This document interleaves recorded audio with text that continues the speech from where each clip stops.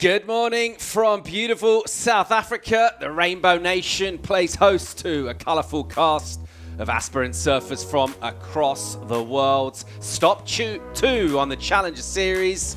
We've already touched down in Newcastle in Australia, staying in the Southern Hemisphere on the Indian Ocean, where we are in prime season for swell. A lot of great surfing to look forward to. And we'll be looking at surfers from young and up and coming to experience some big names in the sport, some big reputations. But none of that really counts. It's all about posting scores on the board, and a strong start will be crucial here. Vibes are good. Everyone's pretty stoked to be back in this part of the world. It's a favourite. There's a good reason for that. The Ballito Pro presented by O'Neill. One of everyone's favourite stops on tour. Sunrise over the Indian Ocean. And some smiling faces here in the studio. Jess Starling, Greg Emsley, good morning. How are we feeling? Great this morning. We had a beautiful sunrise down here. We've had our coffee. We're ready. Greg, everyone's always gushing about being back in South Africa. Why is that? What's so special about the joint? Oh, we love Ballito. The winter months are the best months in this region. And this morning, surf looking great. We got that beautiful northwesterly offshore wind, and that comes all the way from the foothills of the Drakensberg mountains and really sets it up for a nice crisp morning, and it's looking decent out there as well. Yeah, you've been in town for a couple of days, right? I mean, it's still dark out there. We had that beautiful sunrise. We've just seen a couple of glimpses of it, and we're feeling pretty good about getting some energy here in the ocean this morning. Yep, first sights, I'm pleasantly surprised. There's definitely a bit of push in the ocean. I'm seeing swell, 3 to 4 feet, nicely lined up. We got a dropping tide for a low tide at around 1 o'clock this afternoon. I think we're in for a good day. I think through that mid-morning we're going to see some really fun conditions. Yeah, we talk about how unique places are on tour, but a few similarities here with the east coast of Australia, Jess. Are you getting that? I am getting that, actually. I surfed here for my first time yesterday, and I thought, this kind of reminds me of home a little bit. And I just think it has a sort of similarity as well to Newcastle with that beach break aspect. And yeah, I think this is going to favour a lot of, pretty much all of the competitors, actually. I think it's a really even playing field at this wave. And this morning, I was pleasantly surprised with how much swell there was. You could kind of hear it while it was still dark. And watching some of the free surfers, I think it's going to be a great day of surfing. Yeah, in terms of getting underway on day one of competition, we're still waiting for the call here this morning, Greg, but obviously everyone very keen to get going this morning if we can. Yep, we've got a packed lineup. All the competitors are having their warm-up. No call yet, but it's looking like a good day of surfing. We're going to see the offshore winds dominate the morning, and then back off through into sort of lunchtime. We're then going to see a bit of a cross-shore wind setting up, coming across into the right-handers, but that will set up for some, progressive, innovative surfing, and this should hold into Tuesday as well. Let's dive into our Surfline forecast and see exactly what we've got in store this week. And pretty positive about what we're looking at here. Obviously, waves the key ingredient. Generally speaking as well, winds favourable in the morning, Jess. Yeah, definitely. I mean, when we look at Surfline, all we want to see is green or purple, but green is what we're looking with this morning. So we've got 3 to 4 foot faces, nice offshore winds. As we go into the afternoon, swell stays pretty consistent. We do have that wind come up to that side, sort of onshore, but nothing these surfers haven't dealt with before. And then looking towards the week, the morning is where it's at. We've got beautiful offshore winds. We see the swells start to increase as we get towards the end of the week, especially looking towards Friday with that 4 to 6 foot faces. Similar trend. We're going to have onshore winds in the afternoon, but yeah, like I just said, it's nothing no surfer has never dealt with before. A little bit of onshore wind, and I'm sure all of our aerialist specialists are probably loving it. Greg, pretty decent looking forecast for here as well. We expect a little bit of everything in terms of conditions. We're really looking forward to what we're going to see. You know what? That's looking forward. Let's stick with today and the present. It's time to say how's it to Mike Frew. He's with Travis Logie for the call.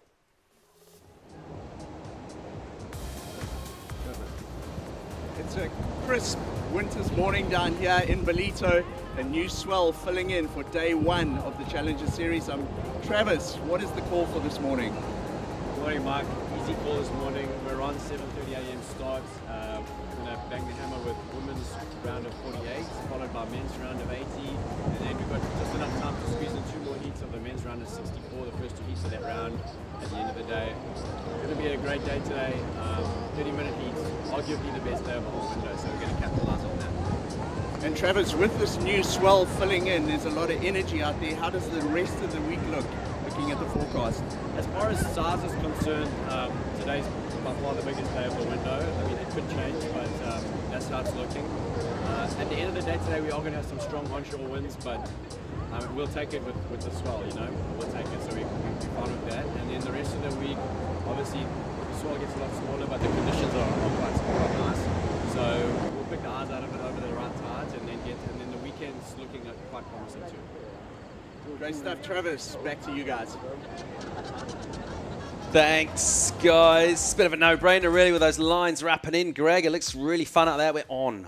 Yeah, you can hear the ocean in the background. It's a strong swell breaking onto that shore break. High tide at the moment, but already looking fun. Tide dropping. As Trav mentioned, it's going to be a good day of surfing. On paper, it's looking like possibly one of the better days of the window.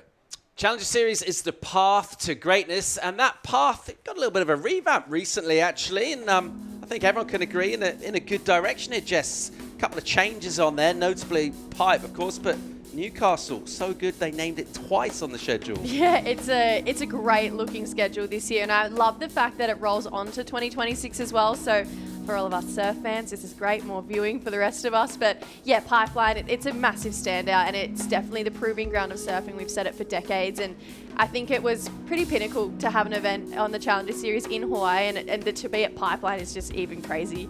And then we go back to Newcastle. There's so much prestige around Surfest, and we saw the talent that we saw from Jacob Wilcox, Kika Veselko, and it's looking good to crown some CT new rookies there. Greg, just from a surfer's point of view, having those extra events there, just more opportunity, takes away some of that chance factor for qualifying. Absolutely. Takes away the one-hit wonders. You need to get on a roll. You need the consistency. And then, of course, throwing in Pipeline, Wave of Consequence. We've got a good mix, 7 events. I love the look of it. We're looking forward to a great season on the CS. We're looking forward to a great day of competition here. We're on this morning. We're looking forward all week as well. A lot of talking points to break down. We're going to get a quick commercial break. When we come back, we're going to talk about the men. More live action from the Ballito Pro presented by O'Neill from Dawn Patrol real soon.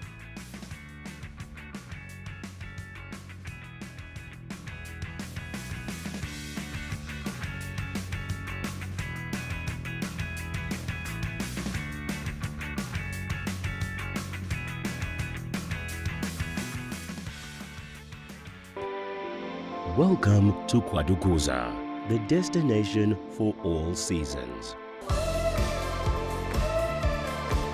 Nestled on the breathtaking north coast of the Zulu Kingdom, this vibrant town offers something for everyone. KwaDukuza boasts several beaches that have been awarded the prestigious Blue Flag, guaranteeing cleanliness and safety for all visitors. Our inland region offers a world of adventure. Get your adrenaline pumping with thrilling activities like ziplining, hiking and off-road biking surrounded by the natural beauty of KwaDukuza's landscapes. Kids and personal with friendly animals. Immerse yourself in history as you explore the rich heritage and legacy of great leaders like King Shaka and Chief Albert Lutuli.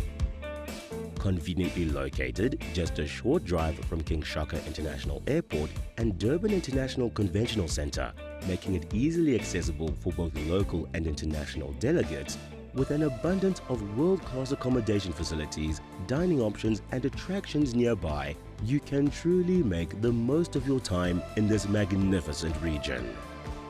KwaDukuza, the heartbeat of the North Coast.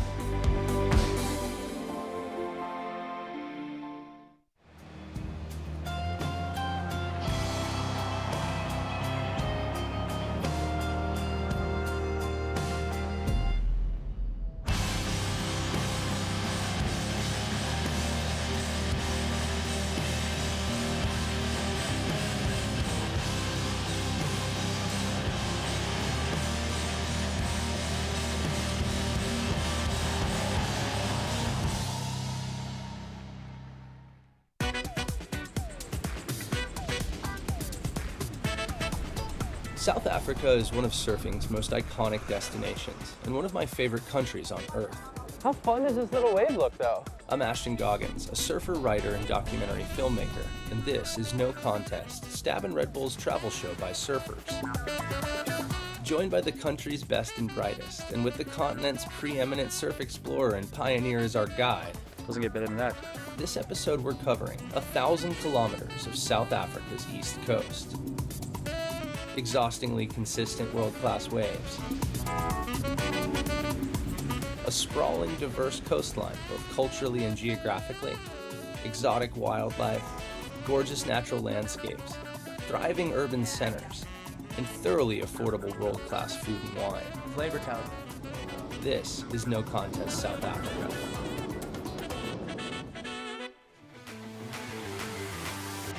Oh, sign me up. That place looks good. South Africa. How good is it? Stoked to be back here at the Ballito Pro. And beautiful morning scenes. That sunlight illuminating the beach here in Ballito as we look out into the ocean and see crisp lines with a puffing offshore. People calling it chilly. I'm not so sure about that. I think that's a little bit relative, but a dreamy looking morning set up for surfing here, Jess. Oh, definitely. I mean, I was sitting there having my coffee this morning. I saw Yolanda Hopkins pull into a couple barrels this morning as well. I was like, oh, if that's what we've got going today, I'm in. I am so in. One of my favorite times of the day is time for boy talk. And we're going to look at what's going on the men's side of the draw and a look back to what happened last year as well. And a huge performance here from the Pocket Rocket. He's got a squeaky voice. He's got all sorts of energy. And he blew up here last year. Greg, you were here with me to watch this. He was amazing throughout the event. Ian Gouveia was super animated last year. He was just putting on high performance surfing left and right. And of course, surfing the board gifted to him by Tatiana Weston Webb. It had the signatures of Kelly Slater and Mark Okulupa on the bottom. It was his backup board. Took it for a ride and absolutely blew up on it. What a storyline. Used that ramp section to great effect, didn't he? But just energy throughout the week. You're going to be surfing a lot of heats, and just to make it all the way to the podium in the challenges, it's not always going to be amazing. Every heat you surf, keeping that energy high, and that's exactly what he did. That's how he got the win. Yeah, absolutely. And I love the fact that he just used all of his strengths to his advantage, and thinking about the graphic on screen, there is a lot of advantage if you do well in this event, especially when it comes to qualifying for the CT. Yeah, it's been absolutely crucial, hasn't it? Look at some of those names and how important this has been in that qualifying campaign, Greg, in terms of stepping up. So early on in the season, traditionally it comes in, even with this revamp schedule, second stop on the challenges. Thinking about Rio, about Cole particularly, and performances they put in here really set them up for massive years, and then for successful rookie campaigns as well. Yeah, history will tell you, you win this event, you make it onto the championship tour, and it's also an introduction for our top surfers that we've seen. You look at Rio Wahida, you look at Cole Houshman. This is where they introduced themselves to the world. This is where they showed up, and I think this year again we're going to see someone new, someone that we go, wow, this guy's got it all, or this young girl. This is what we're going to see the future of surfing. We've already fired up the Challenger Series this year. It was over in Newcastle. Jess, you were over there. The waves were pretty cooking as well. Jacob Wilcox took out the win for the men. Yeah, Chippo got a very convincing win, actually. And you know, we had to compete through a lot of different conditions. This is the glory days. This is what we got through after a big wild and woolly day. And once the surf turned on, it was incredible at Nui. And I mean, Jacob is such a traditional surfer. He's got so much power behind him. And this win was a long time coming. He's been competing on this stage for a while now and hasn't had that major 10,000 win, but he got it. And to do it in front of all of his mates, he's got a really great relationship with Newcastle and the people down there. I think it was pretty special for Jacob, and coming off a quarterfinals at Margs as well. He's had a pretty great run this year competition-wise. Wilcox absolutely delighted with that win. Obviously on home soil, we've seen some Aussies go well and start the season off, but it hasn't necessarily gone their way. Just thinking back to last year, what happened as well, surfers getting wins over there, not quite making it. So obviously going good, but he's going to need to put a big season together. Other names on this rankings here. Greg, Matt McGillivray there in third, looking to get straight back on the CT. So stoked that Matt got that result after being bumped off the CT. It would have given him hope, and he's going to reset, and I think he's going to have a great run through the challenges. I think he's going to come fighting back, and next year we'll see him back on that CT, and probably even a fresher mind, a new look to it, and more amped. Yeah, amazing just to see. I mean, really, that graphic just summing up the Challenger Series with that experience. Names like Ryan Callanan, and you got the up-and-comers coming through as well. Winter Vincent getting on there, and that's really all of those cool storylines that we have here on the Challenger Series. We're on here this morning. We're going to get a quick commercial break right now. When we come back on Dawn Patrol, we're going to be talking about the women. Stay tuned.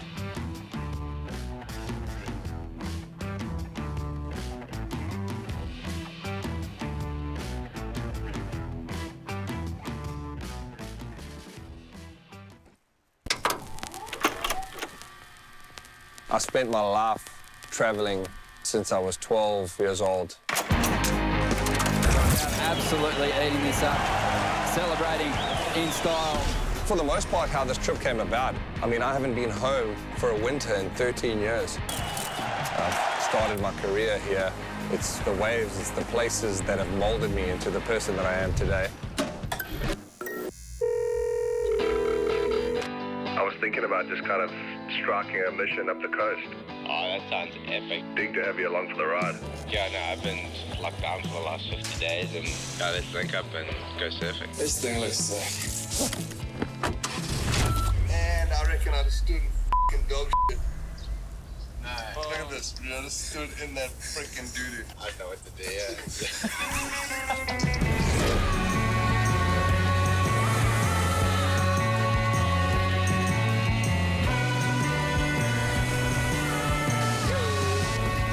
Sean's got a traffic jam. From Durban to Cape Town and traveling throughout South Africa, for me to be able to come and experience that, I don't think could have come at a better time. We have the best waves right on our doorstep. We're all blessed to be surfing in South Africa. It's the greatest high ever. I'm just cooling in the streets.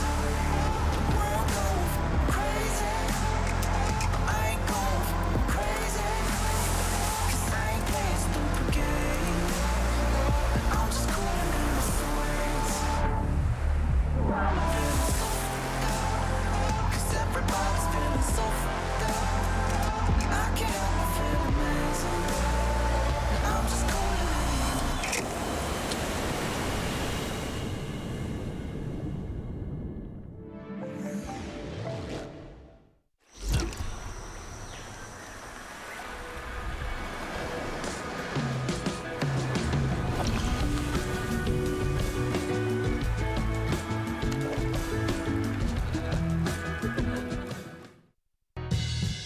All right, we are back. We have a very special guest with us today. As the next generation, I want to push that bar even higher. I think everybody's a threat. You could get the wave of your life out there.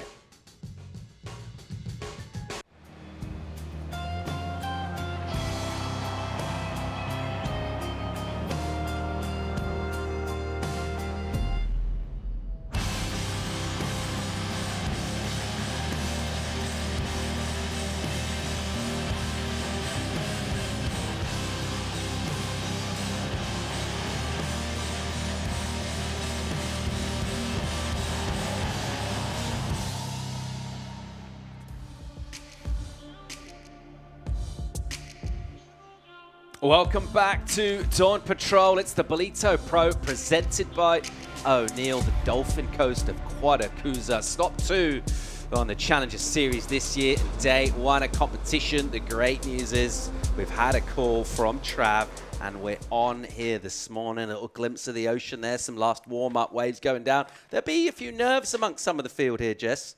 Yeah, definitely. I think I would call it like angst, because I think Angsty. when you hit Newcastle and say you don't have that dream run, you don't have that amazing first event, all of these competitors are just like, get me into another heat. So the fact that they've come here, you know, just a couple of weeks later, I think there's a lot of angst just to compete again. Oh, that's because the high stakes are going to the championship tour, the CT. And of course, we just wrapped up over there in Saquarema, Brazil. We had a pretty stunning wildcard performance from Arena Rodriguez. And she got the wildcard. That was cool. And she said, you know what? That yellow jersey on Gabby Bryan's back, she kind of ripped it off her back, kind of rugby past it to Pickles. That was cheeky. Yeah, it was cheeky, wasn't it? I mean, Arena's had an incredible year. She started off at the World Juniors, then is on the Challenger Series. Now she's got her first wildcard appearance onto a championship tour event and dominated. It's not an easy task to take down world #1, but she did it. And Gabby Bryan's been in such great form as well. Got a quarterfinal appearance in her first ever CT. Not many people go and do that. It's incredible. What a storyline for Arena Rodriguez, and that youthful energy taking on some real heavy hitters. The most powerful surfer in the world in terms of Gabby Bryan. Wasn't phased at all, but her day job will be trying to qualify, and that's what she'll be trying to do here. And of course, as we mentioned, stop 2 on that Challenger Series we've already run in Newcastle, and we saw major success for one of our surfers out of Europe, Kika Veselko. She's a powerhouse. She's full aggression. She tore into this. Oh, definitely. And like I mentioned, we had this big wild and woolly day. And then if you got through that, you really got to reap the rewards and get really pumping, beautiful Newcastle. And Kika just showcased her rail game, how sharp she was. And I think we all learnt that she has a new claim, and it's the bull. There it is there. And it was what she was doing when she won her World Junior title as well. And she just was surfing like a bull, just powerhouse, start to finish. She ended up on the rock a couple of times, and a lot of tears from Kika that day because that is a massive win in the schemes of her career. Yeah, she's an emotional campaigner, and she's flying high. The Portuguese flag leading the ratings at the moment as we take a look at them. And that classic story about experience and then youth, Greg, that's what we're seeing here right up the top. Look at Sal in second, but in third place, really one of the biggest names in the Challenger Series in terms of the kind of fire and the hype, Tya Zebrowski. Yeah, and Tya we'll see in the first heat of the morning, so excited for that. Sally she's just, you know, tour veteran, just so hard to beat. She just feels like she's going to be around forever because she's so youthful, and her surfing keeps getting better. And you know, there's a lot of new names in here as well. Kira Pickington as well has been impressive. I've seen her in the free surfs and the other event in the build up to this. So looking forward to her performance. Just in that top 10 rankings, or just in general, who are you fancying from the women's side to go well in this event? And name someone you're watching in free surfing or from all the heats you saw in Newcastle. Who's standing out for you? Tya Zebrowski, I mean, you know, we just mentioned her, but I honestly, you could give her a spot on tour today and she would perform. She's at that level now, and she's so young too. She's 14, but just the way she competes and holds herself in a jersey as well, I just think she's going to do damage, and I see world title in her future for sure. All right, we're setting up for a really fun day of competition here and a really fun week as well. That's what Ballito always delivered. Again, we're on here this morning. Time for a quick commercial break. When we come back, live action from the Ballito Pro. Stay tuned.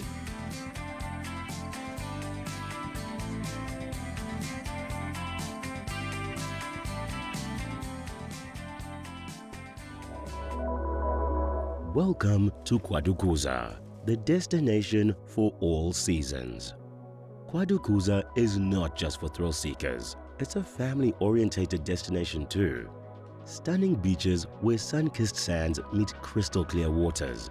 Our town has a range of child-friendly offerings that will keep the whole family entertained. For a magical wedding, look no further.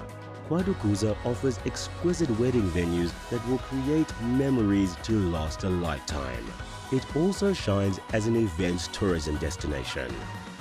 World-class events like the Ballito Pro, where top surfers ride the waves, Heritage Day, which is used as a cultural celebration of King Shaka's life every year, and the Ballito Big Week, a celebration of music, food, and fun for the whole community.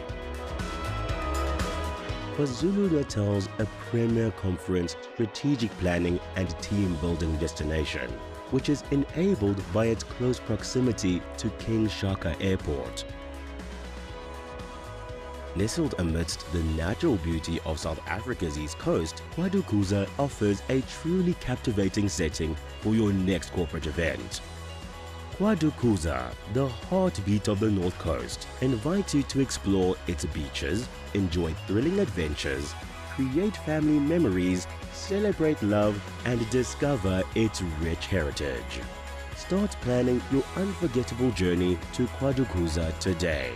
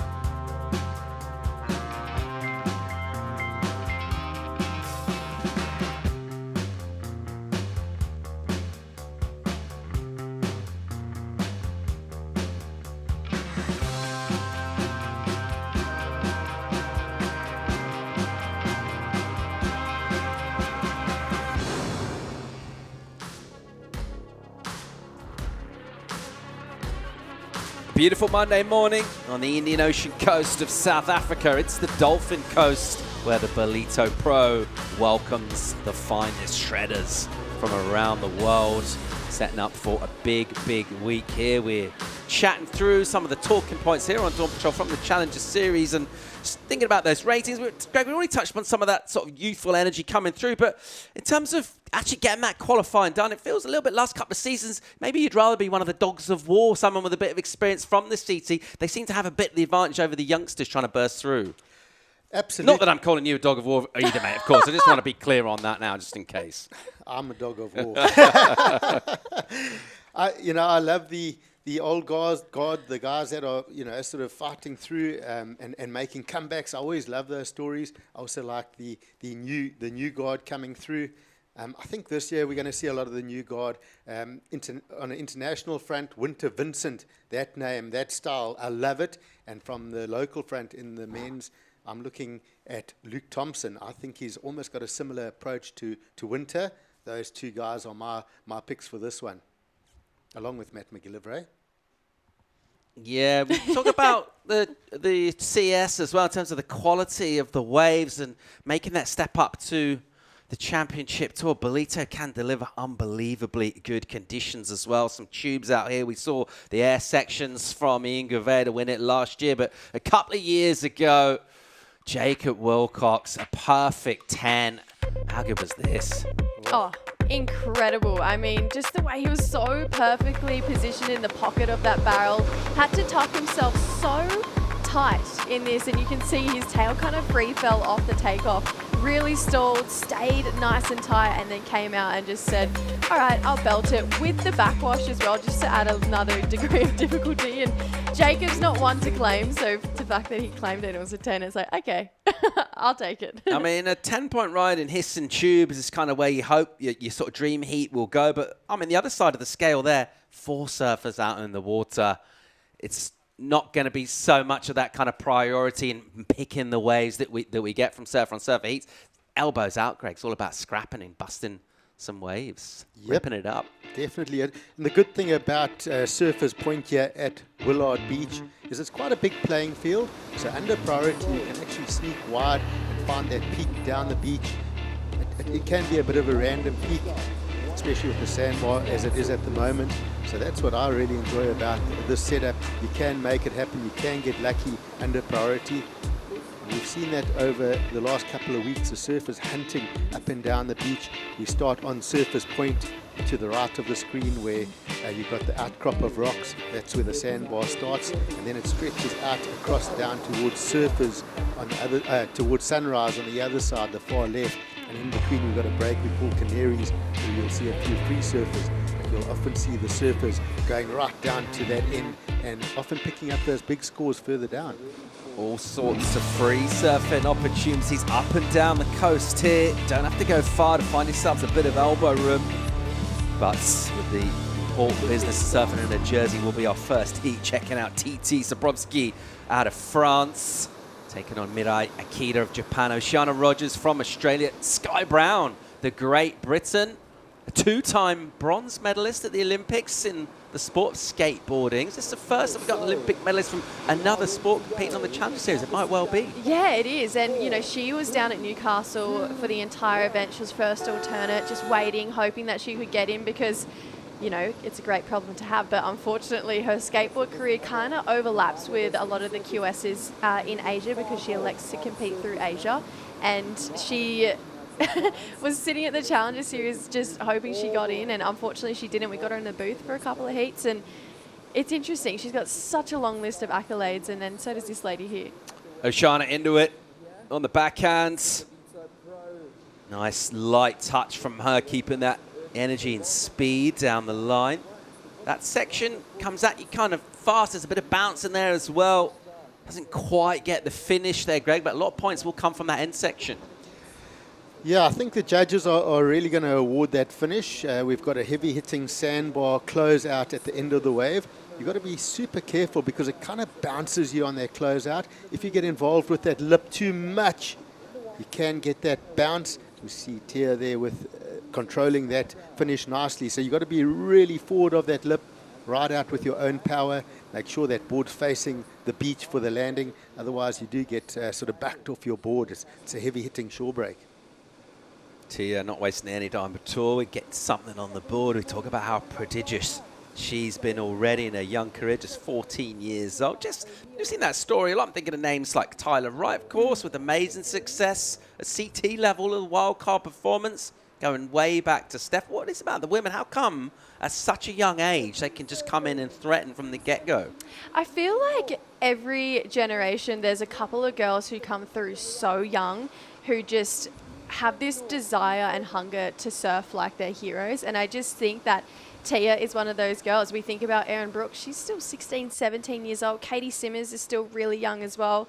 There's a young girl coming out of Australia, Lehani Zorek. She's 12 years old doing crazy airs. And this lady, Mirai, she's young too, but she rips. And I'm so sorry, Mirai. But yeah, I mean, Tia, she's unbelievable. And to think she's only competed in 2 Challenger Series events and she's had a second and a third.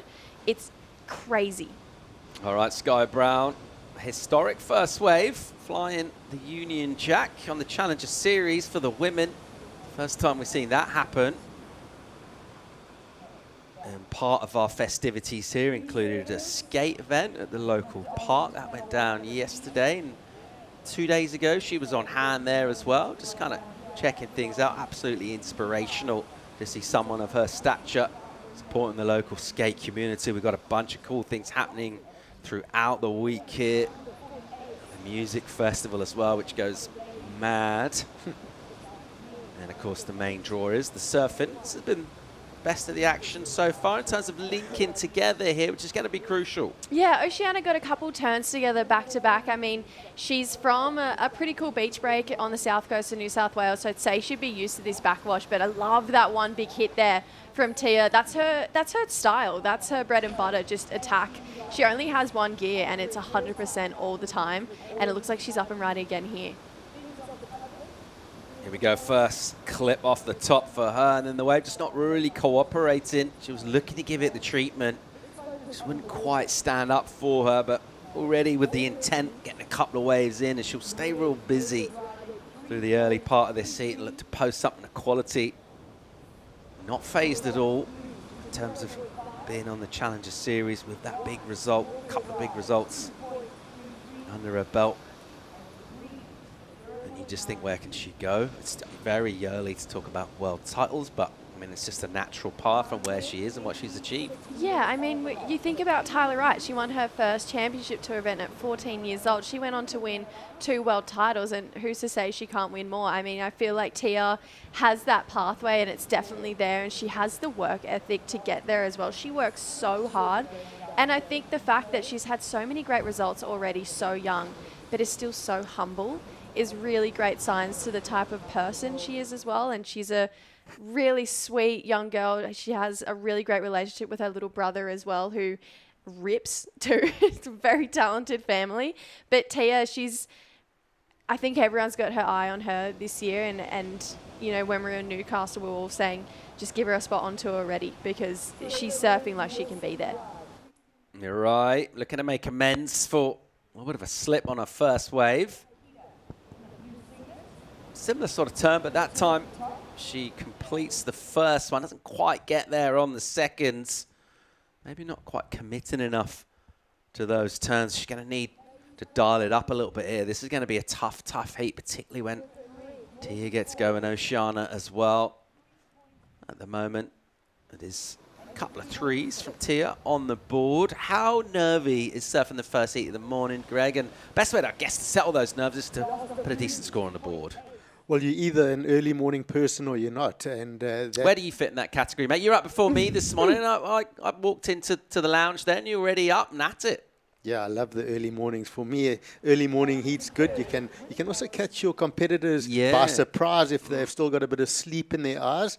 But yeah, you know, you got to be careful these first heats of the morning. The heat can start and it's a beautiful sunrise. You're looking out to sea. Next thing you know, 15 minutes have gone and you haven't had many waves. Next thing you know, you're back on the QS.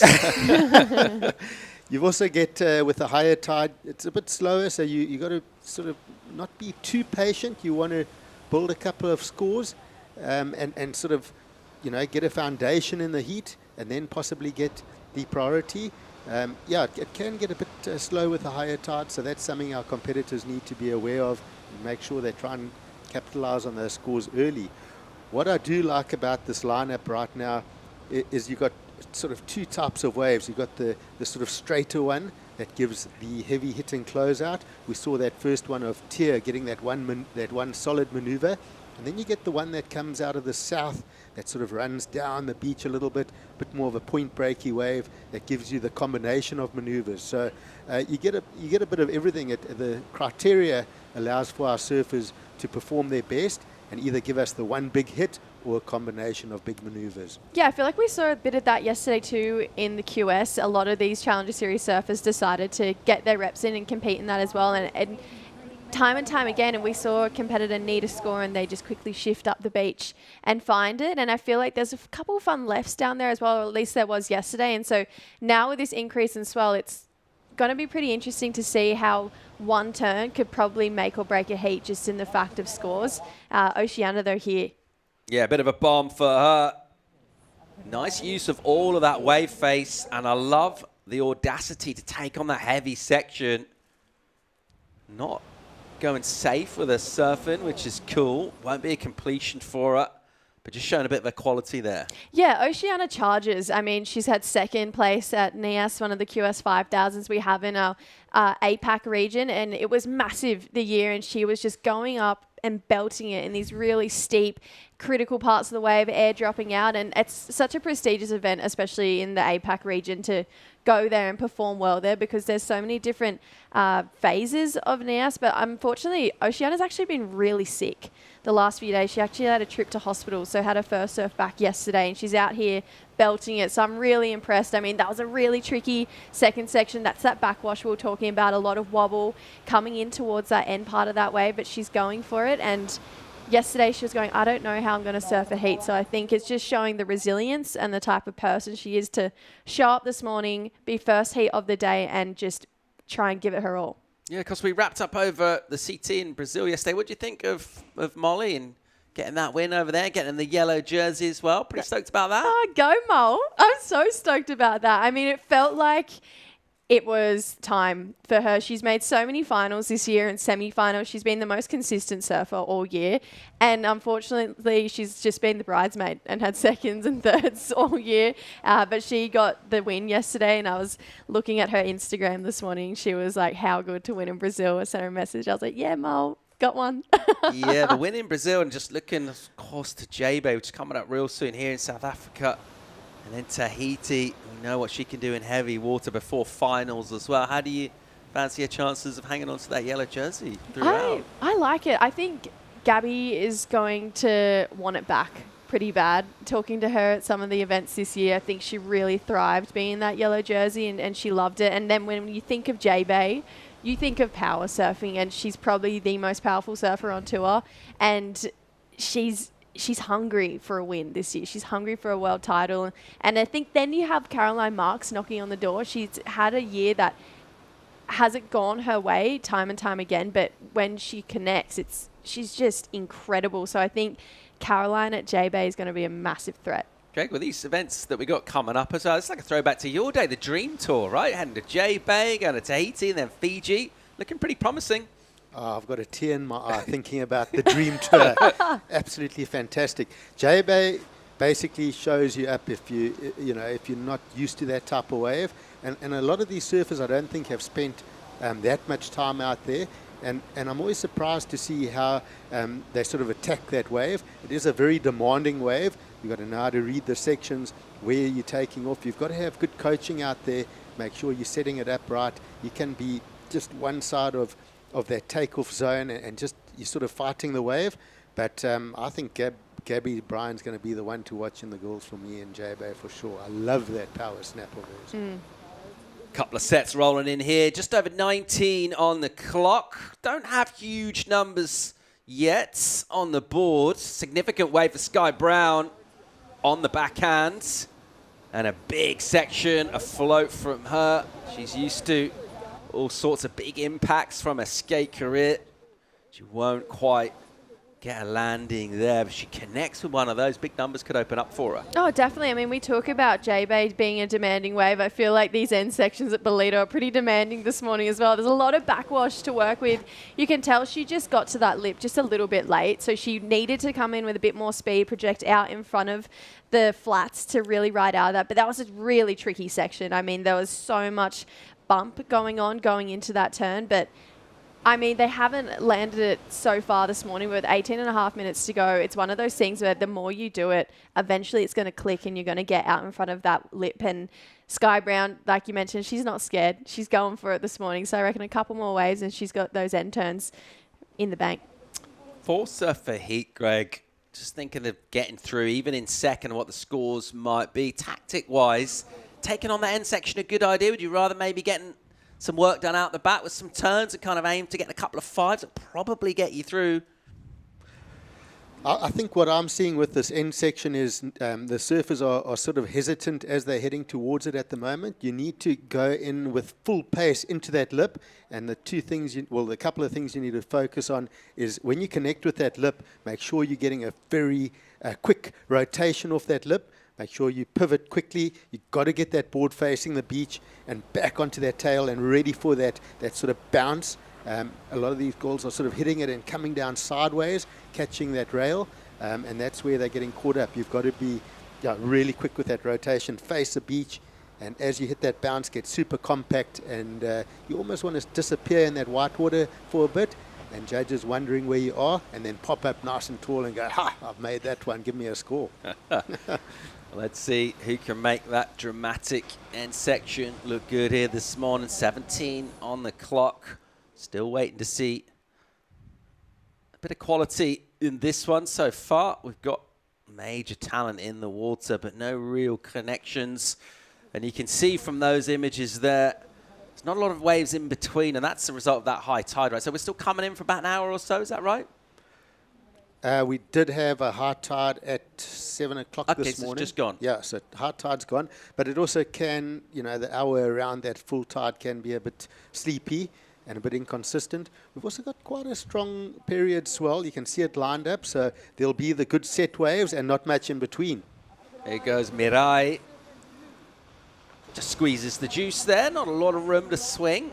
She's good enough to get that quick turn done.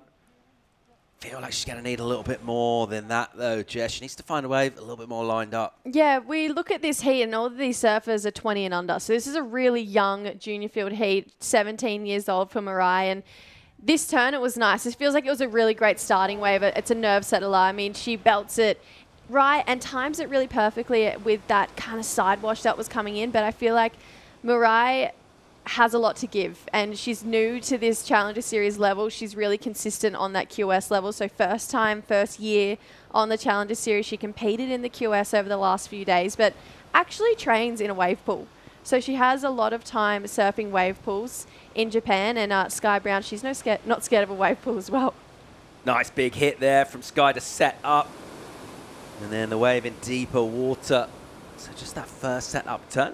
Vertical stab, but she really wanted a meaty section wave, had other ideas. Yeah, we're used to seeing her do all sorts of punts and get real tech in the wave pool, dealing with the ocean right now, dealing with some deeper water. 15 on the clock here. And we'll shuffle scores a bit as Mariah will move up. Will remain nervy all the time. It's close like this with these low numbers. Here's another look at Sky. Yeah, really nice first vertical stab there, and it was just unfortunate that there wasn't a inside section on that wave because she started off so great, but that's those waves we were talking about before where she was just belting it and just coming unstuck. A wave like that does so much for settling nerves and putting you in the right rhythm to perform in the back half of the heat. 14.5 minutes to go in our opening heat of a big week of competition here at the Ballito Pro, presented by O'Neill. It's a beautiful morning here in South Africa. Time to go to a quick commercial break. We'll be back with more live action from the Challenger Series real soon.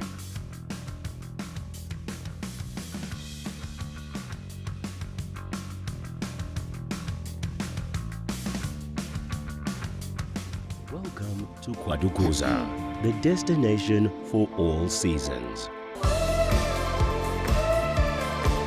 Nestled on the breathtaking north coast of the Zulu Kingdom, this vibrant town offers something for everyone. KwaDukuza boasts several beaches that have been awarded the prestigious Blue Flag, guaranteeing cleanliness and safety for all visitors. Our inland region offers a world of adventure. Get your adrenaline pumping with thrilling activities like ziplining, hiking and off-road biking surrounded by the natural beauty of KwaDukuza's landscapes. Kids will love our animal farm, getting up close and personal with friendly animals. Immerse yourself in history as you explore the rich heritage and legacy of great leaders like King Shaka and Chief Albert Luthuli.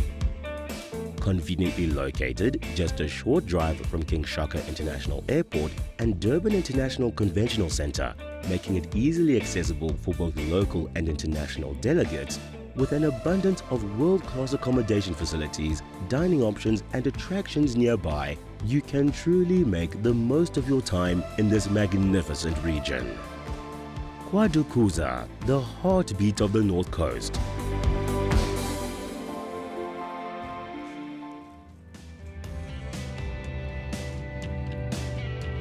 Flying over the Dolphin Coast to KwaDukuza. She's real pretty from any angle. Surf opportunities up and down, all sorts of waves here. Plenty of other cool stuff to get into as well, away from the coast. Beautiful climate year round. It's winter right now.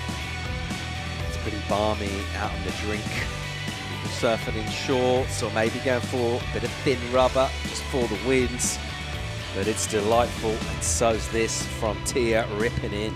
Yeah, we saw this from the drone angle shot as we were going to break, and I mean, we all just looked at each other and went, wow, that's what we've been waiting for in this heat. Two really big turns there from Tya. Love how she pushed really hard off that first section and used that speed like you were talking about and just navigated that end section perfectly.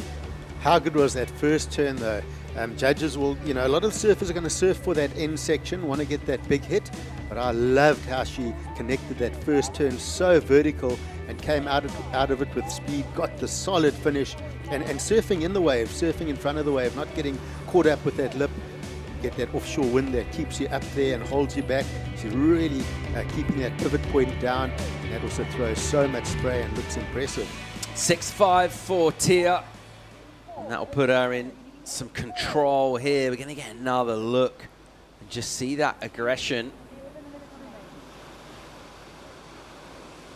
Just a couple of serious turns, and as I mentioned, surfing in front of the wave, how she hit that last turn. And you know, these surfers would have had a couple of those first waves, they would have felt that bounce, the bump, and they would have learned from that, and then on their second or third opportunities corrected it, and that's what we're starting to see happen with that 6-5 coming through from Tya. It was a well put together wave. I think as well just how quick she was off the mark there with her bottom turn. I mean, there was so much drive into that, and it just accelerated her up to time it perfectly with that first section, and then just used that, created more speed to just really attack through that second one. And I think today we're going to see a theme of speed being your friend. It's going to have to be, you know, that main key factor. We're going to look at it again because this was just such a beautiful surfing, really laid into that first turn. And this is textbook Tya Zebrowski. She always performs. She's such a reliable competitor. Bit of an airdrop coming out of that second one. And I mean, that is what is going to be, I feel like, the benchmark and then above for today. I just think those two turns really fast, really crisp. She just navigated that wave really perfectly, and I think from there on we're going to see that and then more from all of the women this morning. Yeah, real pace setter of a wave there from her. And interesting, just touching back on one of our talking points from earlier, not needing to go to that inside and looking for points in there. She got the work done out the back, which is crucial, Greg. Absolutely crucial. She did have the section though. I still think through the day, the heavy hitting turns on that inside section, it's the degree of difficulty on that section is going to fetch you a really good score. And again, just, you know, it's about making that maneuver. It's very strong. And we go back to that last wave of Tya and those turns and how she surfed in the wave. It was so impressive. I was thinking about Mariah on her couple of waves. She was almost surfing quite high on the wave and getting a little bit caught on that lip. And my thoughts with her is if she could do what Tya did and just get that rotation a little bit lower, surf in the wave, she'll get more spray and complete the maneuvers a bit easier. Tya taking advantage of the fact she can split her time between being based in southwest France and dialing into the French Surf Federation, all their coaches, all of that expertise, and then of course some pretty decent waves in Tahiti as well. So, you know, thinking of surfers like Vahine Fierro, who already been on that similar path, doing the juniors in Europe and in the beach breaks, and then obviously your background in the heavy water, which are pretty key ingredients really for ultimate success in the elite level. Definitely. I mean, I feel like they just go hand in hand to be able to compete in a beach break condition and know how to navigate events like this and dominate in events like this too, especially considering how talented the field is. And then to be able to go to Tahiti and pull into some very big, scary water waves. I mean, what a perfect, like, all-rounded surfer. That is exactly what you're looking for, especially going from this level onto that championship tour, because you need that. You need to be able to tick all those boxes to be able to get on tour and then stay on tour. That's the second challenge. So Tya, she's on her way. I think Vahine, you know, we're going to see her on that championship tour level again. She's a CT surfer, and she's really paved the way for people like Tya. Island Vast comes to mind as well. Cowley's little sister. She's incredible, and I love this generation that we're seeing who can surf in beach break conditions and pull into pretty scary looking waves that don't really tickle my fancy too much. Kiara Gould in the draw as well, another surfer from that South Pacific French Polynesian region. She's got an amazing technical aspect to her surfing as well. Good air game, super progressive. Let's see how Oceana Rogers can get involved in the conversation. It's been a bit quiet for her. And that wave stretching out, arrived a little late. She's going to have to get her skates on here. We're under 7 minutes to go. Yeah, I mean, Oceana has so much to offer. We'll get back to this with Mariah. So Mariah just not completing that maneuver, but looking good. The last couple of turns, she has sort of come in front of that lip. A bit unlucky not to make that last one, but some fantastic waves on offer. You know, I'm just looking at these conditions. You know, some years you can really struggle with waves on the Challenger. We think back to Newcastle, there was that really big wild day. The next day the winds went offshore and we finished with fantastic waves. We're now starting with really good-looking waves in Ballito. So it's going to be, hopefully this year we'll see a Challenger series of good waves, and then of course pipeline thrown into it. And we talk about the preparation for the championship tour. Let's hope that this year's Challenger series is a good prep for those surfers that do qualify. Yeah, it's definitely been some messaging we've had from the athletes over the last couple of years, and the powers that be, they've listened, they've responded, and a major uptick in quality. Really the premium surf spot on the entire planet at Pipeline. Added to the schedule here on the CS. Exciting times for surfers, maybe some nervous surfers as well. Thinking about, okay, I've got to go to Pipe now and pull in front of the whole world watching. Yeah. That's intimidating. It always has been. Yeah, it is intimidating for sure. But I mean, if you're on the Challenger Series and you qualify, you're going to have to do it at some point. So there's no time like the present to be able to do it and to have that privilege to surf a heat at Pipeline as well with just a couple of other men and women in the water is just iconic, really. And it's on the Challenger Series. We obviously saw Haleiwa was an event on the Challenger Series for a while, but to move to Pipeline, I mean, that's going to be one for the books. And I think that's going to be an event that we're going to come back to time and time again. And I agree with Greg. I feel like this year something feels different about the Challenger Series. It feels like it's gone to another level, whether it's just the waves or the competitors, it's heightened. And Oceana, she wants to perform so she can get a good result at Pipe. Yeah, an important wave for her. Just rocked off her heels on that second maneuver there. It looked like she had some rhythm going. That first setup turn. She doesn't need a big number, 4.37, but it's a couple of points better than anything she's been able to get so far in this. 4.5 on the clock. Priority is Sky Brown. Her number real modest. 2.77 is all she's chasing right now. Let's see if she can go about doing that.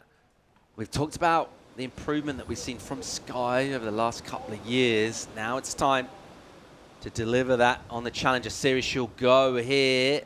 Sky Brown, a concerted paddle effort, backhand, pushing into the lip. And just as you mentioned earlier, Greg, with unable to get that board back towards the beach and wobbled off. Yeah, you get that bounce. You'll see it on almost every wave. And it's just, if you just don't get it right, if that board's not facing the beach and you're not ready for it, it's going to be difficult to land it. I'm interested to see how many of our surfers that competed in the QS 2000, the build-up into the Ballito Pro, how they go, because they've had a bit of a practice out here. They've acknowledged that bounce. I think they're going to have a slight advantage where, you know, Sky Brown was one of those athletes. We saw her previous wave, she got it right, but yeah, a bit late on that last wave and getting bounced off. Sure, it's going to be tough. You've got to make those maneuvers if you want the score. So what do you do now, have you heard? Are you going to just sit in that priority order? Is there somewhere else you can go on the bank here? It looks like we see Mirai heading straight towards her to cover her. Yeah, she's going to be straight onto Sky Brown. She'll backpack her. She's moving pretty quickly. You'll probably find her coach as well saying, if you want to make this heat, you get down to Sky. And of course, Sky Brown, that blue-collar athlete, she's going to move up and down this lineup. She's got some serious goals. I see she wants to compete in LA 28 in both surf and skate. So that would be an amazing accomplishment. She was actually really close to qualifying for Paris. Huh? She was like a heat was, away or yeah. something. Maybe she didn't even realise. Is that? Yeah, she was really close. Probably it would have been tricky, I reckon, to compete in both, considering one's in Paris and the other was in T. So maybe it was a blessing in disguise to not qualify, but this year definitely could be her year. We'd love to see her there. Oh, a bit of a bomb here for Mirai. A bit of chatter from the surfboard as she deals with a bit of chop on the face. It will be an incomplete manoeuvre for her, but potentially blocking anything this guy could have got. And she'll duck dive here. This will eat up a little bit off the clock. Out the back. Priorities with our heat leader. Tya with that real bit of quality. She streets ahead in terms of first place at the moment. Who's going through in second at the moment? Our Japanese surfer, Mirai Akita. Mirai's just got to be careful now because she's given up that priority position. So surfers in third and fourth now have a slight opportunity to find something in this lineup. You can see some of these bigger sets pulling through. Looks like the sort of most significant set we've seen throughout this heat. That's a solid, I mean, you'd say that's 3 to 5 foot. Look at that one. It's actually, Wow. it's almost bigger than I expected it. That one's absolutely pulling down that sandbar and catching our surfers inside. So some solid surf on offer. It's a big ocean out there, so when you see this 14 period swell, it can relate to different stories. Sometimes it can be a bit slow, other times it can really kick in and come through out of the south and belt onto these sandbars. So that was a good solid set, and you can see the line on the drone footage coming out of the south-southwest and really pulling down the bank. It's a great line of swell, and we're going to see with this tide dropping some really good rides today. There's nothing like being in a heat and watching a perfect ride. It's just that little bit further out than where you are, and you're like, oh. Yeah, caught inside, just having to watch that one just detonate. Final 20 seconds now. And it's still Brown and Rogers chasing here. Neither of them need huge numbers. So Shiana, 417. She's well capable of that. She'll just need an opportunity. Looks like Sky has just slipped away a little bit. Trying to get position. Sorry, this is Tya with Prio. She'll use it. She's won the heat. She won't need to add further points to her total. What do we learn from Tya in that heat, other than the fact that she got the best wave? Got plenty more in the tank than what we saw there. I think from all our surfers, you don't want to get down to your heat and go, oh, the waves look perfect. I can't wait for this. You've still got to structure a heat, structure a strategy. You're going to look at this and say, okay, well, 10 points are probably going to get me through most heats this morning. Aim for that 10 points early on, and then sit with priority and try and get it a little bit smarter.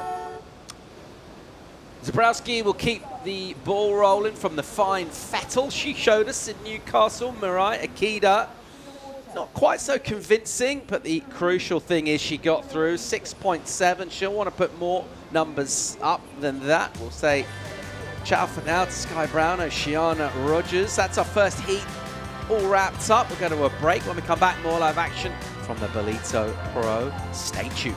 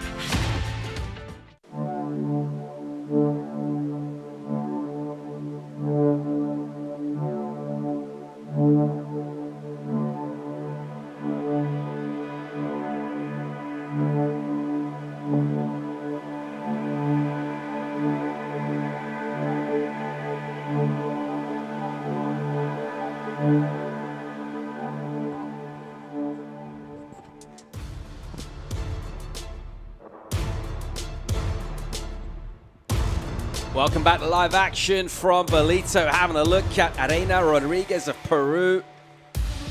Great performance from her over on the championship tour as well. Got taken on Charlie Stokes, highly rated young Australian. Noah Clapp out of Deutschland. Also Charlie Haitley, another ripper from Australia. A couple of surfers you know quite a bit about, Jess. I do. I love Charlie and Charlie. They're both really talented goofy footers. Charlie Stoke from the Sunshine Coast represents Kawana board riders very proudly as well, may I say. She's a major contender when we have the Australian board riders battle shift to Burleigh Heads. And then Charlie Haitley Spent 40 hours traveling here. So just came off a second place finish at NIAS, the QS 6000 we had over there. 40 hours, 5 different countries, a hell of a lot of planes, but she's here. Only got here less than 24 hours ago, and I saw her this morning. I was like, how are you doing? And she was like, I'm fine. I just don't know what my name is or where I am. Yeah. So, I mean, it just shows the commitment of all of these surfers, and that the dream to be on that top level, it's huge. And they will do anything to get there, and they'll fly halfway across the world to make sure that they get themselves some points to get onto this top tier. And yeah, they're both incredible young women. Next year I'll send her a location pin so she knows how to get you directly. Awesome. She might need some help. If you do all that traveling, I guess it's going to be nice to wake up and see scenes like this. Beautiful waves at Ballito. Bit of a bomb to kick things off. Here's Noah Clapp. It's a solid looking wall. Look at this one running down the point. Massive hit. Can she ride out of it? And that's what I'm talking about. If you get that board facing the beach, get ready for that bounce, and you can come through it. The judges see you disappear, and next thing you appear, they're going to love that intensity. And that's a really good start for Noah. It's yeah, she'll be happy with that. That's one thing about Noah. I mean, it represents Germany, but grew up in Malibu, and she just has this ability just to attack. I mean, she is not scared. You go to her Instagram and she hits these gnarly heavy water sections and just comes out with a smile on her face. And that was a really nice carve to start it off, but that's where the money is. That turn where she just goes with the coping, the lip line comes down. It almost looks like she's like holding on and then gets out in front of it. And that's what we wanted to see, I feel like, in that last heat. Just those moments where you're on the edge of your seat going, oh my gosh, is she going to make this? And Noah has that ability just to pull a rabbit out of the hat time and time again. And she's this is her third ever Challenge Series event, and she's had consistent results. And I think that is a testament to her just being able to belt it no matter what. Yeah, I saw her in Ericeira last year, and she was ripping in that event as well. Sort of a cool customer as well. You sort of look at the different kind of emotional states of some of your competitors. She seems to keep things on very much an even keel, which is crucial for success, I guess. You don't want to see the highs as too high or the lows as too low. Just try and be consistent, Greg. You've got to have that game face. I call it the Roger Federer face. You must never know if you're sad or happy. The competitors must try and guess. And that bottom turn of hers on that second maneuver, I loved it. I'm trying to think where I've seen it before. I know I've seen it. That hand trailing, nice and strong on the back foot. Maybe Lupo-esque. Yeah, I saw a little bit Conor O'Leary, maybe in the hands there. Conor O'Leary, that is it. Go. But watch the second bottom turn, yeah, on the money turn. Check that back arm out, nice and strong. Oh, and so heavy. And we often talk about that back arm being out, but actually what you're wanting to do is you've got that back arm to push on that back foot and really power into that lip. So that's going to be a good start for her. Where are we going with this one? Yeah, big number. Look at this stuff, 6.83 for Clapp. And a completely different start to the heat from the last one, which was edgy and nervy and a bit tentative. We had to wait a while for Zebrowski to show us a bit of qualo. We're getting it straight away from Noah Clapp, and already with a 6.83 on the board, your strategy now flips to just get something else, and I'm pretty much halfway there. Get another wave. We talk about 10 points in that last heat. She's well on her way. She's pretty close to that 10-point mark, but I feel like she's going to be striving for more. The fact that you can do that on your first wave, you've got to be thinking to yourself, all right, let's do it again. Let's get another 6.83 in the bag and you know, push for more. And I feel like every single one of these ladies is going to, and this is the first we're seeing of Charlie Stokes. Stokes hits it nice and hard. Not a lot of room to maneuver there, but she put the board up nice and vert. Good connection. She gets a wave. It just offers her a bit more. Expect to see nice combinations of turns. The proverbial feet in the wax. We'll give it one of those. Yeah, I mean, it was a really nice stab in the lip there. She gets really vertical pretty easily, actually, for Charlie. She's a really talented goofy footer. Comes from a big family of talent as well, so has a little sister and 2 older brothers who have pushed for that Challenger Series level, and I really do feel like Taj and Zeb, her older brothers, are on their way to getting here. Taj, unfortunately, missed out by 1 spot the last 2 years, so he's there. His surfing is absolutely there, and I'd love to see a couple of the Stokes on the Challenger Series. Time to go check in to our first winner from the morning, Tya Zebrowski. standing by with the Frou Brew for a chat. Tya, your first time in Ballito, and you get the heat win to kick off the Challenger Series here. You were the only surfer in the heat negotiating those end sections and making it out. How was it out there? It was really fun. I was so happy to surf the first heat and to make it to the next round. The waves was a bit bumpy with a lot of backwash, but I managed to do a 2-3 at the start, and then backup score 6.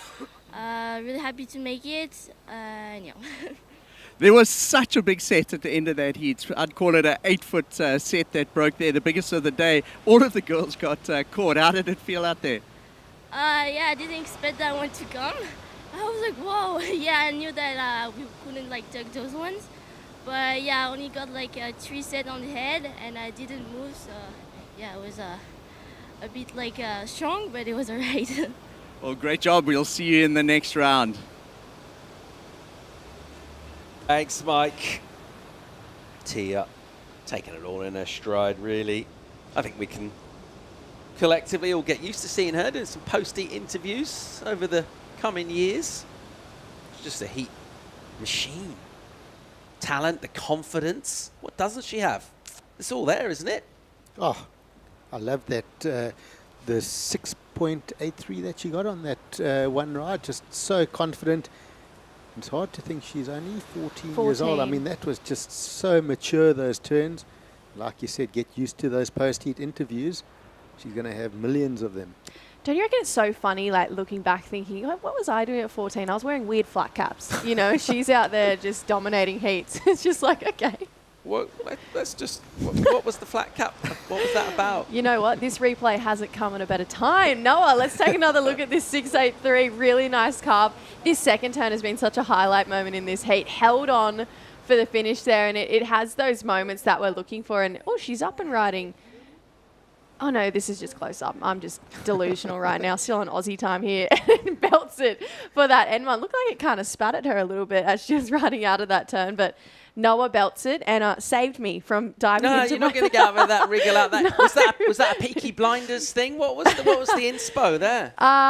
It was we used to have these Hurley warehouse sales near where I lived, and there was this multicolored rainbow Hurley board short going around, but I was too little to fit into the women's gear. But I really wanted the rainbow board short, so I compromised with the rainbow flat cap and just wore it and thought I was the coolest kid in town. And I wish I had to listen to my mum where she said, do you want to maybe change it for a different hat? And I'm like, no, Mum, this is the one. And now I look back on photos and I'm like, Mum was so right. Mum knows best. 19 on the clock here, clap with a bit of quality early on in this and a big number. Charlie Stokes to 3.83. We're waiting for Rodriguez and Charlie Haitley to fire up. There's a paddle there from Charlie and Arena. We talked about her in Dawn Patrol this morning.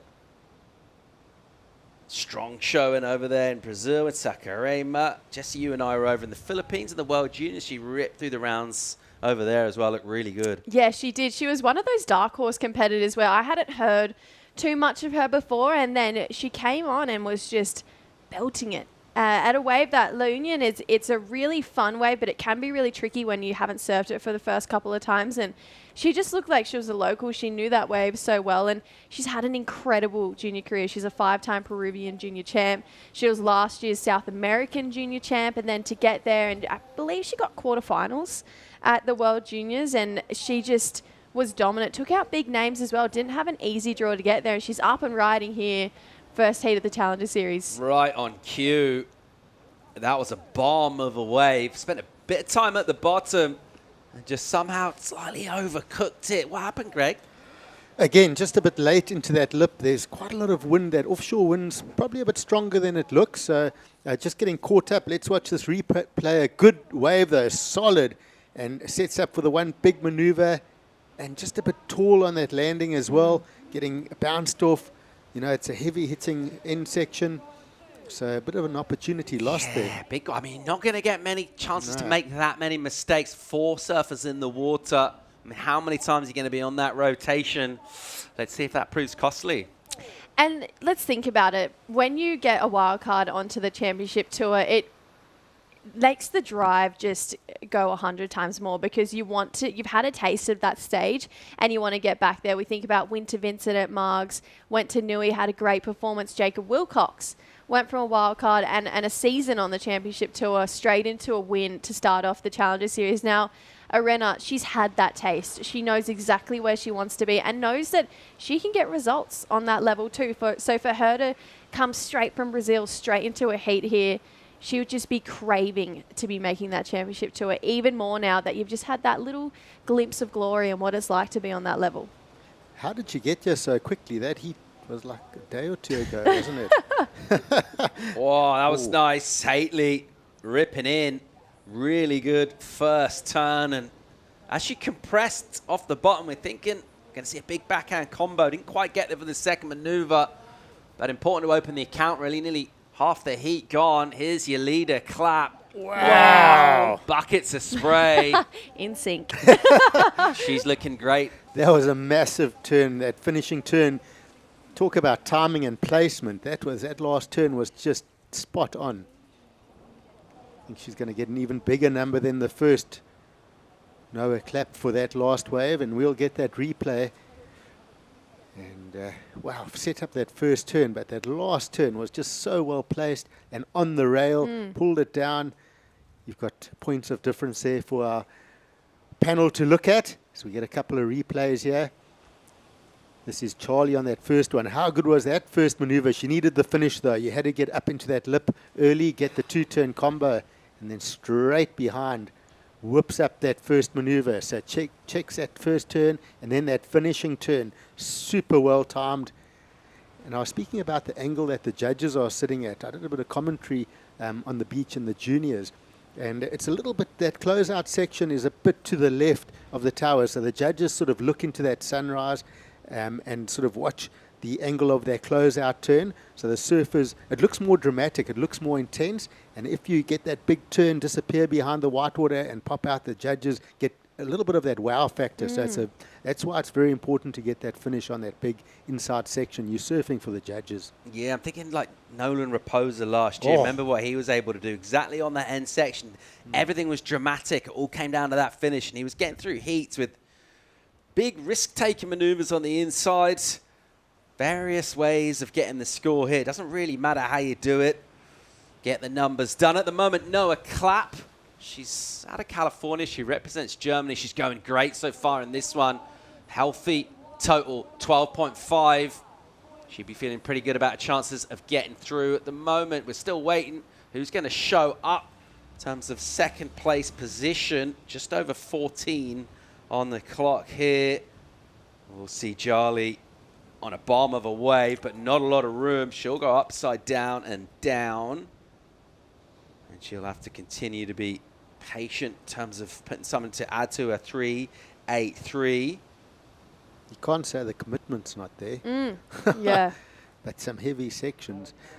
So just looking at the score and taking judges' notes, if I was a competitor, that second ride for Noah Clapp coming in at a 5.67. I really liked it. It came in lower than her first wave. It was a really well-timed wave. She set up that first turn. We see live action, and then set up that beautiful finishing turn. But I think that first wave, I think that word degree of difficulty, how she came out of that lip on that last maneuver, she was really connected hard with that lip, and I think the judges went onto that degree of difficulty on that first wave. Noah's not waiting for a flood. She's got plenty of good work done already in this. Time for a quick commercial break. 13 on the clock. Who's going to join her? If in fact she does make it through, as we anticipate, find out when we come back from break.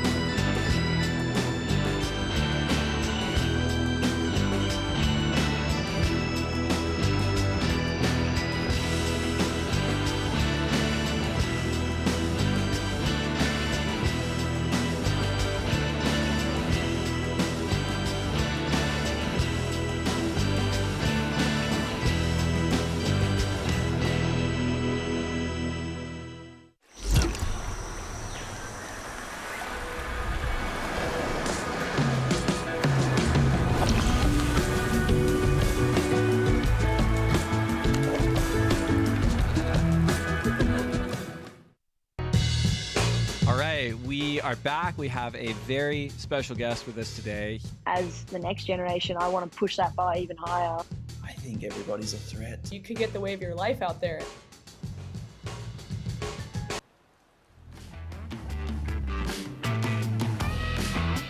Welcome back to live action here. It's our second heats of the day of the event. It's the Ballito Pro presented by O'Neill Stock 2. We're on the Changers for 2025, a revamped schedule. And one of the highlights of it is back in South Africa. Of course, Championship Tour action will return shortly as well when we head down to the Eastern Cape to Jeffreys Bay. At the moment, it's surfers looking to book a spot there for next year on tour. And how you do that is success on the Challenger Series with success in this one already. Noah Clapp going all right, Jess? Yeah, she's going pretty good. 6.83 to kick us off. I mean, that was a really dramatic wave that we saw from her, and it made us all go, oh, okay, she means business. And then to back it up, find another score, 5.67. That second wave, it had a lot of pizzazz and wow to it as well, but I just loved that second turn on the first wave. There was just kind of a lot of edge about it. You weren't sure if she was going to make it out. We've seen a lot of people go down on that section this morning, but she just made it look so easy. We're going to get to look at it again. And here, this is the turn I'm talking about. A lot of bump, really vertical, disappeared for a second, so came down with the coping and out in front of it. And Noah, she's just looking really confident. This is the 5.67, so this is her backup wave and just beautifully timed. Spray went flying, and like we mentioned, it just gives that judges a little bit more excitement when they see the amount of water coming off of her turns. And Noah, she's on her way to looking pretty good in this heat.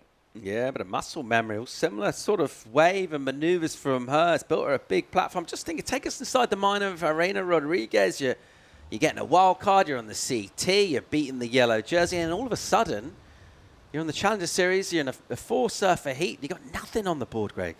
Yeah, it's just, she's got a small score on the board. It's a one-point ride, but still only needing a very small score to get through, a 3.47. I guess she's getting to the point with 9 minutes to go. She needs to possibly do it on one wave. She, of course, does have first priority. So maybe that's her game plan. Sit and find that one wave. You do get that set wave that comes through every now and then. We've seen 2 or 3 of them this morning that really run down that point and give you those 2-turn combos for that decent score. Yeah, I mean, it's got priority, so you feel like that next wave is crucial. But just wonder that last effort that she had a pretty good wave, and no real reason that we sort of fall off, and we were speculating maybe a bit of wind. But does that play in your mind? How easy is it just to wash that off and think about your next wave, or how hard is it? Well, she's still got to be carrying the confidence from Brazil, even though she'll have a bit of jet lag, this and that. And I was thinking to myself, those turns she was doing in Brazil on those heavy sections, big hitting maneuvers, she's going to enjoy those sort of turns here in Ballito. She's just obviously got to ride out of them, get the scores, but she'll look for that one good wave now and try and get through in an advancing position. It's been the story of the first 2 heats of one surfer sort of running away with the lead and the battle for the second place advancing position. Having a look at prep from Sierra Kerr right now. Just one of many big names in the draw here. It doesn't really matter about the name. That's finding those 2 waves. That's the task in front of her. Pretty stacked looking heat as well for her. Traveling with her dad, Josh, which is one of our really cool storylines. Doing the whole tour with 2 fins, I believe, Jess? Yeah. This Josh? Yeah. Sierra's opted for a more traditional thruster fin setup here this morning, as has Charlie Haitley. Backhand from her. Nice, powerful slash, couple of them. And an important wave just to get involved here. Just had a 2.83 prior to that. Now, this is crucial for the Peruvian, Arena Rodriguez, into the lip. Getting there a little earlier, playing that a bit safer, which I think is probably smart. Yeah, definitely. I mean, she definitely had to get a score on the board with under 7 minutes to go, but this lady, eyes on her. Wow, all sorts going on. Just the one turn.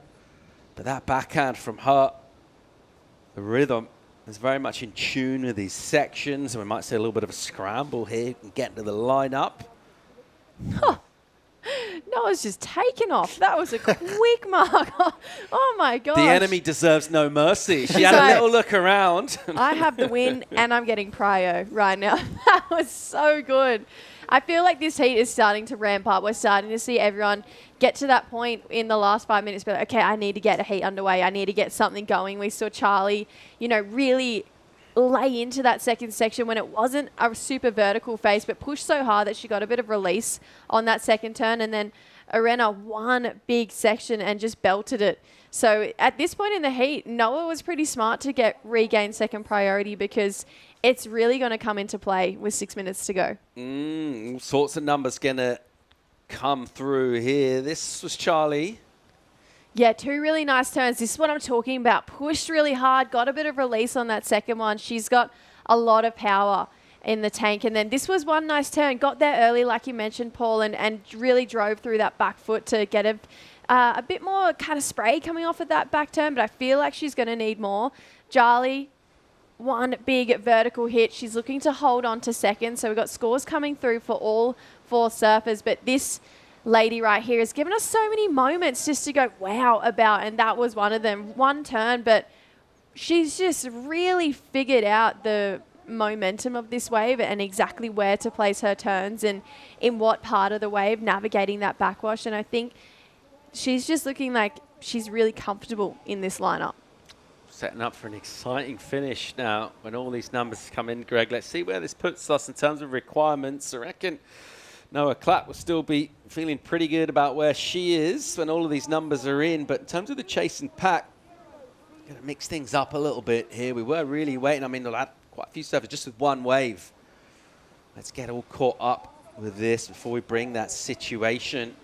It's all going to come down to the last 4.5 minutes or so. It is just a really short paddle back as well. It's one of the things that's been consistent about this venue. Pretty close to short.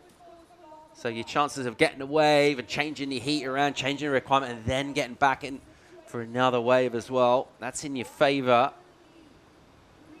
And really, it's, well, everyone's numbers are in except for Noah. And a crucial 5-point ride for Charlie Haitley. Yeah, it's a basic wave. To put 2 turns together and get a 5, that's a good score in the context of this heat. And I think Noah's last wave is going to go in her top 2. That turn was just precise. I really enjoyed it. And Arena is also back in the game with that 4.2. Yeah, she's up and going here. Nice little steep section for her. Decides not to go at it early on. Swoops around using the rail and then nice and clean. Judges love that carve to a lip turn combo. I mean, that is just meat and drink really on the Challenger Series for a number. And you saw sort of a mixture between sort of celebration, almost a little bit relief. She finally kind of nailed something she knew she needed to step up. Yeah, definitely. And look, she's not chasing a big score. It's a 3.61, and there's something about going into sections like that N1 when you need a score and you're probably thinking to yourself, I've got to make this turn. And to be able to not get in your head, convert on that section and get the ride out. She got a really nice carve all the way back to the power source. A lot of backwash there, navigated it, almost got bounced off there. And I think she thought to herself, okay, that is a great step in the right direction to getting herself up in one of those progressive positions, which is probably right now in this part of the heat, she's probably not going to take the win so far. I mean, Noah's had such an impressive heat. She's just extended her lead again, but there you go. It's a 5-1-7, sorry, to get herself into second. So she's fighting. You can tell she's really got that desire to get on that top stage and make this round. Absolutely crucial that way, wasn't it, Greg? And we talked about where's her head going to be at. She's still carrying that momentum. Is she starting to doubt herself? I think there's the answer. I thought that was a very well surfed wave for a 5.17. I reckon it's trickier on the forehand to do those closeout maneuvers to get that rotation. On your backhand, you can pull that board all the way back a lot quicker, a lot easier to get that board facing the beach and ride out into that heavy section that lands, sort of explodes on you. And on your forehand, it's just a lot more difficult. And I think the backhanders actually have an advantage on that closeout section. So a heat that's offered us plenty, really. Contrasting fortunes in terms of the quality of wave surfers are able to dial into our Aussie pair. Charlie and Charlie, they've got a little bit of work to do, Jess. Yeah, they do. I mean, they both really need to get something going, especially with just over 90 seconds to go. Charlie, she's swinging going to her forehand and gets a pretty nice turn in. There was a bit of wobble there and a bit of drama with the whitewater kind of bouncing up, gets ahead of it. But she's going to need more, I'm going to say. She's chasing a 4.41. It came in under, so it was a 3.03 for that last one. So Charlie, she's travelled across the world to get here, came straight from Indonesia, straight off a second place. So she's had a really great start to her QS campaign this year. She actually didn't make the qualification spot to get to the Challenger Series, so this is based on a wild card. Charlie, though, caught behind on one of the big looking waves. A bomb for Charlie Stokes. It will just stretch away from her. She'll find herself on the inside with a paddle out still to do. Under a minute to get back out there and chase a number. She needs a pretty decent one as well. Upper mid-range, the requirement. She could be in a bit of trouble here. Having a look at Arena Rodriguez, the Peruvian, who has turned her heat around with a combo of turns. And look at the momentum she's got again. And that end section that has proved troublesome. Not paying dividends for her there. Here's your heat leader, Clap.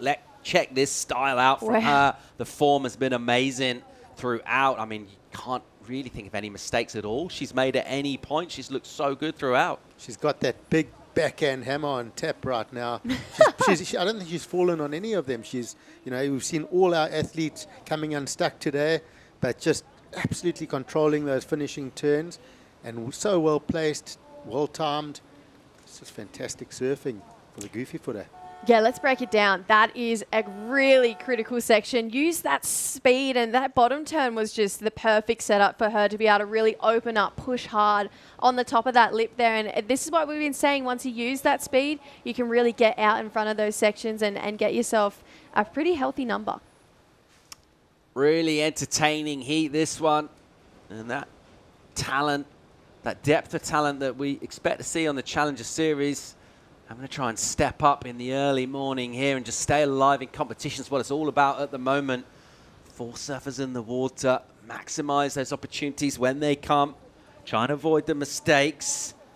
I know a Clap has looked really quality throughout this. We talked about a little bit, we just touched upon how sort of mental energy, all that sort of stuff she seems very well suited for success.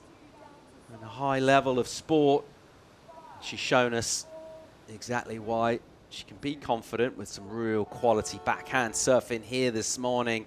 Good value for the win, good numbers as well, couple of sixes.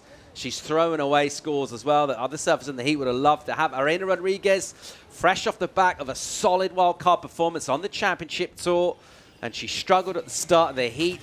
She pulled it back and she will stay alive. She'll go through to the next round. That'll wrap up our second heat of the day. Time to go to a quick break. When we come back, more live action from the Ballito Pro. We're going to bring in Gig Cilliers and Kai Linder for the call as well.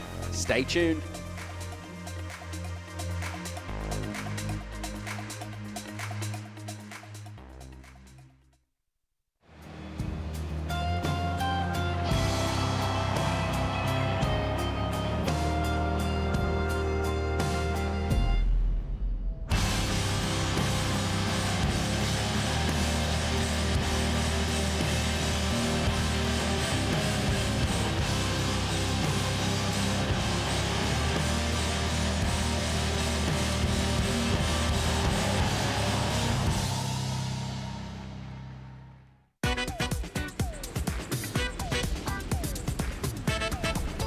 South Africa is one of surfing's most iconic destinations and one of my favorite countries on Earth. How fun does this little wave look, though? I'm Ashton Goggins, a surfer, writer, and documentary filmmaker, and this is No Contest, Stab and Red Bull's travel show by surfers. Joined by the country's best and brightest, and with the continent's preeminent surf explorer and pioneer as our guide. Doesn't get better than that. This episode we're covering 1,000 kilometers of South Africa's east coast. Exhaustingly consistent world-class waves. A sprawling, diverse coastline, both culturally and geographically. Exotic wildlife, gorgeous natural landscapes, thriving urban centers, and thoroughly affordable world-class food and wine. Flavor Town. This is No Contest South Africa.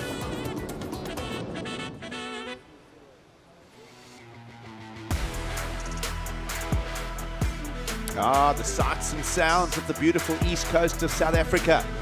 Playing host again to the World Surf League's Challenger Series, the second stop on the schedule for 2025. And we're very excited to be joining you all from around the world, surf fans plugging in. Again, it is surf season down here in South Africa Gig City alongside Kai Linder. Kai, you call this stretch of coast home now. Great to have you back, and well, we're set for a great week of action here in Ballito. Yeah, thanks, Gigs. Stoked to be back at the Ballito Pro. What a cracker of a morning. Started my day with a little paddle out, and the water was so good and clean. And there's just dolphins everywhere. I had Jacko Baker just giggling next to me, getting waves, and the girls just starting off with some cracker surf. I was eavesdropping Josh Kerr a little earlier. Everybody looking at the conditions on hand here. You see the brushed offshore conditions here of beautiful Ballito in South Africa. And, well, your heat in the water. You're joining us with Heat 3 of the morning. The South African on screen to get things going, Natasha van Groenen. She'll be taking on a spirited field out in the lineup, including current World Junior Champion Sierra Kerr. Of course, Kerr will be very focused on fetching a big result here in Ballito. Watch also for the efforts of Nakanisho in the white from Japan. And, well, that name we've seen a number of times back here in Ballito. Leilani McGonigal out of Costa Rica. But what a morning that we presented with here, Kai. Yeah, and it was great to see those drone shots panning up the beach towards bog and bathers. You can just see the lines coming down the points up above the main break here at Willard's. And the end of Heat 1, we saw almost an 8-foot set come through. So there's definitely a bit of grunt out there. A fresh swell in the water here for day one of competition. On day one, we're just looking, this is just a beautiful image right here on screen, Kai. Beautiful water temperatures as well. Special time of year here on the east coast of South Africa. And everybody certainly are in and around the contest scene here. Very excited to be back in Ballito. Yeah, the water's super clean. Nice temperature, probably sitting at about 19 degrees this morning. The air is nice and cold though, and we've had some really low temperatures in the evenings and mornings for the last 3 weeks in Zululand. But the good news is that causes that land breeze, and we've had beautiful offshores every morning. Well, Kai, fresh out the gates here, Sierra Kerr fetching a 5 early on, and I did mention her dad, Josh, and they were saying even one maneuver waves are going to be part of the strategy here. Yeah, and then Natasha, I mean, she's no stranger to this bank, been surfing through her whole pro junior career. She's surfed a couple of challenges now. She's had a nice run. She's taken a event win at Vic Bay already and a QS 1000 this year, so she'll be a bit confident now going into this. Didn't travel to Australia for the first Challenger Series, so choosing to skip that one. And it's an interesting heat. You know, Layla McGonigal, she's had a good start to the year. She's had some solid results. Natasha's had a win, and then you look at Sierra Kerr, she sort of didn't have a great start in Australia, and she hasn't actually surfed another contest really. So this is her second event. She had a little warm-up in our little QS 2000 before this, but also I think got a 13th, so not a huge result.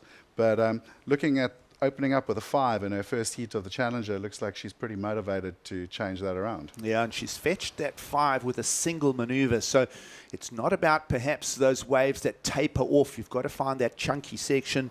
It's always been the theme here in Ballito, sand bottom waves here on the east coast of South Africa, and plenty of swell on tap as well. Let's have a look at how she built that score, Kai. Well, just look at the bottom turn. You can see there's a little bit of bump and lump on the surface, but she dealt with it and just hammers that back foot down. Really enjoyed watching that turn. And if that's the kind of thing she's looking to do, I think we're going to see why she's a world junior champion in this heat. Well, Surfline forecasters telling us that there's around 2.5 meters of swell in the deep water. 14-second period, so those sets coming in sort of 3s and even 4s as the swell starts to mature here on the east coast. Of course, all of these swells originate way down in the lower Atlantic regions. They travel across that ocean, and then, well, they start wrapping up the east coast of South Africa. And these swells will visit J Bay, and then they'll eventually make their way up to this arena here, the warmer subtropical zone of KwaZulu-Natal. And, well, certainly lots of swell on tap here for day one. Yeah, and it's always interesting up here when you're not used to this coastline gigs, and you know this from spending years up here, is that continental shelf is literally sitting just on that horizon line there you see on screen. and the swells come marching up the coastline. They start getting nicely tapered and lined out by the Eastern Cape and the Transkei coastline, and then they hit the shelf here and the power band in Ballito. They might look like 3 to 4 foot casual waves, but there's a lot of grunt. Well, we love the topic of surf forecasting. We love it all, and we saw some great scores out of that last heat. Let's go down and hear from Mike Frew with the winner of the previous heat. Noah, first heat nerves, but you got the job done. That big set that came through right at the beginning of the heat, did it rattle you at all? Because when it came through and I was watching the lineup, I thought, wow, it's going to be very tough for you girls to just even get out there. Yeah, I know. We all paddled out like 3 minutes, well, a 3-minute paddle out, and then this massive set came and we're just all getting, I don't know, dragged all the way down the line. But fortunately, it just was like 5-6 waves and then it stopped and we managed to get out like right when the heat started, so happy. This is your first time in Ballito, and you got the win in your very first heat. Some of your backhand turns really look smooth out there. Tell us a little bit of how it was on those wave faces. Yeah, I mean, for me, I grew up surfing right-hand point break, so if you give me a right, I'm very happy and feel very comfortable. So, yeah, when I saw the lineup this morning, I felt pretty comfortable. Of course, nervous, but managed to get a few good waves, and yeah. We look forward to seeing you in the next round. Back to you guys. Well, confident surfing on the backhand there from Noah Clapp sees her moving into the round of 24. Of course, you're joining us on the opening morning of competition, round of 48 in the women's draw on the second Challenger Series of the year. Of course, that first one in Newcastle. And, well, an interesting year this year as well, Kai, because we'll finish off the Challenger Series in early 2026 back at Newcastle. This will be the most comprehensive Challenger Series that's been put together by the World Surf League so far. Yeah, I'm loving the new lineup, and it was quite interesting. I was chatting to Slade Prestwich, who's obviously based in Hawaii these days, and he was saying it's going to be really interesting to see the Challenger Series at Pipeline, you know, coming up. And we were having a good chat about it. He's like, it's going to be super, super interesting, that event, because a lot of these QS surfers have zero experience out in that lineup. It's pretty hard to go get out there and train and get waves with the crowd. And a lot of them are going to be surfing their first waves ever at Pipe in a heat. Yeah, it's really is a very developed, and I even use the word maturing Challenger Series schedule and calendar, and you look at how that groups the qualifying series regionally to this Challenger Series and how it affects the Challenger Series schedule for the year. Let's have a look at it. Newcastle, we did get that one underway. You're with us here in Ballito. Huntington Beach, the US Open of Surfing. Ericira, that right-hander. And then, well, then over to Saquarema. Yeah, Saquarema, I mean, if we look at the finals last night, you know, with the CT, those waves were super fun. Lovely lefts and rights, a highly competitive wave. Then Pipeline, as we discussed, I mean, to see a Challenger Series at Pipeline is going to be absolutely amazing, and finishing off with Newcastle. Yeah, it's a Challenger Series that's built on a number of different types of lineups as well. Sand bottom waves in Newcastle and Ballito, the reefs of Pipeline, the point breaks of Ericira in Portugal.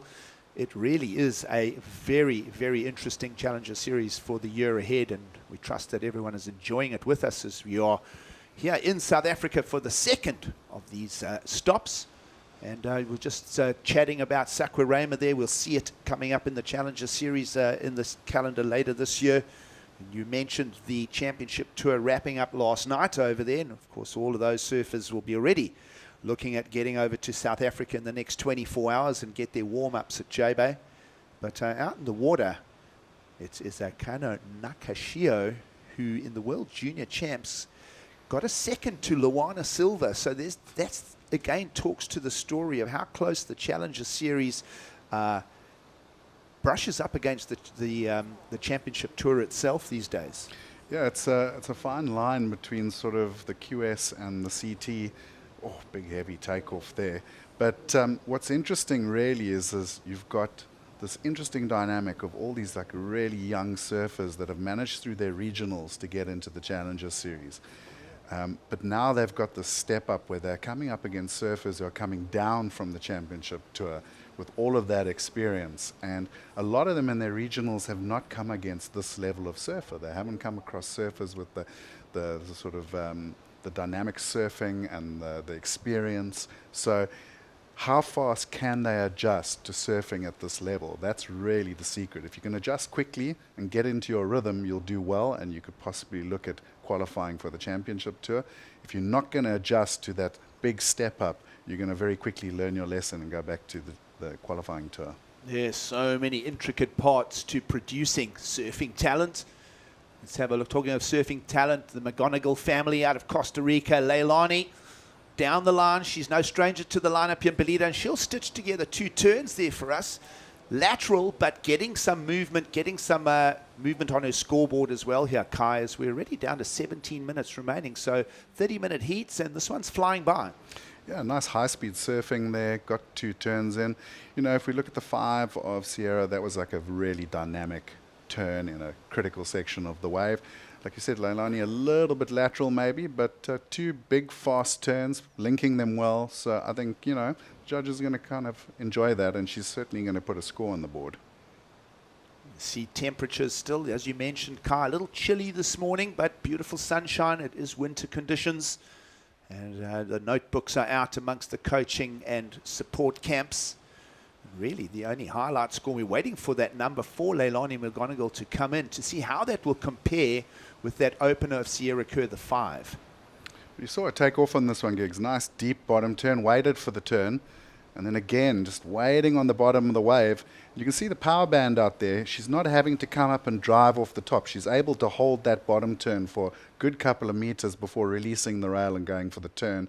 So really good control, and I enjoyed watching that wave. I think it was a good one. She started with a 0.5, so she needed to get a score on the board.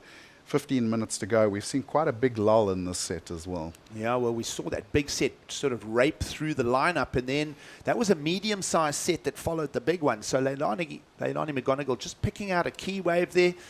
That's Richard van Groenen, dad and coach for Natasha, the South African interest in this heat. He's sort of indicating perhaps positioning in the lineup. It is pretty obvious lineup this morning, though, as well, Kai. I mean, it's those big sets on the outside every now and then find the more consistent medium-sized sets, and it's all on the same part of the sandbar here, directly in front of the judges' tower. Yeah, and most of these girls surfed in, you know, the Flojos, which was the QS 2000 we had the last few days. Bit smaller on the swell front, so the main sort of break was a little bit lower down on that middle bank. But today with the swell, you are seeing the waves move up the bank a bit. So they're having to adjust from what they've been surfing the last few days. So 5-7 for the 2-turn combo. And that will answer to Sierra Kerr's single maneuver of the 5. So they're resetting a story for the heat. I can already see in the deep water there the Dolphin Coast Water Patrol ski just bobbing up and down, anticipating a few more sets here in the lineup this morning. It is the 3rd heat of the morning. It's the opening day of competition. And no shortage of swell, Kai. These are those big ranging waves that have been down at J Bay. They're making their way up the coast. And we did speak about a massive set clearing the lineup and also challenging the ladies on their way out. We'll just stay with this moment. We're expecting a wave to peel through the lineup. And you just see the positioning of our athletes on screen. We are approaching that. In fact, we've slipped under the halfway mark. This might be a ghost set. We'll take a quick break and we'll be back for the second half of this heat number 3 of the morning. Stay with us. It's the Ballito Pro from South Africa.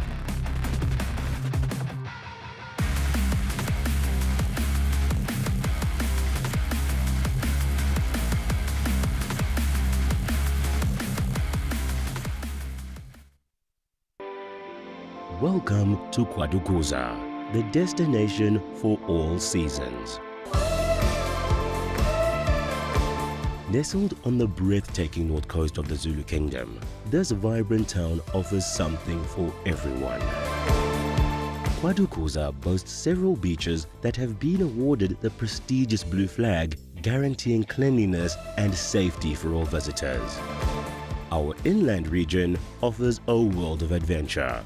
Get your adrenaline pumping with thrilling activities like ziplining, hiking and off-road biking surrounded by the natural beauty of KwaDukuza's landscapes. Kids will love our animal farm, getting up close and personal with friendly animals. Immerse yourself in history as you explore the rich heritage and legacy of great leaders like King Shaka and Chief Albert Lutuli. Conveniently located just a short drive from King Shaka International Airport and Durban International Conventional Center, making it easily accessible for both local and international delegates, with an abundance of world-class accommodation facilities, dining options and attractions nearby, you can truly make the most of your time in this magnificent region. KwaDukuza, the heartbeat of the North Coast.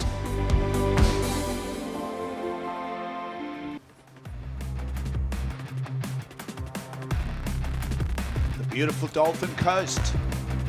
Challenger Series back in 2025. Welcome surf fans to the Ballito Pro, proudly presented by O'Neill. You're with us for the opening morning of competition. It's ladies round of 48. King Celias and Kai Linda having a lot of fun in the booth as we find that scoreboard updated. Leilani McGonigal before the break, the 5-7. Sierra Kerr has that 5 in her scoreline. And no real numbers during that little space. So you are up to date, 11.5 minutes to go and still beautiful, pristine conditions here. And this will continue for the next hour or two here at Ballito. Yeah, and it's, gigs, they've pretty much hit the big lull of the morning. The first two heats were pretty much non-stop waves, including that huge cleanup set at the end of the first heat.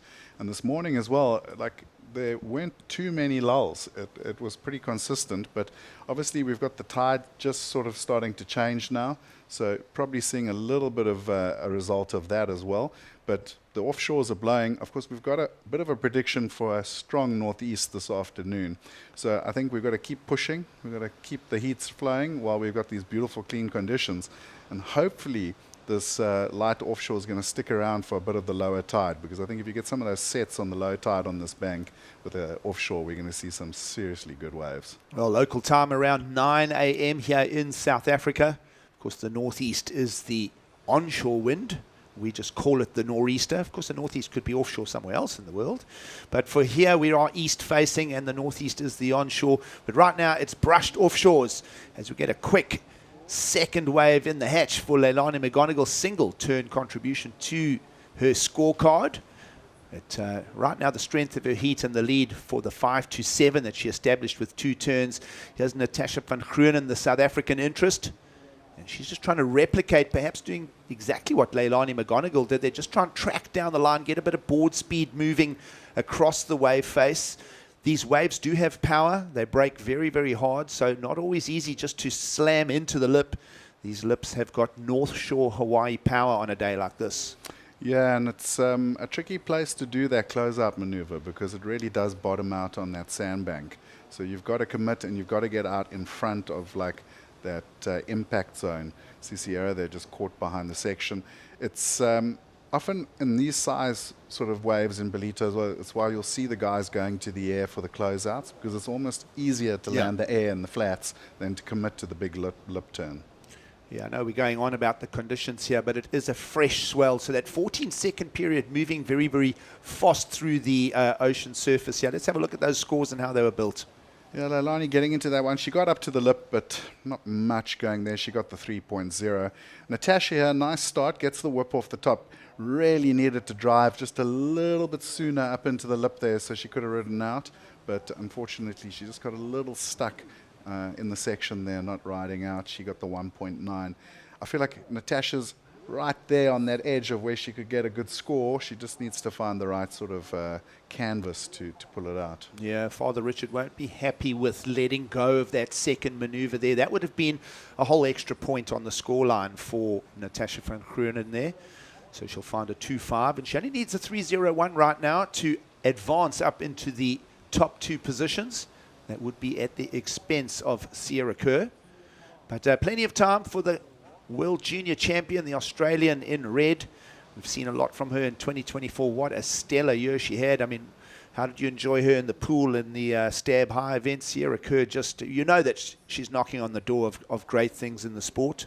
Yeah, and I've been loving watching some of her free surf videos. Recently with Dad and the family at Kandui Villas in the men's. Saw some crazy barrel footage of her there. So she's got the whole package. She's really just a mental surfer. And in these conditions, I mean, she could quite easily go to the air. We know she's capable of making those big airs. So it'll be interesting to see if she does towards the end of the heat. Maybe the pressure's building a little bit. She decides to unleash and just go for that big critical maneuver. Well, talking of pressure building, we haven't really discussed much about the lady holding priority, the young Japanese surfer, the 21-year-old Kano Nakashio. She's had a reasonable run through the qualifying series already in 2025. She's found a win in Sumatra. She warmed up here in Ballito. She got to the quarterfinals. You mentioned the Ballito Open taking place this last weekend. Got to the quarterfinals against Kira Pinkerton.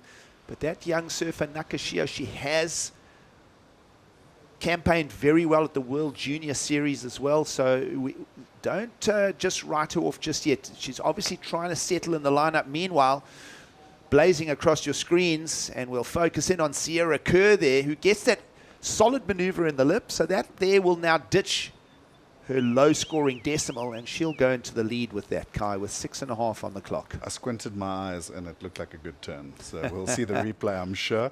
But I definitely saw a lot of commitment there, big bottom turn, and she did go right up into the lip. So pretty sure she's going to get a good backup to the 5.0 there. And she's kind of established in this heat that one big maneuver is going to get you the scores. Here goes Natasha again. Yeah, she's picking those medium-sized waves. We mentioned the tide on a dropout. She needs to find 2 turns and complete it.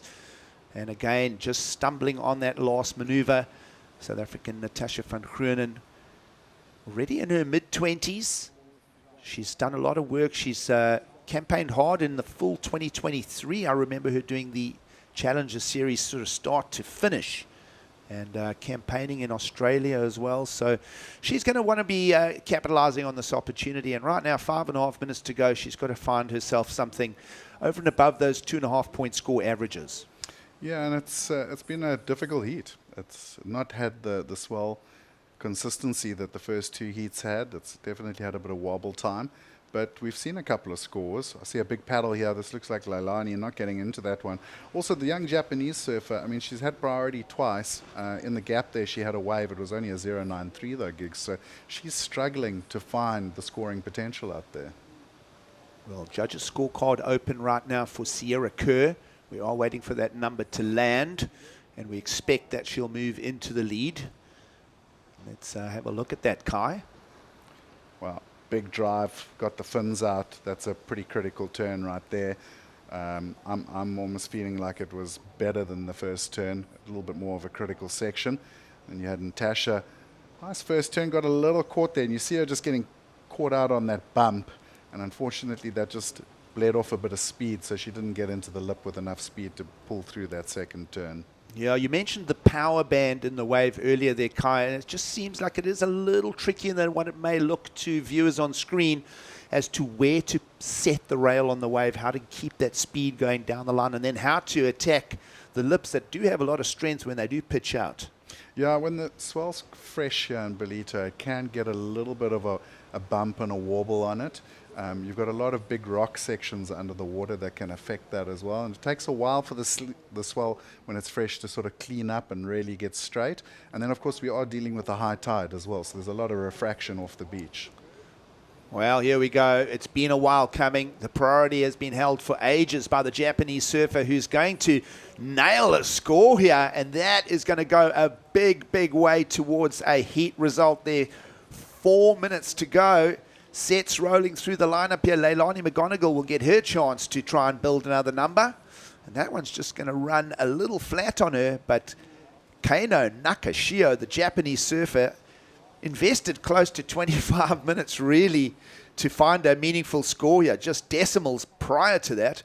And well, that's going to bring her right into the story here and perhaps put some pressure on Leilani McGonigal, because in the meantime, score in for Sierra Kerr. She found a 5.4 for that single jab in the lip, but let's have a look at this one. This is a great looking wave. Got a nice clean bowl in it. Beautiful first calf. Cut it a little bit short. And I think she was feeling the pressure a bit on this one. She knew she had to get that second maneuver. So I think she kind of held back a little bit on the second turn, but did well to get a two-turner, and that's going to be a score. Yeah, that's a solid set of rail turns from our Japanese surfer. As we mentioned, took an age for her to bring that number to us. Judges will just be marinating on that score. Definitely one of the better ones of this Heat 3 of the morning. Meanwhile, Sierra Kerr, 5.4 and a 5 out in front, setting the pace for it. Leilani McGonagall's in that cut-off position. And Leilani's still sitting on a 3. So, okay, 4.3, 4 is an average. I thought that may come in a little more than that. As I said, perhaps it's, just finding where the speed on the wave face is a little more trickier than what we might anticipate here in the studio. Yeah, I think the judges pulled back on the score, but they're just due to the commitment in those turns. Like I said, it looked like she was holding back a little bit into surfing safe. But she got a 4.0 on the board. There's 2 minutes to go. Now she just needs a score of a 4.28, so she's in the mix. Leilani wants to get rid of that 3, and just a simple backhand tap like that. Not a lot of speed through that maneuver if we want to start putting the critical discussion on it, and we'll maybe look at that replay. But just under 2 minutes to go, Leilani McGonigal, A, blocking off, and B, just trying to get rid of that 3-pointer here as we go down to the crunchy end of this third heat of the morning. Yeah, pressure's on now. I mean, Sierra's sitting pretty with a 5 and a 5.4, so she's in a good place. Watch the paddle here. Full on block. Yeah, she definitely went for the block there, and unfortunately it was just a closeout. So she did well to get to the turn, actually. There wasn't a lot of time to get there. Yep, the strategies of competitive surfing in the framework of the heat. Higher priority for Leilani McGonigal, just blocking off the Japanese surfer Keina Nakashio. Nakashio still looking for a 4.28, so the door is open, although third prio. Someone's put a good heat together, and that's Sierra Kerr. You always look at who's holding priority in the last 3 or 4 minutes of the heat, and if they're a surfer that's stitched a good method together, then they'll have the heat lead and they'll have the priority when you get to the sticky part of the heat.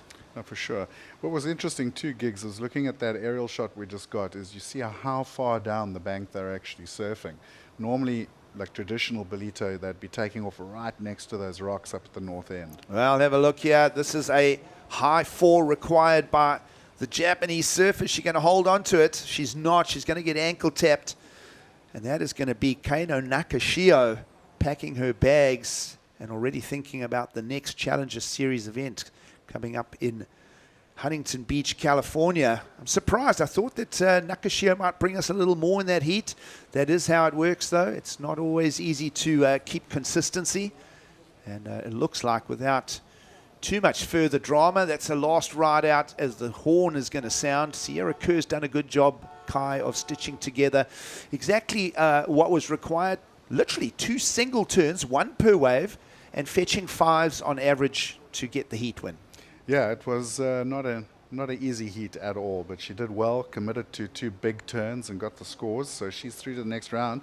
And I'm excited to see what she's got for us in this event. She's surfed well here in years past, so I think she's going to come with some good surfing, and hopefully she gets some conditions so we can see some of that radical surfing. Yeah, an official result for the third heat of the morning here in Ballito. Sierra Kerr and Leilani McGonigal will go with her to the round of 2024. We'll lose the South African and the Japanese. Stay with us. It's beautiful Ballito in South Africa and lots of surfing to come.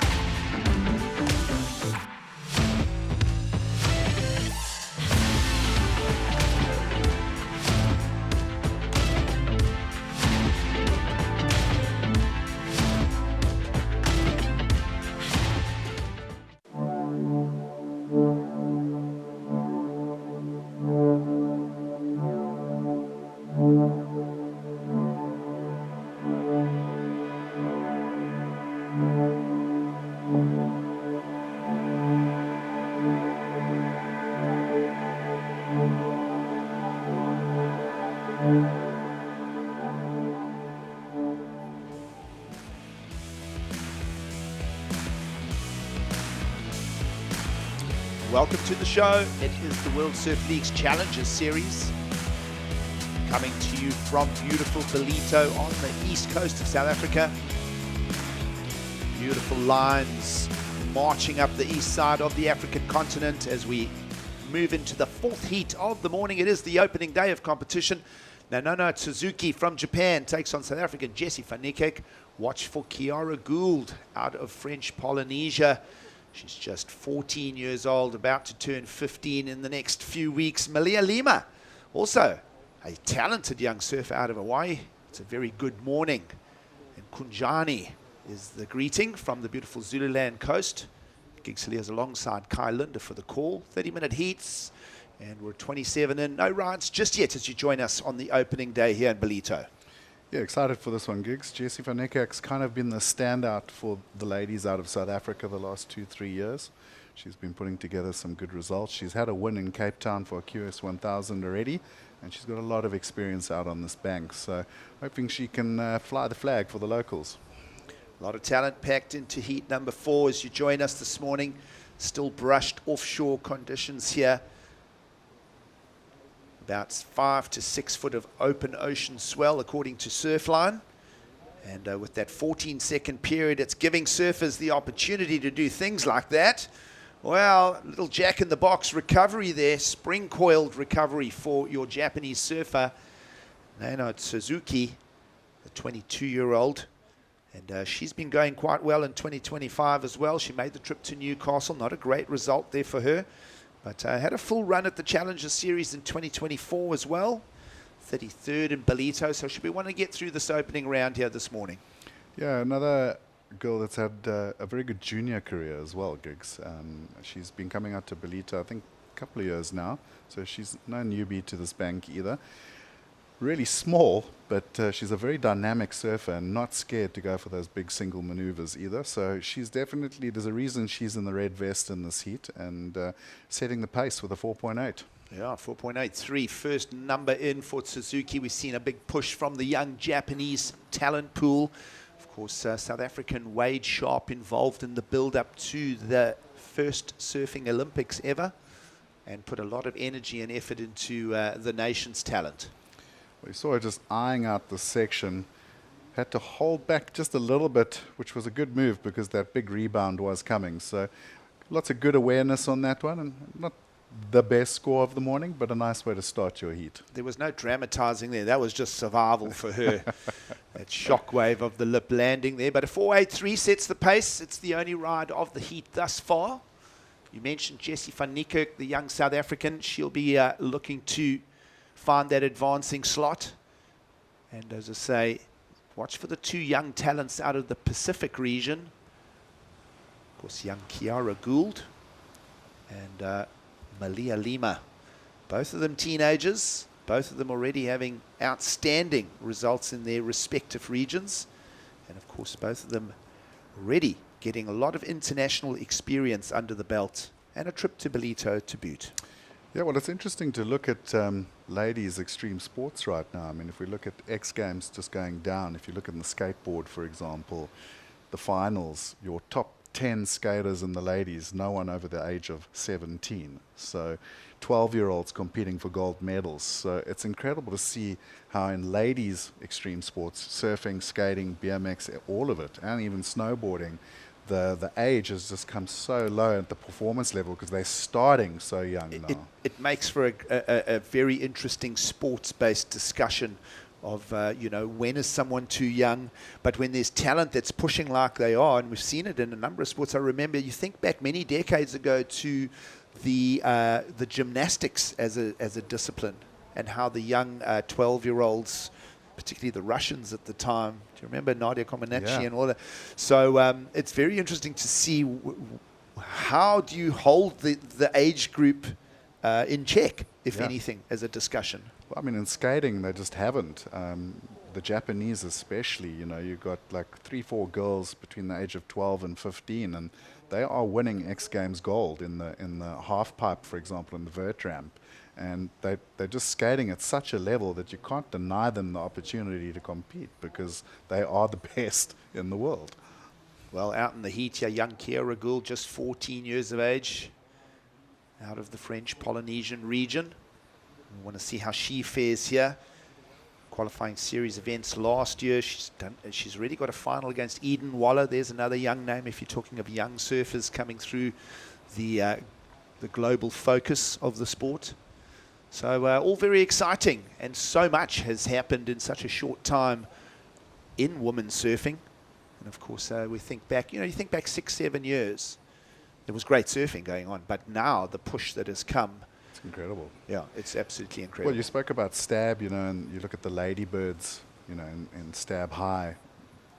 We just saw in the previous heat Sierra Kerr, you've got Katie Simmers, Bella Canworthy. Those girls started at the Ladybirds. That's where that level started getting pushed, and they're all on the tour now. Well, here is that young talent that is the topic of discussion. Lovely out of the lip for the first wave of young Kiara Gould. And she'll stitch together a good number to get her campaign underway here in Ballito this morning. Right hand is predominant. We haven't seen a lot of lefts ridden with the power of the swell sweeping right to left across screen. But a good pace and a good set of rail turns for Kiara Gould early on here. Well, she took off on this one. Nice bottom turn. Gave a quick little whip through the section. Does well to come around. A little late on the second turn, but rode out of it nice and clean, so she's going to be happy. That's a good start. I mean, Gigs, yesterday we saw a lot of lefts, especially in the quarters through to the finals of the QS 2000. But generally speaking, if guys are getting scores on left at Ballito, the swell's not great. Yeah. It's a bit east and small. But like you say, when those big ground swells are coming, this is a right-hander. Predominantly right-handers, and that will suit Sierra Kerr just fine. Let's go down and hear from her, winner of that last heat.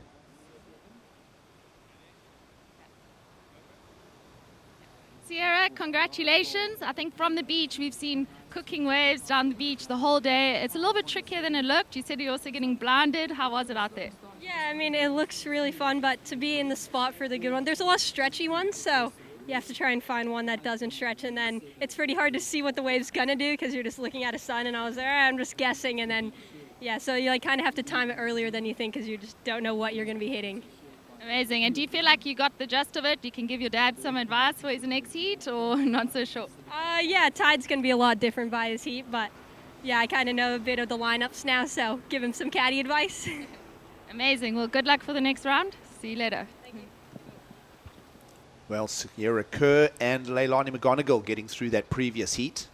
Heat number 3, you are with us in heat 4.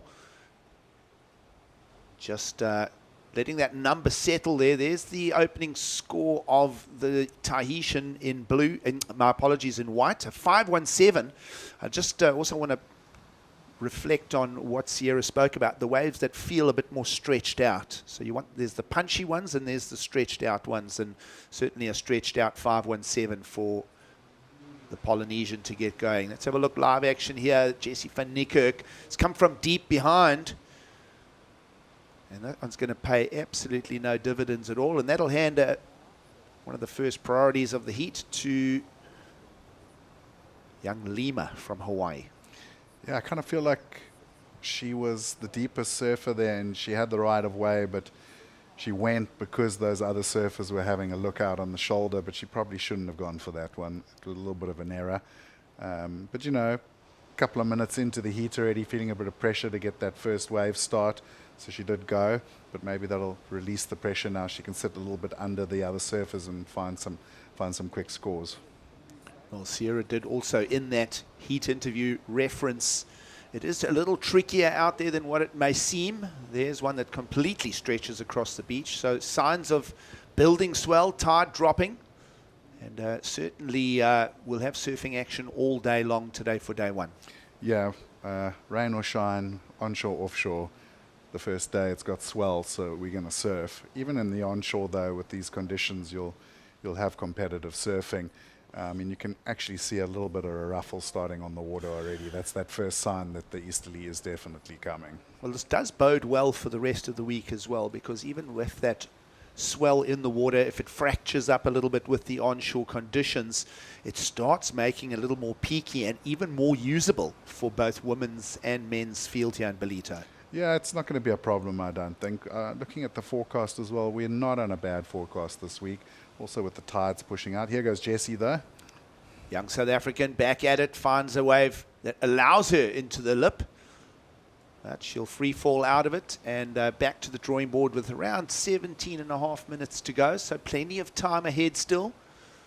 Pace being set by the Tahitian with the 5.17. Suzuki was out the gates with single score of a 4.83. So heat leaders in first and second just on single rides. Yeah, and it's definitely slowed down, Gigs. The first two heats, the swell was really coming in. We had really consistent sets. It's been a bit tougher for these last two, and probably due to the tide. Like, we've got that flat out on the high tide now. Once it starts sort of sucking out and dropping a bit, it'll get a bit better. And then yesterday, when we saw that turnaround, that first sort of hour and a half after the low on the push, it like almost doubled in size. So it'll be interesting to see what we're going to get when the low tide changes. Well, holding priority, Malia Lima, the young Hawaiian, 19 years of age. Started her competitive career a few seasons back. Did well all the way back in 2022. Already got a 5th at Sunset Beach, and then, of course, a 9th last year at Sunset. So she's able to mix it up. She made the trip to Saquarema last year, just gathering experience at the Challenger Series level. And here she finds herself in the second stop of 2025 on the Changa, as the Australians call it. We'll see how the Hawaiian goes. We saw a slow start to our surfer in white in the previous heat as well. So green a little slow out of the gates here. We're almost at the halfway mark. And really nothing on the scorecards just yet for the Hawaiian in green. Well, looking at that shot, there's some swell action on the way here. So we're about to get some surfing in the lineup. Jesse, under priority, not a bad call taking this little insider. Let's see if the inside sandbar offers something in Ballito this morning for the South African. The answer will be no. And a set pause in, and here we go. Priority used, single maneuver, and she'll go over the top of it. She'll just overcook it. And she'll be a little upset when she goes and reviews this heat later on. And, well, just board speed just ramped her right over that lip line. About 90% of that turn, she was looking golden, and then just right at the end, losing control. If she had managed to drift out of that, it was a pretty dynamic turn, so I think she would have been looking at a good score. Yeah, absolutely. Theory was right, execution wrong. She'll go back to the drawing board with a little over 15 now to go. That's okay, plenty of time. As we've mentioned, she's out of Kauai. Great talent always has kept us entertained out of the Kauai region. So we always think fondly of Keala Kennelly on the female side coming out of Kauai. Meanwhile, your Tahitian slightly hindered with that first turn, but now finds her way around the corner, and that's how she's going to build a second score. She's going to extend her lead, Kai. And just like that, three-turn combo all the way down to the rock zone. Yeah, she pretty much had to bail on the back end of that third turn. She was about to dry dock on those rocks. And it is a bit of an issue as the tide drops out here. We do have those big rock shelves all the way down the beach, so you've got to keep an eye out for them. So the medium sets are where the scores lie here in Ballito this morning. That one just racing away again from Malia. She'll go back to it. But good job from the young Tahitian. Spoke of the young 14-year-old Kiara Gould.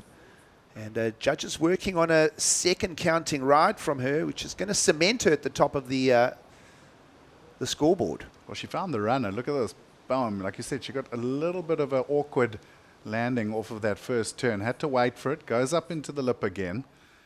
And then doing really well to get the closeout maneuver at the death. And I'm reckoning the judges will give her that completion. She had to bail because of the rocks on the beach coming up, but she definitely landed the maneuver. Not the most aggressive turns we've seen this morning, but three-turn combo, backing up her 5.17. She's going to be happy with that. Judges will bring us that second number. We'll take a break, and we'll be back for more straight after from beautiful Ballito in South Africa.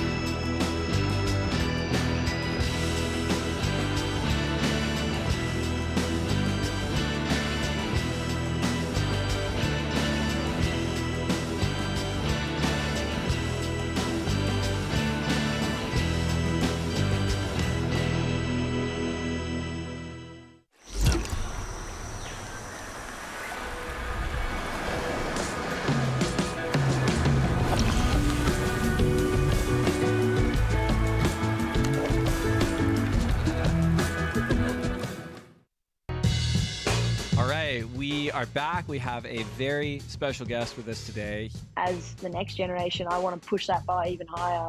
I think everybody's a threat. You could get the wave of your life out there.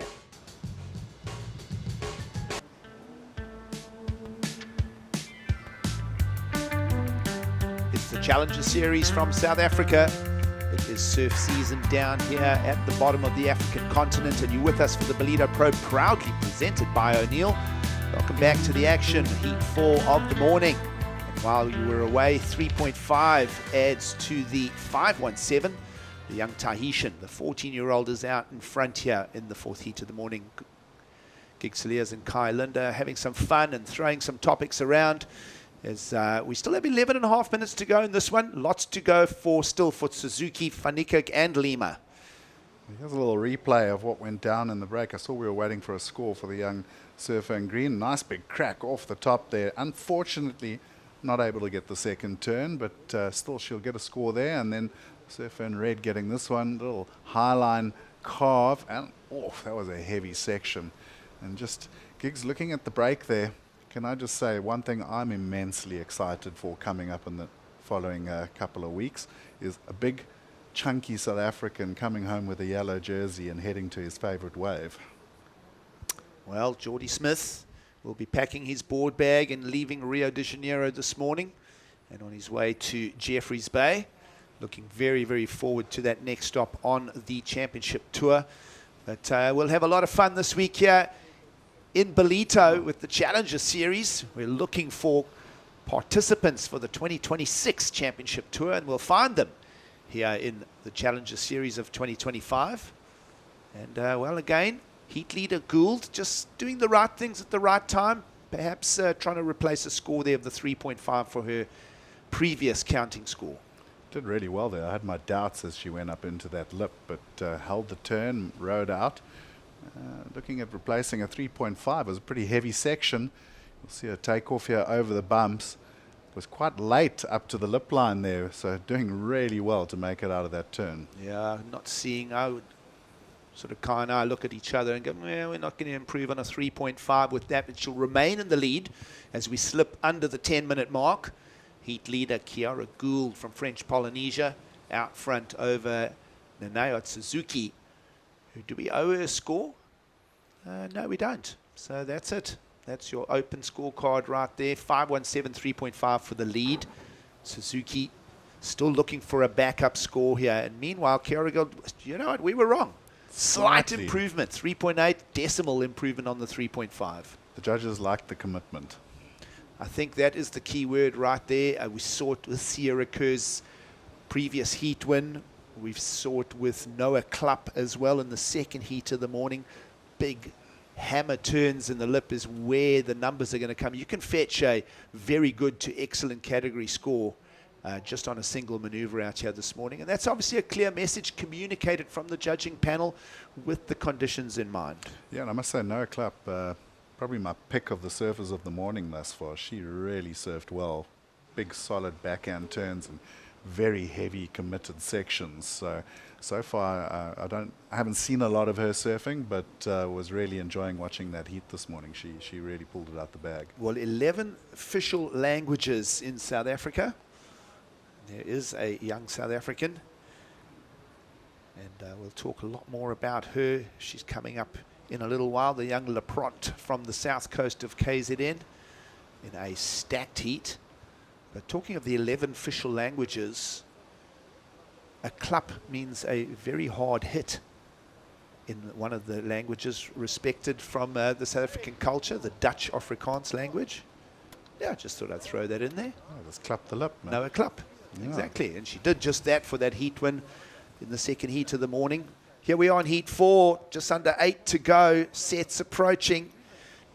Where do the stories lie now? Can the South African in blue, Jessie Fanika, get out of the horrible decimals that she's stuck in? And let's not overlook Malia Lima, the young Hawaiian. She is able to fetch results. We've already seen it in her short career. And again, just a ghosty wave moves through the lineup there, Kai. We are expecting the tide, as I say, to slightly improve the lineup now over the next hour. Yeah, definitely should start improving. It's going to definitely bottom out and show the bank a bit. I think you'll see the surface starting to move south towards the big rock pile on the point there and surf a little bit further up as well. It's been an interesting weather pattern for 2025 as well. We saw the big cyclones on the east coast of Australia. It's been the same here, a very similar pattern. A lot of scouring out of the sandbars in the early part of the year.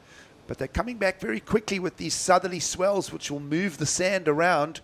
Again, Jessie van Niekerk, she will be angry with herself now because she's the one that you can easily argue has the most experience here in Ballito, knows the lineup. She's done a lot of years of campaigning here from the juniors, from the young rookie rippers platforms all the way through to the Challenger Series here. And she cannot make mistakes like that if she wants to find her way through this Ballito Pro draw.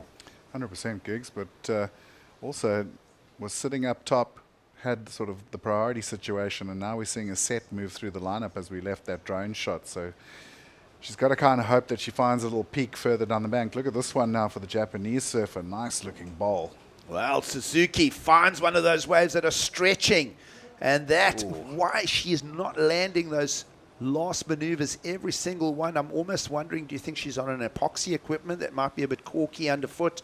It's worth a discussion, but either way, off the lip, that board is just not settling on the landings.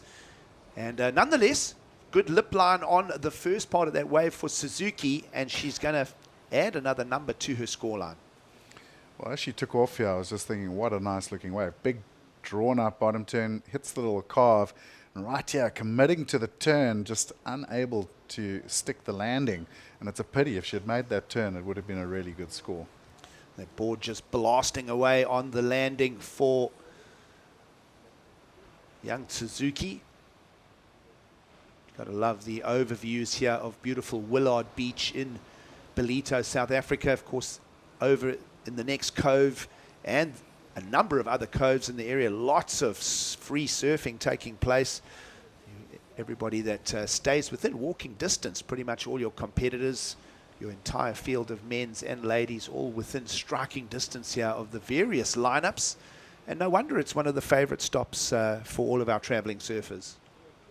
Yeah, warm water, loads of wave options around the contest site, and lots of opportunities. And talking about opportunities, here we go. Well, the South African Jessie van Niekerk gets a snap and not the second turn. So it is tricky out in the lineup, and it is starting to frustrate the young South African. It's also been a low set of scores for the Kauaian surfer, Malia Lima. As I say, we'll just, Malia Lima does have a 4 in her scoreline.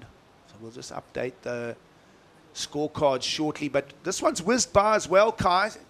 High repetition, lots of waves, everybody getting their 3, 4, 5 waves in the lineup. This one's down to 4 minutes to go. I think Jessie's also onto a good game plan. Switch it up. You know, it hasn't been working for her waiting and fighting with the other girls for the priority in the waves.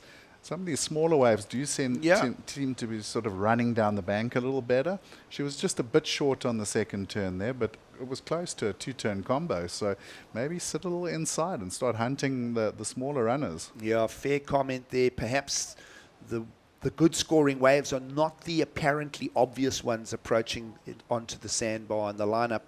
But either way, it's making for good competition for day one of the Challenger Series event. 5.17 and just a 3.5 is the scoreline for Kiara Gould. And, well, she does have that. It's a very tightly packed heat. At this stage, you think with 3 minutes to go, anyone can pull a rabbit out the hat and get the heat advance here. Yeah, 8.97 down to a 3.54. I mean, Jessie only needs a 4.93 to get through the heat, which is not a massive requirement. We've seen 7s and 8s in the ladies over the last few days. So the scoring potential's out there. It's not easy. It is tricky. But, you know, 3 minutes to go. If you get the right wave, you can get a 4.93. It's out there. It's definitely, the potential is there. So it's about finding the wave, getting to your feet and committing to the turns that are going to get you the score. Touched on a lot of topics this morning already, Kai. And back to that one of the younger talent emerging in the board sports on the female side here in surfing, 14-year-old Gould out in front. Yeah, it's crazy. And I mean, coming up in the next heat, the young South African, from the South Coast, she's also a young girl. She's been competing on the Challenger Series in her teens. So they just seem to be getting younger and younger. And we're getting some big results out of them too. So I'm excited for this new growth in women's surfing. It's incredible how far we've come in such a short time. And you've seen a big acceleration of it. I mean, obviously spearheaded by a world title of Caitlin Simmers, but Erin Brooks full-time on the championship tour this year. There's just all of this was packaged in the Challenger Series just a season or two back. So it's always so exciting to see how the talent pushes through globally. Young Hawaiian Malia Lima just pulling through the back there. She'll be getting frustrated with this one as well. We saw a ramp over the lip of one particular wave for a counting score. And let's have a look. Last effort here from the South African as we're inside the last minute now. And it's just a little bit of sort of lotto play right now. Everyone is just rolling the dice. There's been the big sets that have just grinded through the lineup. There's also been the medium-sized, slightly slower running sets. Those have been the ones that have been offering the points. If you can get the big single maneuver out of the big set, we've seen that all the way through this morning. We mentioned Noah Klupp's backhand attack. We mentioned Sierra Kerr in the lip, spicy turns. All of them fetching Kai in and around that 5.5 point scoreline. Yeah, it's no one's really stuck their hand up this morning yet, but I think that sort of explains the trickiness in the lineup. These waves are not easy to surf. We heard Sierra say that in her interview. It looks really, really fun and good, but when you get out there, it's pretty tricky. Interesting also to see the next heat in the water from that aerial shot choosing to sit right up the bank. Well, someone that's been on the front foot all heat long is the young Tahitian. Although going down in that, she's pretty much cemented her way into the next round of the Ballito Pro. And just like that, we'll be wrapping this one up. But again, theme of this heat, Kai, has been the young talent on the female side, and definitely the talking point of this heat, the heat winner, young Kira Gould. Yeah, great heat. She's certainly stepped up to the plate, and we've got the youngsters putting their hands up here at the Ballito Pro. It's an official result. It's in the book. Day one of competition, heat 4 of the morning. The Tahitian and the Japanese surfer advance at the expense of the Hawaiian and the South African. Stay with us. Heat number 5 will bring in Paul and Jesse and Greg for the call.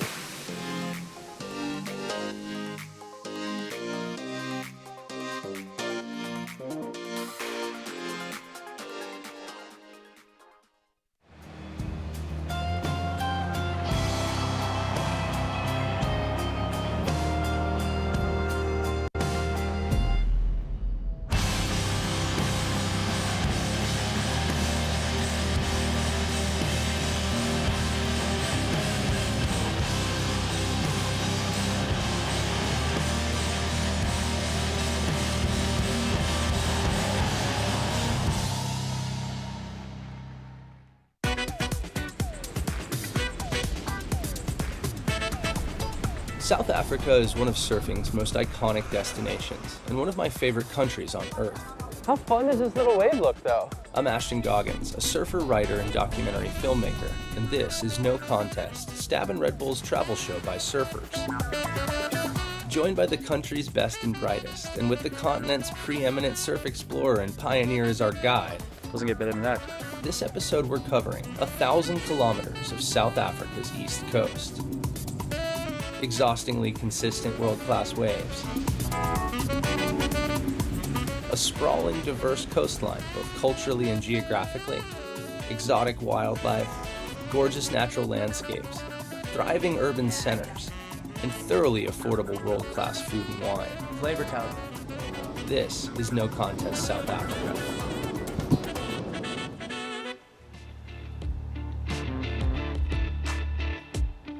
Welcome back to the Ballito Pro. South African coastline, beautiful from any angle. We'll fly high and soar above Willard Beach. And we'll start to focus in on surfers out in the water. Joining me in the studio for yet more searing insights and red hot takes, Jesse Starling, Greg Emsley. How are we feeling about this morning's action so far, folks? Oh, I'm loving it. I mean, I feel like we've had some really big highlight moments, especially from Noah Clapp. That was pretty incredible. And then I feel like it's kind of just built from there. The girls just been going from strength to strength. Greg, probably a theme like you don't need to go out there, maybe smash excellent scores, 8s and 9s. It's all about trying to be consistent, get those mid-range numbers, and just show a little bit of what you can do, but keep plenty in the tank. Yep, you've got to go and work hard. You've got to get those scores, work early on, aim for that 10 points, as I mentioned, 9 or 10 points, and then sort of pull up the handbrake, get that priority, and then look for something big. You've got to structure your heat. You've got to be thinking about that score line. I think if you just get there 2 5s, you're going to make most heats today. In terms of conditions and the tide and what we might expect, we're going to get towards that mid-tide right now. What's this wave going to do, Greg, throughout the morning? So we do see the tide dropping. It's going to have a moment where it's going to have its best part of the day. It's quite straight, though. Those lines are very drawn out. If you look out on the horizon, you'll see that bank of fluffy clouds. That's a little bit of a warning of the east wind that's going to come through. It's called the east bank, and that's a sure sign that onshore will come through. It's already out there. All right, having a look at Louise Lepron, Annette Lalore, Evie Wong, and Annette Gonzalez, Echebarri. Those are our 4 surfers. Only 2 can remain. It's brutal on the Challenger Series.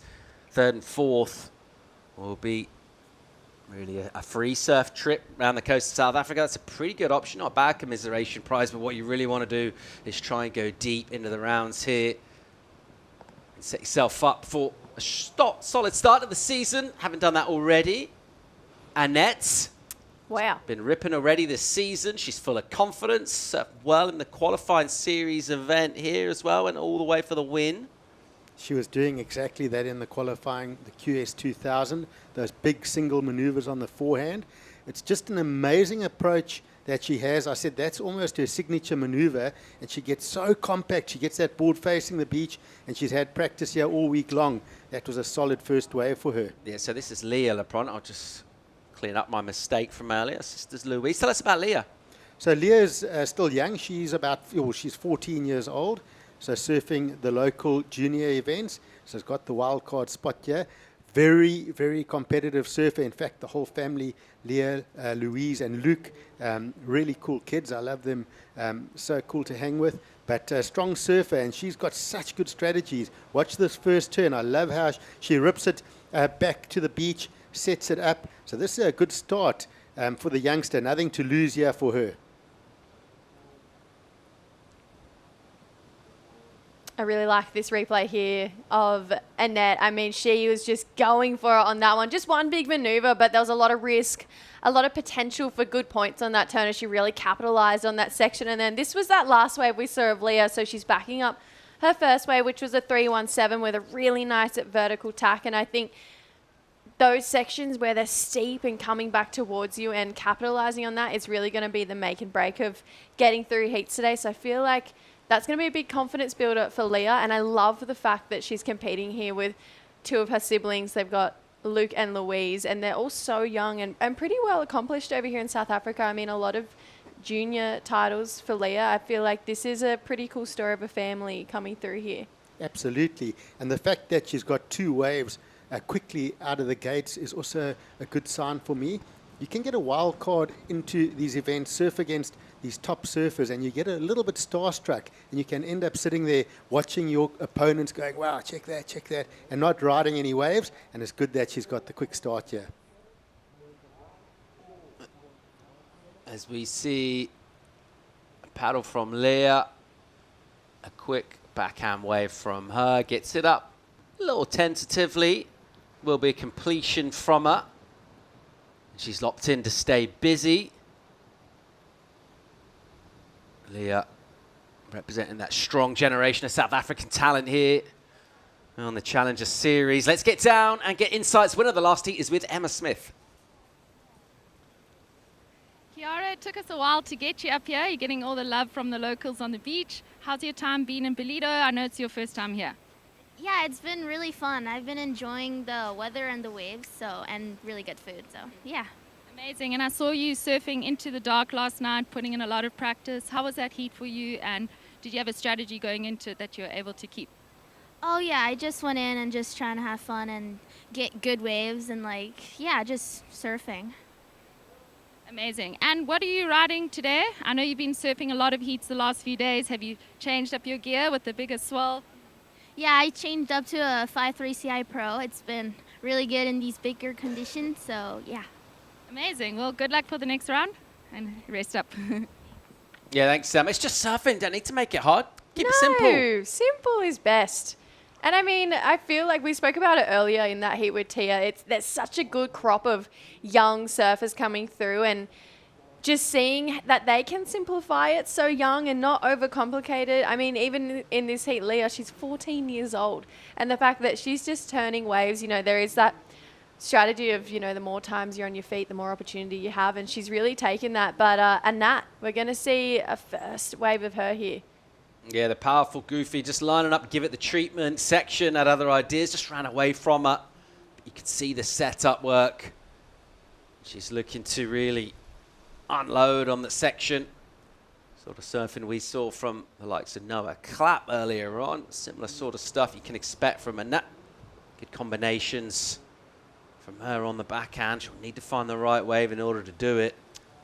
Yeah, and Nat, I mean, she's had so much competitive experience. She's competed on the Olympics, not once but twice, and it's pretty hard to get there once, but then to get back there again, I mean, such an achievement, and it's that stage that's so new to surfing, but I feel like the road to getting there is very long, and there's a lot of heats you got to surf to try and get to that Olympic level, and you probably learn more during that time to get there. So she's going to be channeling that and trying to really convert that onto this side of surfing where it's, the Challenger Series, trying to get to that top tier, which is the Championship Tour. And she's got two small scores, so she definitely wants to change that up before this heat runs out. But she's surfed a lot of heats in the last couple of years, and I think that really makes for a well-rounded surfer. Eve Wong, been patient so far in this. Nearly 10 minutes gone. Hasn't been tempting to anything. Priority with her at the moment. She's at the top of the peak there and looking to dial into some quality. And when you wait for a while, I guess obviously that can go a couple of ways, right? It'll pay off if you get something good, if you get a closeout or something like that. You can maybe start to guess your tactics or just the way that the waves have come to you. But plenty of time as yet in this. It'll be Leah with a paddle, not quite getting there. But her approach, she's sort of displayed her tactical approach coming into this just to stay busy, Greg. She's catching, or she's trying to catch a lot of waves. Yeah, it's a good strategy for her. Get the waves, put the points on the board, create that scoreboard pressure. Goes Sanat Lelour. There's that backhand. Wow. Beautiful Wow. turn. An absolute hanger from her. Love that. Wow. Big confidence, power, and a full-fledged assault onto a pitch and lip. This could be a healthy number. That was massive. I mean, that free fall out of the lip. She's sort of coming in towards the beach, which is maybe going to do a run around. Hopefully it's not equipment damage. But that maneuver out of the lip, let's get this replay. So watch this. This is going to collect a fantastic number. Vertical, free falls out. That's what I'm talking about. Disappear in that exploding lip and then appear for the judges. They're going to love that score. I feel like as well, you've been talking about all morning about really whipping that board straight back vertical towards the beach, and she really did that. She really put her whole body into it, and you can tell by the amount of water she displaced off that turn as well that she was pushing really hard, and she just timed that backwash so perfectly. She's got the legs going now. She's trying to get back up the point because there is a bit of that channel, and she's going to find herself back on that inside, just trying to be on that main top spot. But this wave, I mean, we got to watch it again. That this, especially in slow-mo. Ooh, I'm excited to really look at it close up. She just starts to throw her entire body. She really threw her upper body into it first, which allowed for a big explosion on that section. And there was a lot of water coming back down towards her there, backwash and everything. And she just navigated it beautifully. She absolutely charges. And that big turn is a testament to that. She's not scared to hit big oncoming sections coming her way. To me, that's the best turn I've seen so far today. That was really, really well put together. Yeah, interesting to see just the timing. Waited at the bottom of the wave, didn't she? Patient approach. Wait for the section to get really steep. Judges enjoyed it as well. An excellent number drops in for her. Check out Eve Wong with that beautiful, clean carving style. That's really nice. She'll just kind of skid out on the closeout section. That was also going to be a healthy number had she completed that, judges. Love that carving line into a hit on the lip. Didn't quite get the finish, but just showing a sign of her quality. She blazed in the early rounds here last year and then went a little quiet about midweek. Let's see how she goes about taking on those learnings and that experience. But just reflecting on that number from Anat, don't need to do multiple turns. Just find yourself one big section. Big risk as well. The whole board kind of airdropping out, that rail coming out of the water. You almost saw the board kind of get away from it. It was like a little bit of tippy toes clinging on. Don't mind the little flex either as she rides out the white water.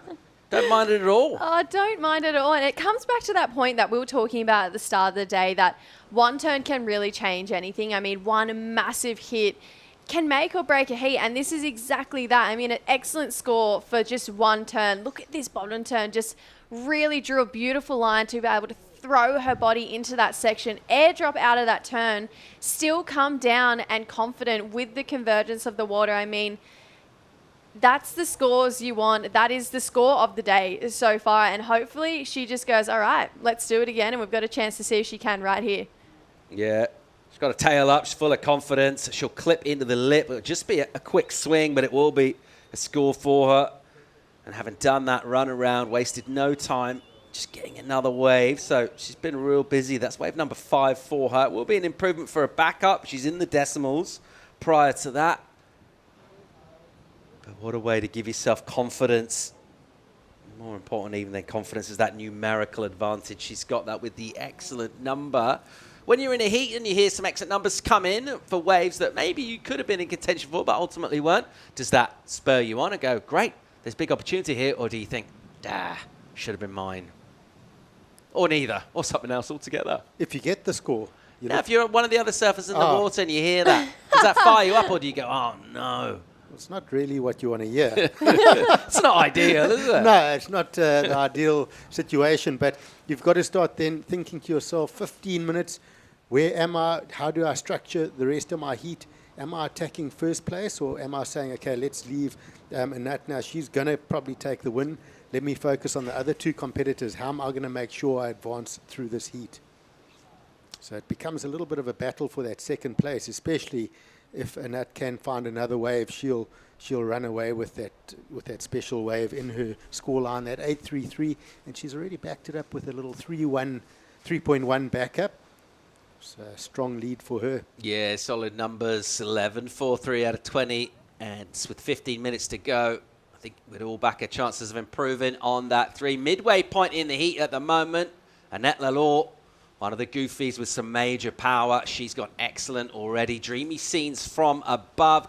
Time for a quick commercial break. More live action from day 1 of the Ballito Pro, presented by O'Neill, real soon.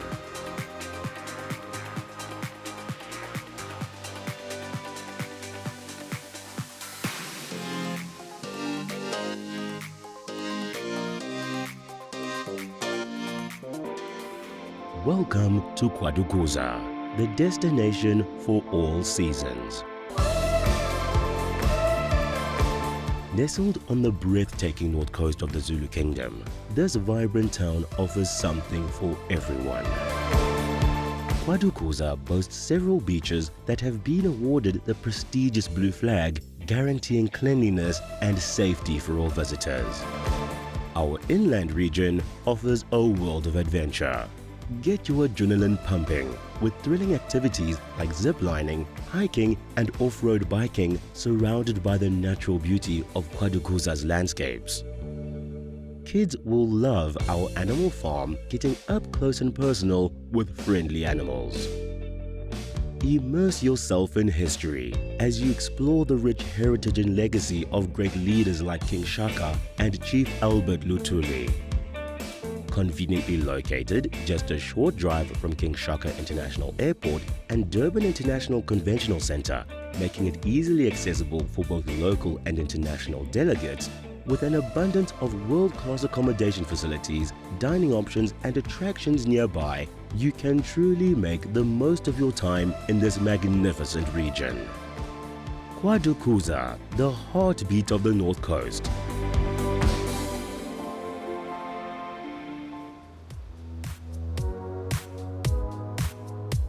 Welcome back to Ballito. We're up to heat 5 of the round of 48. We'll delete 24 of them from the draw. We take in these scenes from above, looking stunning this morning. A crisp swell. It's actually jumped up a touch. Period as well. It's kicked up a bit. And that swell bending and refracting in here to the beach and offering some big opportunities for some colossal numbers for the likes of Anat Lelor in the excellent range. And it'll be surfers chasing her down, really, just to try and stick close in terms of points. Try and get yourself up into seconds. Not worry too much about what you need for first. It's all about staying alive at the moment. It is Annette Gonzalez at Barry. She's got a couple of reasonable numbers in. I haven't really seen a lot of her so far in this, Jess. Expecting her to fire up soon. Yeah, definitely. I mean, she's only ever competed here once before, and it was in the QS yesterday, and she got the win. So pretty healthy numbers for her. And she got this wave while we were in that break and got herself 3 really nice turns on it. So she backed up her 417 with a 377 for that last wave. I really loved that first turn. It had a lot of strength in it, but the judges want to see those more critical sections. Eve Wong here.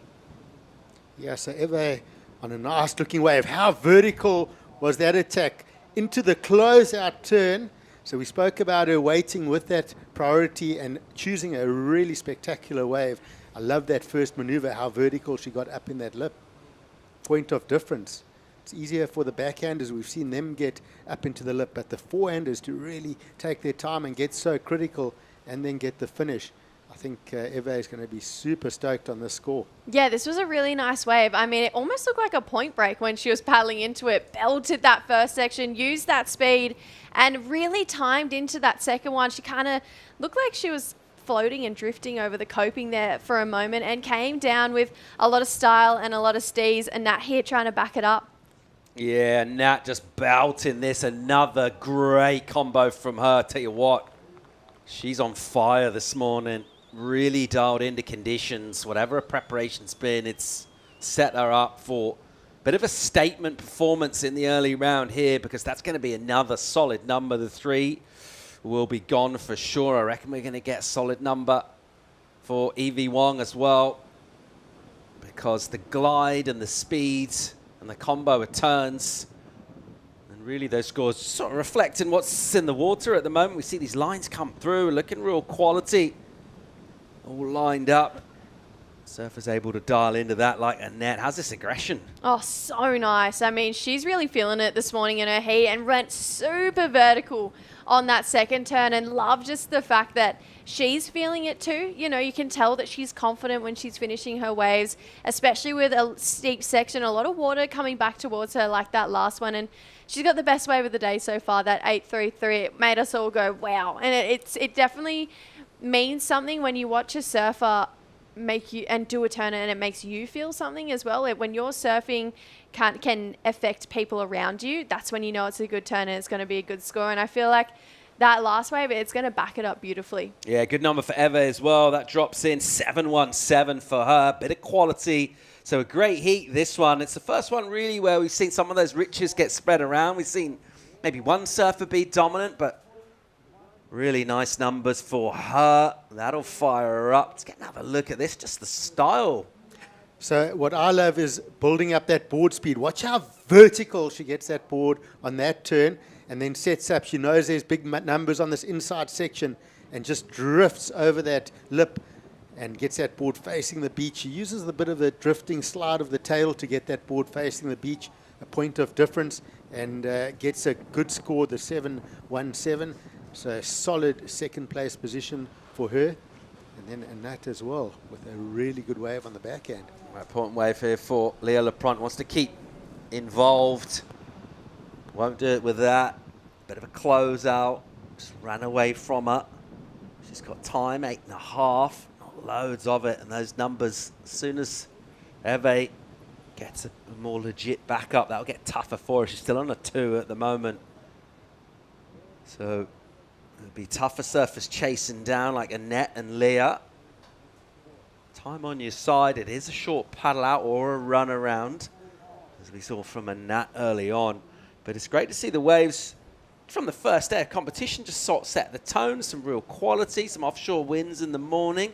Blue water as well. That gets us excited, makes us want to surf. Oh, definitely. And I feel like, you know, these guys have been waiting to surf their heats here, and they've been a couple of them getting to compete in QS's days prior, but not even here. There are so many great waves up and down the coast. I mean, we're really lucky to come here and compete.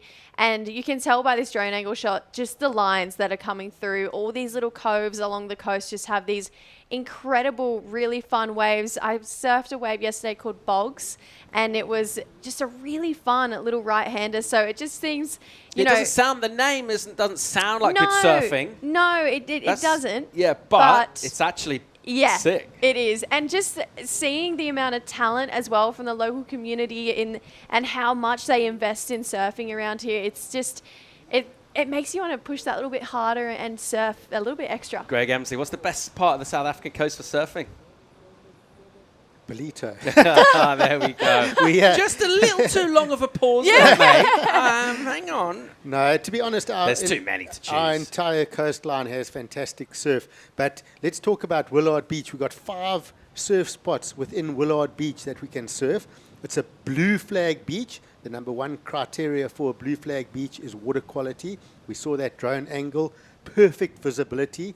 The guys out on the water patrol, the crafts, the Dolphin Coast Water Patrol, they're sitting at 5 meters. From that ski, they can see the bottom perfectly. They've got perfect visibility at 5 meters. And getting the blue flag, it's a big deal over here, right? Absolutely. It's pretty hard to get to. Yeah, you can't get it. And as I mentioned, that number 1 criteria is water quality. You think about inside the cities and towns, you battle with water quality runoff, so they battle to get it. So out here in Ballito, a little bit of a smaller villagey feeling town, and with that we've got fantastic water quality, this beautiful blue Indian Ocean sweeping onto the golden beaches. Fantastic. Oh, mate, keep talking. I mean, we're subtropical here, right, as well. It's just lush, all sorts of greenery, just an absolutely beautiful part of the coastline. And here goes surfer from these fair shores of South Africa, Leah Lepront. And again, not quite connecting there as she would have hoped to. No need to panic at the moment, but that score just nudging up in the 6s now, that requirement. We are still waiting for Eve Wong to try and get an improvement on that 2-2, and that might really make it tough for surfers that are chasing. But with over 5 minutes to go, you back your chances of getting something, particularly if you're a net. All that confidence that she brings to this heat. Yeah, thinking about Leah, though, I mean, she needs a 6.05, right? But just watching her in this heat, and I've never watched her compete before up until now, and she has that desire to win. There is no doubt about that. You can see there's fire in her eyes and just trying to swing on every opportunity. I just love how competitive she is. But this lady, she's been hard to beat. Wow. A backhand hammer again, a shorter section. The drive from the bottom turn is so impressive. In fact, as soon as she stood up, a little kind of high line pump that she got, just loads of drive and speed out of that as well. So she's just looking absolutely electrifying. She'll want to surf her next round heat like now because she's on fire here. And just a note, watching this backhand turn, she's got this one on tap. Fantastic. Annette Gonzalez Etzeberry in the QS 2000 that she won yesterday, from I think the round of 16, the quarterfinals, and here she goes, and the semi-finals. Massive turn. She found her scores within the last minute to advance, so she was just sort of playing a quiet catch-up game, and a couple of those scores were excellent as well. So we'll see if that's going to be her approach to this heat today. It's interesting as well seeing so many internationals compete in that QS that we saw yesterday, and we see it every year before this Challenger Series event, and how much that actually does play into doing well here. This replay, it's a big moment here for Annette, just a massive single maneuver there, and it's going to be a massive confidence builder. Needs a 5.21, so the judges will be reviewing that. But even if we think back to last year's QS 2000, we had Sally and Bella Kenworthy, and then Bella Kenworthy coming first and second, and then Bella Kenworthy went on to win the event. So there is a direct correlation between getting some reps in and surfing this bank a couple times before you get to this Challenger Series event and converting results from there. Most entertaining heat of the morning so far, from my opinion anyway, going down right now. We're looking at the South African Lepront again. Not a great wave choice as that one will stretch away. 3 on the clock. We'll recap this heat. It's been really good to see high quality surfing go down in dreamy looking conditions. Here's the heat recap, and ultimately is just commanding from Anat. Yeah, it's been the show of Anat. I mean, that turn was the highest wave score of the day we've had so far. And Eve, she was getting her campaign started, got herself a 717 for 2 big turns here. Absolutely loved that second one. Yeah, and then Anat just backing that up so quickly, sets that first turn. Watch how she's eyeing that lip, getting that timing and placement on every turn, so perfect. She's on song here, and just a note to this heat, it's been a way more competitive heat than we've seen through the day. It's almost like they've been watching the day's action. They watched those first few heats. They saw what strategies needed to be used out there, and we're seeing it in play here in this heat. It's very competitive. They're just taking their time with this number. It's going to potentially swing things here. Think about it's a mid-range of 5 that she needs. It's a decent turn from her. You're thinking it's not excellent, but for sure going to be asking a question for the requirement, in which case it will be Eve Wong potentially needing a number. Let's stick with live and with Leah. And another bomb. She's getting energy, but they're more stretched out waves from deep. And the scoreboard does update actually, and it comes in just a touch under. That'll be frustration for Annette. 493, the significant number there. She'll bring her requirement down because that's a high score. So she only needs a 445 now. 80 odd seconds to get it. And it will be Eve Wong with the priority, with a beady eye on her net. You can see her from above sticking real close at the moment, just over a minute to go. Yeah, she's not letting her out of her sight. I mean, Eve, she's just going to be sitting with her that entire time. And if you're Annette, it really is the most horrible feeling to need a score so small and to have the competitor whose position you're trying to take with a higher priority over you. I mean, it isn't ideal, but there can be a force of hand here. You can put on a salesman hat and be like, okay, I'm just trying to try and sell her on this and hope that something comes through. But with 40 seconds to go, she's probably got to look to sell her around about now. And looking at our screens, I just feel like the ocean's looking a bit quiet. You can't get rid of your shadow. No, never. And I tell you, Eve is going to be that shadow for the last 30 seconds of this heat. She's going to make sure she sticks close on Annette, but not too much out there right now. I don't think we're going to see any more opportunities in this one. Well, it's been an unbelievably entertaining heat with a lot of quality packed in. Annette Lalor, great value for a huge total, 14.83, the best of the morning so far. Good chance of being up there at the end of the day as well, because that has been an unbelievable performance, really. And she's shown power, good wave selection, and she'll be through and through with confidence. Sort of half an excellent job done for Eve Wong. Got that 717. Good enough to get through with that 2-2. And those will be our advancing surfers. Commiserations to Etchebarry and LePrant. We're all wrapped up with heat 5. We'll keep swinging. Another great looking heat to hit the water shortly. We're here at stop 2 on the Challenger Series. It's the Ballito Pro. More of it coming at ya.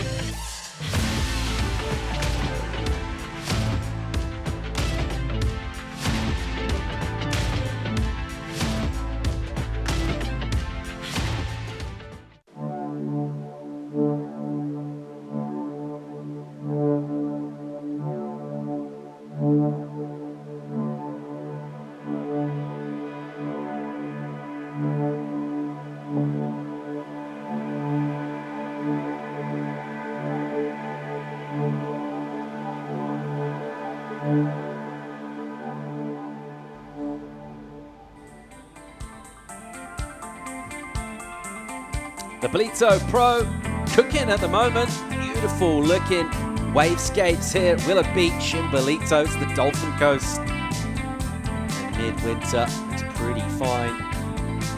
When it looks like this, and another great looking heat. Having a look, Daniela Rosas of Peru. Louise Lepron, which saw a sister go down in the previous heat. A couple of Americans, Eden Waller, Talia Swindle. And it doesn't really matter what's led up to this thus far. It's all about these next 30 minutes, or 27 and a half at the moment. As we just saw, Annette Gonzalez Echebarri won the QE here and then down first heat. It's brutal on the Challenger Series. It is. There's no second chances. And thinking about having two Lepront sisters back to back, I wonder how their parents' heart rate is going. But this is the last of Talia Swindle. Wow, big hit there for Talia. Just the one maneuver, but hey, we've seen in that last heat that one maneuver can change the tone of the day.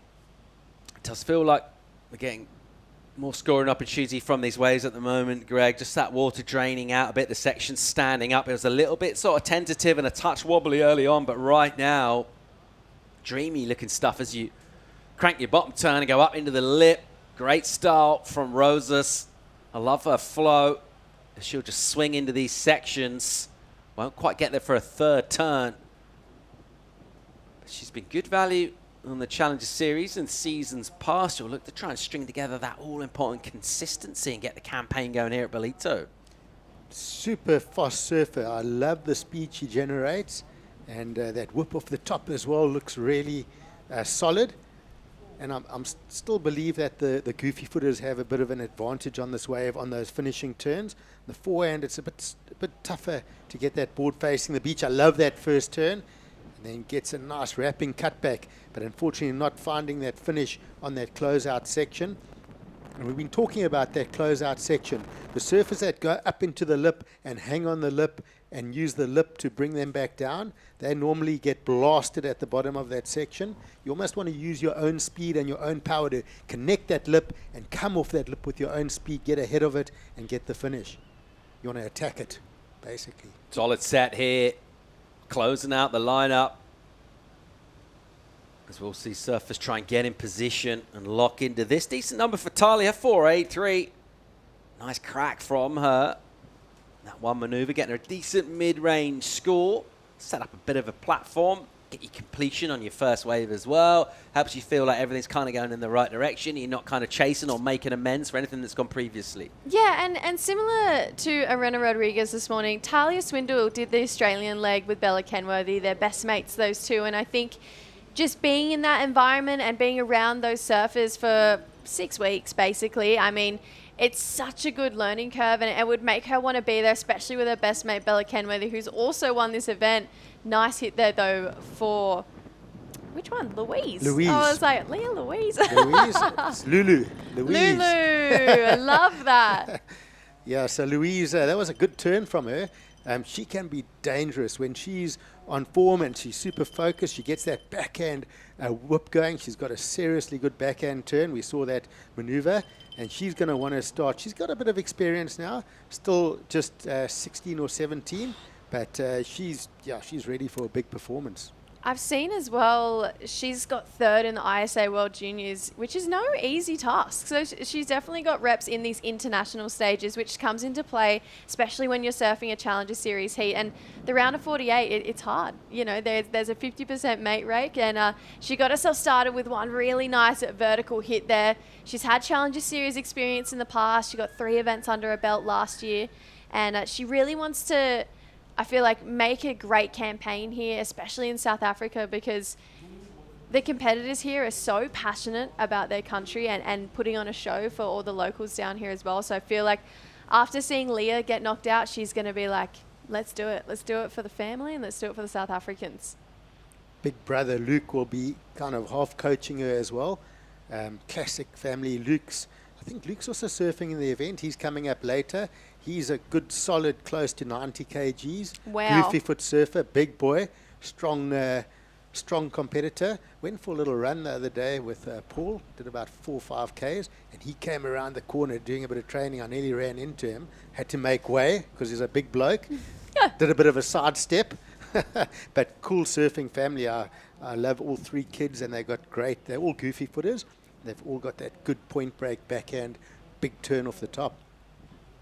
Let's see how Louise goes in this one. Still sort of early in terms of the scoreboard, really, more than the clock, because no one throwing up major quality other than Talia with that 4.83. Other than that, it's not that much to get excited about numbers-wise. Let's see if our next set can lock in some numbers. Here's Walla.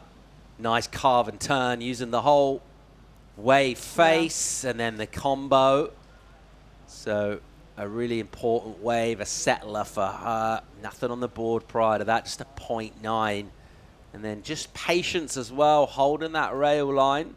Really well surf waves, not overdoing it. Yeah, not overdoing it at all. And Eden's had a very interesting couple of days. I mean, just 3 days ago, she won the US champs for the under-16s, got second in the under-18s. So that's a pretty prestigious event for them over there, competed through trestles. Now she's here in Ballito and getting her campaign started in a really nice way.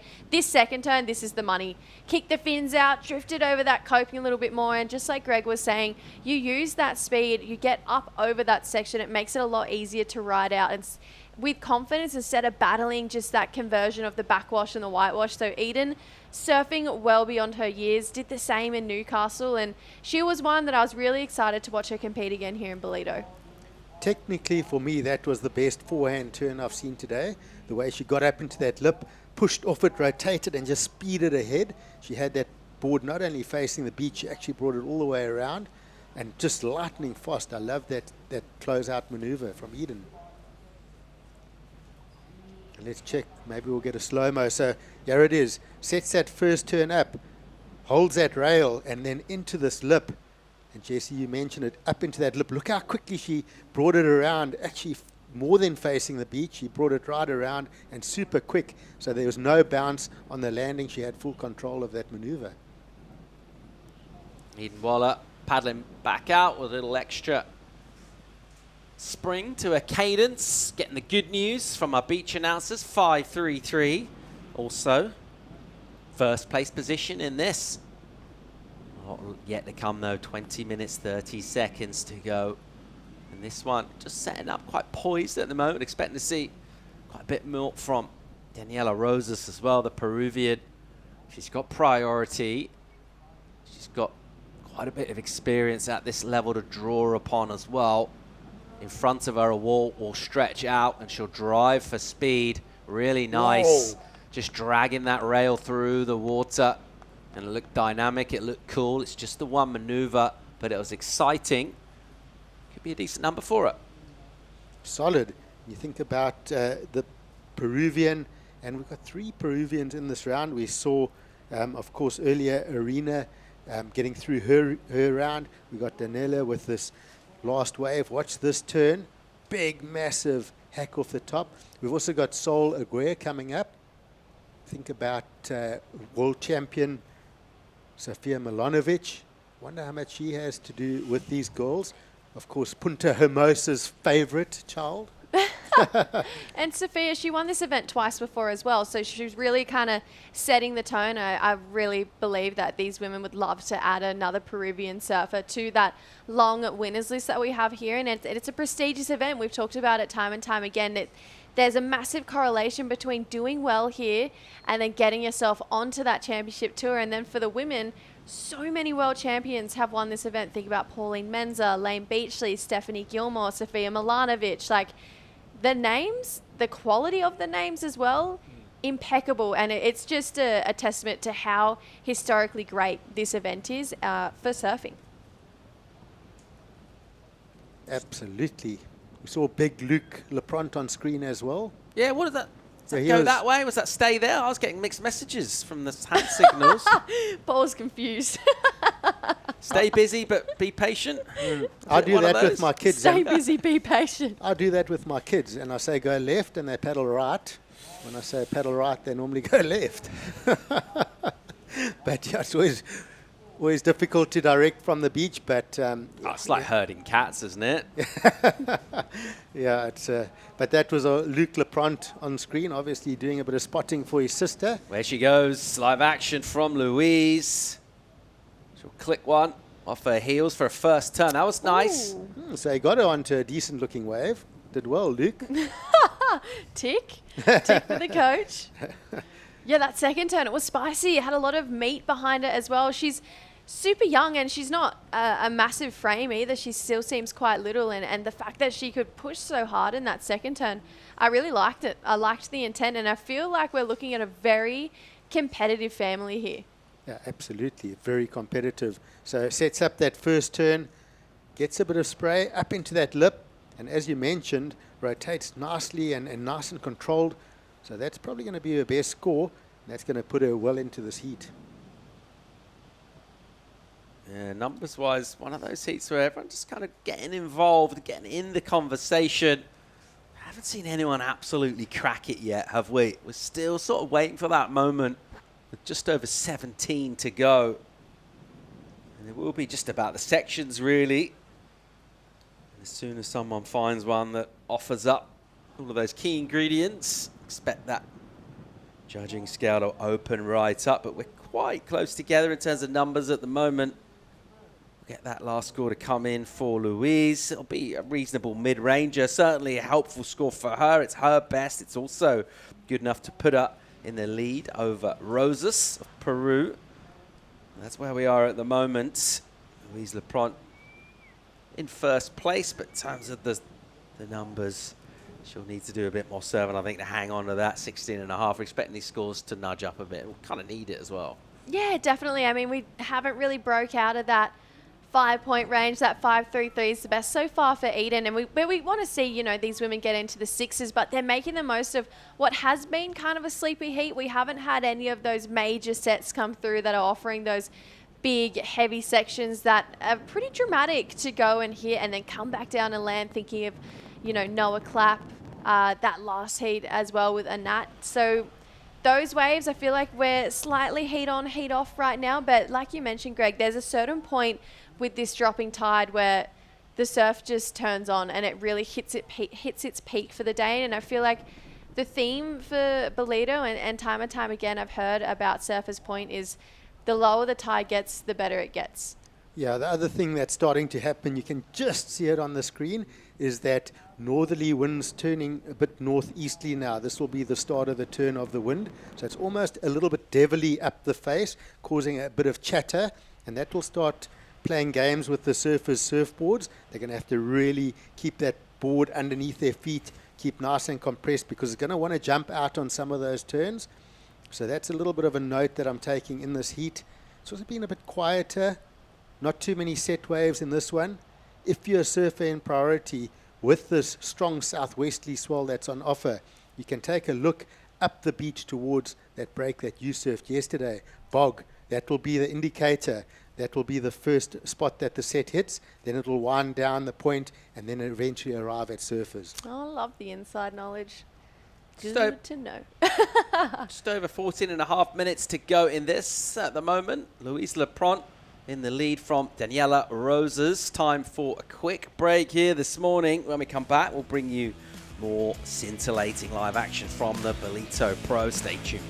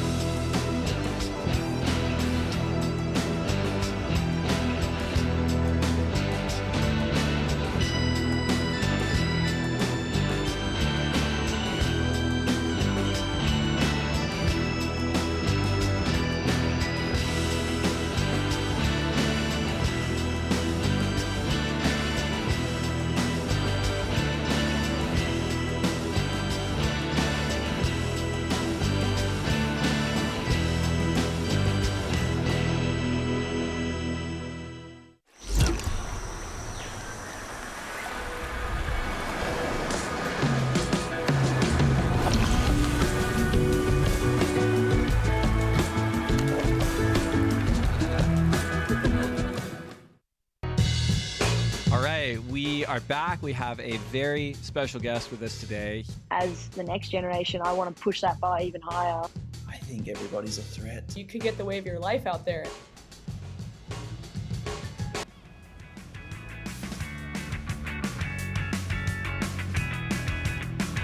Welcome back to beautiful Ballito. Morning scenes here on day one of competition, stop 2 on the Challenger Series. What a part of the world at prime season to be in. Back in South Africa, delighted to be back. Good swell, favourable conditions out in the water. Seen some big numbers go down that last heat in particular, just up in the quality. And we're waiting for a little bit of that to come in this one. This looks like the American Swindle on a bomb out the back, chin on the stringer. Big paddle effort from her. Wave didn't want her. Had other ideas. She can't quite get there.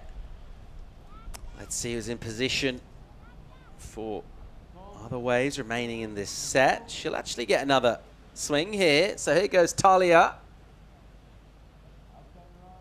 Big whack off the top there to start. That one just running away from her. So we saw Daniela Rosas with that first priority, actually letting that wave go. Maybe looking down the line and seeing that that one was going to run off pretty quick. Yeah, that was lucky. If I'm being completely honest, I feel like that first big paddle, that was a mistake. She waited with first priority for a really long time. She got that wave early on, and then since then, nothing coming for her. Yeah, she waited a really long time with first priority and then missed it. And the fact that Daniela decided not to go, that was actually, yeah, a little bit of luck factored into her side there for Tya, because that was a mistake. But Eden got herself another 2-turner. Unfortunately, couldn't hold on for the finish. But as Tya paddled into this one, she capitalized on that really nice first opening turn. Unfortunately, that was the only one she got on that wave. But she needed to really convert, even just with anything on that wave, considering she had just missed a set with first priority. She's got a 4.83. She needed a 3.2 to go up into second. So it's definitely asking the question. But she'll be looking at that as a moment to go, okay, good to know.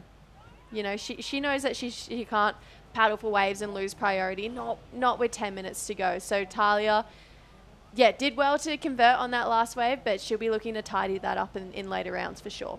More sets swinging through here. Look how crisp these lines are. I feel like I want to jump into the screen right now. It looks beautiful. I mean, we talk about that visibility. It's just so blue, so clean, this water. And with 10 minutes to go, we hope to see some really good set waves pulling down Willard Beach. Just talking about the way these swells kind of swing up the coast. We've got deep water offshore, right? So these swells, they're kind of bending all the way up from right down the tip of the country, or even further around to the west, and then swinging in here, and at the last minute kind of refracting in, and that's why we get a bit of power at this wave, Greg. Absolutely. It comes from deep water. The continental shelf drops off quite close to the break, and it refracts those waves, the southwesterly swells, and then bends in nice and south, almost southeast by the time it bends, and comes and hits hard straight onto these sandbars. We've already established Ballito, the very finest part of the South African coast for surfing. What about for talent, mate? Where's the next crop coming from? We quite often see these generations come from the same town or zone. Where are some of this kind of next generation coming from? It's pretty spread out, but there's some fantastic talent coming out of Ballito, some young surfers that are red hot. So, yeah, it's pretty spread out, though. You'll see a big paddle here from surfer in white. So this is Eden Waller. She's really impressed me in this heat. Can she get the finish on this one? She does. So looking to back up that first score, that 5.33. The last wave came in at a 2.67. So she's going to move up on this leaderboard here. Ooh, Tya, technical hit, skids out through the lip line, crucially complete. Prior to that, went up to first with a 3.53. So after waiting a while, and then missing a bomb of a set wave, making amends with the very next wave, and then again there, just looking to apply more pressure. Yeah, definitely. And I mean, when a heat is as close as this one is, you got to keep turning waves and creating opportunities for yourself. And Tya, she's doing that. And she's got such a powerful whip in her repertoire. I mean, those last 2 turns we've seen on those last 2 waves have had a lot of aggression and spice behind it. This lady, though, she has a lot of aggression and spice too. That second turn got there a little bit late, but so much speed coming out of it. She's such an impressive surfer coming through that next generation, and that is exactly that big turn we were talking about for Tya. She just is able to unload exactly when she's supposed to, use that speed to kick her fins out the back and get herself in front of the foam as she's coming down, and Tya using her power to her advantage here in this heat. Talia's been gifted quite a few waves under priority here now. We saw her momentarily going up to first. We see Eden back up into the lead after that last wave. And yeah, Rosa's finally using that priority. Big crack off the top, but just the one single maneuver. But yeah, you'd have to say it's a heat of a couple of priority errors here. And a low scoring heat at the moment. Oh, solid turn off the top for Lulu Leprant. Again, it's the one big maneuver. So it's going to be a fight for first and second. It's no one getting that really big number as we've seen in those last couple of other heats. We've seen the first place surfer running away with the heat. This one's really tight between the 4 surfers. Yeah, Tya Swindle applying the pressure, that power, the 5.83 for that closeout hit, and that's just nudged up the requirement. Well, her total rather, she goes into double figures. Eden Waller, a little bit of an improvement from her, 3.93. That's why the numbers have just gone up for Louise and for Daniela. She waited a while for this wave. Just didn't quite have what she wanted, Jessie. No, didn't really connect with that section as she was looking for. I mean, she's such a powerful surfer, but this lady here, she connected beautifully. One big hit, free fell from the top of that wave there. So Louise, she's had moments in this heat where she could have got lost in the crowd and in the talent of this lineup, but she keeps answering back. You know, she keeps asking the question, and I think that's a real testament to her competitive style, and she's definitely got a long future ahead of her in surfing. And I just love the fact that she keeps coming back and pushing for more. You can see Tya there, though, throwing her hands up ever so slightly in that, so maybe a bit of a priority moment. Maybe she paddled, or Louise paddled and she wasn't sure. So I love the drama in these 4-man heats, because priority does come into play so much, especially in these early rounds. Yeah, it's 4 surfers in the water here, and the conditions we've had this morning kind of opting really for that same peak. We haven't seen many less come back at us from slightly down the beach, so a little congested. You have to wait your turn, and when opportunities do come, you're not going to have many chances to make mistakes. Need to capitalize. That's what the likes of Tya Swindle's been able to do thus far. Eden Waller, at the moment it's the American pair, but you can see there's a not major requirements. Rosa's 4.74, Louise Leprant, she's in the 5, so very gettable as we go becalmed and we take in dreamy looking scenes, sort of aquamarine we'll call that. Beautiful sand over the reef here, that's what shapes our waves, gives us that watercolor. Looking really, really nice, particularly if you're in first or second or in the camp of those surfers, and if you're chasing, stomach churning a bit at the moment. Yeah, definitely. This heat's been interesting though, because we haven't had a heat like this morning where we've seen every single surfer in first place at some point in this heat. Usually, you know, like Greg mentioned, there's one person who really does run away with it, and then it's a battle for second. But this has been a to and fro battle for first for the last 26 minutes. There's 4 minutes till we find out who is going to take that, you know, lead home, and we'll surely get to chat to them in that next heat. But I think this is going to be a really great settler heat for every single one of these ladies, depending on who gets through, because there's been so much go down. There's so many just those little 1%ers that can be picked up on. But it's heats like this that I actually think breed great competitive surfing, because you go, okay, sweet, I'm not going to do that and that and that again. So by the time that you go into your next heat, you're a bit more of a well-rounded competitor, and that's dangerous for someone who surfed an amazing heat in their first round, then to come up into a more switched-on person who's already got their bad heat out of the way. For me, I've enjoyed Eden Waller's performance here. I know she's in second place, as we see a little bit of a scurry here for this one. But Eden Waller, I love her approach. Has Katie Simmers brought back the roundhouse cutback? We love how she brings that roundhouse cutback. We saw Eden on her second scoring wave. She took off, and I love how she set up that roundhouse cutback. It wasn't a big number, but the technique of that full maneuver, and then getting that other maneuver where she, on her first wave, which was the 5.33, that closeout turn, how technically good that maneuver was. I love it. Maybe slightly smaller waves, but if she can carry on with that technique and get the maturity, whoa, I think she's a very talented surfer. Is the future of surfing a good roundie? 100%. I hope so.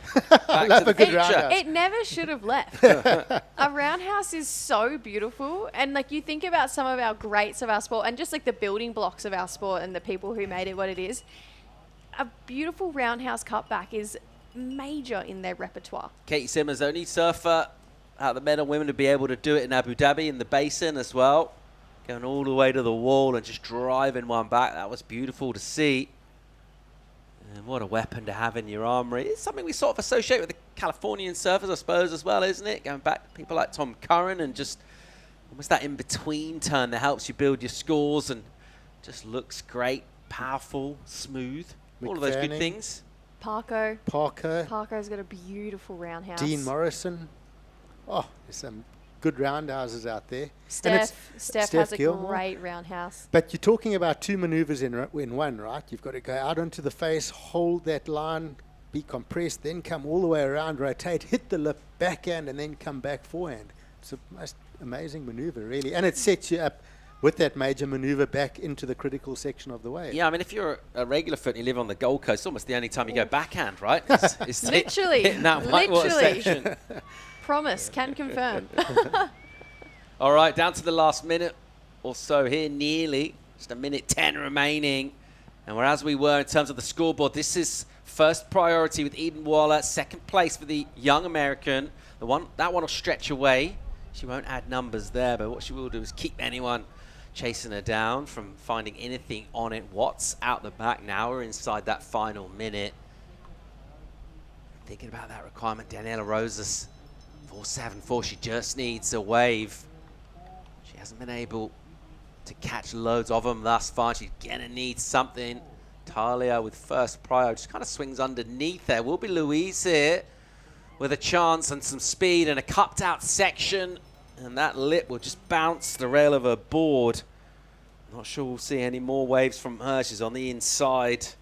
25 seconds to go. She has rallied, but just not quite getting the cooperation. Looked like she was setting up for something there. Yeah, she was. She had the speed. You could tell she was really trying to eye off the section, but unfortunately those waves just sometimes run off really fast along that sandbank. But I really can appreciate something from the LaPrance sisters, that they kept coming back no matter how many times, you know, one of the other competitors just dropped a bigger score or maybe made the situation that little bit harder. Their competitive drive, they kept coming back and be like, no, I'm still here and I'm still fighting. And I think that is such a great foundation for an incredible competitive surfer.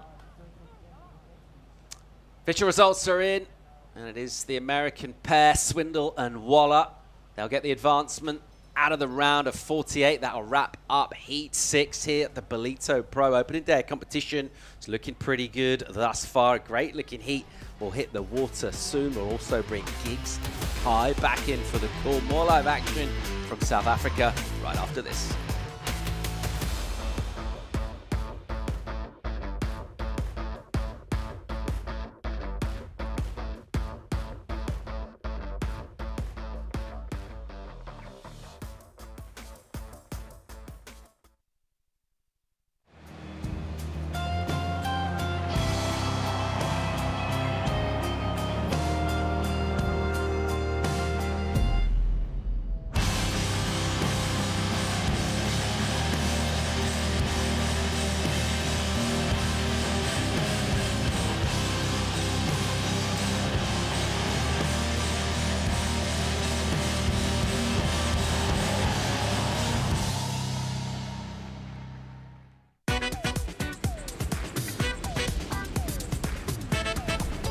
South Africa is one of surfing's most iconic destinations and one of my favorite countries on Earth. How fun does this little wave look, though? I'm Ashton Goggins, a surfer, writer, and documentary filmmaker, and this is No Contest, Stab and Red Bull's travel show by surfers.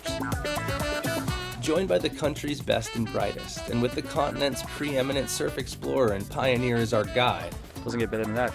This episode we're covering 1,000 kilometers of South Africa's east coast. Exhaustingly consistent world-class waves.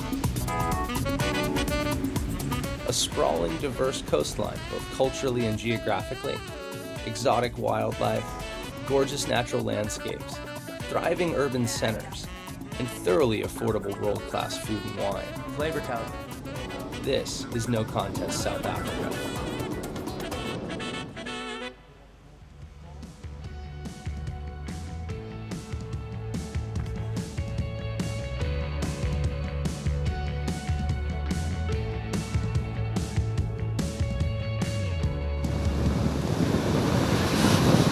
So the opening round of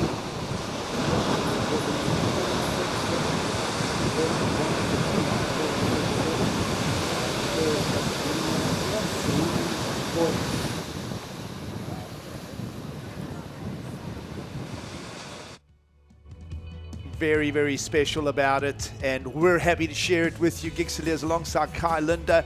We love this coastline, and we're so stoked to be sharing it with many of the world's best. It's the World Surf League's Challenger Series. Second stop on a very interesting calendar for 2025, Kai. Yeah, a whole new Challenger Series. We're going to go all the way to the end of the year. Pipeline back in the mix for the Challenger Series. Newcastle to finish, and going into the old school system for the qualification process and the CTs from next year. Absolutely. Ballito has always played a part in the Challenger Series discussion, and a favourite stop for so many. I love what Ashton Goggins said in the Red Bull coverage a little earlier. Exhaustingly perfect, consistent waves is what you will get on your surf trip to South Africa. As you join us here for action this morning, it is heat number 7 of the opening round of women's competition here in Ballito. And a stacked lineup again, as you would expect. A couple of early numbers in already as we get stuck into the replays this morning. And, well, Janier Gonzalez Echeverry, the Basque surfer, Kai, is always going to be consistent in the lineup. Yeah, and she's had a good warm-up, making it all the way through to the final day, and getting a solid result in the warm-up event, which we had on this exact same bank. So she's got lots of time in the water. Anastasia Venter out of Melkbos in Cape Town, very, very good surfer. Also a lot of experience at the spot, has surfed so many pro juniors here. So excited to see what she's going to bring to the heat. Yeah, absolutely. Anon Matsuoka in the red from Japan, Matsuoka. And of course the Japanese always performing well here. We saw a lot of them making the trips here a few years ago, pre the pandemic, and a lot of those surfers have built solid careers. Matsuka in red, still getting her campaign underway here this morning. And then the American surfer Reed Van Wagenaar, she's been campaigning well in 2025, so another great heat coming up for us. For a second I thought it was Wagenaar, and maybe she had a South African connection. Well, again, we refer to the 11 official languages here. One of them is Dutch, and so here in South Africa we would pronounce her Reed van Wagenaar. But, well, for the Americans it'll be Reed Van Wagenaar. And we trust that you're enjoying the show with us. Of course, so many cultural stories to share here from the beautiful regions of South Africa. And, well, the 2025 edition of the Ballito Pro, proudly presented by O'Neill, will showcase a lot of that again for the foreign visitors enjoying the conditions here in South Africa, Kai. Yeah, and straight into some action here for Venter. Nice bottom turn, whips it off the top. Looking for that second turn, section gets her. It was interesting too, Gigs. Our first 2 heats in the booth this morning, heat 3 and 4, we kind of hit this like weird little lull. Like there was pumping waves and then like a little bit of a break. But just keeping an eye on the previous 2 heats before we came back into the booth, the swell is just non-stop. It hasn't switched off at all. Yeah, good point you make there, Kai. As this morning on the higher tides was also the bringing in of a new swell, the ushering in of a new swell. So there were longer lulls. And perhaps now that, so there's a slight maturing to the day's swell pattern, more consistency in the lineup here, perhaps bringing a little bit more even playing field to the lineup as well, Kai, because we saw a couple of heats where surfers of real quality were getting a touch frustrated in those first 2 heats. Yeah, 100%. And, you know, a lot of worry around the northeasterly wind, which is the onshore wind coming, but Luckily, it's not the southeast. Southeast would be a major issue. It really just destroys the wave quality here because it's coming straight off the back of the waves. But the northeast, you'll see, even though it's already starting to tough, there's still that little bit of a offshore sort of spray off the waves. So it's still going to be contestable. We've got loads of swell in the water. Tide's dropping out, so I think we're going to see some good surfing. Surf fans that followed the first stop over in Newcastle on this here Challenger Series. It's a very similar geography. It's sand bottom waves, rock structures, orientation of the wave on the continent itself facing east. So the northeast is exactly the same as the that section of the coastline in Australia. South African Anastasia Venter just working her way through those ripples, and one of the first lefts we've seen, Kai. Yeah, and that's going to happen with the northeast. Nice little hit to the lip there. I'm pretty sure that's the first left I've seen all morning. But we spoke about it earlier this morning, is when that northeast comes up, you might see it breaking the swell up a little bit, getting a few more wedges and A-frames, and maybe opening up a few lefts as well. But it's also going to be interesting to see how the surfers adapt. You know, we talk about Newcastle, we talk about Ballito. Both are waves where you've got to really be on top of your game plan, because it could change at any minute, any second. One heat will have waves, one heat will switch off, so you've got to kind of adapt while you're in the water. Yeah, good point you make there, and as the sand bottom waves provide a fair share of the Challenger Series' opportunities for the year. Strike in the lip there from your Basque country surfer, Janir. She'll be looking to find more momentum here with still plenty of time, 22 minutes to play. But South African for now with a low set of numbers in the lead, so lots to unfold here, Kai. And you mentioned there, you can see very evident now that northeast wind just starting to whip across the lineup itself. That's going to make for a fracturing up of the swell. And here is our American, Reed. She'll just hammer in the lip herself. She's having a fair campaign in 2025. She's made a final in Pismo Beach. She's also finaled in Barbados. And now South African, who for now on paper is still leading the heat, but she's got to find a little more than that as the other surfers start picking their waves in the lineup. Yeah, and Reed found a good one there, sitting a little bit wider down the bank, and that wave gave her a bit of opportunity to unleash the rail. Nice big power carves. I think the judges are going to like that from what we've seen. You see her take off a little late, did well though, came off the bottom, straight up in the lip, and if we look at the course of the morning, they've been rewarding that kind of surfing. Yeah, good hit in the lip there from Reed, waiting for the judge's opinion on that. And they'll be pondering that exchange between Janir Gonzalez Echeverry, the Basque country surfer, also Reed van Wagener, the American. And, well, surfers just positioning in the lineup. Let's go down and hear from the winner of that last heat, heat number 6. Tya, you recently came off an injury, and then you won those 2 events in Barbados on the same day. And you've carried that momentum into your first Challenger heat win out there today. How does it feel? Yeah, I'm super happy. I'm just so grateful to be here. I got in the event like 2 weeks ago, so kind of like no pressure, just doing my surfing and yeah, trying to keep that momentum going. And tell me, compared to Malibu, California, how do the waves in Ballito stack up to that today? Yeah, we actually have a couple beach breaks that are kind of similar, like punchy little shore breaky waves, so kind of trying to channel that into my surfing here. But yeah, fun waves today. Well done on the heat win, and we look forward to seeing you in the next round. Back to you guys. Well done, Talia. Heat win there for the Malibu local.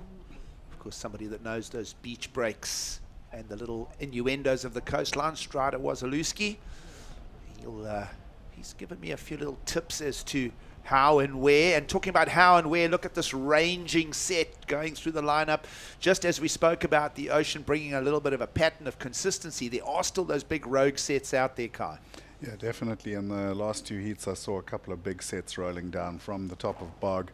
A lot of the men warming up this morning at Bathers and Bog and getting some pretty good waves. Seen a lot of good surfing up and down the stretch. It's one of the nice things about Ballito for these competitors is that they don't just have to sit and watch the actual contest. They have got other spots to go and practice and warm up on. Plenty of surfing opportunity here on the KwaDukuza coastline. Not just the town of Ballito. You just slip a little north or a little south, speak to the locals. They'll be very happy to take you and show you a few of the coves and plenty sandbar barrels here. Stand-up pits are definitely available this time of year. It's a great journey to make down here. The cultural exchange, of course, from the food to the ethnicities to all the other variables. And don't forget the wildlife and the safari parks just a short drive away as well, Kai. So really, do we need to sell this anymore? Guys, come and surf South Africa. It's amazing. Yeah, certainly. If you come just an hour up the coast where I live, up in Zululand, there are plenty of beautiful nature parks, lots of big wildlife, even some wildlife not in the parks. I mean, I live in a little town called Umtunzini, which is about an hour's drive up north. We get the odd croc in the river, and we've got a massive nature park surrounding us with rare bird life. It's a pretty incredible place. And of course, just north of that as well, the industrial harbour town, which has some great waves as well, Richards Bay. And then beyond that, St. Lucia. If you do a tourist trip to St. Lucia, which is not far from Ballito, guaranteed you walk out of the restaurant in the evening, you're going to be looking left and right and just double checking if there's not a hippopotamus walking in the main street. And that's a true story. Yeah, for sure. There's been a couple, and I surf Alkenstrand with the Richards Bay guys quite a lot because it's my closest spot. And a couple of mornings down there in the parking lot, you'll see the hippos in the skate park even. So that's in the middle of a big town, you know, and the hippos are around, crocs are around. So you've got to be on your toes in Zululand, that's for sure. Well, talking of the skate park, great skate park set up behind the event site here at the Ballito Pro again this year. Of course, so many things unfolding this time of year with everybody descending into Ballito. And of course, you've been part of that skate program here. The young skaters in the Ballito area also just stoked on having everybody in town. Yeah, beautiful bowl they built here. It's nice to see the development of the young skaters here. You know, every year you see a couple more kids getting into it. Nice event, and it was so cool to see a young Durban skater. Well, he's not so young anymore, Talente Biela, who obviously has an amazing story behind his life, coming as a street kid in Durban, growing up on North Beach, and now, you know, traveling the world and winning events as a pro skater. Well, let's have a look at the surfing action here. Your Japanese surfer, that's a good hit in the lip right there. And that's going to fetch a number straight away and change the shape of the heat for the currently fourth place surfer, Matsuoka. Japanese surfer doing exactly what we've seen for good numbers in previous heats. Just get that board up, just get that rail engaged, pivot it, and bring it down to completion. The waves do have a critical pocket there, and she's done a great job with this one. Yeah, nice solid bottom turn, really attacking the lip there, which is what the judges are going to like. We look at that previous ride of Reed's, you know, getting a bit more of a carvy turn, but still committed, getting the 5.33. So I think Anon's going to be looking at a pretty good score there. We'll wait for that number to land. Judges' scorecard open for Janir Gonzalez Echeverry, as well as Anon Matsuka. Of course, those two surfers have done a lot of competing as well. We'll talk more about that as we break this one down. Oh, nice little drive straight into the big deep bottom turn and whips it off the top again. Wow, she just managed to hold on to that second turn. I think she would have been looking at one of the better scores of the morning. That was good surfing, well linked, and just unable to hold on as she hit the base of that wave. The tide is dropping out now, Gigs. It's going to get heavier on that sandbank. Well, numbers in for Matsuka, who goes from fourth to first here as the heat changes shape. 4.83 for that single backhand strike in the lip. And that's kind of where we see the points coming from. And, of course, the rest of the field will take note of that score. It's not a massive number, but a 4.83 does play out as the highest single wave of the heat thus far, Kai. Yeah, but it's Reed sitting sort of in the power seat. She's been a little bit more picky about her waves. She's got that 5.33 already, got priority. She only needs a 1.97 to take, you know, the jump. So I think she's looking in the money seat right now. Look at this wave again. That was a good crack to the lip. I think maybe a slightly smaller wave than Reed's score. And Reed also just with a bit more power. Wow, and he has another left. Well, seeing the lineup change shape, you mentioned that Northeast just starting to just give some left-hand opportunities, and Reed van Wagener, the American surfer, finds a nice set of rail turns there, keeps it nice and loose, and she'll be already bringing her third wave to the judges' scorecard. She'll be ditching the 0.73 with this. More waves on the way here. We'll wait for the judges to process that. But I think that's going to see another heat change for the American as soon as that number lands, Kai. Yeah, I definitely agree with you. And check, she went straight for the left. She wasn't even looking at the right. Nice bottom turn. Little carve to start things off, and then whoops one up into the lip. 2-turn combo. Not going to be the highest score of the heat, but certainly a good backup to the 5-3-3. Good, and put a bit of pressure on the other ladies. Well, good surfing there, waiting for numbers. Of course, Reed van Wagenaar, also an accomplished longboarder. Skilled on all of the disciplines of riding waves. We mentioned her second in Pismo Beach on the qualifying series QS 3000 level. Of course, making the finals in Barbados as well earlier this year. Had that final with Taylor, who got the previous heat win. Meanwhile, in the lip, South African Anastasia Venter, almost a little awkward there, sort of got a lot of that lip action into her face and her grill, so to speak, and pulled the turn for completion, but then ran down the line still looking for more, and we know that the 2-turn combos are really difficult right now. Yeah, it's mostly been the big 1-turn sort of scores, but a little unlucky there. Like she got the first turn and just got a little caught on the exit. If she hadn't, she might well have gotten around for the second turn. A 5.33 comes in for the American in blue, who'll jump up to the lead. And for that, we'll just take a little breather. We'll sit back and relax, and we'll be back for more from the Ballito Pro from South Africa.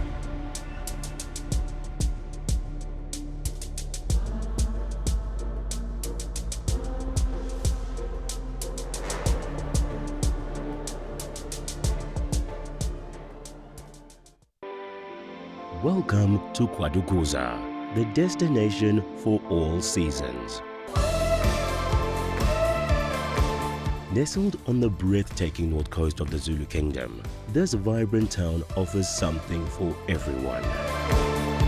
KwaDukuza boasts several beaches that have been awarded the prestigious Blue Flag, guaranteeing cleanliness and safety for all visitors. Our inland region offers a world of adventure. Get your adrenaline pumping with thrilling activities like ziplining, hiking and off-road biking surrounded by the natural beauty of KwaDukuza's landscapes. Kids will love our animal farm, getting up close and personal with friendly animals. Immerse yourself in history as you explore the rich heritage and legacy of great leaders like King Shaka and Chief Albert Lutuli. Conveniently located just a short drive from King Shaka International Airport and Durban International Conventional Center, making it easily accessible for both local and international delegates, with an abundance of world-class accommodation facilities, dining options and attractions nearby, you can truly make the most of your time in this magnificent region. KwaDukuza, the heartbeat of the North Coast.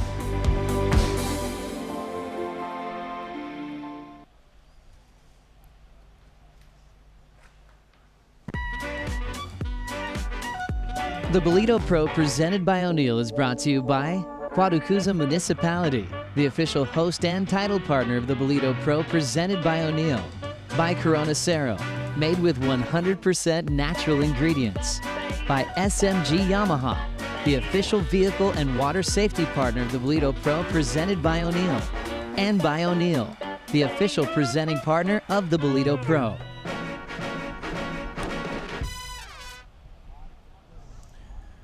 Beautiful Ballito in South Africa.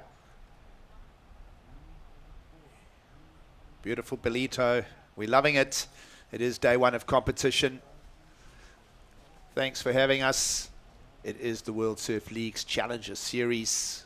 Day one, deep into the round of 48 on the women's side. The opening day of competition. Giggs and Kai in for the call. Just before the break, a left-hander for the 5-3-3 for Reed van Wagenaar. And the American out front, Mutsoka, has found some good single turns in the lip with the 483. We start bringing the discussion. Can Janir Gonzalez Etchebury, with a lot of experience already, the young Basque Country surfer, find her way up into the top two? She's got 9 minutes to do it. And same story for young Anastasia Venter, the South African from the western side of Cape Town. Right here in beautiful South Africa. 9 minutes to go, Kai. Anything can happen here. Yeah, actually, Reed's pretty much the only surfer thus far that's really put her authority on the heat. As we see her up and riding, not really much happening on that one. But the other three ladies are all within striking distance, but they're also pretty tightly bunched, 6.67 to an 8.76.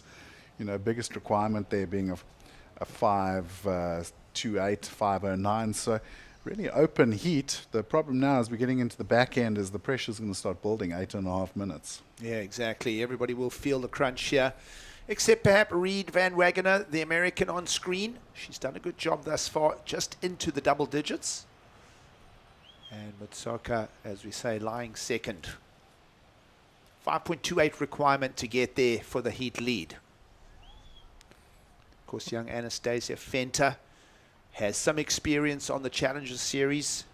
Did that trip to Australia last year, experienced what it's like to be part of the Gold Coast Pro. Of course, the Sydney Surf Pro as well. She experienced that. But the young South African down in fourth. But have a look at everyone's requirements sitting in a very similar category, Kai. Yeah. Oh, that's a little free surfer down We'll the get bank. a free surf down the beach. Nothing wrong with that. We mentioned all the free surfers. Meanwhile, the South African, we did speak about a combination of turns, and somehow she'll just get bucked off the horse, so to speak. And Anastasia Fenter, she really needed to hold that, and you can see a little expression of disappointment there. Thought she had it. Yeah, well, we all did. Meanwhile, trying to secure that second place and even attack for the lead, a 5.28 requirement for Matsuka from Japan. And a lot of competitive history between Matsuka and Jania Gonzalez Echeverry as well to talk about. Young surfers campaigning here on the Challenger Series. Yeah, they lovely drive down the line from the Japanese surfer, and was expecting, the first turn good. Just kind of mistimed the second section. So pity, because it could have been a really good score for her. Anastasia did really well on the first turn. Loved that little jab of the fins out the back, and then just unfortunately unable to hold on that second turn. It could have been a really good score for her. Well, judges' scorecard open now for two waves. One of them is this wave of Anastasia Fenter. Just kind of got into it a bit late on that second turn, unfortunately. I really liked the first turn. This one looked like a banger, just driving down the line, came off the bottom, lovely little whip off the top. Kind of feel like maybe should have put just it all gone into one turn, one right? turn, 100%. Yeah. She had all that speed as well. Well, devil in the details. Perhaps a throwaway score for Matsuka there. She already has a 4.83. That attempt was to better the 3.93. We feel that it's not going to get there. So the heat will stay the same shape here as we go down under 6 minutes. The American leading over the Japanese surfer. We spoke about the competitiveness between Matsuka and Jania Gonzalez Echeverry. Had a little peel back through the stats there. And of course, they've both finaled, both these surfers, Anon and Janier, in Krui. They had a great surf out in Krui in 2023. Lovely location there in South Can't Sumatra. complain with that wave. Yeah, and Anon Matsuka, just 19 years of age, our surfer in red. She got the win there this year, so a favourite part of the world for the Japanese. Of course, a great competitive region there in the Asias. You think of all the hard work that guys like Tya Zebrowski and the chaps in Bali do to put those events in the Indonesian league together. I mean, Nias again pumping this year. And the Japanese love making that trip there. And Reed Van Wagener back in screen here, your heat leader, just keeps that front foot and the pressure on the heat here, Kais. We've slipped under 5 minutes as well. A couple of little one-turn combos going out there, so we'll see what the scores are. And yeah, just looking at that Asia-Pacific regional sort of section, I mean, how lucky can you be? I mean, Krui, Nias, you couldn't ask for better waves, and they had really good swell runs during those events this year as well. So it was, I'm sure, a pleasure for people to go compete there. And I think you often see a couple of out-of-region surfers in those events, even though they can't qualify through the region. Why not go surf heats with only 4 people in the water? Yeah, we see the Australian contingent often making that migration up to Indonesia. And of course, everybody out of the Japanese region slipping down into the beautiful tropics. Everybody loves Indonesia. And of course, a big greetings to all our compatriots there. Just under 4 minutes to go here in Ballito. Just the heat remaining pretty much steady here, Kai, as we get it towards the finish. And does this fetch a number? Well, nice whip off the top, and she had to deal with a pretty tricky landing there as well. So I think she did pretty well. Then the heat leader, nice big hook off the top. She's looking very comfortable on her backhand. So similar exchanges there between Reed in blue and Janier in white. Of course, the American in blue leading. Janier chasing a smallish number in the context of it. 4.74 requirement. Do you think she's got it on that? Judges are having a ponder. It's going to be close. I think she did. She got a 5.0, so there you go, into second place. I think if I look at the comparative between Janier and Reed there, it's just that Reed has got just a bit more power on tap, so it just looks a lot more solid because she's really putting that rail into the water. Well, young South African Anastasia Venter trying to stay alive here in the draw. She finds herself down in fourth. She'll re-enter the lineup. Just that pair of threes in her scoreboard right now for the surfer out of the western beaches of Cape Town, Melkbos Strand. It is sort of the official beginning of a very long and wave-rich west coast. We all know those stories well. And Anastasia too, along with a lot of the surfing family, they've relocated to Jeffreys Bay, if I'm not mistaken, in the last season or two, just to sort of mix up the two coasts. Nothing wrong with basing in Jeffreys Bay for a few seasons. Oh yeah, it's like, you look at those holy grails of surfing, the North Shore, Bells Beach, Gold Coast, in California is Trestles, and J-Bay is firmly on that list. It is one of the best waves on the planet, and for South African surfers, it's the place where you need to go and make a name for yourself, because if you can't surf J-Bay, you're not a top South African surfer. Looking so forward to the stories of Jeffreys Bay in 2025 again.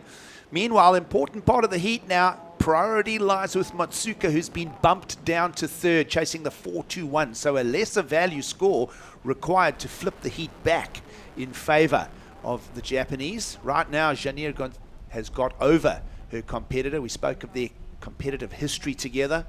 And right now, we'll have a look at some positioning in the lineup. Matsuka will just want to stay clear-headed here and look for that 4.21 with just under 90 seconds to go. Yeah, and Anastasia only needing a 5.36, and could have, would have, should have. You look at that last wave of hers, if that second turn had come out, she'd probably be in a very different situation. Well, best single wave is a 5.33, which was found on a left-hander by your heat leader, Reed Van Wagener. So the American out front with that 5.33. Anastasia Venter would technically need the best wave of the heat thus far. Well, I see some big paddle action going on here.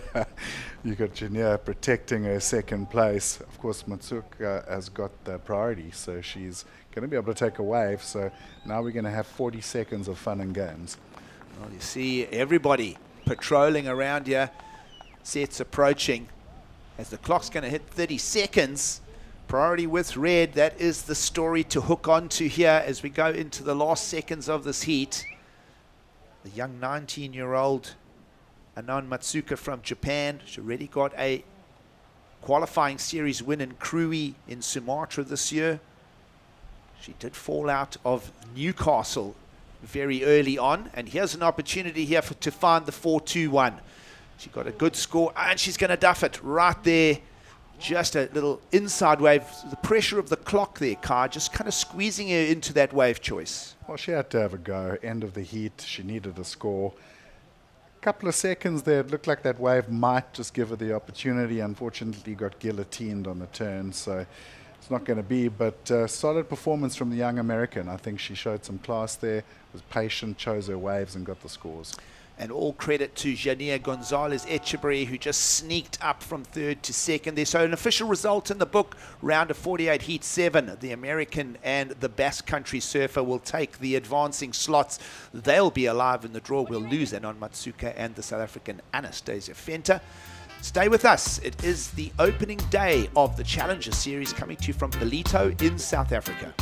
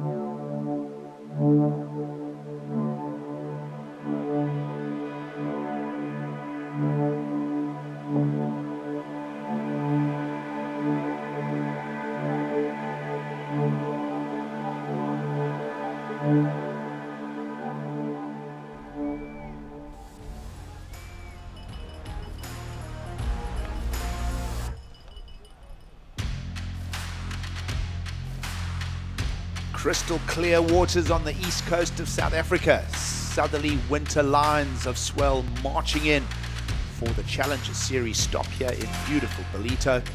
Good morning from myself, Gig Saliers, and Kai Linda, and we're loving sharing the action with you.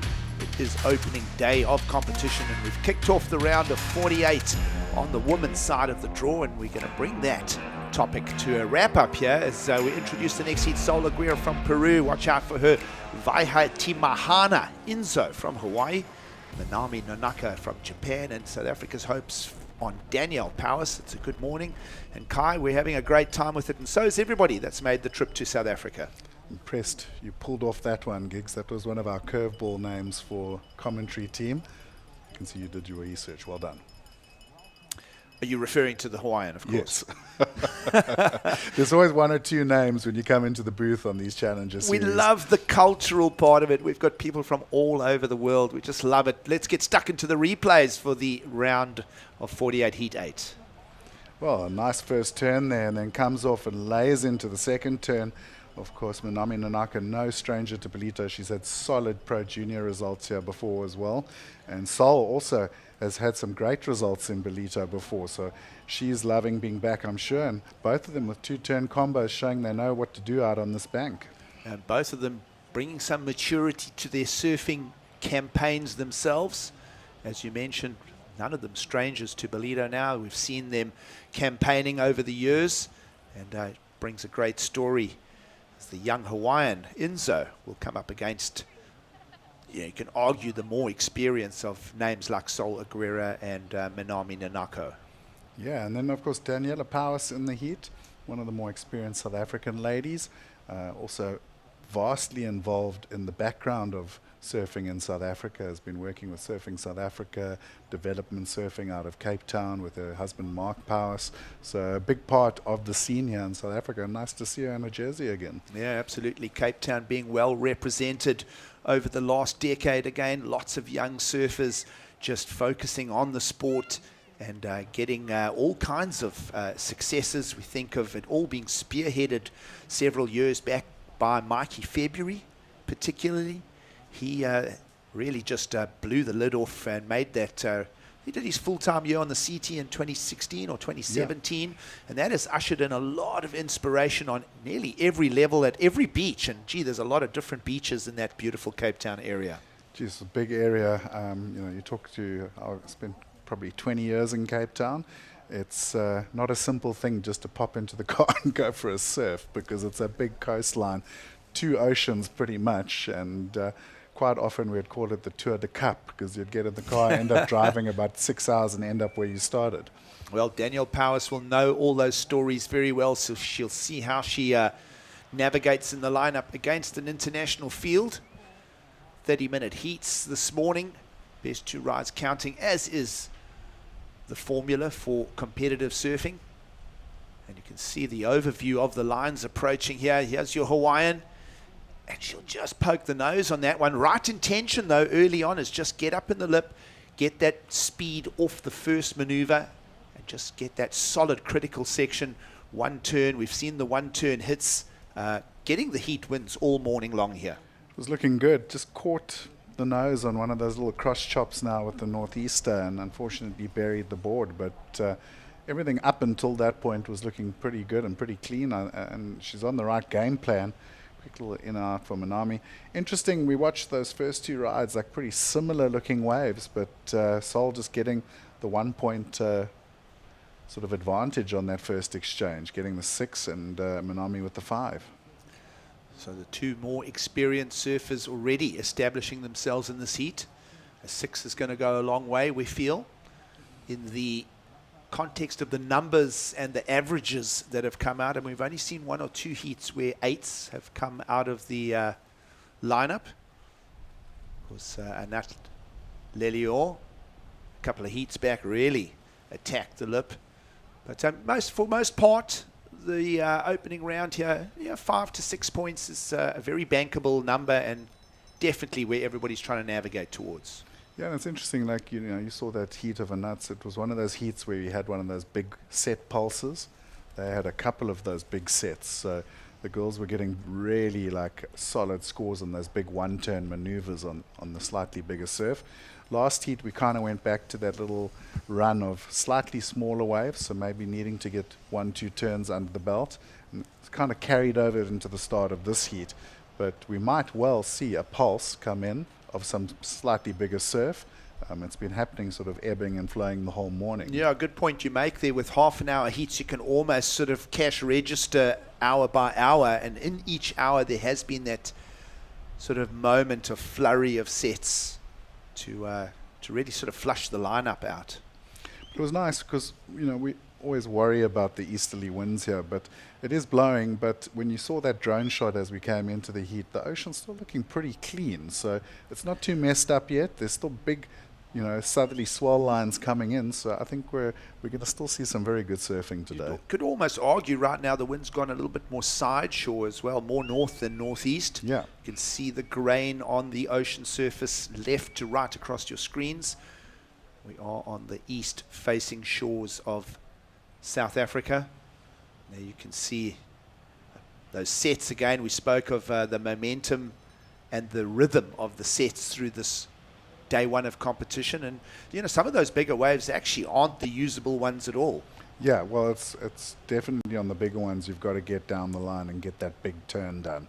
They're not really offering multiple options. But we've seen a couple of good scores on those slightly smaller ones, and here we go. This is one of those waves. Well, here we go. So a medium-sized wave follows in. You can see on the broken water of that big set, but it's going to be constructive surfing from Minami Nanaka, and that'll bring her into a second scoring ride just like that. That's going to go a long way towards her wanting to finish in the top two. Of course, getting the advance in that last heat. Let's go down and hear from the winner of that last heat. Reed, congratulations, a heat win in some pretty tricky conditions. Everyone's saying it's not as good as it looks. It's a little bit harder. How was it out there? Yeah, I'm stoked. It was nice and sunny. That's my brother.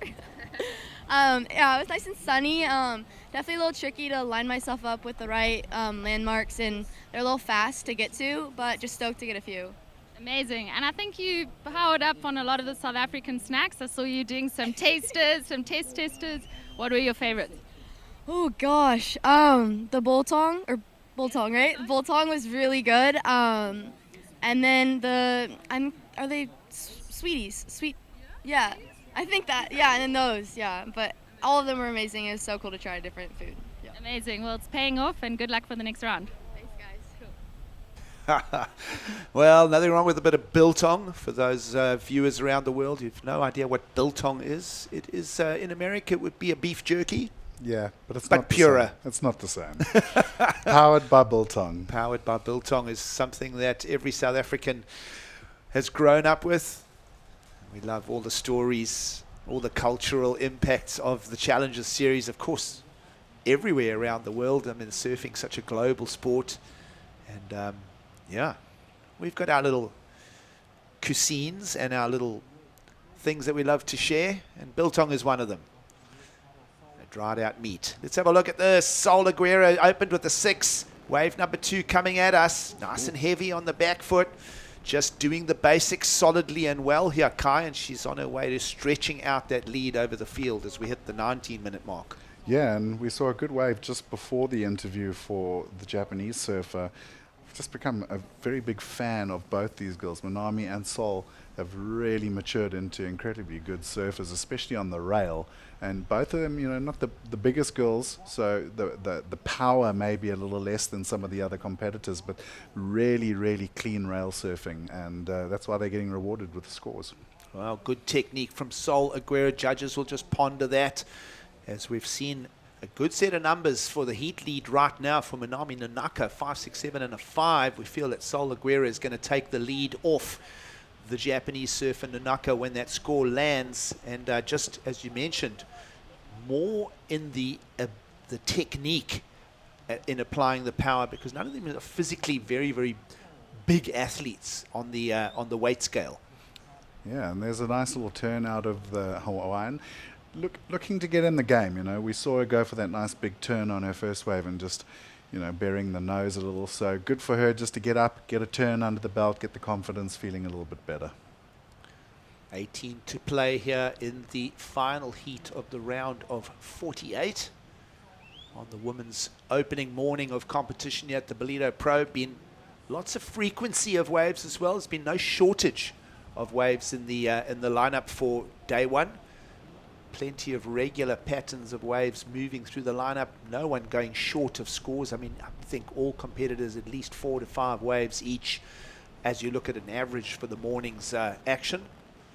And just waiting for that score. There it is, Kai, a 4.5 for Sol Aguera. And let's have a look at the 5.67 of Minami. Well, the first turn was really good. I loved how she just released the tail and then getting the big closeout maneuver. Now, Sol's, you see her working down the line.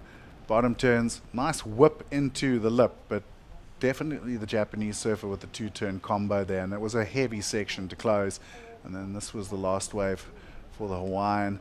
And nice little whip off the top. She got a 3.17, so kind of building back into it after a little bit of a wonky start. Yep, good building block score for Vahetini Mahana Inzo from Hawaii. A young surfer did the trip to Newcastle for the Challenger Series of 2025. That first stop, got a 25th, so she got a heat win in the draw.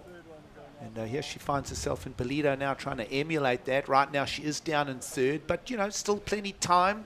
We're not even at the halfway mark yet, and now her job is to get rid of that 0.87. But just to go back to Sol Aguera there, that score coming in at a 4.5, so just short of stealing the lead from Minami Nanaka. Yeah, still in second, needing a 4.67, so a pretty similar ride that she's looking for. But also just seeing that stat on the screen earlier, it's hard to believe that someone like Sol Aguera has already been on tour for 4 years, Gig. So still quite a young surfer as well. Just 22 years of age, our surfer in red, Sol Aguera.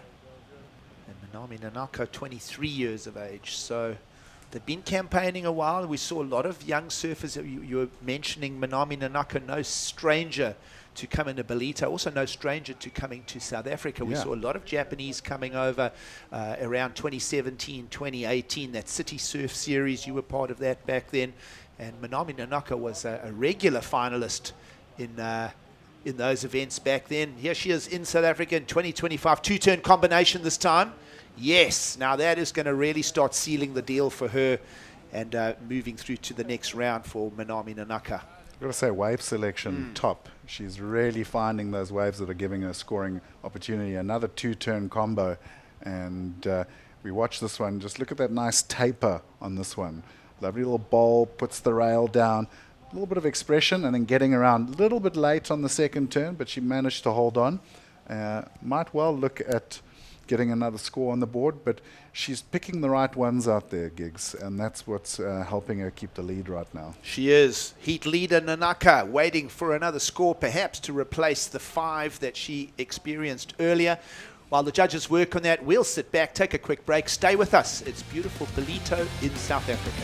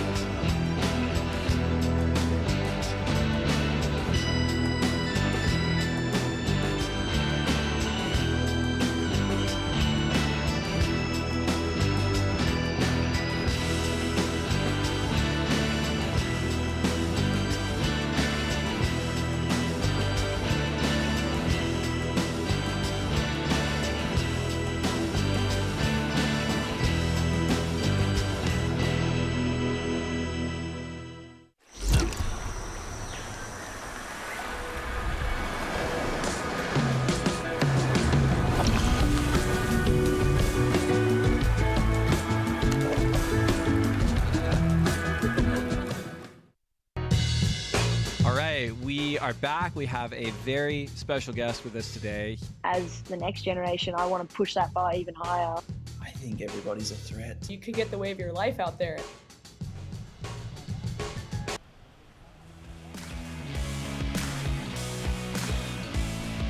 Welcome back to the show. It is the World Surf League's Challenger Series. Women's round of 48 on the opening day of competition here in South Africa. Giggs and Kai for the call, and while you were away, Minami Nanaka did slightly increase her lead, replaced the 5 with the 5-6-7. So picking out the right waves in the lineup, and she's out in front over Sol Aguero, who now has priority.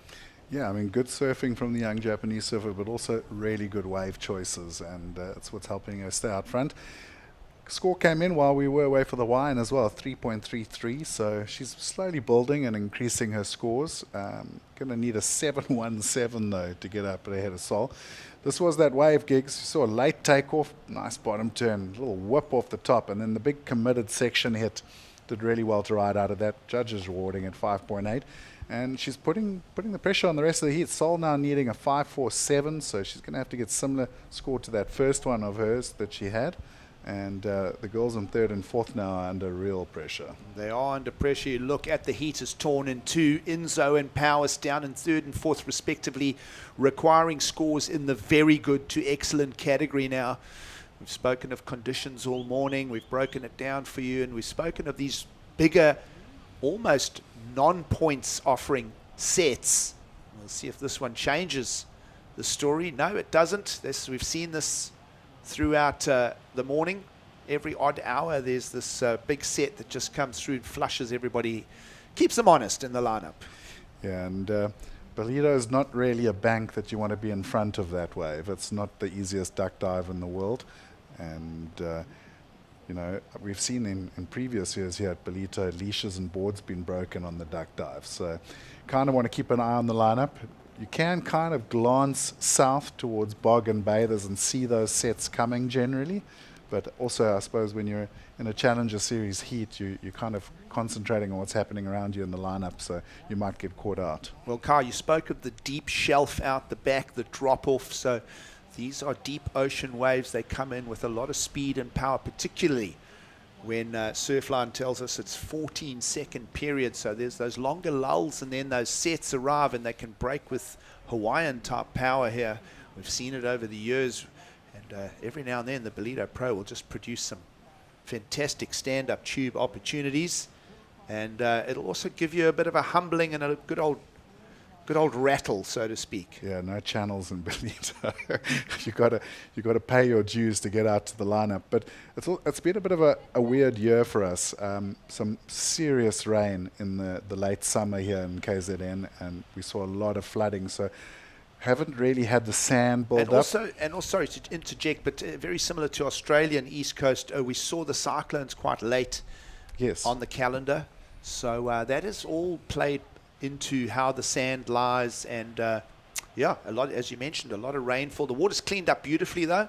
All that silt and river flow has settled down, and a beautiful clean water for our surfers as they visit us. Danielle Powers just power ejecting off there. That was a 10-foot launch, but just the one maneuver, and perhaps even Kai, her best wave thus far as we go down to 9 minutes to go. Oh, definitely her best wave. Scores come in pretty quickly there from the judges, a 2.67 just for the one turn. It was definitely an energetic dismount though. I was pretty impressed with that. And this looks like a pretty nice looking bowl if someone can get into it. Well, Inzo, the Hawaiian, down in third. Powers slightly improves her scoreline. Meanwhile, surfer in red, Sol Aguero, back into it. We mentioned her experience. We mentioned Minami Nanako as well, your two most experienced surfers out front in this round of 48, Heat 8. Sol Aguero, the young 22-year-old from Lima, Peru. Got a 9th in the Challenger Series in Newcastle just a few weeks back. All the way to the round of 16. Got knocked by Sally Fitzgibbons, who's back in Ballito this year again. Yeah, she's been on a bit of a tear too. Been having a good year. A couple of nice little sharps on the Australian leg of the championship tour as well. So Sal's yeah, and she's here for business. She wants back on that championship tour. Well, Sal Aguero, we're just talking of her pedigree here. Last year did a full campaign on the Challenger Series, did every single event. Not a great result in Ballito, and her best was a 9th at the EDP Ericira Pro, so she likes those right-hand points, considering that she is from a place that is chock-a-block full of left-handers, the beautiful country of Peru. Yeah, just I've been seeing some crazy footage out of Peru lately as well, so they've had a good run of swell. And I tell you what, getting pretty excited because obviously after Ballito we go straight to the J-Bay Open gigs, and J-Bay has just been on a tear. I've kind of been blocking all the J-Bay people on my Instagram feed because they've literally had 2 months of waves. Well, you spoke of the later cyclone season here in South Africa and now an early push on winter. Jeffreys Bay, I think, had just had a 6 or 7 day run of waves, and Madness. even the worser days by J-Bay standards are still amazing. So I think everybody's pretty noodle legs right now down there. They'll be happy to just sit back and sip on a Corona as the world's best arrive for the up-and-coming Championship Tour stop there. Always so much fun, and as I say, everybody wrapping up in Saquarema yesterday. Huge congratulations again to Cole Hauschman, and you think of Cole winning Championship Tour events here just a season or 2 back. Here he was at this level on the Challenger Series, and one of his big wins on that campaign was right here in Ballito. Yeah, and it was a great win too. He had an incredible year that year on the Challenger Series. I think by the time Ballito wrapped up, he had He'd already pretty much qualified, right? Yeah. So, and he still went on to do really well in a couple of other events. So we always knew he was going to do well on the Championship Tour once he found his legs. And I suppose it was pretty cool for him to have a final yesterday with one of his best friends as well. Yeah, Griffin Colapinto lifting his efforts in the back part of 2025 to get a top 5 finish. We love following, as do all the surf fans, all the action on all the tours. Right now, this week, the Challenger Series second stop of 6 events. We've been speaking about it. Could this be the most prestigious Challenger Series calendar yet established? The answer pretty much is yes, considering that the total tour will bookend with a start in Newcastle a few weeks back and then finish in early 2026 back in Newcastle. But this year includes Pipeline. Yeah, and that's going to be amazing. That's just crazy. Let's have a look at the South African Danielle Powers, perhaps bringing her best wave, her previous a 267. She's got to find a score up in the 7s. She's going to get stuck there with a little over 5 minutes to go. But as you mentioned, Danielle just doing such a great job on all the levels of the sport. And just, yeah, one of those important people in the future of South African surfing. Yeah, she's a hard worker behind the scenes, been a big part of Western Province surfing as well. The development programs down at Muizenberg and those areas. And even her mom, heavily involved in province surfing for so long and so many years. So just great to see her getting an opportunity to shine in a Challenger Series. Yeah, absolutely. We love all the stories around the Challenger Series of 2025 into 2026. Of course, Jacob Wilcox and Francisco Veselko already getting their hands up for potential qualification to the 2026 Championship Tour. Wins in Newcastle. Here we are in Ballito for CS2. Huntington Beach is always so much fun in the summer in California. Ericira in Portugal, those right-handers always extract the talent. And then back to Saquarema, and then, as we were mentioning, Pipeline. Can you believe it? This Challenger Series field is going to challenge the world's heaviest wave in early 2026. Well, it's a real curveball for the Challenger surfers, because how do you actually train for Pipeline when you're not an established surfer in the lineup? I go to Eureka and Chile, I think. I don't know. There'll be 100 answers to that question. Go and sit at Chopu. I don't know. There'll be many versions to answer that, but an exciting Challenger Series for 2025 into 2026, and perhaps do we see a qualification to the CT level for surfers like Sol Aguero currently on screen? We saw as a wild card back in Rio in 2022. And of course, the Challenger Series will be back in Saquarema in the second half of this year.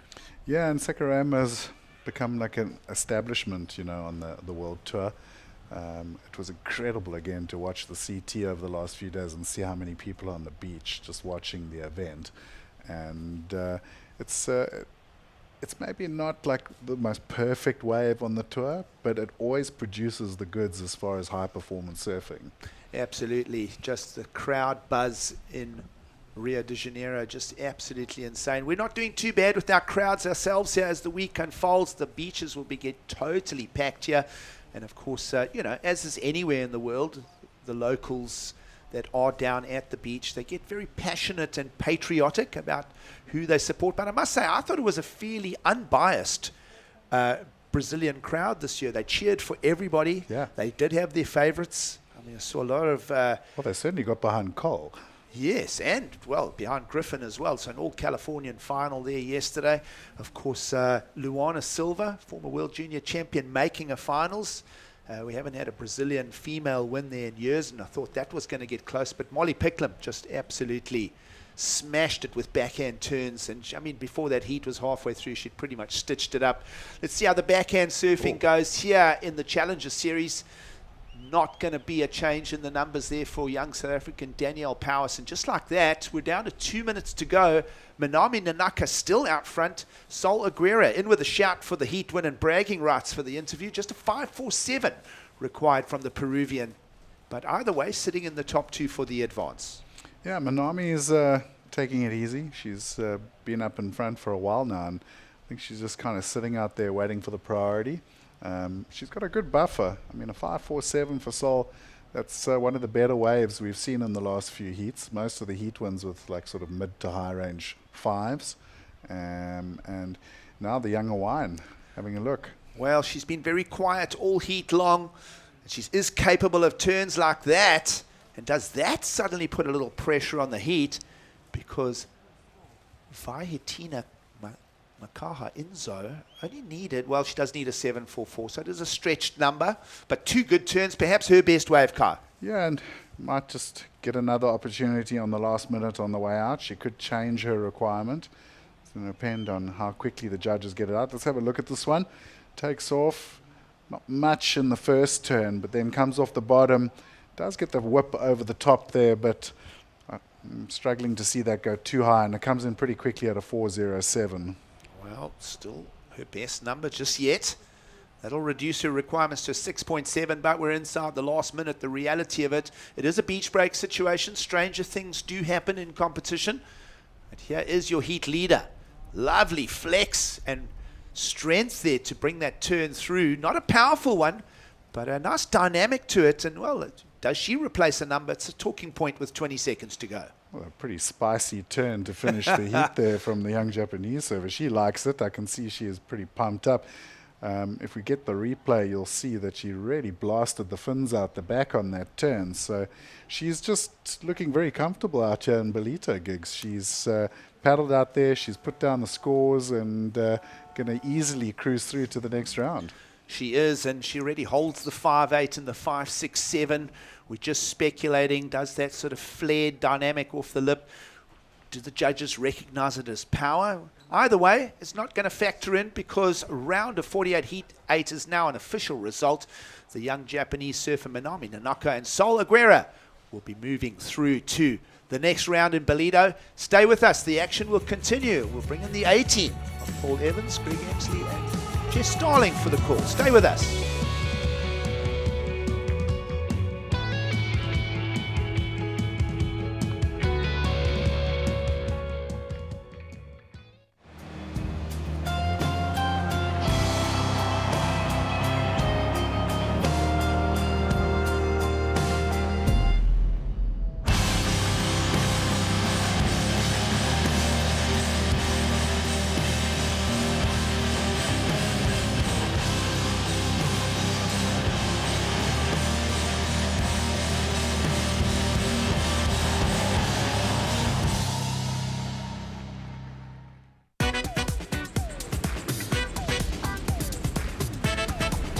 South Africa is one of surfing's most iconic destinations and one of my favorite countries on earth. How fun does this little wave look, though? I'm Ashton Goggins, a surfer, writer, and documentary filmmaker, and this is No Contest, Stab and Red Bull's travel show by surfers.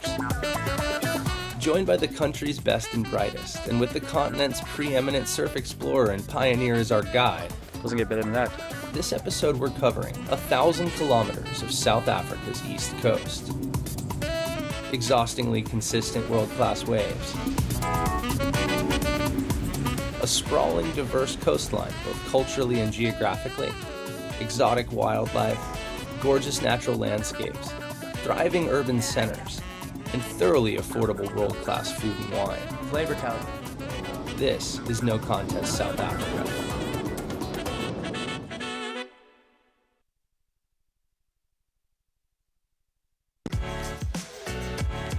The Ballito Pro presented by O'Neill is brought to you by KwaDukuza Municipality, the official host and title partner of the Ballito Pro presented by O'Neill. By Corona Cero, made with 100% natural ingredients. And by O'Neill, the official presenting sponsor of the Ballito Pro.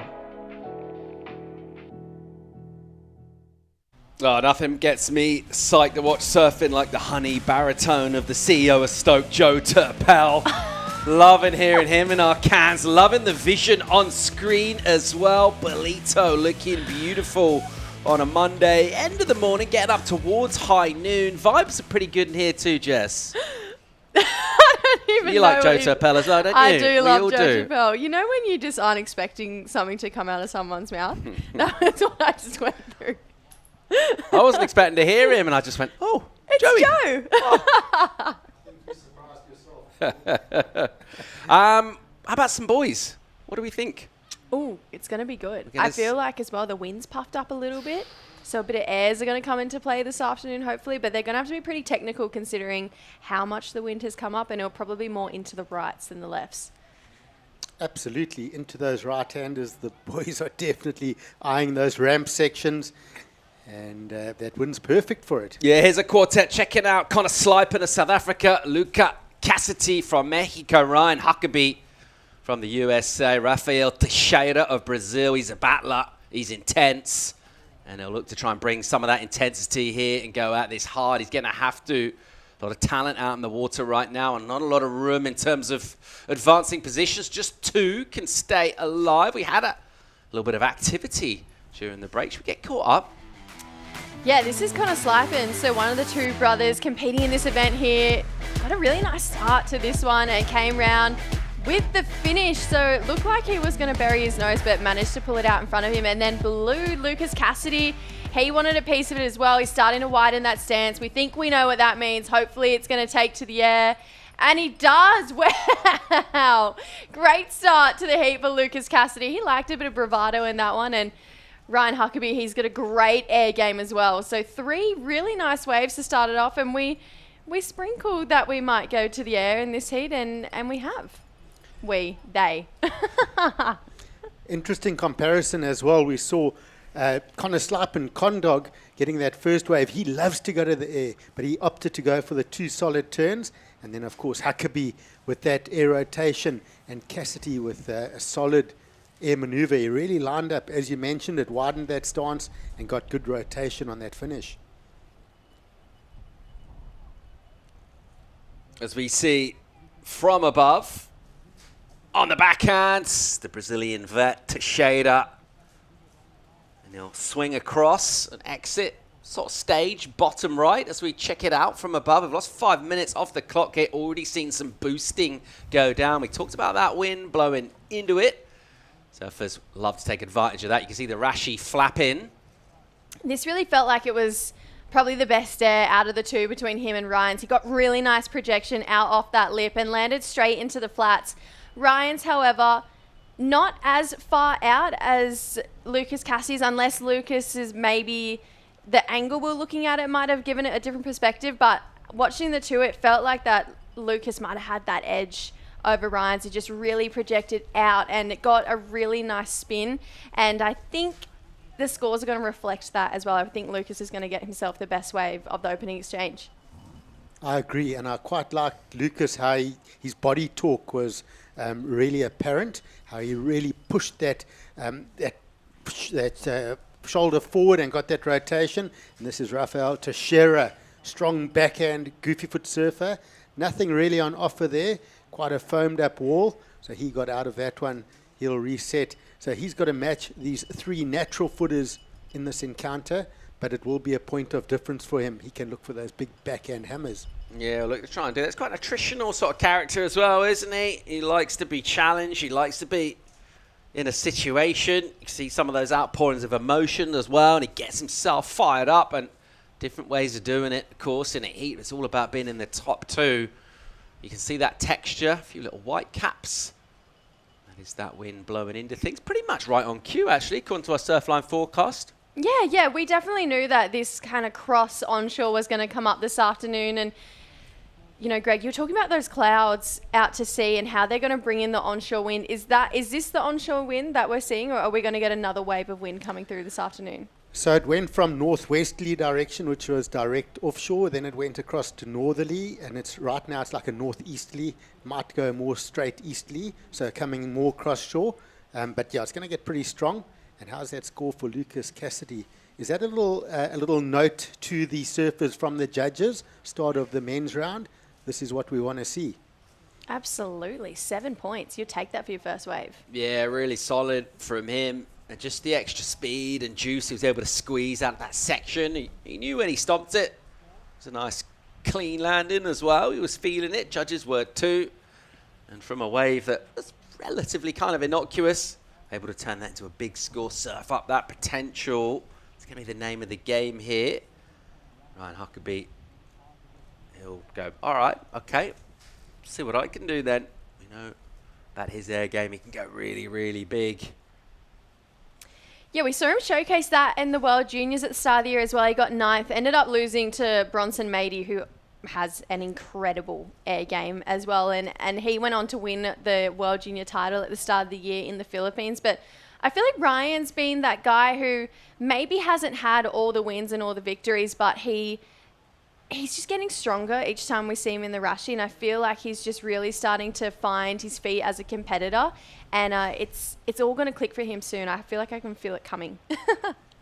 Let's get down and hear it from the winner of the last heat. She's standing by with Emma Smith.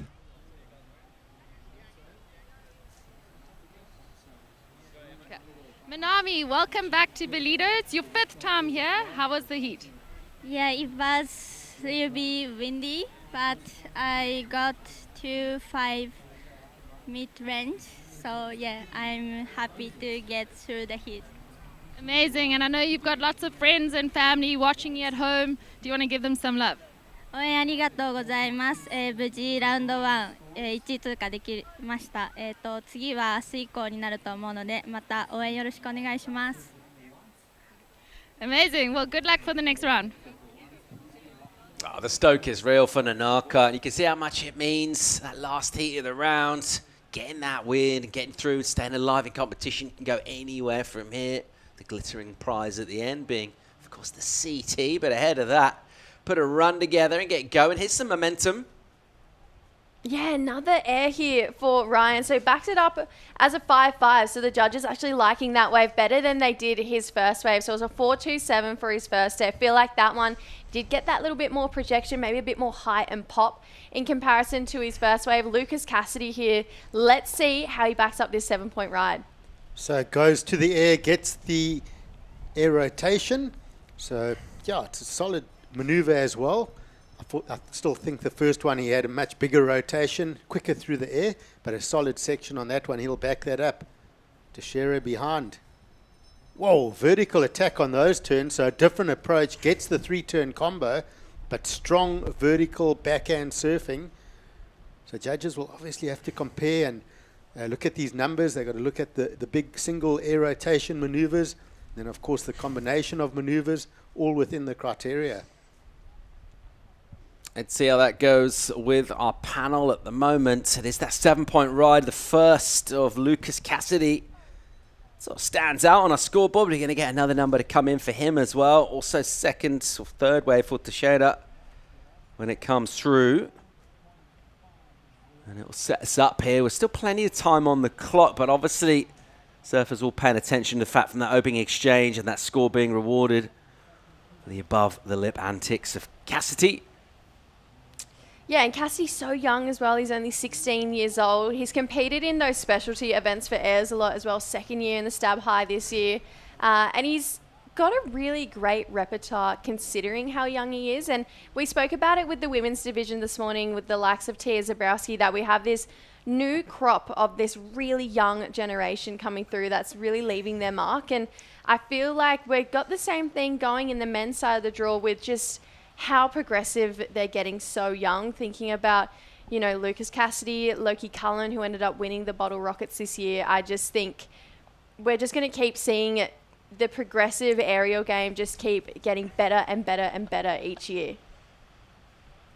Yeah, good way to adapt to conditions as well, isn't it? I mean, surfing at any level is all about adjusting what you're doing according to what the ocean's offering, but just seeing this winds blow into the wave, and surfers don't really need asking twice, do they? Let's have a look at Lucas. Yeah, backed is at 7 up with a 5.07, so got a really nice pop off that one, so backed it up nice. He's got 12 points in 12 minutes, and then Rafael getting himself a really nice couple of backhand maneuvers, just teed off beautifully, really showing his strength and class. He's surfed a lot of heats. He's been around the comps for a long time now, so he knows what it's like to be under pressure and how to convert. And we're still waiting on that last wave score for him. I'm really interested to see how that sits in context with the heat, considering his surfing did stay on the face, but it was really timely, really classy and powerful. Yeah, what about that technique, Greg? You see that back foot from him really tucks in, almost kind of completely in line with the stringer as well. What does that allow him to do? Is he trying to get more rotation and really swing into those power turns?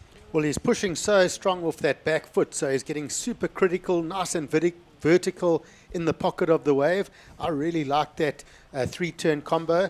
Came in at a 4.87, and I think that was just because of wave size, maybe a slightly smaller, frothier bit of white foam on the wall. If he does that on a bigger wave, I think he's going to match those 7s and possibly even go a bit higher if he can do those turns on a slightly bigger wall. Look at that, straight up in that pocket. Great technique. And he's been strong out here for a couple of years. Rafael Teixeira, he looked really good in the QS 2000. Actually looked like one of the favorites. He had the heat of the day in day one with a couple of 8-point rides plus just strong backhand surfing. He does like a bigger wall though. Yeah, interesting. He used that kind of backhand one. That used to be the sort of the standard, the technique and style standard was tucking that back leg in, that knee in. These days, that's a little bit different, except for like Medina or Italo, and the kind of one going north, one going south a bit more. That allows them that wider stance with a range of mainly above the lip type of maneuvers. It's interesting to see different ways of doing it and producing explosive, exciting surf. And he'll go again in that rhythm. That first turn, board looked so loose. Gave it a good crack.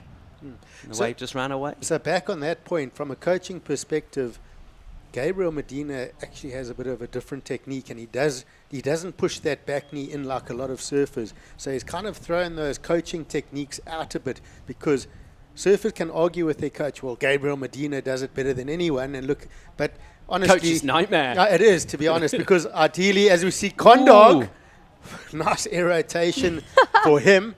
So Connor Slapen going up in the air. So, I mean, your best technique, you want that back knee pushed in. You're powering off that back foot, but you do get some slightly unorthodox styles. And it's hard to argue with Gabby Medina, right? And even in the tube, for instance, he doesn't really push that back knee forward, but it's a bit of an argument. It seems to work okay for him. Not bad. Couple world titles, you'll take it. Loved that replay there of Connor Slapen. I mean, he's heard from the judges that if you go above the lip, scores are going to be rewarded for it. So got himself a 4.5 on that first wave, chasing a 5.28. And I really do think that was a step in the right direction for Connor. And I was chatting to a bunch of the South African boys before his heat, and I was like, what kind of competitor is he? And they said he catches a lot of waves, but he's caught the least amount of waves out of anyone in this heat so far. Lucas Cassidy getting another wave under his belt as well. But yeah, Connor surfing a bit of a different heat to he usually does. Usually he's a million waves by 14 minutes to go. Connor's very progressive. I think we're going to see him really go to the air. You saw that last wave. He's fantastic in the air. This is perfect conditions for him. I hope he gets a bit of belief and really goes for those big maneuvers. He's from Llandudno in Cape Town, which is a heavy dumping sort of a closeout break, which also has a lot of this cross-shore wind. So this is perfect conditions for him. His dad, John Slapen, I saw him before the heat. He was calm, but he was expecting for the nerves to hit him at any point. On that wave count, that busy approach, I guess we just mentioned Italo. He'd probably be like the gold standard of catching a lot of waves. Who are some of the great low wave count surfers of our time? We'll maybe come back on that. You can have a while to think about it. Here's to share a nice gliding float over on the backhand. Again, it's just the one maneuver. Who doesn't catch a lot of waves? Ethan Ewing doesn't catch a lot of waves. Probably a pretty good one. He's really the only one that... Katie Simmers sometimes doesn't mind going a bit quiet, does she? Sometimes, but other times she's just like a grom. She catches heaps of waves. I would say Ethan's probably leading the charge of that in this generation on the tour. He has that drop and weight strategy, and honestly, he's had it since he was, you know, a grom. Like in my very first Aussie titles, it was at his home break and he was competing there. And even when he was 16, 17 years old, he sat and wait. He just had that strategy from day one. Live by the sword, die by the sword. Eh? It's a strategy you got to live by. You need the good waves to win heats these days. And sometimes, you know, you got to back your strategy. The wave didn't come. I didn't need to go on anything else. So it's not my strategy. I've always been a busy surfer, but doesn't work for me either. But it's that patience game is a very good one. Huckabee loading up here. He's got a ton of speed. He's got a section. And he'll collect that. He'll sort of sit down a bit. Kind of snowboard style.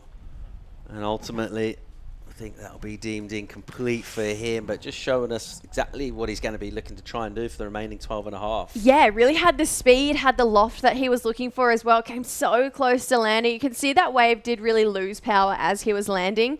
But if he can stick to that and bring that same energy onto his next couple of waves and land an air like that, that's going to be a good score, just considering how high stakes it was. Just over 12 on the clock. Our surfer out of Mexico, Lucas Cassidy at the moment. Good numbers in for him. Time for a quick break. More live action from Ballito right after this.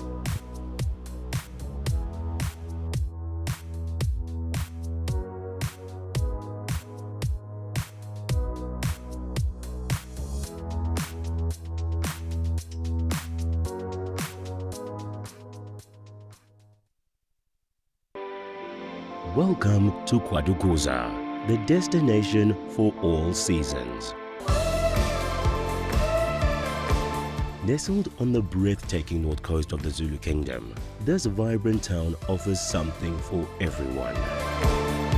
KwaDukuza boasts several beaches that have been awarded the prestigious Blue Flag, guaranteeing cleanliness and safety for all visitors. Our inland region offers a world of adventure. Get your adrenaline pumping with thrilling activities like ziplining, hiking and off-road biking surrounded by the natural beauty of KwaDukuza's landscapes. Kids will love our animal farm, getting up close and personal with friendly animals. Immerse yourself in history as you explore the rich heritage and legacy of great leaders like King Shaka and Chief Albert Lutuli. Conveniently located just a short drive from King Shaka International Airport and Durban International Conventional Center, making it easily accessible for both local and international delegates, with an abundance of world-class accommodation facilities, dining options and attractions nearby, you can truly make the most of your time in this magnificent region. KwaDukuza, the heartbeat of the North Coast.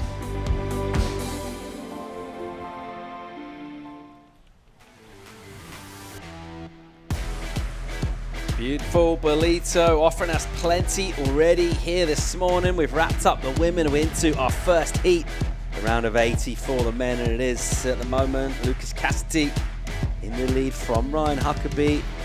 At the moment, that's our 1-2. Surfers hoping to have something to say about that include Connor Slipen, the South African, big alley-oop, smooth on the early part of the landing, and then just gets away from him and he'll go down. But he's got loads of pop. And that would have been a really helpful and healthy number from his point of view. By the time he gets back in the lineup, he'll have about 9 minutes. He is chasing numbers here, though, but that was pretty exciting. Absolutely, and that's exactly what he's got to bring in this heat. I mean, that was a huge alley-oop, but you could tell with the speed that he was going at that something big was going to happen. And I completely agree with something you said before, Greg, that that air is going to give him the confidence to start pushing a little bit harder. And this is just a glimpse of what he can do. I mean, he was so high in the air there, and he did, all the hard work was done. He was there, and then just unfortunately just went too far over the nose, maybe landed a little too far up the board, buried the nose as he was coming down, because that wave was really lacking power as he landed. But if he can stick one of those, it's great signs for Connor Slipen. So close. I mean, he actually did all the hard work. He was over his board. I mean, you look at his head was directly over the stringer. He just had to ride out of that. It's just crazy that he just went sort of, as you mentioned, maybe a touch forward on the board, but that would have been such a good score. That was dynamic. That alley-oop was impressive. He's got 8.5 minutes. I hope he gets more of those opportunities. I might have another low wave count surfer. Sometimes Geordie. You've been stewing on this, haven't you? Occasional Geordie. Geordie We'll can say that. He'll back definitely, himself to not catch waves for a long time. But this year he's been pretty good. Yeah. He's got the yellow jersey. And he's coming to J Bay with his yellow jersey. How excited he's coming home. He's bringing it home. How excited is South African surfing about the prospect of what could be an historic year for Geordie Smith and for South Africa? It is Geordie's year. It's not going to be. It is his year. It's the time. The time is now. He's been on form. I mean, and he's just actually, he's gathered momentum with the form, and I think he's starting to believe that right now as well, going into J Bay. It's going to give him that extra push. That home crowd's going to give him that belief. Can't wait. It kind of feels like he's done a lot for this generation as well, coming through, thinking of Connor in this heat. And even guys like Lucas as well, he's just inspired a generation of surfers. Unfortunately, that wave just ran off down the point there for Lucas. But would you say that just every young surfer coming through South Africa just says at some point, I want to surf like Geordie Smith? Absolutely. And Geordie puts a lot back. He puts back into the sport. He puts back into development. He always rocks up at the junior events when he's home. So the kids love him. And surfing J-Bay, he's obviously got a house there. So the kids are they're in awe of him. And he's also really cool with the kids and gives them a lot of time. Exciting times on the Championship Tour. Pretty decent on the Challengers as well. Just stop 2 of the season. Back in South Africa, one of the favourite stops on tour, and it offers sections like that. And the chance for surfers like Cassidy just to punt. Gave that plenty of pop. Maybe a little bit of a softer section, but just throwing everything at it. Why not? Get creative. Maximise your scoring potential. Yeah, got super tail high on that air, actually. So Lucas Cassidy, he's got a really crazy air game, and he's showing it off right now. I mean, there wasn't much on that wave. And for him to be able to convert like he did, that's a massive testament to his ability and just his repertoire and his air game.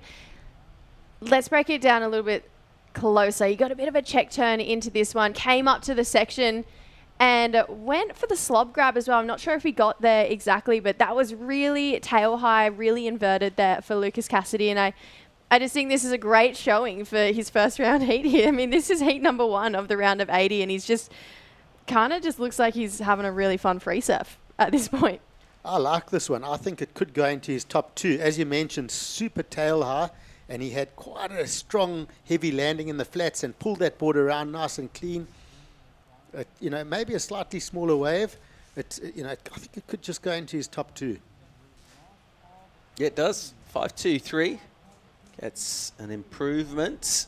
So just nudging up his numbers as well. It certainly doesn't look as if he's feeling in any way overawed by being here at this level and competing. It's very at home indeed. And just enjoying these conditions, making the most of them crucially. Still Huckabee in second place, that 5.5. He's doing most of the heavy lifting in his scoreline at the moment. That's why he's there, but it's all pretty tight. We saw Slipen, a big, lofty alley-oop. He was so close to pulling that down. And he's having to continue his patience, trying to get the 5.21. Teixeira's not far off the mark either. There's another mid-range of the 4.9. A little bit of interest here, a little bit of activity. Surfers scurry out the back and a touch wide. Priority is with the Brazilian, the goofy Rafael. Here he goes. Deals with a little bit of a wobble on the opening section, so can't quite tee off, but he gets nice and loose for his finish. Goes the little one fist. A little bit of a tennis one between points, that one. I mentioned him earlier. Tiger Tim Henman, Wimbledon semi-finalist back in the... He didn't mind the little one fist. It's almost a little quiet claim to yourself. It's like a little bit of a salesman there, I think, trying to sell it to the judges. Okay. But let's see. Loading up. Kicking out. Nothing on offer there for Connor Slapen. But I'm interested to see that wave of Rafael Teixeira. He seemed pretty happy with it. He got a couple of turns. That last turn, I just thought he was a bit early to the lip. He didn't sort of hold that bottom turn and connect that. I'm sure he won't mind if we say he's probably not the most impartial judge of his own surfing at this stage. I mean, he'd back himself with the score. What will the judges make of this, Jess? Yeah, I liked this first turn. I mean, the points are going to be in that second one. I do agree with Greg. It was slightly under, but I think with the wind the way it is, that maybe he had to be slightly under. He did really push hard off that second turn. He's chasing a 4.91. Question mark is definitely there for a 4.91. If we were thinking anything more like around that 6-point range, I'd probably be like, he needs to get another wave. I think he's going to need to get another wave either way, just to be safe. But when you have talent like Ryan Huckabee in second and this guy, yeah, you're going to need to catch more waves. Well, there we go. I was about to say, well, if he can get that 4.91, go into second, and the other surfers are only thinking aerials, with 2.5 minutes to go, he could create that scoreboard pressure and then, put it back on the other two surfers. But we saw Connor Slapen as well with a nice little rotation there. Yeah, all sorts going on here. Judge is still thinking about previous to last of Teixeira, because he did actually take off on Connor's wave, didn't he? So Connor must have somehow slipped down the priority order. He was in fourth, Rafael in third. That's why he took that wave. We just saw him on the left of our shot just pop in. You can just see him, the wake of his board there, is down the line. So Connor with his effort, and a little bit for our judges to think about, particularly the previous to last. So they're going to throw a number in the wave he just rode, which won't get him his requirement at the moment. Inside the final 2 minutes here, Slipen, quick in and out. This is where this mindset of Connor Slapen, that the traditional Connor Slapen we know, where he catches lots of waves, is really starting to come into play, because he's had about 5 waves in the last 2 minutes. He's pretty much had all of his wave count in this last 5 minutes as well. He sat with 2 waves for a really long time. He's got a score to lock in still for that air, but Connor, this is the type of competitor we know he is. He is a never say die competitor, and he's got such a good repertoire, and you can tell that his confidence is really building, because he's taking off on pretty much closeouts, but knowing he can convert if he can find himself a section, which is, I think, is a pretty dangerous Connor Slapen to come up against. Yeah, he wants to know his score, doesn't he? He's asking the question. Score hasn't been delivered yet, and it'll be a disappointment when he does find out that he got a 4.53. One judge gave it to him. The others had other ideas, so it comes in a little bit under for him. It was 2 good turns, but just, to be honest, stock standard maneuvers. So he gets that 4.53. I think the question mark now, that wave of Connor Slapen, is that going to make a difference? As we see Huckabee getting the rotation, but not, I don't know if that's going to go in his top 2 either. I still think the question mark is over that last of red. Is that good enough to go into the top 2? I love the last 5 minute angst in a heat. It just, everything ramps up by about 400. So much goes on. No. So much goes on. Because it'll be so smooth sailing and everyone's playing it really cool, and then in the last 5 minutes, a million waves get surfed and everyone's just doing anything for the score. It's playing havoc with my nerves. I need a chamomile tea. I need to chill out. Need a bit of lavender. I'm on the edge of my seat here. Slipen, that requirement, 5.21. That's what he needs. We're talking about that wave. He just got that quick reverse, right? On that closeout section. Yep. It's crazy how we've spoken about innovative and progressive maneuvers now with the wind, with the men taking to the water, but we're still aiming for that 10-point total, right? Yeah, pretty much. 10 points is going to get you through, and it's looking like it's not there. Yeah, Slipen's not going to get there. He'll come in under 4.6. Didn't quite look like being that number. Just when you think about the overall kind of energy, before we break into anything too specific, just a little bit lacking from that ride. A softer section. It was dynamic, but won't get him there. We'll get a number for Huckabee, but it's not going to make a lot of difference because we're all set. And Lucas Cassidy blazed this one really strong start with a 7. Never looked back from there. And then the chasing pack kind of remained more or less as they were for the whole of the back half of the heat. So all sorts going on. And this young man, he'll be delighted. Yeah, and looking at his scores as well, he started strong, finished strong, got his highest wave score on his first wave. On his last wave, backed it up with a 5.23. He's going to find himself into that next round. 16 years old. He's surfing well beyond his years and looked super impressive from start of that heat. Yeah. Well put together heat from Lucas Cassidy. Enjoyed his surfing. Looking forward to seeing more of it. We'll get that. We'll see more of Ryan Huckabee as well. It'll be Teixeira and Slipen. A little bow-out competition at this stage. A little bit of a breeze blowing in. It's offering ramps and sections for surfers to get progressive. Expect to see more of that when we come back from break.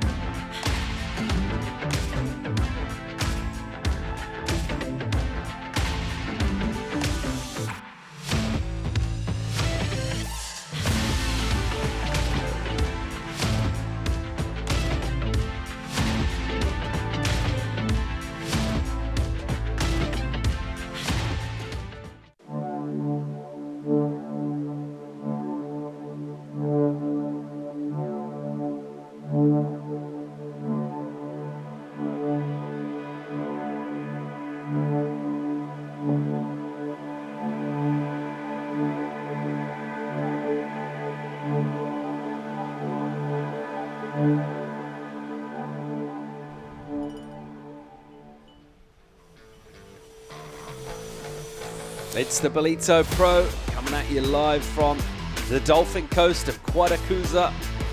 Stop 2 on the Challenger Series, day 1 of our window. Straight at it this morning. Beautiful clean lines wrapping in early on now. A little texture. And surfers in the men's draw, they're seeing ramps. We saw a load of that in our first heat. Let's set up the second. We'll see Luke Slipen this time, South Africa. Luke Swanson out of Hawaii. Federico Moraes, a surfer who's done real well here in the past. Also looking forward to see Taiki Tanaka going at it as well. An exciting surfer out of Japan. So that classic blend on the challenges, the youth, the experience. Who's going to prevail?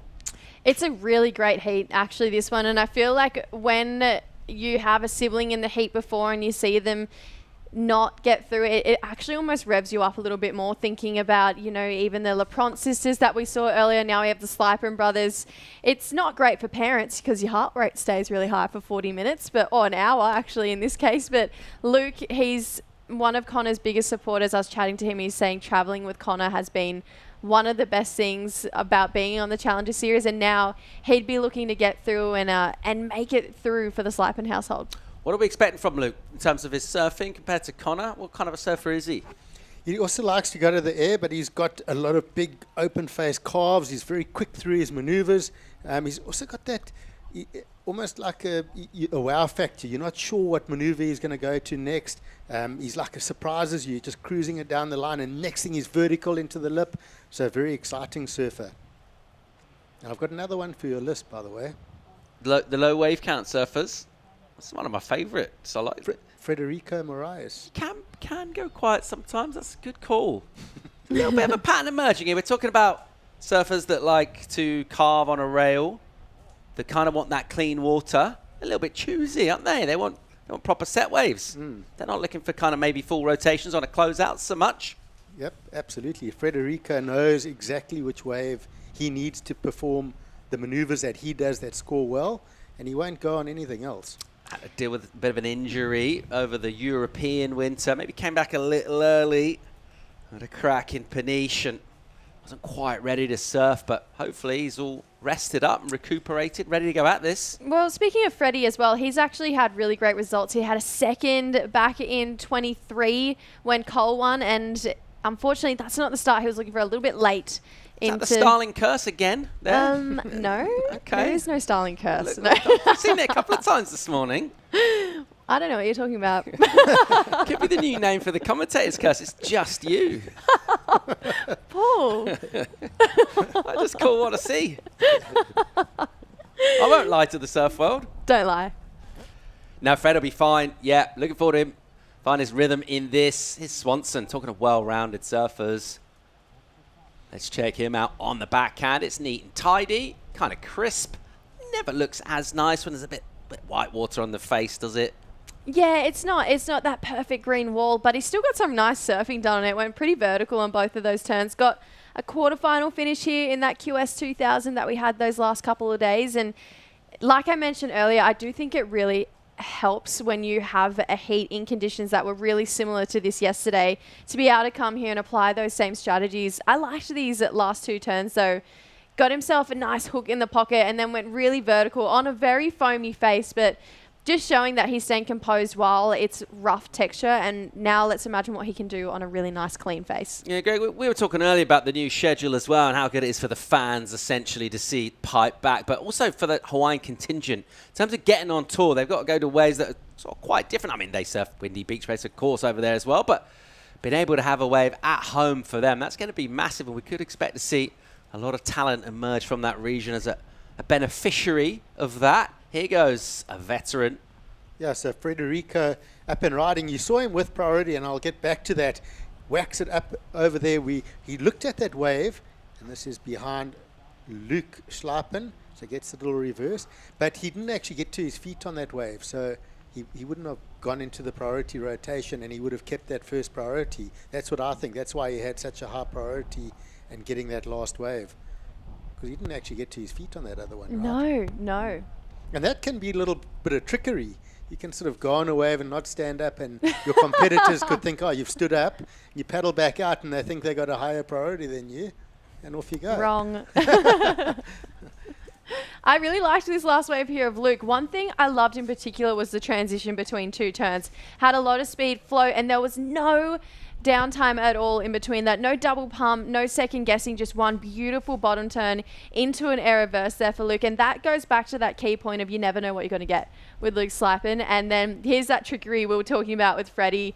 Still had first priority, got a nice slash to start this one off. A lot of bump on the face. You can see that wind is starting to create a little bit of chatter on the boards as they're flying down the line. But right now, Freddie, it wasn't a massive score, so it was a 1.5, but just the speed he was surfing with, I think it was really great indications that he's looking confident and coming back from his injury with a bit more intent. Yeah, when Freddie gets it right, he gets the score. He's just a big surfer with big turns, sort of in-your-face surfing. To the judges, it almost feels like when he takes off on a wave, he feels like he's closer to the eye than the other surfers, just with his size. Last year at the J-Bay Classic, it was a specialty event. He won the event, and his surfing was just on point through those J-Bay walls. Just flawless surfing, solid, no mistakes, and always big. Amazing surfer on a rail. At the moment, he's going to have to deal with some bumps. He's going to have to deal with some young pretenders and some pretty good ones, like Luke Swanson here, as he rips in on the backhand, and he'll load up in a cheeky rotation above the lips. Well, he won't quite get it. It's almost like a nonchalant kind of kick-out rotation from him, but he looks very sprightly indeed. Still plenty of time left to go in this heat, though. Going to get a number in for Luke. That'll be his second score. Couple of nice turns, though, before Yeah. that. You know, you sort of block out the end bit and go, okay, well, what happened at the start of that wave? And let's see this replay. Nice slice off the top to start. Sets up vertical into the second turn. Straight into a combo. And let's just look at that alone. We're going to ignore that. How were those 3-turn combos before? Forget about the last turn. Yeah, The 3 turns before were beautiful, especially that second one. Yeah, absolutely. A lot of vertical, a lot of power in that second turn, and it came through at a 4-2-3 for that last one of Luke. And if we're talking about air games and how this wind has kind of changed that, Luke Swanson has a ridiculous air game. It's extremely good. I mean, that last wave and that last turn doesn't really give credit to how technically good he is in the air. He did a crazy backflip last year in Stab High, and all the judges gave him a 10 except one, and it was just insane. Like, one of the best I've ever seen. How many surfers on a day like today are going to get drawn out of their comfort zones? How many surfers are going to be sort of almost feel like they've got to do something that's not their strengths? But I feel that's a mistake, because if you get a set wave and say you're a power surfer and you just surf to your strengths, the judges are going to reward you your score. And we're still looking at these score lines. If you're getting 2 5s this afternoon, I think you're going to make most heats. Yeah, point of difference as well. You know, if everyone else is popping rotations and you just go out barrier rail and make the sky go dark with your sheet of spray, block out the sun, the judges will go, "Oof, what just happened?" And they'll give it a 3. 19 minutes and 20 odd seconds to go here. It's Swanson with a 4-2-3. High score of the heat so far. It's not been a classic.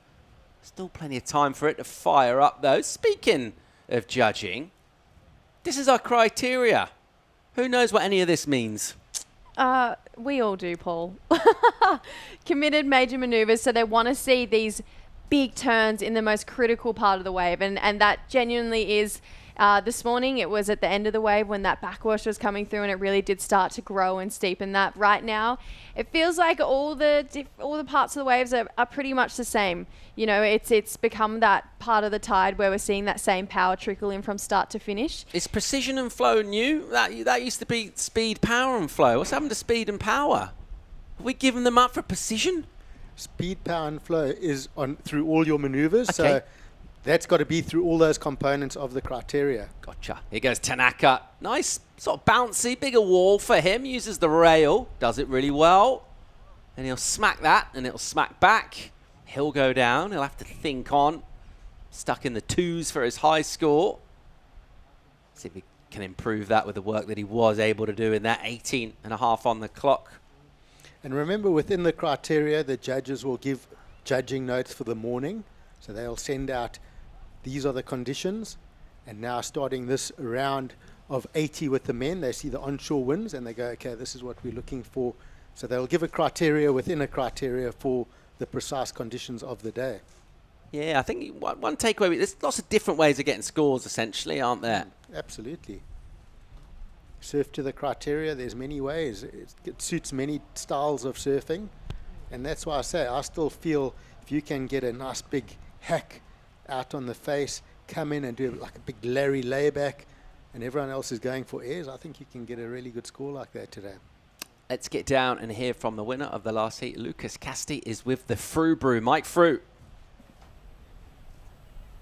Lucas, that heat became a bit of an air show. It all started with that 7 that you posted on your first wave. A huge air that you stomped. Talk me through that one. Yeah, so I don't remember who it was, but someone got like the first 2 waves, and I ended up being in the spot for it was like the last wave of the set, and I was thinking of doing an air the whole time, but I like pumped past the whole first part of the wave, and I was kind of bummed because I knew there was some scoring opportunity there, but I got to the inside and hit the section, and I was pretty happy I made it. Relieved. It's your first time in Ballito. What boards have you brought, and what board were you riding in your heat? These look like pretty interesting boards. Yeah, so I arrived on Thursday, and I've been riding my ECTs. They're epoxies with like carbon in the resin, and yeah, I've been riding these for like the past like year and a half, 2 years, and yeah, they've been working really good. They're always my go-to like everyday board and in the comps. So yeah, I'm stoked. Stoked to have a couple here, and stoked that they're working good. Well, you've gone one better than Newcastle already. All the best for the rest of the event. Back to you guys. Yeah, thanks, Mike. Taking it all in his stride, isn't he? Equipment looks very dialed in, working well for him. Plenty more yet to come from him. Having a look at a paddle from Tanaka. Can't quite get there. It's still Swanson with that 4-2-3 in the lead. Kick-Ass, he's dropped that 4-8-3. It's actually the highest single score so far in this. So Fred, keeping his wave count moderately interested. It's just 3 waves from him. He'll be backing himself to find a section. He'll know exactly the kind of wave he wants to look for. By far and away the most experienced. Here it is. Yeah, this was a strong surfing for Freddie. I mean, that second turn, he kind of came away from his board, got a little bit more straight in the legs, but it added for that little bit more drama. So the judges giving that the nod to be the best wave of the heat so far for Freddie. And, you know, he's traveling with a really great team of Portuguese surfers. Kiki Veselko's been spending a lot of time with him. And these guys feed off each other's energy. Right now, he's up and riding again, though. Yeah, makes room with an opening slash, and that's classic Kick-Ass, that combo. Azul sort of struggle to hang on. It's not super convincing as to whether he actually did or not. It's quite a big frame, and that white water, because it's kind of powerful when it first bounces, it then loses a bit of oomph. Did he ride out of that? I'm going to say yeah. Okay. I feel like towards the end, he got his nose out in front of the foam. Saw it nice and clear. See what the judges think. He'll make his way out the back. He's definitely focusing a lot on that front foot, though. Almost on that landing, he's taking the pressure off that back foot, that injured ankle. That's what I see, and that's just putting him over that sort of outside rail a little bit too much on the heels, and that's why he battled to ride out of that last one. That's just what I thought. A front foot power surfer. I see another list potentially coming up here. Who are some of the great front foot power surfers? The surf world, you can wait and think about that during the ad break. Under 14 to go in this. Luke Swanson out of Hawaii at the moment leading it from Fred Moraes of Portugal. Tanaka and Luke Slipen looking to come back at the more live action from the Ballito Pro real soon.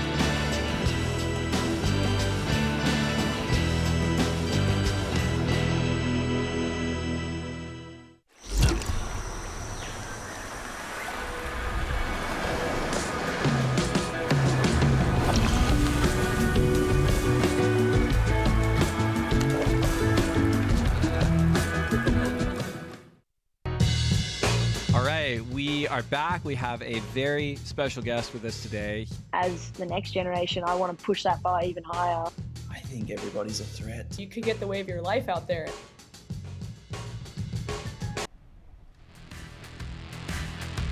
Back at it here in Ballito, picking up live action. Tanaka loading up. Nice sprightly energy from him, dealing with the bounce real well. He'll smooth out the crinkle, but what he won't do is get any majors in. Never really a chance to hit it hard there. Continued frustration from his point of view. A little puff of the cheeks as he tugs the leash on the inside and looks to get his campaign in this heat going again.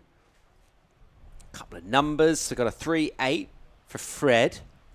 Puts him in first place actually at the moment in this one. So having to be a little pragmatic in terms of his approach. But at the moment, he's in the lead. Let's see how this goes and plays out with 11 minutes or so remaining.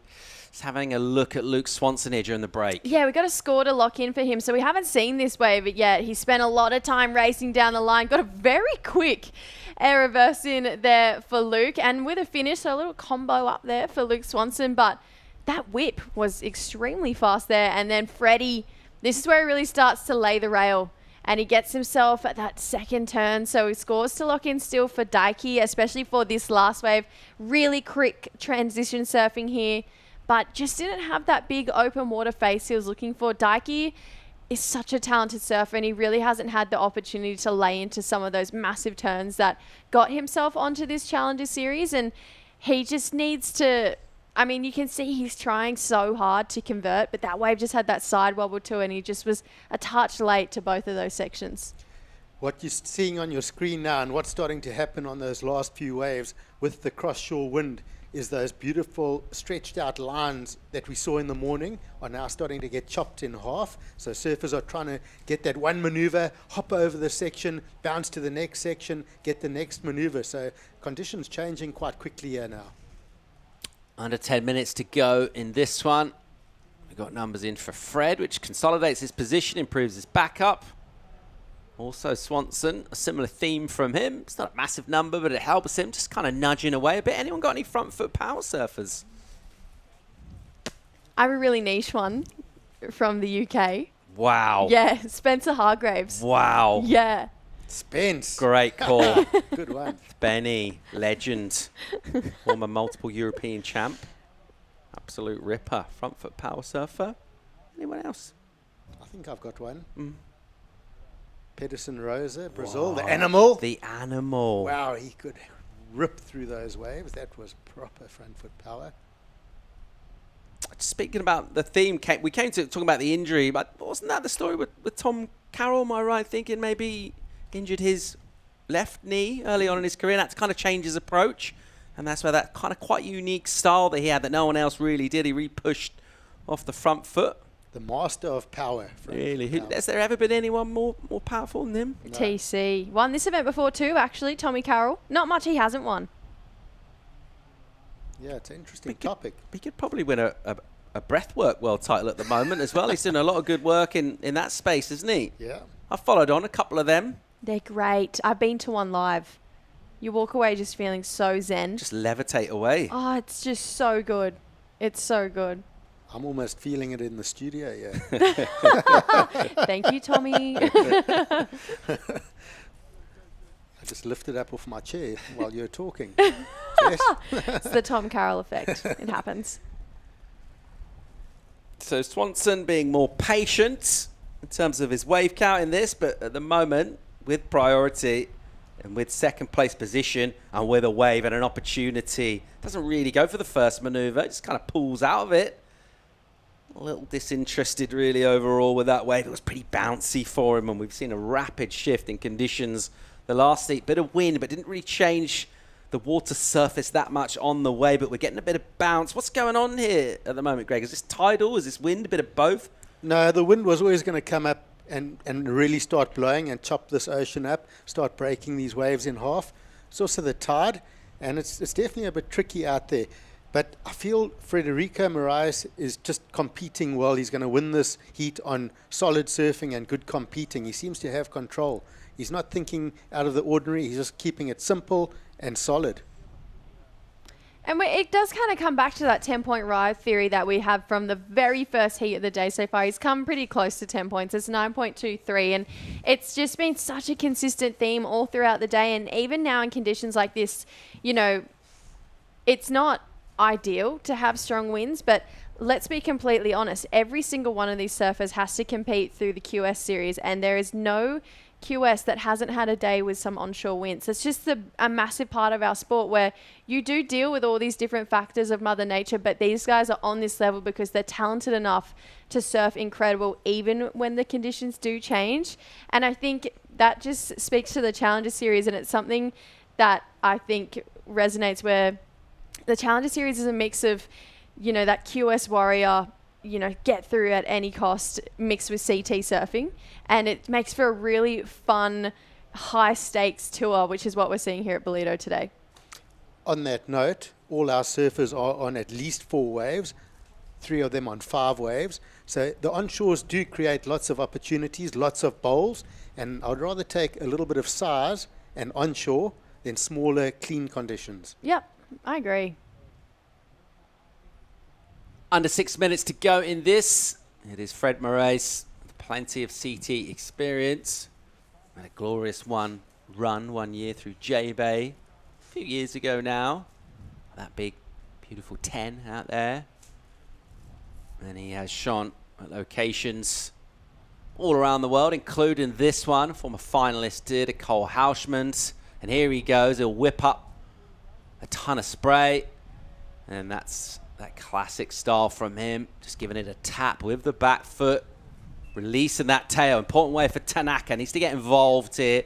Another bouncy one. Very similar to his previous wave. Just a better finish on it. But other than that, almost a carbon copy. And he'll hang on there. He's looked sprightly and light on his feet, but the sections haven't quite been there on his waves. Yeah, he just hasn't negotiated that lump just as he's wanted to. Right now, Luke Swanson, though. Able to get that whippy rotation. Almost from nowhere. The wave was dying out. And he can spin above the lip on the backhand. A little bit of ankle work it looked like he was doing there, just to keep the board under control, particularly on the landing. And it looked good. Swanson's wave looked good. It looked fun. It looked like enjoyable surfing.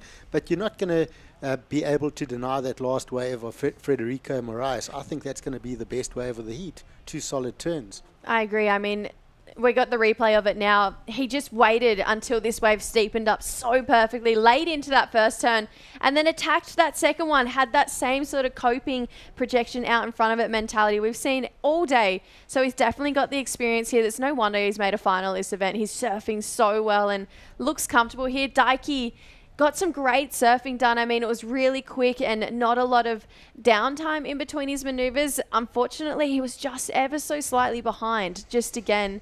And Luke, it was one way. We knew exactly where he was going. It was to the air and got himself air reverse there. I feel like, you know, he's really trying to get lift. He saw that last heat, how air's pretty much got you through that heat. So he's trying to stick to that and answer back. Every time Daiki gets a wave, Luke's on the next one. So we'll see where the scores go. But, yeah, Frederico, there it is, a 5-5. So that's in his scoreline. And then Luke Swanson, Daiki as well. That's a debatable wave. It lost his balance a touch on that last maneuver. Chased it a lot through those sections. And Frederico really just finding those open turns. I loved that first turn, pushing through lots of spray. And the judges would have been awoken to that straight away and gone, we like what we see. And he got the finish. Yeah, 5-5 high score of the heat so far. Meat and potatoes really, isn't it? But I mean, that's satisfying. You're ticking off some major food groups. You got your protein, you got your carbs. It fills you up. Absolutely. And here we go. We see the replay of that first turn. Slicing through that section. So much spray, so much power. And then up and over for the finish. 2 strong combos. And it's going to be enough to, you know, he's in the lead. I think he's going to hold on to the lead and take the win in this one. Swanson again, speculating to accumulate. Still in seconds. We're waiting for a number 4, Tanaka. It's actually going to be significant improvement from him, but not quite enough. Meanwhile, Luke Slipen getting involved. Been quiet for a while. Not the finish he was hoping for on that wave. So all sorts going on here. We're setting up for a bit of a frenzied finish. So the 4-2 in for Daiki. His top score brings his requirement right down, and he's below a 4 now. He's got a couple of minutes. That is assuming that this guy doesn't improve. That's exactly what Luke Swanson is trying to do here. He'll know he's vulnerable at the moment. Tanaka, 3-5-7. That's not a big requirement for him. So Luke vulnerable at the moment here, Jess. Oh, absolutely. When your competitors need threes, it's nervous times. And, you know, a minute 40, a lot can happen. Crazy things have happened in a minute 40 to go in heats. You know, world titles have been won in that amount of time. So for these guys, it's not massive. But then if you're Daiki or Luke going, okay, I only need a 3.87, it is a glimmer of hope to know that you can still make this heat with 90 seconds on the clock with really 2 turns or 1 big turn is definitely going to do it. Here we go, Luke. In and out there, and Daiki down the beach. So this is where the clock is really going to start to wind down, but it's not much. 1 turn will change this heat. Swanson having a look. He's interested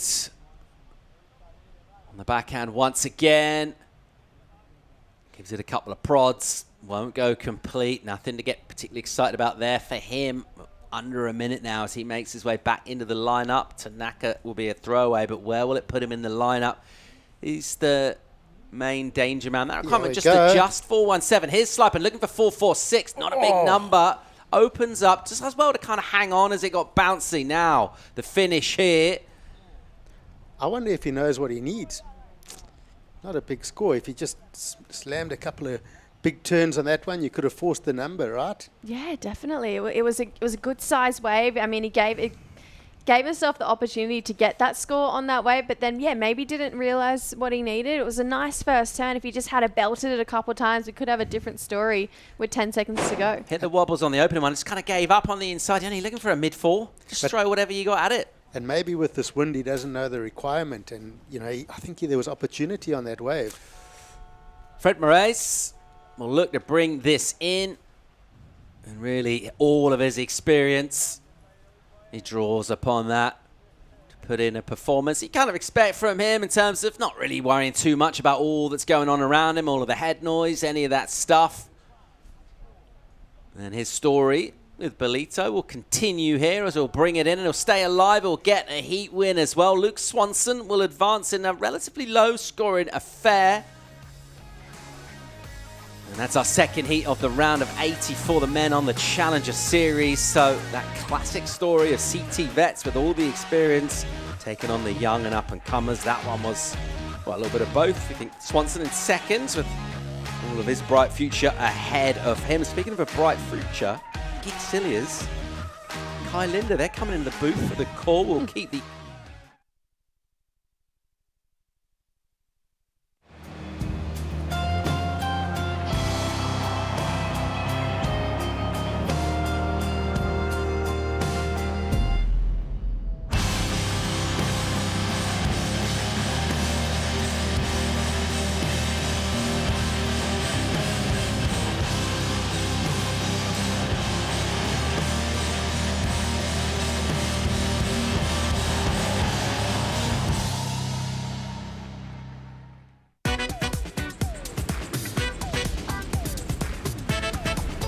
South Africa is one of surfing's most iconic destinations and one of my favorite countries on Earth. How fun does this little wave look, though? I'm Ashton Goggins, a surfer, writer, and documentary filmmaker, and this is No Contest, Stab and Red Bull's travel show by surfers. Joined by the country's best and brightest, and with the continent's preeminent surf explorer and pioneer as our guide, Doesn't get better than that. this episode we're covering 1,000 kilometers of South Africa's east coast.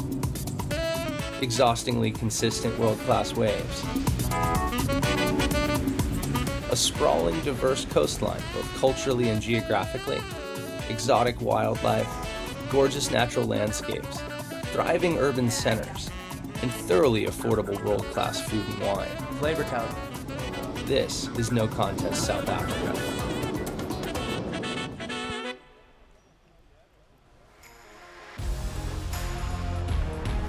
World Surf League's Challenger Series back in South Africa. It is surf season down here on the continent.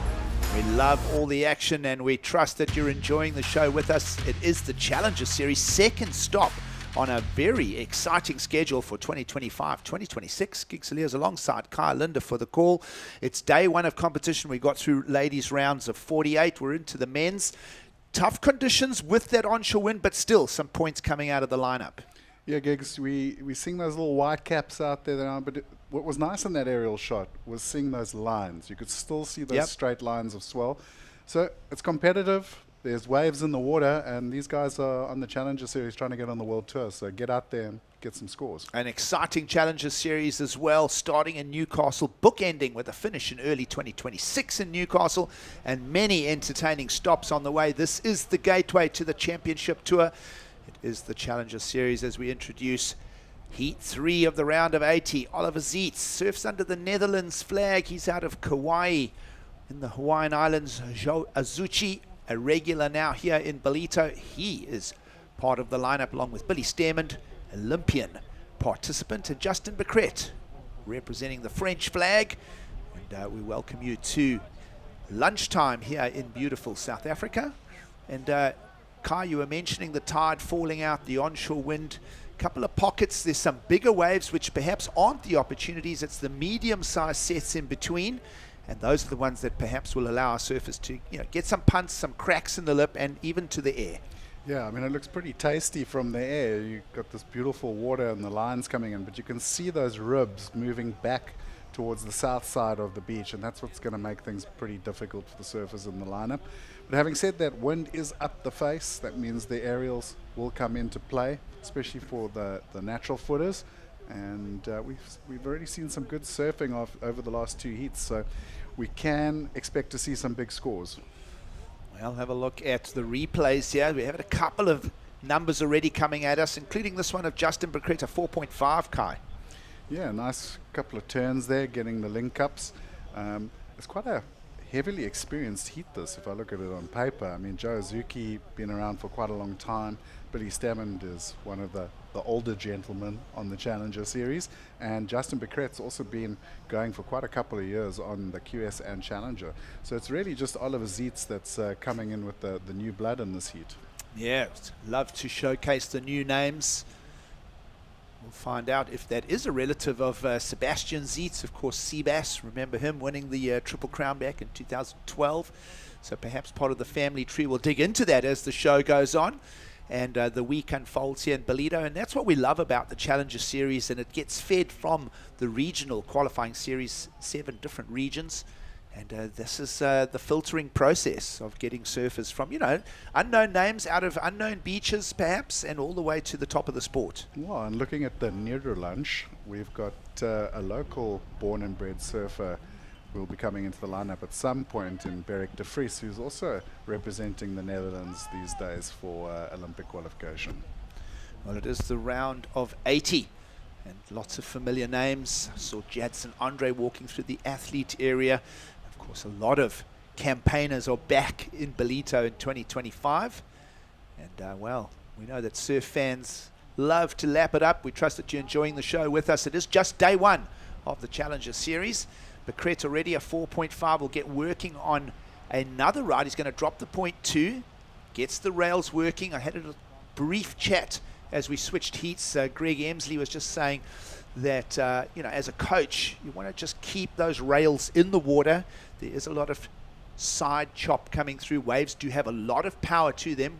And we've seen, you know, opportunities and also complications in the lineup as far as getting numbers. Yeah, and also with this low tide now, the one thing that can happen is you see him paddling out as it gets these boils. And I mean, normally you expect only to get boils off of like a rock bottom. But here in Ballito, the sand is so shallow and the waves break so hard on it that you actually get sand boils up. Nice looking first wave. Got a little caught on that second turn, but managing to work a nice little footer over the top there. So, you know, he's already got the 4.5. Ooh, look at this. Big meaty section for Joe Asuchi, a Japanese surfer. He'll just go down, plenty of time. 30-minute heats is the template for the day. Best 2 rides counting, as is always in the sport of surfing. And here goes young Oliver Zietz out of Princeville. The Kauaian surfer, nice little snap. Just combos it up. Haven't seen a lot of combination of turns. I mean, you know, essentially we always speak about combinations, major maneuvers transcending and blending into the next maneuvers. It's been a day almost of single punch turns to get the numbers and keep the scorecard ticking over. Yeah, and he was finding a couple there, but same. Like not too much variety on that wave. Being able to get the last one maybe would have been a score. Sort of jabs that first one. Now you see him looking for the second. Another nice little hook off the top. Pretty similar, maybe extended a little bit further on the third turn, and then unfortunately couldn't make the fourth. If he had got the fourth, I think would have been in the money for a good score. See Becret down the beach there, also going down on the bank. And this is looking like a nice looking wave. It's got a bit of line on it. Stretched out section for Azuchi again. We'll go back to the action, but judges working on numbers for Becret. In fact, they'll be working on numbers for all 4 surfers now. Azuchi, yes, getting stuck in the lip there. It's been a morning of a lot of surfers almost getting thumped on that sandbar. Waves with almost an energy that's shifting across the sandbar and then just suddenly slams into the sandbar. So you can see how much water movement there is. It's a lot more than what perhaps meets the eye. Can be a little bit deceptive. The waves are very rippy, but there are opportunities. Well, I mean, it was a perfect example there. You saw Tya Zebrowski going down on that turn, and we could actually watch his head just traveling down the bank as he got dragged by the undertow and the power of the wave. So the waves aren't huge, but there's definitely a little power band. And this is your surfer in white, Billy Stammet. Lovely hook off the top, like that second turn. He spent a lot of time here in Ballito over the years. We spoke about Beric de Vries, they're good friends. So he's had a lot of time spent out here with the locals. And then Tya Zebrowski, nice first turn, spent a lot of downtime on this wave and then went for this turn and just got being knocked off on that bank. And just watch how this wave drags him down the bank there. So not easy on the bank right now with the low tide, but we're seeing a couple of waves starting to line up even with the onshore bump and give these guys multiple opportunities. Well, Zebrowski just kind of flaring that tail a little too much. I think you've got to kind of stick to the basics at this stage, Kai. Just get those turns in, see how he goes on this one. Soft lip line, so he'll exit. Plenty of time, well over 20 minutes still to go, so not even a third of the way through this heat. We are in the round of 80, and we love following the new names like this young man, Oliver. Zeets back in the corner, comes around the section, gets a nice snap, and nice and tightly done. Almost a question on the ride out there. So judges are backlogged now for 2 rides for Oliver Zeets. We'll bring those numbers to you as they fall in. But that's the other thing. It's a smaller lineup. We're just focusing on one part of the sandbar at the moment, especially at the beginning of a heat, kind. It gets rapid fire quite quickly. Well, the judges got their hands full, like almost 15 waves ridden already. This one, though, nice solid first turn, gets into the second as well. Dropped a little hammer there. And just again, you see how difficult it is to ride out of that last turn. Bank just got that little bump on it, and he struggled. Almost had it, but just not getting out of it. Meanwhile, talking point of 5.33 for the opener for Oliver Zeets. Surfing under that Netherlands flag based in Kauai. See a little bit of jockeying already. The priority is starting to become, there are some waves that are apparently the good ones to catch. There's a lot of bigger waves which can just overpower the lineup. Meanwhile, Becret goes to the air. 4.5 for his opener. He quickly backed himself up, so he's in that heat lead. 4.5 and a 3.83. He's not going to improve on it with that. 18.5 to go. But still another number is due for Oliver Zeets, and we think that the heat will change shape again there. And we'll see if he goes to the lead. Here's that bigger set we spoke about, Kai, rolling through the lineups. Yeah, good approach though for Briquette. I think he's got the right game plan there. It's like get the air out the bag. I think you're going to get rewarded by the judges. It's not easy conditions. Get the air out the bag. That's like a safety feature on a lot of modern cars. Yeah. But he was looking good through the air there and just got a little caught up on the landing. But I think that's the game plan right now, especially with that wind up the face and getting into it. You're going to be able to loft up there. And most of these guys have got at least like some kind of air in their arsenal. So we're going to see you guys. And like we said, the lefts are going to start opening up in the northeast as well. That was a good crack off the backhand. Well, tight switch of play there for Oliver Zeets. Remember, as we mentioned, a 5.33. We are updating the score sheet, so a couple of numbers to come. It's been rapid fire at the judging panel. But we'll let this heat settle down. In the meantime, we're just kind of reflecting. Let's have a look at this replay. Nice first turn. Looking for something else. Big closeout section and held on. So that's pretty much the first closer we've seen in the heat. I think it's going to be a good score. Well, that will make the difference and nudge a Zucchi scorecard up a touch. Kind of interesting, Gigs, is that this morning with the ladies and even just into those first few heats of the men's, you know, when it was a bit cleaner and offshore and lined up, people are so patient, like waiting for the waves and choosing. And probably now we get the onshore and suddenly it's just frenetic. Everyone's catching waves all over the show. Even with that offshore this morning, it wasn't the obviously apparent waves that were the good scoring opportunities. So, yeah, rapid fire in the lineup is the way to approach it. I'm sure all the judges have had an entire morning to dissect heats thus far, and that's the advantage of perhaps surfing a little later in the day. You can kind of see how heats are won and lost. And someone that's getting it right now is Oliver Zeitz, 5.33, and has backed it up with the 4.43.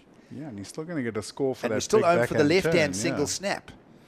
So it's going to be interesting to see what comes in. Right now, pretty tight heat up the top. Not really much point of difference. And we've also got a score still coming for that last ride of Tya Zebrowski. So it's a pretty tight heat on paper right now. That it is, Kai, that it is. We've still got plenty to go here. Not even at the halfway mark. You mentioned Billy Stearman, former Olympian, comes out of Raglan. He would be the surfer in the lineup with the most experience by a long shot. And as you mentioned, he's been a regular here over the years, staying with the local families. So not his first campaign here. He's always good value. Loves the culture and the experience of coming to South Africa every year. Well, he would have definitely surfed when this event was still under the Mr. Price banner. Maybe even that far back. We'll dig into the history books through the week. And yeah, of course, the history of this event, relocating here to the beautiful Ballito in around 2008. And who can forget those Ballito pros from around 2010, 2011, when a young John Florence was looking to work his way through this then qualifying series. And Julian Wilson, of course, Geordie Smith, they were all part of the action. Gadauskas. Yeah, the Gadauskas brothers have had their fun here. And many other things to talk about with Ballito. Meanwhile, let's have a look at Billy. And he'll just crash test dummy there. Lets the air out the bag, so to speak. He'll go back to the drawing board. Plenty of time. And of course, right now, Oliver Zeitz. So just a quick, we were chatting about the backhand snap, just a 3.8, didn't feature in his top two. So Oliver Zeitz leads with his first two rides, both of them built on the right-handers. Yeah, but I'm waiting for that score for the Japanese surfer, because that was a decent-looking wave, and that's going to shake up the heat a bit. Here goes a good-looking wave. Oh, as I say that, he just gets totally sectioned. So not going to come with a score. And we talk about those old events. I mean, can you remember, I'm sure you remember it well, Giggs, because you were on the commentary team back then. There was that one finals morning when it was pretty Hawaiian-looking Ballito out here. That was pretty incredible. Yep, always good stories and good to have a yarn while we reflect on all the years of the Ballito Pro. We'll take a quick break and we'll be back for more here in 2025 from South Africa.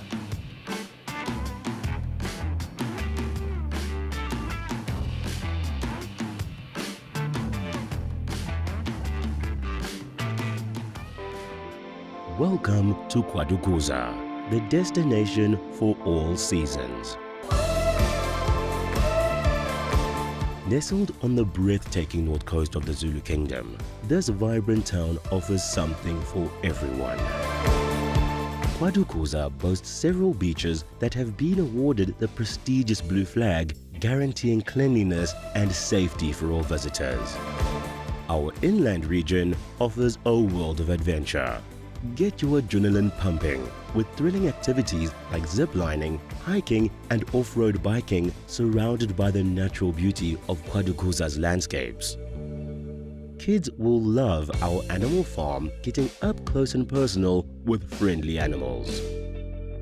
Immerse yourself in history as you explore the rich heritage and legacy of great leaders like King Shaka and Chief Albert Luthuli. Conveniently located just a short drive from King Shaka International Airport and Durban International Conventional Center, making it easily accessible for both local and international delegates, with an abundance of world-class accommodation facilities, dining options and attractions nearby, you can truly make the most of your time in this magnificent region. KwaDukuza, the heartbeat of the North Coast.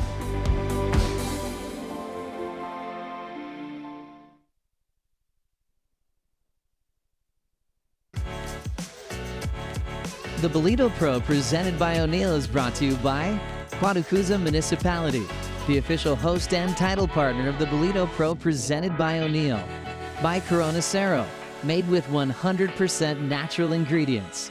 And by O'Neill, the official presenting sponsor of the Ballito Pro.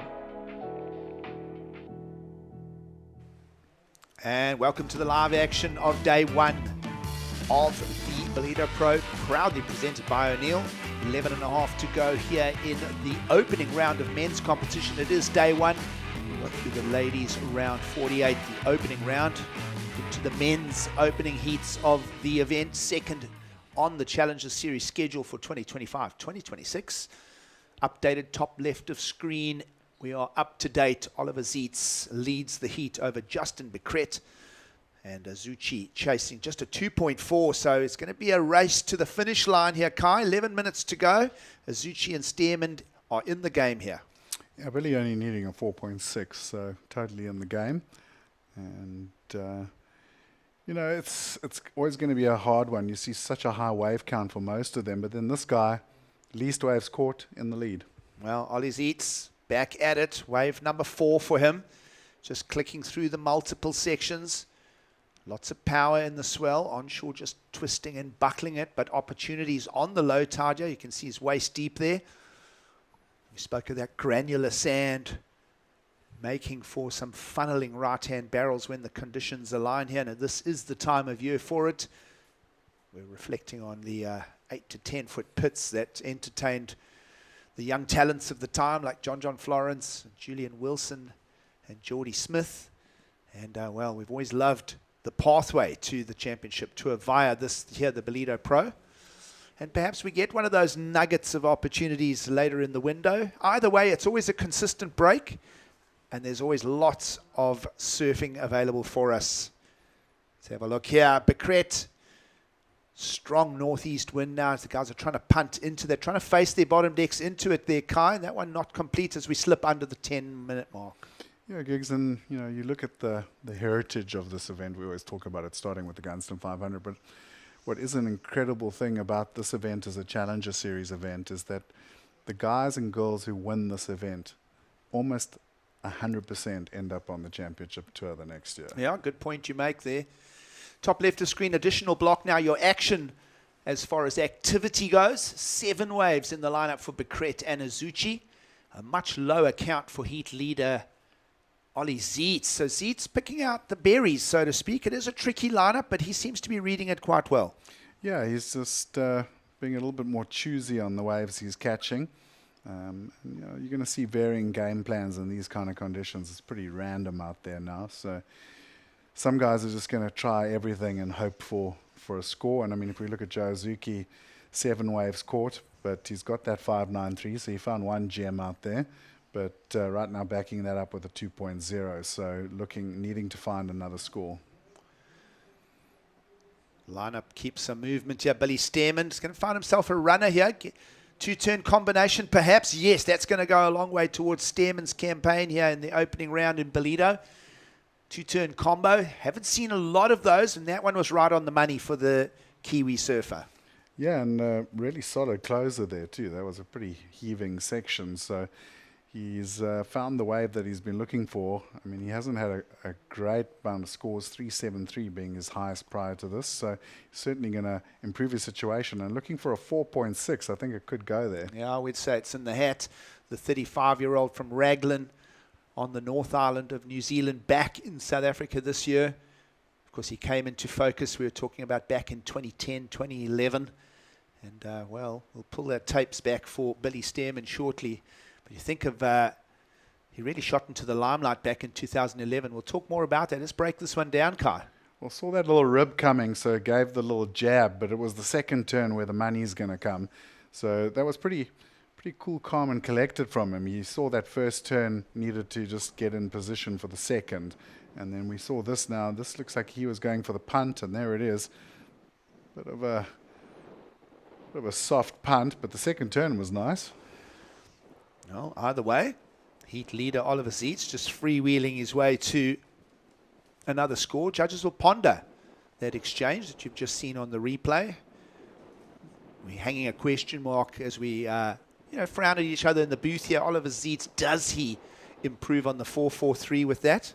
What do you say, betting man? I say marginally. I think it's going to be You say no? tight. You can say Probably no. I don't Probably mind. no. Yeah, that's good. Either way, we trust that surf fans are having fun with us. What do you think at home, folks? Is this better than a 4.43? See him going down the line here, went for the punt, got a little bit caught up, but did well to land it. And then a nice little fin blast there. I just think the wave kind of didn't give him the full sort of opportunity for what he wanted. And, whoa, Billy. Well, Stearman back at it, live action. Another opportunity for two-turn combo. So starting to read the lineup well now through the low tide. Here is Billy Stearman. And judges will be backlogged for 2 scores here. But what's happened is a number has come through for Stearman in the meantime.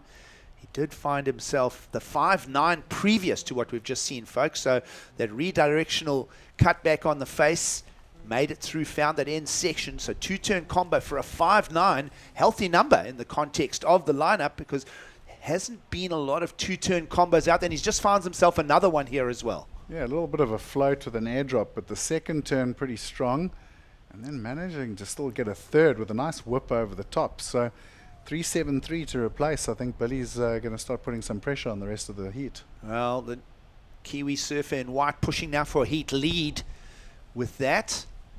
Good combinations. 3 turns on that previous score, the 5.9. Suddenly saw him climb out of the bottom half of the heat into the top half. Finds himself in the top 2. And as I say, just another score still to come. I've got a feeling he's going to become the heat leader here. And look how far down the beach he is, Yeah. Giggs. Like he caught that wave on the paddle out from the first score. And I mean, he's almost all the way halfway down to Sunrise at the moment. Yep, so far down to the north of the beach. Beautiful camera angle facing dead south for us. And you can see quite a bit of distance. You mentioned the distance, how far he'd moved over in the surf break in the competition area. But it has paid off a dividend. We'll just wait for that number. There it is. Mid-range score, so a pair of 5s. No, we're still waiting for it. I'm reading Oliver Zietz's numbers here. Stearman 5.9, still waiting for one more score, Kai. Yeah, well, Oliver got a 5.5, so, and, you know, he's improved his situation, so he's looking a little bit better there. So the judges did give him the score, I think more on the back turn than the aerial, but now it's going to be interesting to see what they're going to do for Billy. 3-wave combo, nice closer. I think he's going to get a pretty good score here. And now Justin Becquet and Joe Zuki are going to have to find some work. Bit of an advantage to Joe. He's got a 5.93, so he's got a solid score in this heat, but he's going to have to find that backup wave soon. Well, the requirements for Becquet and Azuchi will increase when the last number for white locks in. You feel that if they're searching for 5s now, it's going to go up by maybe a whole point, perhaps more. So the heat's starting to stretch apart here. We'll see what the new requirements for Becquet are. I've got a feeling it's going to have to be a good category score. So Stearman, a 5.6, becomes the heat leader. And just like that, Zietz drops down to second, but very, very close between Stearman and Zietz. And we'll have a look at those requirements for Becquet. It's stretched into the 6s now. And Azuchi has a good number of his own, but nothing to back it up at this stage. So it's still game on here with a little over 3 minutes to play. Yeah, I mean, he's got the highest wave score of the heat, but it's not going to help him if he can't find another 5. So he's going to have to start searching that lineup. I mean, 4.935, pretty much that region. Priority with Zhao Azuchi. Already the 5.93. So searching for the 4.93, the softer of the requirements to advance between Becquet and Azuchi. And it's always fun to see how these heats unfold, especially the last part. Stearman is lowest priority with the heat lead, so he's just going to freewheel around the lineup. Let's have a look at Becquet on the hunt for his own requirements. Nice heavy turn there from the 23-year-old. Justin Becquet, of course, he would have been heavily inspired by surfers like Marco Mignot over the last season or two, all that French talent. And Becquet, down to 2 minutes, was that his last roll of the dice, and requirements in the mid-range 6s, Kai? Well, I mean, it could be, but I mean, Billy on the paddle out from his last score suddenly just found that wide runner and got a solid score. So opportunity all over the bank. Pity about the back end of that wave, really. I mean, if you look at this first turn, lot of power, really sort of chucked the fins out the back, then into the little tight carve. So ticked the boxes sort of on the first part of the wave, but then unfortunately just really went sort of flat and nasty on him and didn't really get much of a finish. Well, 2 hefty turns off the rail for Becret. See where that number goes. Either way, he's ditching the 383 for sure. 636? Oh, I don't know. 6.36 is the requirement as we're coming down to the prickly part of the heat. You'll see Becret here to the north end of the break's going to have another go. Perhaps there's a punt in this one. A little bit of a flat one. He skids it through, brings a completion. Judges won't be overly impressed with that. And we'll see again. Previous wave is still the discussion for us here as we slip under 1 minute to go. 4-man heats in the Challenger Series format. No second chances. Becret begging the panel for a mid-range 6. And we think back to that 2 powerful turns and then through all the way through the flat section. Were those turns good enough? Apparently not. Came in at a 5.4. Well, so close. Close. But we hung the story on that. And no cigar. Well, either way, we're down to 30 seconds. Let's give credit to Billy Stearman. And meanwhile, Zhao Suchi had sat for ages with priority. And where does he find himself after the score? We'll let you know. A lot of ribs to work with here, Kai. Jeez, well, that was a pretty good recovery. I mean, he hit a massive speed bump, lost the foot, and still managed to get the closing turn. And then Oliver Zietz on this one, waiting for it. Well, it's been rapid fire at the end of this one, Kai. That's not going to factor in. But Zhao Azuchi sat for ages. I think he sat for a third of that heat, holding the priority. You think about how he went into the heat. One of his openings, well, mid-range, his 5th wave was a 5.93, so he brought himself right into the discussion. But then really just not backing it up at the end. 3.37, he's going to finish in 4th. And just like that, it's been rapid fire. But all credit to Billy Stearman, who's found the 5.9 and the 5.6 back-to-back. In the sort of his last 2 waves, he figured the line out. Yeah, right at the death there, but good performance from the seasoned campaigner and showing his experience in that heat gigs. Yep, all credit to Billy. And, well, the new name of Oliver Zietz out of Kauai also did a good job. Pair of 5s for him. So nice tight heat on paper between Billy Stearman and Oliver Zietz. There you see 11.5 plays, 10.86. It's going to be goodbye, Justin Becret and Zhao Azuchi. And just like that, we'll wrap up the 3rd heat of the round of 80. But Billy Stearman and that surfer in red, Mr. Zietz, are on their way. We'll take a quick break from the Ballito Pro. We'll sit back and we'll reboot heat number 4 coming your way after the break.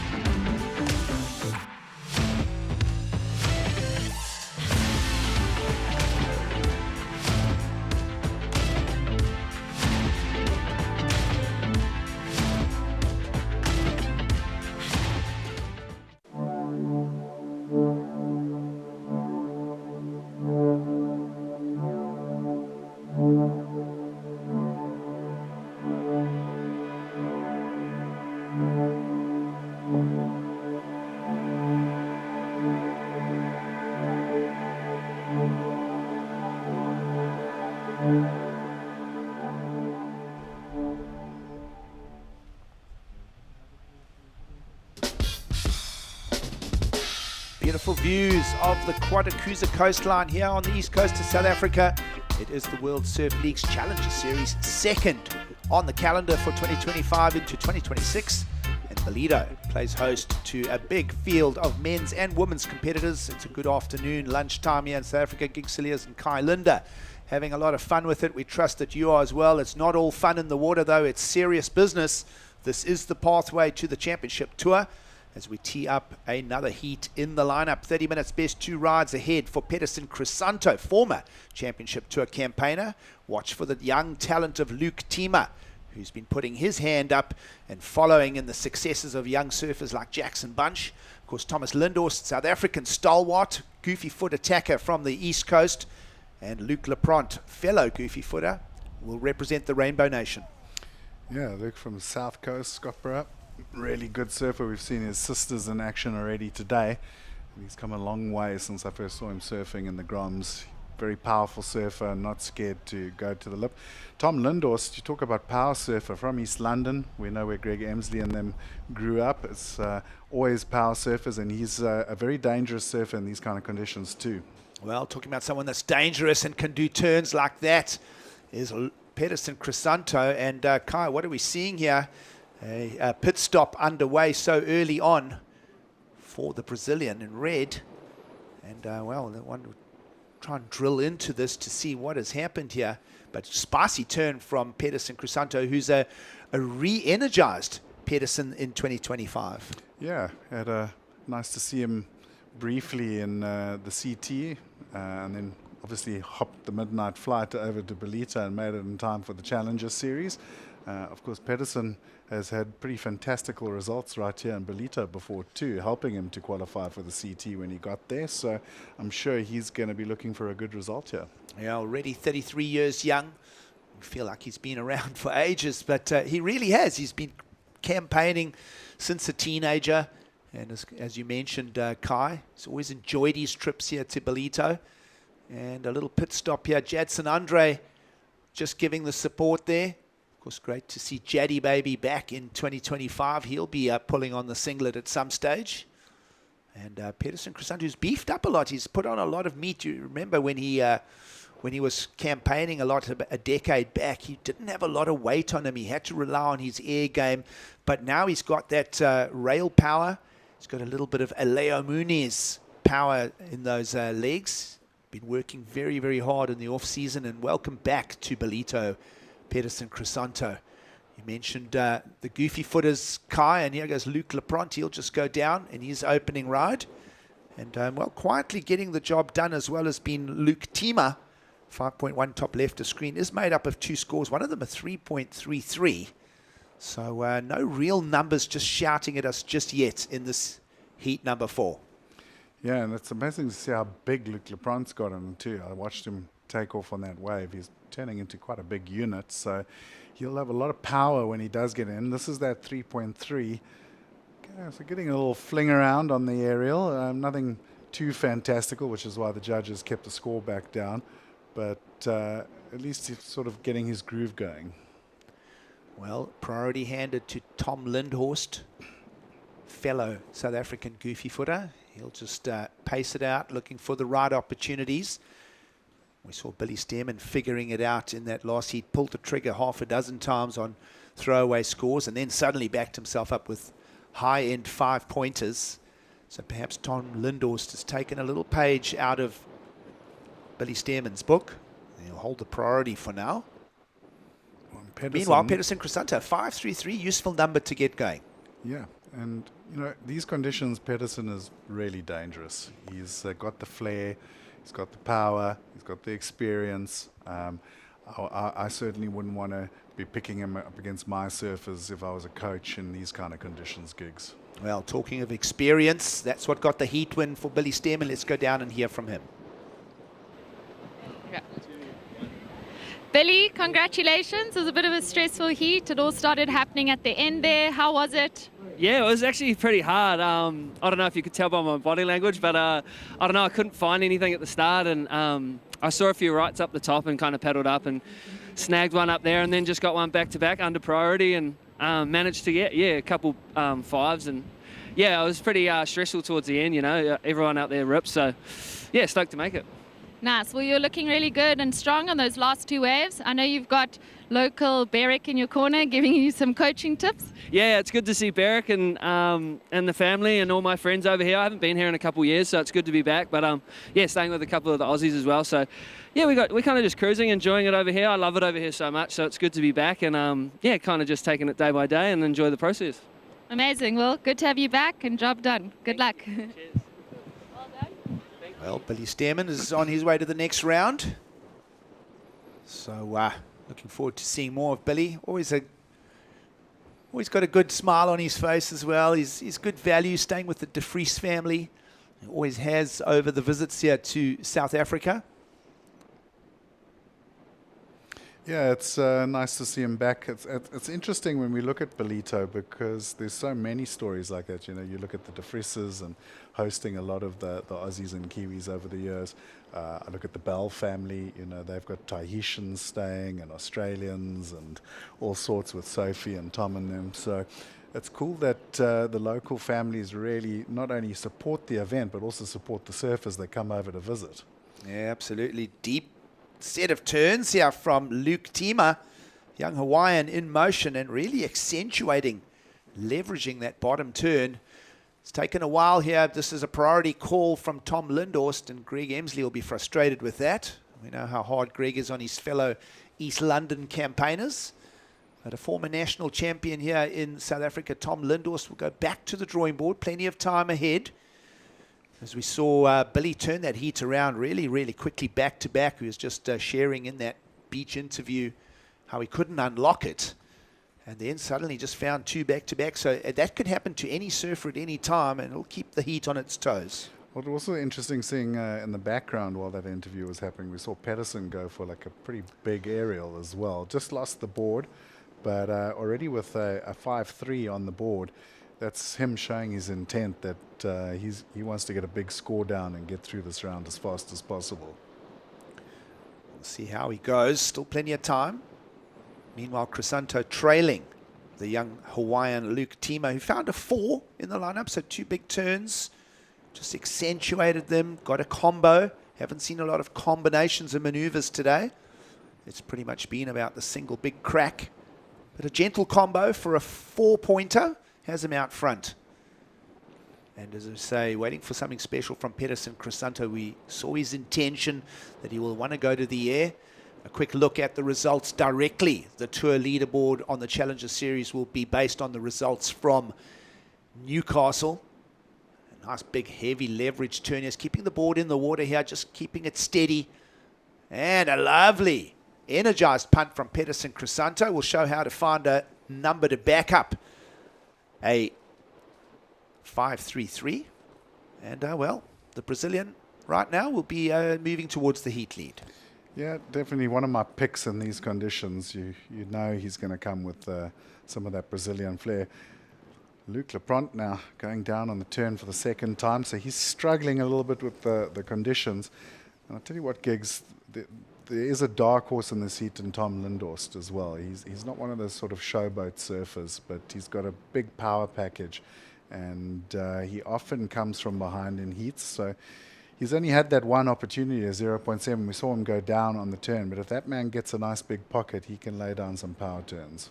You start wondering, is there an advantage being natural foot versus goofy in these really tight collapsing pockets of waves? And Pedersen Crisanto showing us how to read the wave by facing it. Just that first power wrap was amazing, and then just flings the full Rio. And got to be said, that's probably the first full rotation we've seen in the event as well. Well, I'll tell you what, that was spring-loaded, and he was way out in the flats. It's easily the best air we've seen. And I've got a feeling the judges are going to be putting one of the highlight scores of day one on paper shortly for Pedersen Crisanto. You mentioned it there, Kai, how much pop and spring and just positivity through that whole ride start to finish there was for the Brazilian. Well, I mean, he went through that rotation so fast he almost gave himself a nosebleed, but instead he got a 7.3. Well, 7.33 for the nosebleed. Beautiful stuff there from Pedersen Crisanto, showing his pedigree, showing why he is back in 2025. Meanwhile, the young Hawaiian Luke Tima will just go down in the effort. Plenty of time. You mentioned Tom Lindhorst, but he's not part of it. Right now it is Luc Lepront, and that's a much better hammer from him. That's going to bring him into the discussion, and that is exactly what you said Tom Lindhorst should be doing, and well, Luc Lepront finds it in the lineup.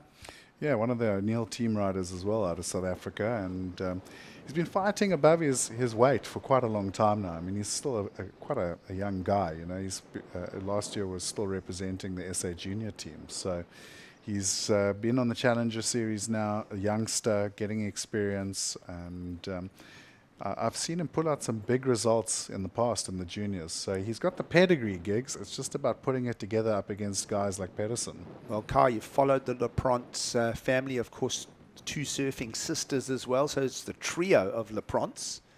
And yeah, as I say, from an early age, they've really been nurtured by their folks, by their parents. Here's Tom Lindhorst going to try and answer back to Luc Lepront. 2-turn combo of his own. And it'll just get squirrely, and he'll come apart there. So no completion for Tom Lindhorst on that last one. But back to the Lepront story. It's a great one. It's a surfing family out of Scottsboro. Of course, influenced by surfers like Gavin Roberts. And you mentioned Slade Prestwich, and a number of other talents from that South Coast region. Yeah, always strong surfers in that area. And I mean, obviously they get incredible waves. Kind of similar to Ballito when it's on, you know, it's sand bottom, big powerful waves, barrels. So they've grown up, he's grown up on the backhand. He knows how to surf it. But, you know, then we look at Tom there coming a little bit undone. I don't know if it's because he's from East London that he went to the goat boat there, but just slipping the foot and going down. But showing that he can surf these waves, it's just about getting the right pocket. Well, 16 minutes to go. Lepront's going to lose one of those decimals and bring a decent score to it. It's a matter of deciding what that number is from the panel. So you saw here, gets a nice little whip off the top, straight into the bottom turn and up and into the lip. Had to do a bit of work fighting it out to get through to the completion, but pretty solid turn. I think you'll get a decent score there. Well, slightly flatter first turn on the face, so perhaps the judges might be overcritical of that. They're sober enough on the score, a 4.33. So Lepront climbs up now from 4th to 3rd. But as I say, we still owe a couple of numbers just to tidy up the scorecard. Luke Thiemer is one of them, and he may be dropping his 3.33 out of the scoreline. We'll see if the judges agree. Looks like they are. As we get a sneak peek of another set approaching the lineup here. Here's Lepront back at it. Climbed up to 3rd. Now having another hit. This one's holding open from this wave. It's just run at a pace that's allowed him a couple of combinations. And just like that, Luc Lepront's going to bring himself into contention in this heat number 4. Yeah, that was a good one for Luke. What I liked about his performance down the line there was that he was a little bit more patient. Kind of waited for those right moments to put the rail into the water. 3 solid turns, and you know, looking at Timu with pretty much 2 4s. We're still waiting for one judge to put a score in, but it's going to be around that 4.1, 4.2 mark. Requirement currently for Luke, well, there you go, 4.2. So requirements are 3.87. I mean, I think it was better than the 4.33. So maybe he's going to look at jumping up into 2nd place here. So tight battle on paper now between Luc Thiemer, the young Hawaiian, and the South African in green. We'll see how the numbers land here. We're almost at the home. In fact, we are into the 2nd. What are we thinking here, Kai? A couple of nice jams on this one, maybe better than his previous. Yeah, the first turn had a lot of power in it, and then I like how he waited for this one and got that last crack. 3-turn combo. He gets a 5.0. There you go, 2nd place. Well, he changing shape just like that. 4th up to 3rd and now to 2nd. The South African from the south coast of KZN brings himself into the story. And while we wait for the next sets to roll in, let's sit back, breathe, and allow this back half of the seat to take shape. Stay with us. It's the beautiful Ballito Pro from South Africa.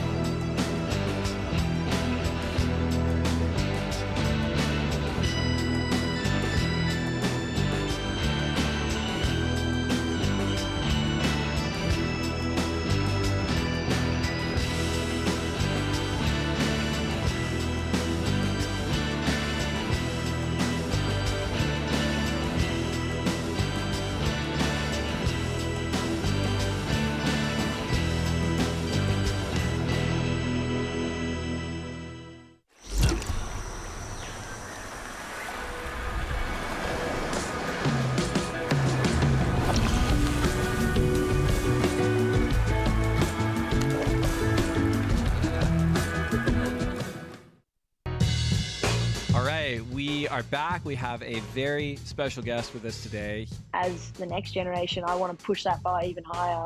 I think everybody's a threat. You could get the wave of your life out there.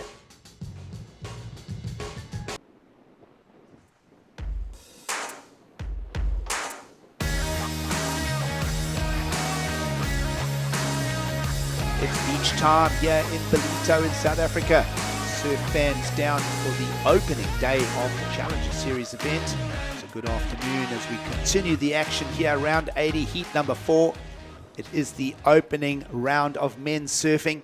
And before the break, Luc Lepront had worked his way from 4th all the way up to 2nd, and now sits nice and snug with, well, a requirement that is achievable even in the broken conditions for the young Hawaiian in blue, Luke Tima, a 4.67. And Tom Lindhorst really hasn't got out of first gear in this heat here, Kai, with 11 minutes to go. Yeah, and also sitting in second priority. So Luke somehow found first priority out there and second place. So notice he'll be sitting right on top of Luke Tima for the foreseeable future as those two battle out for second place. And then Pedersen Crisanto, the Brazilian, just sitting in a styling position up top of the order. And Tima getting a little pop out over there. He did the no claim there really, but not sure if the judges we're going to throw out a massive score. Gets a 4.7. That was a nice turn though from Pedersen. Unfortunately, second turn got him. So Luke Tima getting a 4.7 for that little pop, but not enough to get him into second place. Well, Crisanto doesn't add a number to his lead, so still with that 12.66 total top left of screen, the 7.33 and the 5.33 for the heat lead. And for now, Luc Lepront will keep that second place position. Tima going to the air there, as you mentioned, a 4.7. I mean, a nice enough height on the air considering how spongy that section really was. Yeah, well, I saw him raising his hands now, so he wasn't too happy about the score. But, you know, if you're going to put it up against apples for apples, Pedersen Crisanto with a big full rotation getting and a turn before that to get the 7.3, I think the judges were pretty generous with the 4.7. Yeah, really has been the highlight score thus far for Brazilian heat leader Pedersen Crisanto, that 7.33. Everybody else sort of in it to win it. And even Tom Lindhorst, we can see heats turn around quite quickly. We saw Billy Stearman in the previous heat just wrangle 2 high-scoring 5s quite quickly back to back, so it is possible. And right now, Lindhorst is furthest south on your screen. You see the playing field here at Willard Beach in Ballito this afternoon. Low tide conditions, that northeast has really started pushing in now. It's going to fracture the swell up, and that's not a bad thing because a lot of those bigger lines this morning were unusable, long stretched out closeouts, for want of a better description. And I think by tomorrow, when we come back to the beach, we're going to have a lot of peaks and a lot of action to play with on day 2 as well. Yeah, and this wind's going to blow, and it's going to blow properly this afternoon. But what will happen is with the clear skies and no cloud cover, this evening will get cold. We'll see the temperature drop down to sort of around the 10-degree mark. And that means that offshore land breeze will start firing up at around 3 a.m.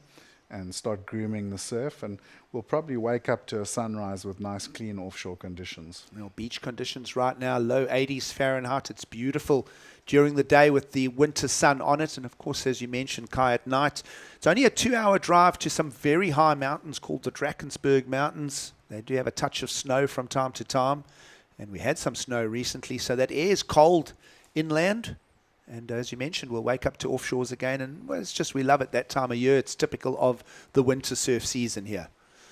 Let's have a look at Tom Lindhorst. We've spoken a lot about what he's able to do. He's held on a long time. And can he pull a Stearman out of the bag here? Wearing the same colour as Billy in that previous heat, Tom Lindhorst. Yeah, what are we thinking of that one, Kai? Sort of a medium pace to it. Built a little combination, 2 turns there. Nothing special, but perhaps a move in the right direction for the South African. Probably in the right direction. I think Tom's face said it all there. He kind of gave the judges the look. He knew what had gone down there. Got a little caught on the bumps again. Yeah, I think he's going to improve maybe on the 297, but bring the requirement down. You see him tricky takeoff there. Gets a little carve, nothing in that first turn though. Now gets going on the rail. Nice whip off the top and rode it out, but I think, you know, if you're looking at a 4.7 for that air of Tima, then you look at that, it's not going to go much more than a 3. Well, that's where it lands. 2.97 for Tom Lindhorst. Up-to-date scores, top left of screen, 7 minutes to go. Crisanto leads. Lapront, as you mentioned, still sitting on that priority, Kai. So the South African managing his heat approach quite well. He'll pull the trigger on this. Down the line he goes. Remember that he found a 5 and a 4.33 prior to this. And he'll just bring that through. He'll just style it out. A little bit of hand emphasis there. Yes, for the completion. Did he improve now on his score? And I don't think he's anywhere near the requirement, just personally. No, but a little bit of jazz hands just to spice things up there. It's always good to show that you're confident about it, but I don't know if he's going to replace either of his scores there. But it was a nice turn, and here we go. Now, this is going to be interesting. Just off camera there, went for the air again, Luke Thiemer. So he's decided. It's clear how he wants to build his scores, right? He's going to the air. 6 minutes to go. Little frenzy of activity. All 4 surfers just keeping us darting backwards and forwards, trying to bring you the coverage here. 6 minutes to go. And a little flurry, as we mentioned, of action there. And Lapront, right now, to take the heat lead off Pedersen Crisanto, has got to go into a mid-range 7. He's got to go to a 7.66. So that's a big stretch. We've only seen a 7.33 in the lineup, and that is from a surfer with high caliber in Pedersen Crisanto. So, yep, it's going to be interesting to see how this back 5.5 minutes plays out, Kai.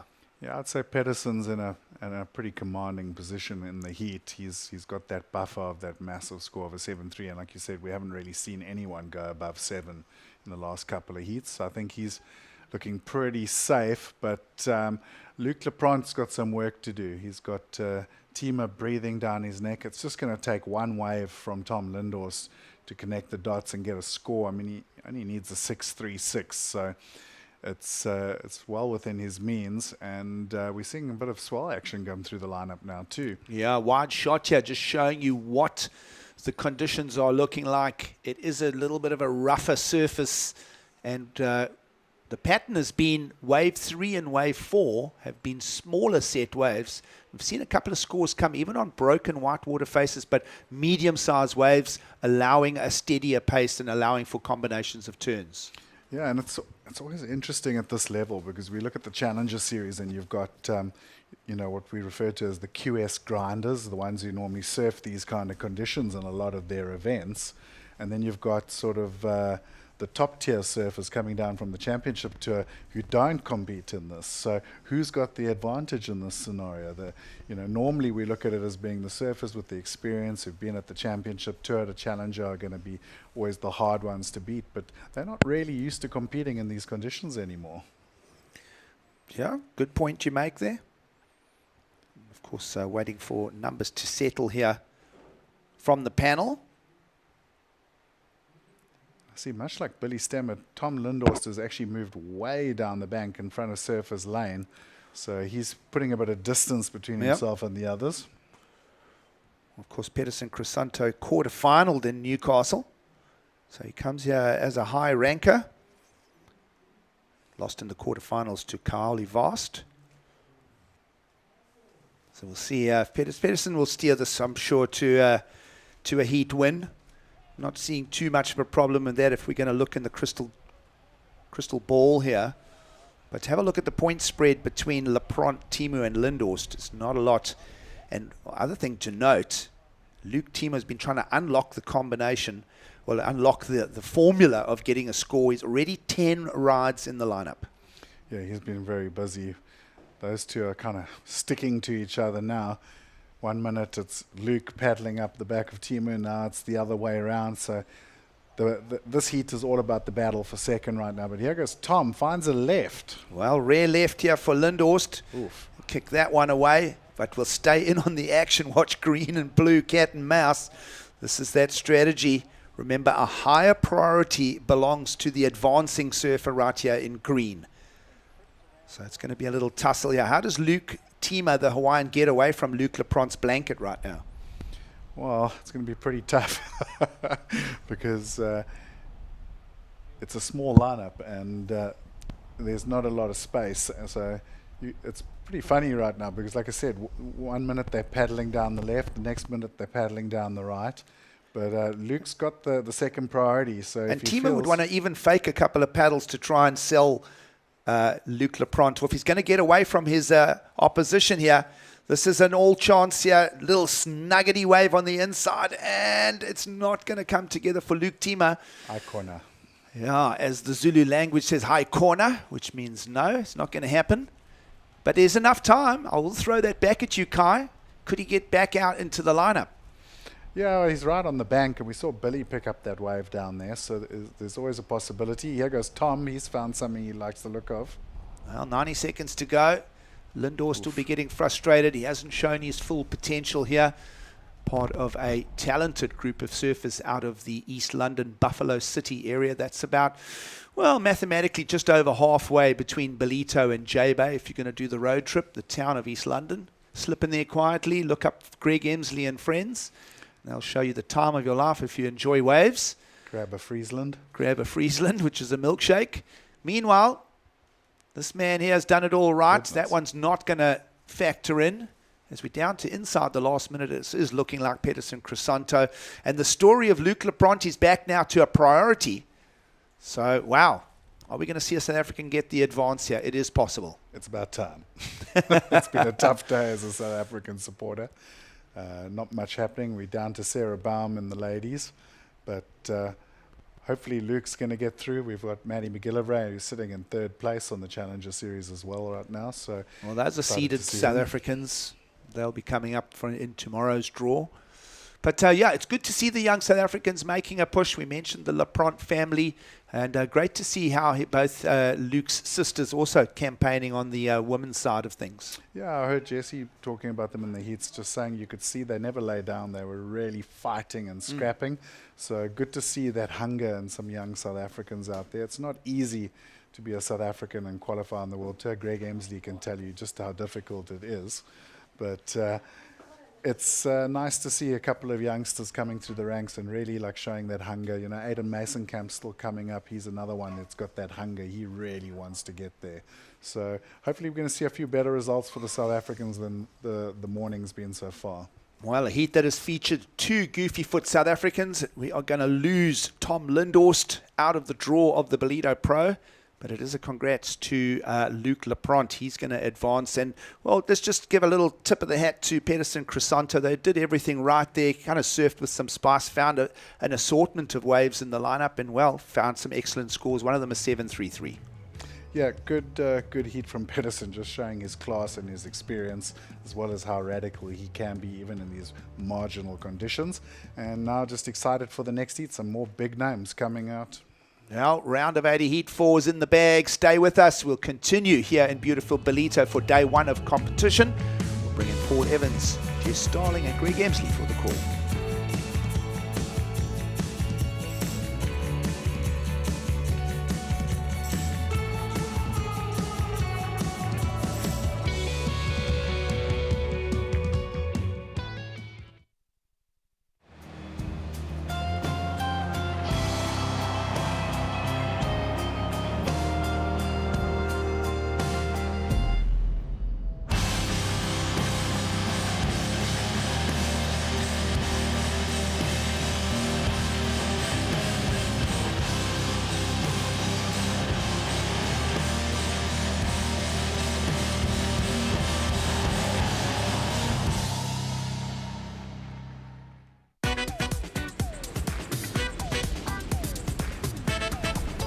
South Africa is one of surfing's most iconic destinations and one of my favorite countries on Earth. How fun does this little wave look, though? I'm Ashton Goggins, a surfer, writer, and documentary filmmaker, and this is No Contest, Stab and Red Bull's travel show by surfers. Joined by the country's best and brightest, and with the continent's preeminent surf explorer and pioneer as our guide. Doesn't get better than that. This episode we're covering 1,000 kilometers of South Africa's east coast. Exhaustingly consistent world-class waves. A sprawling, diverse coastline, both culturally and geographically. Exotic wildlife, gorgeous natural landscapes, thriving urban centers, and thoroughly affordable world-class food and wine. Flavor town. This is No Contest South Africa.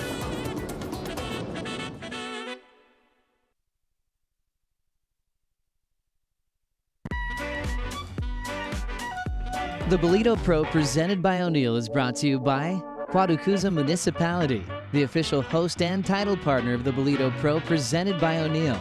By Corona Cero, made with 100% natural ingredients. By SMG Yamaha, the official vehicle and water safety partner of the Ballito Pro presented by O'Neill. And by O'Neill, the official presenting partner of the Ballito Pro. It's also brought to you by some of the best shredders from across the planet. Some pretty epic waves and some epic vibes on the beach here at Ballito as we continue Heat 5 of the round of 80. And a great looking match up in the water. A pretty decent one in the studio as well, I'll allow myself to remark. We've had a little bite to eat. We've been soaking up the vibes outside. How are you feeling about this afternoon? Feeling great. I mean, the wind's come up, but I feel like it's made for this really fun, not sure what you're going to get type of surfing in these heats, which who doesn't love a little bit of surprise? I like it when they're challenged. There's different ways of getting scores, Greg. What are the best ways of doing that? Hit it hard, go fast, look good? Go fast. This morning I did think the goofies had an advantage. I said on those backhand turns. This afternoon I'm going with the natural footers. All right, having a look at Gauli Vast, Olympic gold medalist, no less. Adur Amatreyin, Tenshi Iwami, Jose Faulkner. Out of Jeffreys Bay, the goofies, an exciting surfer. He's unconventional. There's a lot to admire about the way he goes about it. And let's see if he can use some of this wind and find some of these ramps. Very impressed with Crisanto in that last heat as well. Disappeared for a while, didn't he? Then he came back pretty strong. Yeah, actually had a 9-year hiatus, Pedersen Crisanto, and now he's back. And he's just looking so in form, trying to get back to that top league. And I feel like he's surfing to be back there. Right on cue, Faulkner gets a helicopter on the backhand. A little bit of a crash landing. Won't go complete on that inside. Expect plenty more. That came from Jose.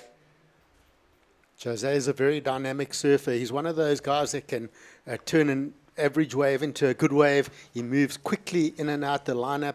His speed, is very dynamic with his surfing. Watch out for him. He's gonna love these conditions. I was talking to some of the boys and they were saying that he's got a crazy air game as well. And we saw glimpses of it on that last one. Tenchi here though. Yeah, surfing with loads of drive. But what he didn't have is really room to swing the axe there. Loving the all white. White rushy, white wetsuit. It's quite a hard look to pull off though, isn't it? Feel like he's pulling it off. I feel like he is, yeah. It's not one you see very often. Some of the great all-white wearers of all time. I have no idea. Going to go with George Michael. As in the singer? Yeah.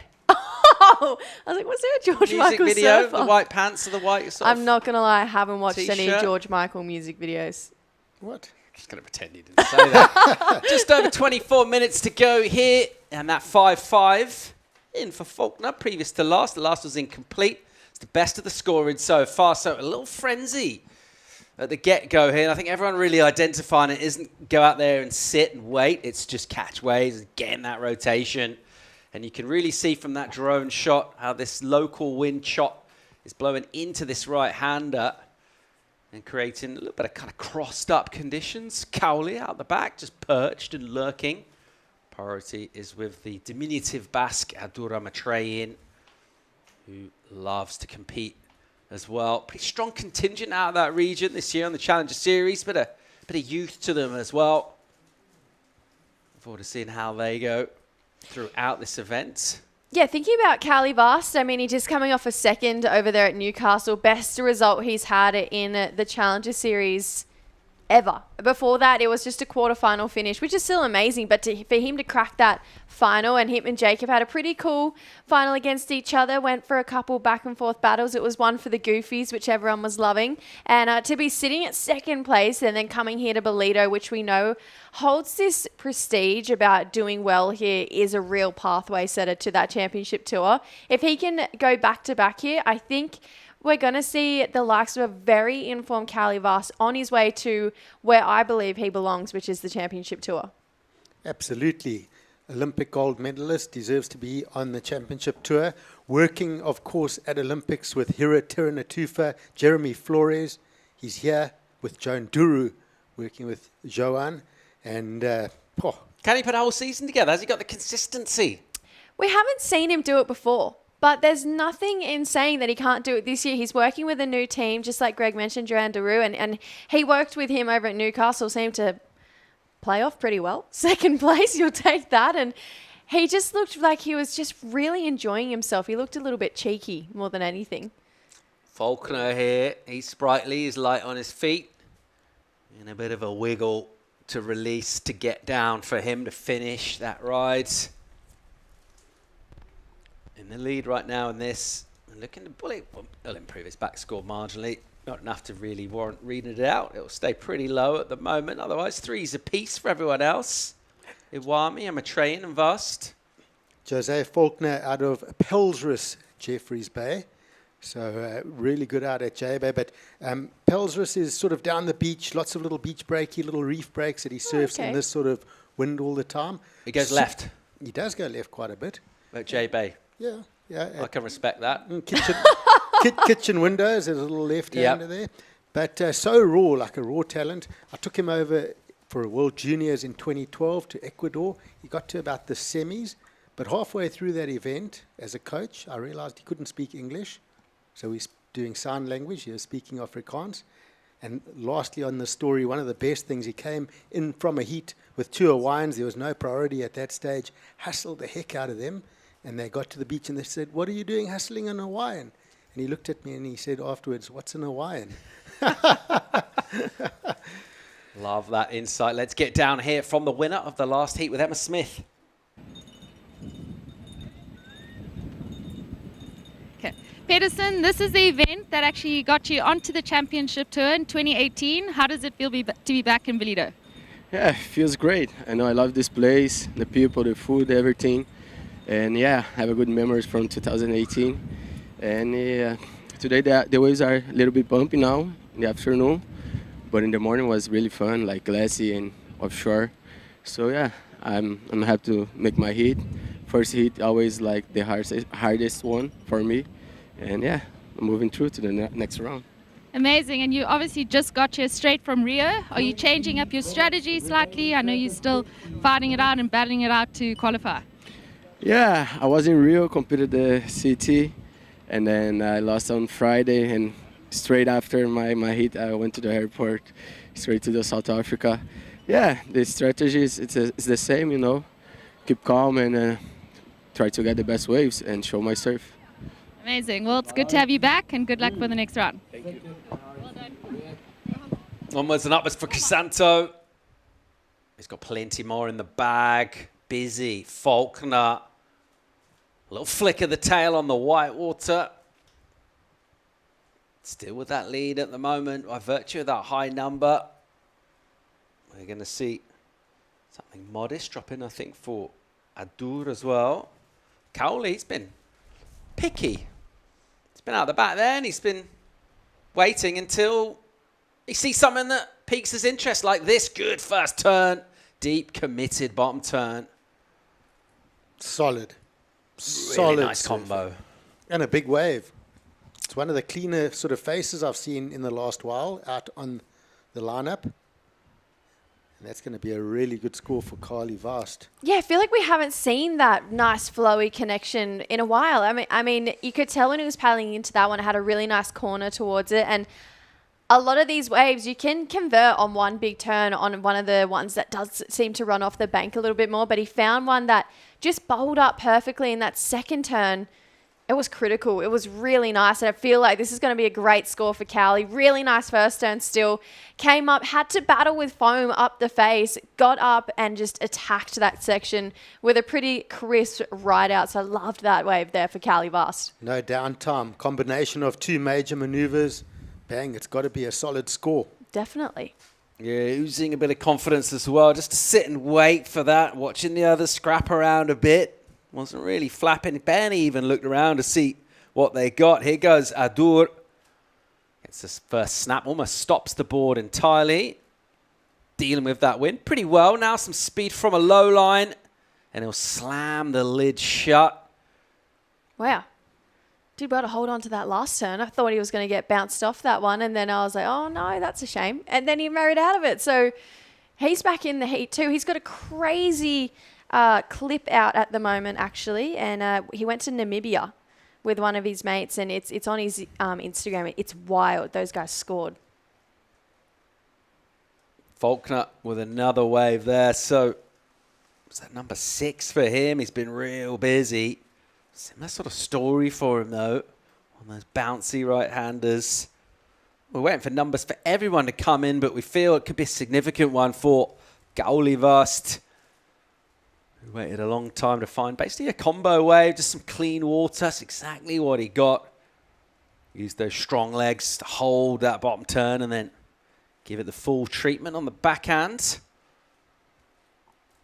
Yeah, patience paying off for Cowley, and he's back in with that priority. Yeah, we mentioned his big result he got over there in Newcastle. How easy or hard is it to carry over momentum? I mean, it was the last event, but I mean, it's, you know, another part of the world. How do you carry that momentum over? How do you keep it floating? With surfing like this? He's just, you know, he's going to keep that momentum. The only thing with him is, you know, you can see it as an advantage or disadvantage. He's got an extra round. He's obviously started in round 80 before he reaches the next seeded surfers. So he's going to go into a pretty packed heat next round. But, you know, you could say use the momentum. He'll use this heat and hopefully get a big win and go flying into the next round.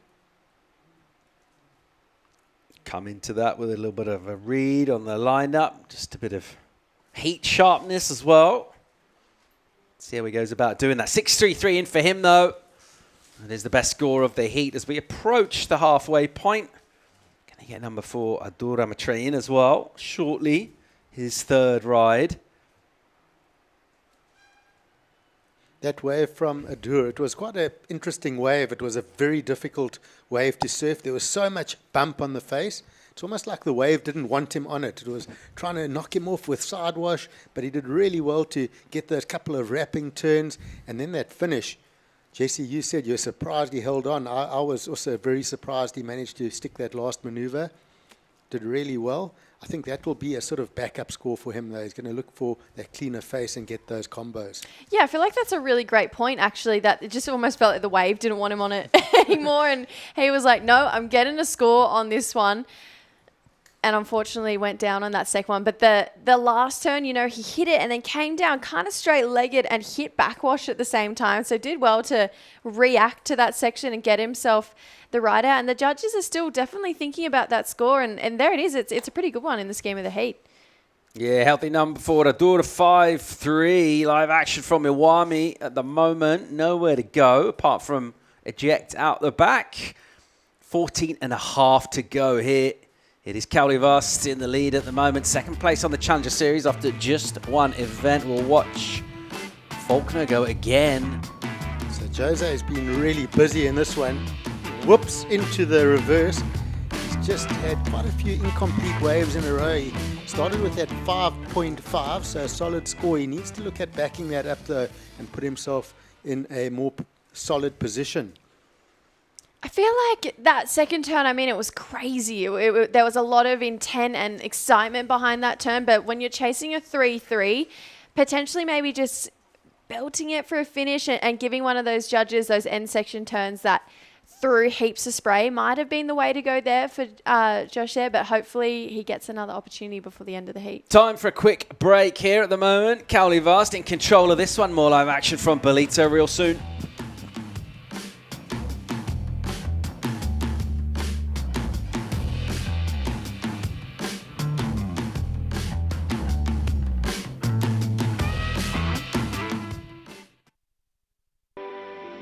Welcome to KwaDukuza, the destination for all seasons. Nestled on the breathtaking north coast of the Zulu Kingdom, this vibrant town offers something for everyone.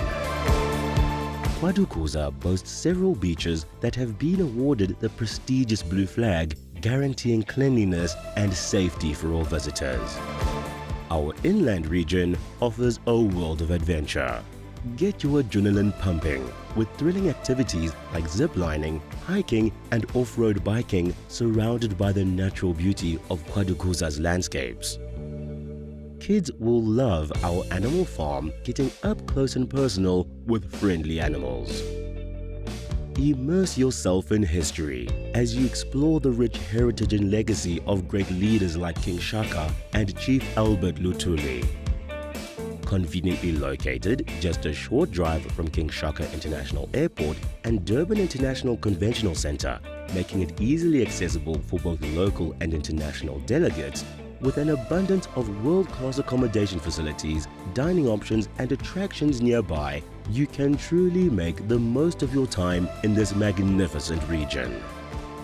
KwaDukuza, the heartbeat of the North Coast.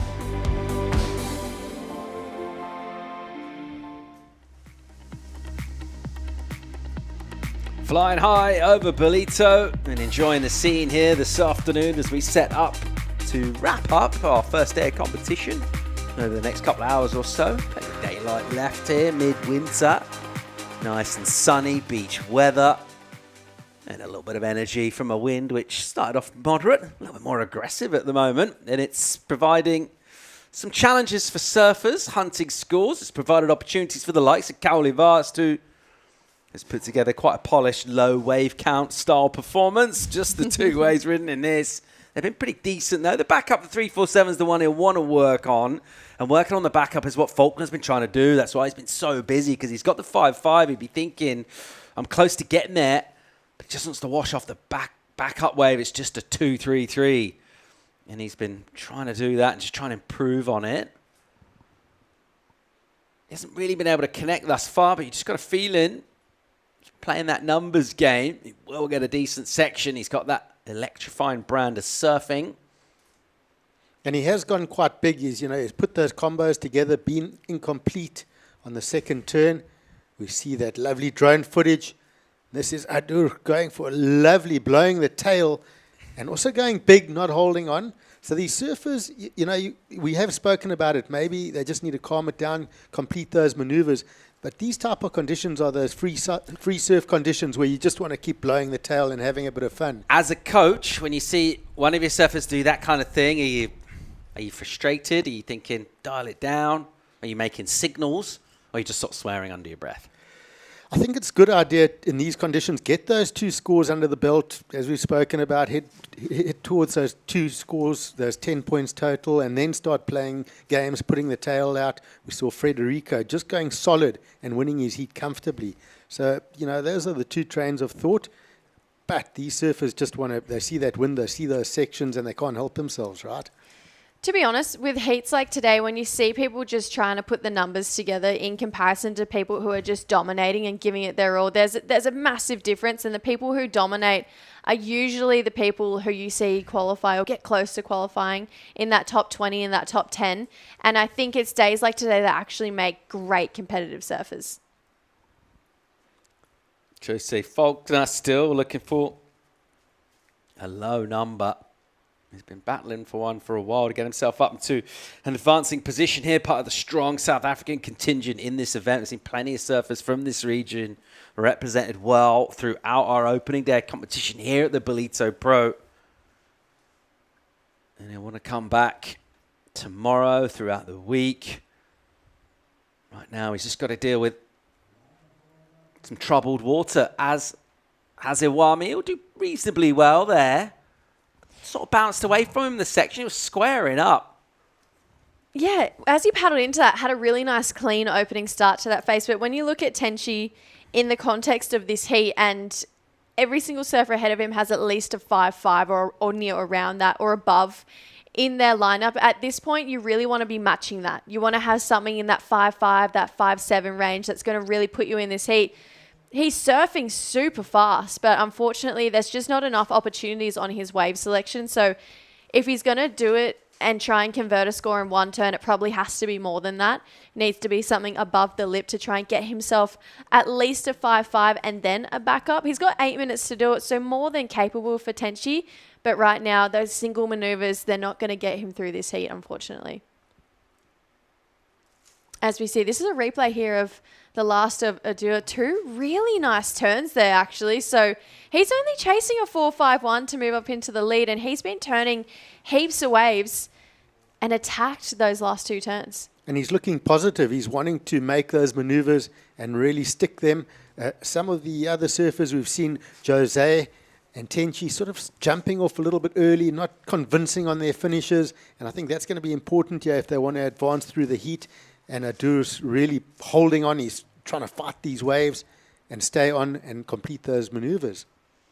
In Tenchi, he is one of that next Japanese crop that is really coming through and pushing the limits. I mean, he has been so consistent on the regional QS series, but he's the kind of surfer that gives back as well. A couple years ago, we had an event in Shagao, and he took over so many boards. And I remember thinking, why does he need that many boards for that event? But actually left close to 25 boards for the local community to use. And every year when we go back to Shagao for the Cloud9 QS, all the local surfers are riding Tenchi's old boards. And it's this really cool, I feel like, initiative that Tenchi has that he doesn't even know. He just is so kind and generous and is so open to letting people, you know, find that feel and that career of surfing that he has. And I hope he finds it today, because he's an incredible surfer and he's got a great heart too. All right, so he's got plenty of karma points in the bank. Let's see if they can pay dividends right now. He's got some speed. Has he got a section? Not really. Won't find a lot through there. It was a little bit of a wide one. He thought, why not? He found himself some room away from everyone. Gave it a go.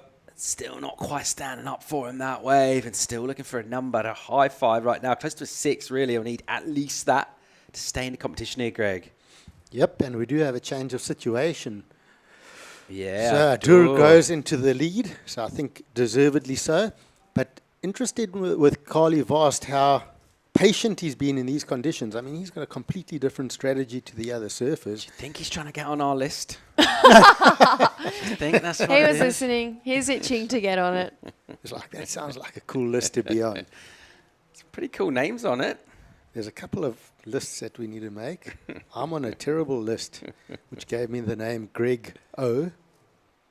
Getting 0 points in a heat. Oh. I had a couple of them, actually. Oh. So you're a sit and wait surfer too? Not always. You might be on our list as well.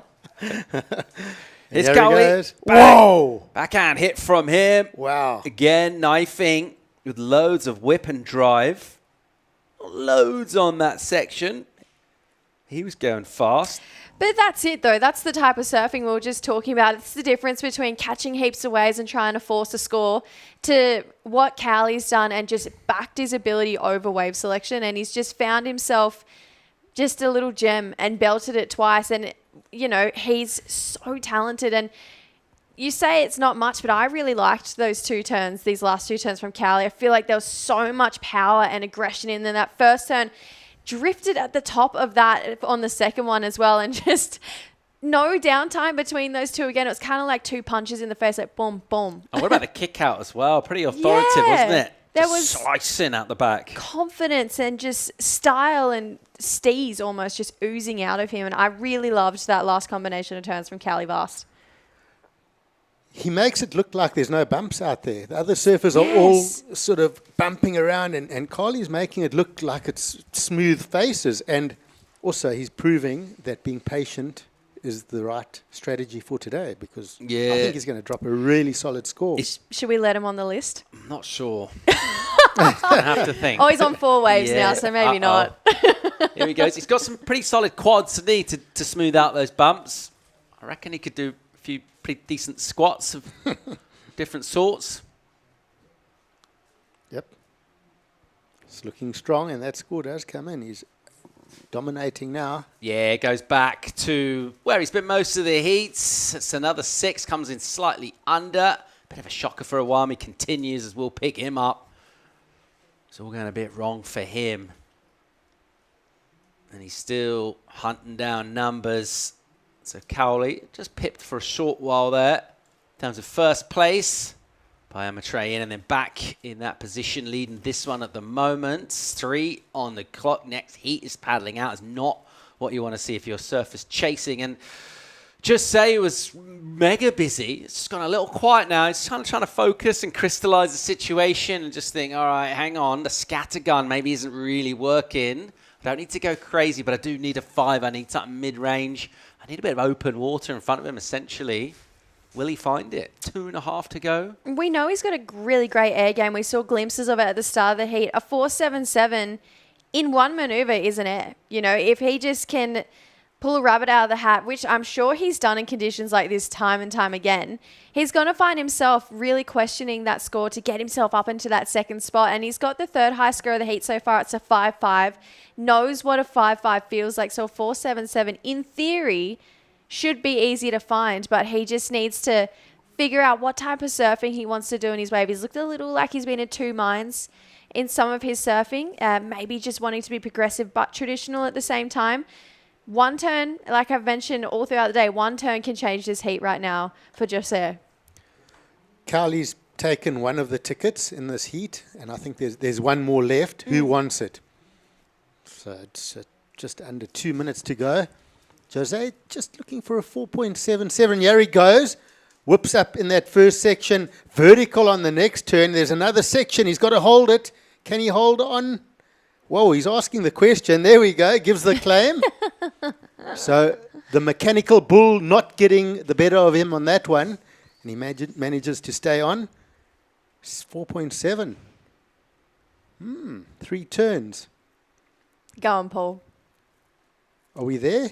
It's going to be close. I mean, you've got to compare with the 5s that we've seen from Adur and also his first 5.5 that dropped in. You think about maybe some of the power of the section that he's unlocking. Meanwhile, live action here. Amateur in with a ton of speed. What's he got for a finish? Whoa. And he'll just clip it. He won't do too much. Covers some ground. It's pretty dynamic. Definitely didn't want to fall off there. But he did also want to try and improve, and he'll make that job more difficult if he can nudge the numbers up. Looks like he's bringing this in. So there'll be a number to come for him and one as well for Faulkner. And that will really decide ultimately who's going to the next round. Cowley, pretty decent. 12.6 out of 20 for him. Couple of 6s with the extra power. A bit of an extra gear, I think it's fair to say. Bit more spray, just more going on, bigger turns. Yeah, Cowley looked really good in that heat. I mean, just so strong through those maneuvers, the amounts of spray he threw on those turns.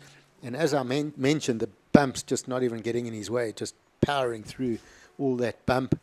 So he'll take the win, and it will be a battle for that second place. Yeah, what are we thinking about? Just say needed what? It needs a decent, it's a 4.77, so he needs a high 4. And you're just thinking, does it have that moment on this wave that get you excited? The first turn was a little bit under. I really liked that second turn and the third. I mean, there was a lot of, you know, he had to make that last turn really to question that 4.77. So it is around that mark. But I really like this last one of Adur. There's a lot of speed. There's a lot of intent on this last turn. And just really kicked the fins out. You saw that moment where heaps of water went flying out the back. Based on seeing those 2 waves and the scores, it could go either way. I think Adur probably gets it and gets himself through. But like his wave told a bit more of a story. We had a question and then he answered it. Just say a little bit going through the motions if you just kind of look from that point of view. It's nice what he did. Just kind of swinging. I think Jose gets it. Okay. But then Adur gets it back. Yeah, yeah. I like what you've done there. Very diplomatic. I think that's where we'll go with this. It's going to be close, but yeah, both surfers I feel are going to improve their scoreline. Yeah. So nervy moments. These back on the beach. The debrief with the squad, and it's with the panel of judges. They'll be going to the replays and making sure they nail this. Amatrain was in second place prior to a requirement to come in for Faulkner. And would he get that score? 4.77. Well, then we'll also have a score to come in for Adur. Not many 3-turn combos out there, hey?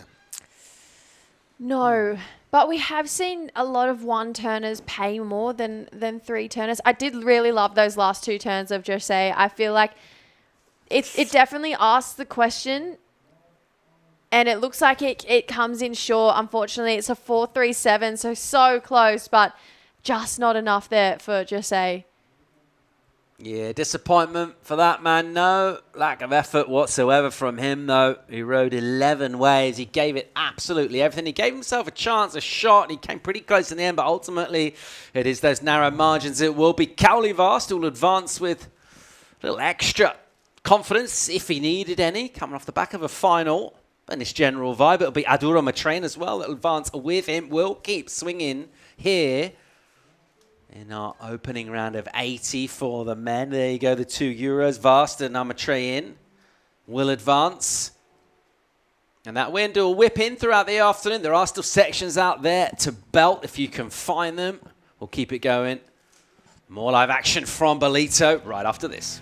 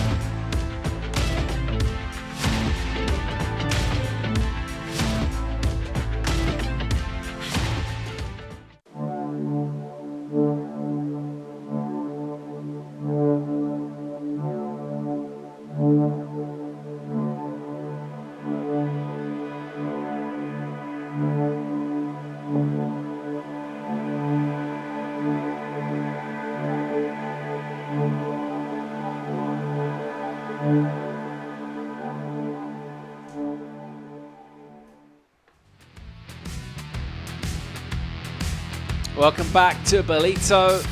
It's a Monday afternoon. It's stop 2 on the Challenger Series, and it's South Africa playing host to a colourful cast from all around the surf world.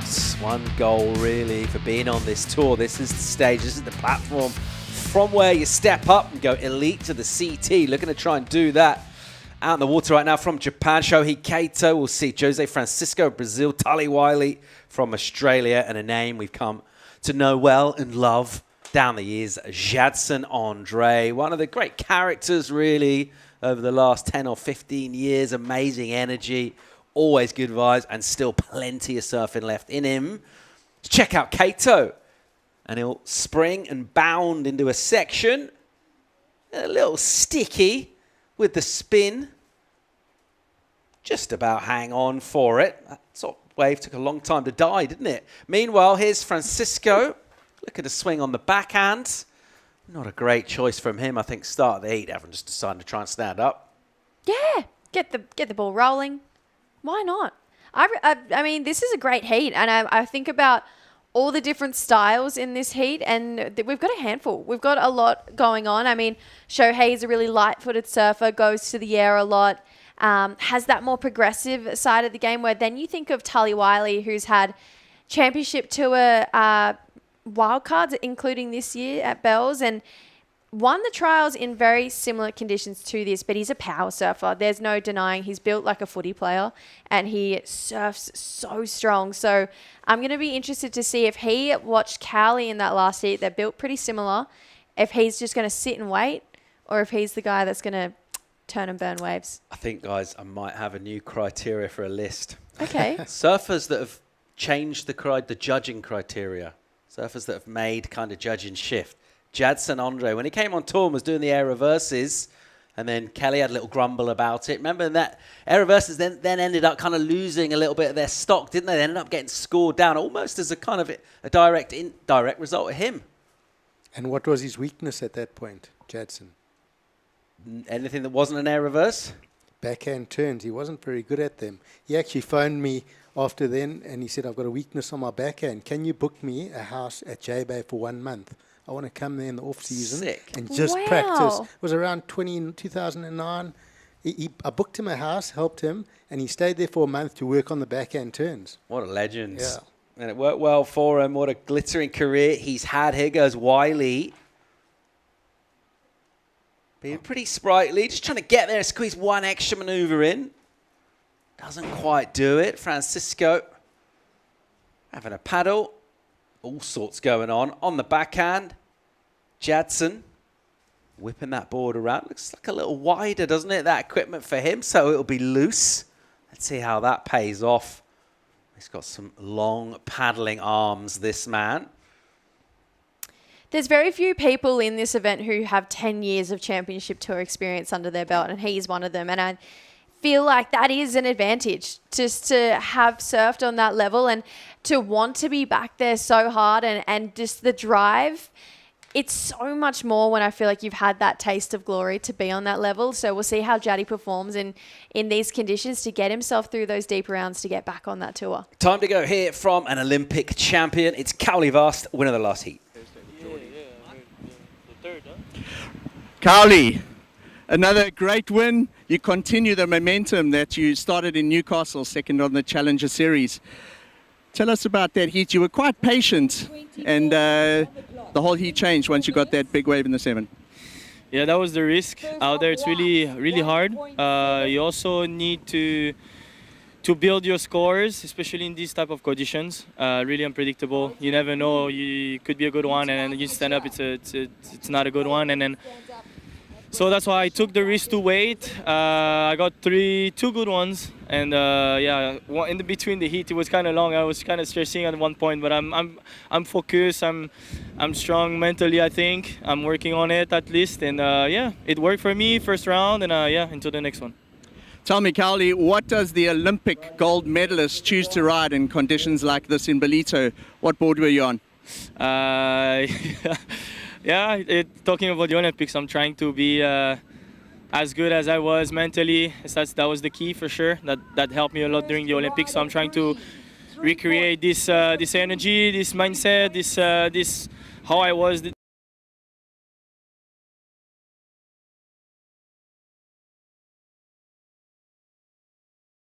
Yeah, I'm using Monster 10. That's my magic board, GIS surfboards. And it works really good, and stoked. And then last question, just quickly. You've been staying and connecting with the Bell family. I see you hanging out with Tom Bell. Is he giving you some local inside knowledge? Yeah, that's the family, and I'm really close with everyone, with his family, the Bell's family. They're the nicest person here, I know, and always the good vibes. That's what I love, and that's why we got good connection together, and the son is working on the jet ski. The family is always here in the VIP, and good vibes only, so it's good.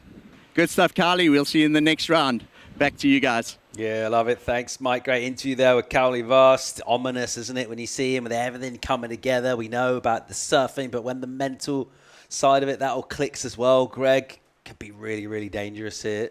He spoke about his strategy, and he did say it was a bit of a risk, but he stuck to that strategy, working really well. And I think that's pretty much life, right? Have a plan and stick to the plan.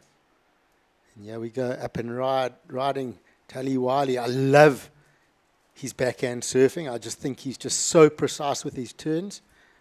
He's one of the, he's been one of the standouts. We saw him at the QS 2000 as well, just looking so strong. We've actually got 3 goofies in this heat. And of course, Kato on the forehand. There he goes, up and riding. Bit of a wild journey when it comes to winners in the past here. It's really been dominated by natural footers. This is the 56th year we've seen this event run, and it's gone through so many different phases as well. And we now experience today as the 10,000, the Challenger Series event. But it was crazy. I'm going to find exactly what it was. Actually, Sean Thompson, he won 6 times here back to back, but there are 43 wins have gone to natural footers. out of the 56 years. So 43 of those 56 years natural footers have won. So Good. Hopefully the goofy footers can get one back. But the last 2 years have been won by goofy footers in Cole Houshman and Ian Gavea. So maybe we're seeing a trend. Maybe they're just going to win the next 40 to try and get it back. Good point. Very interesting. I want to know more about Judson's month at J-Bay. So Shane, where's the lost tapes of that? Surely someone's got some footage. Oh, it was like 2009. There weren't like cameras and stuff invented then, were there? Maybe someone did an oil painting of it somewhere. We'll just dig that Oil out. painting. But your story as well. Kelly Slater would have made that complaint after he lost to Jadson Yeah, at so Santa Catarina so Pro. So not changing the criteria as such, but, you know, if you follow that kind of narrative arc, it did sort of seem to be that way. Who else has maybe changed the criteria a little bit? I think there's someone that's going to be on all of our lists. Right? Let's go with Ethan, maybe. There's been a little bit of a shift and back towards that kind of whole wave feel to scores rather than just scoring manoeuvres themselves. Is he going to be on all our lists? Ethan, maybe. Can I tell you where I felt a shift? El Salvador. Jordy Smith, Matt McGillivray, the one bottom turn, not the double pump, into the one off the top. Okay. I saw some thinner rail surfing on the rail. I saw a shift there. I don't know if I'm dreaming it. That's what I saw. Feels like a long time ago, that, wasn't it? Wasn't that even that long ago? Here goes Jadson right now. Whoa, a committed bottom turn. The wave liked it so much, it grabbed hold of the board. It said, I'll have that. And that means he'll go down. He's got a couple of numbers in, though. There's Jadson. And the moment he is leading this. Yeah, Jadson, he gets so dangerous on that backhand when he gets it going. And there he goes, whacks it up there. I mean, that one maneuver, wow, that was so vertical. It was almost beyond vertical and just powered straight through it. And I'll promise you now, when he came back from J-Bay from that month, he was doing He was surfing like Oki. Yeah, he was doing it like non-stop. It was a serious weapon. Here goes Kato, loading up here. Bit of a woolly one. He'll kick it away, 18 on the clock here. Still looking to improve the backup, which is very modest from him. Still in the decimals. He'll pretty much stay there with that incomplete. Surfing past him, Francisco. Trying to find a bit of speed. It wasn't really forthcoming from that wave. Just ever so slightly sluggish, wasn't it? In terms of where he was able to go with the wave. He's not shown us much in this so far. It's going to be a tough heat to get out of. He's going to look to try and find that improvement sooner rather than later down towards that midway point. There ain't no need to panic just yet, though. Did he go over Kato on that little... Yeah, got close to him, that's for sure.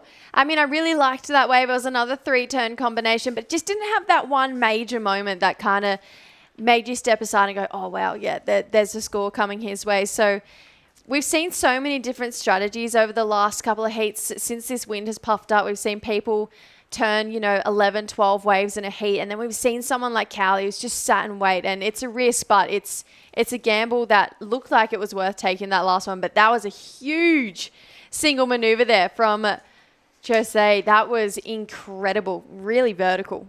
It was a good turn, and he's probably seen that maneuver of Jadson and going, well, I'm going to show them my version of it. And also with this ocean breaking up so much, it almost seems like you're getting that one big section on the wave, and you don't want to sort of rush away from it, rather focus on that one big hit.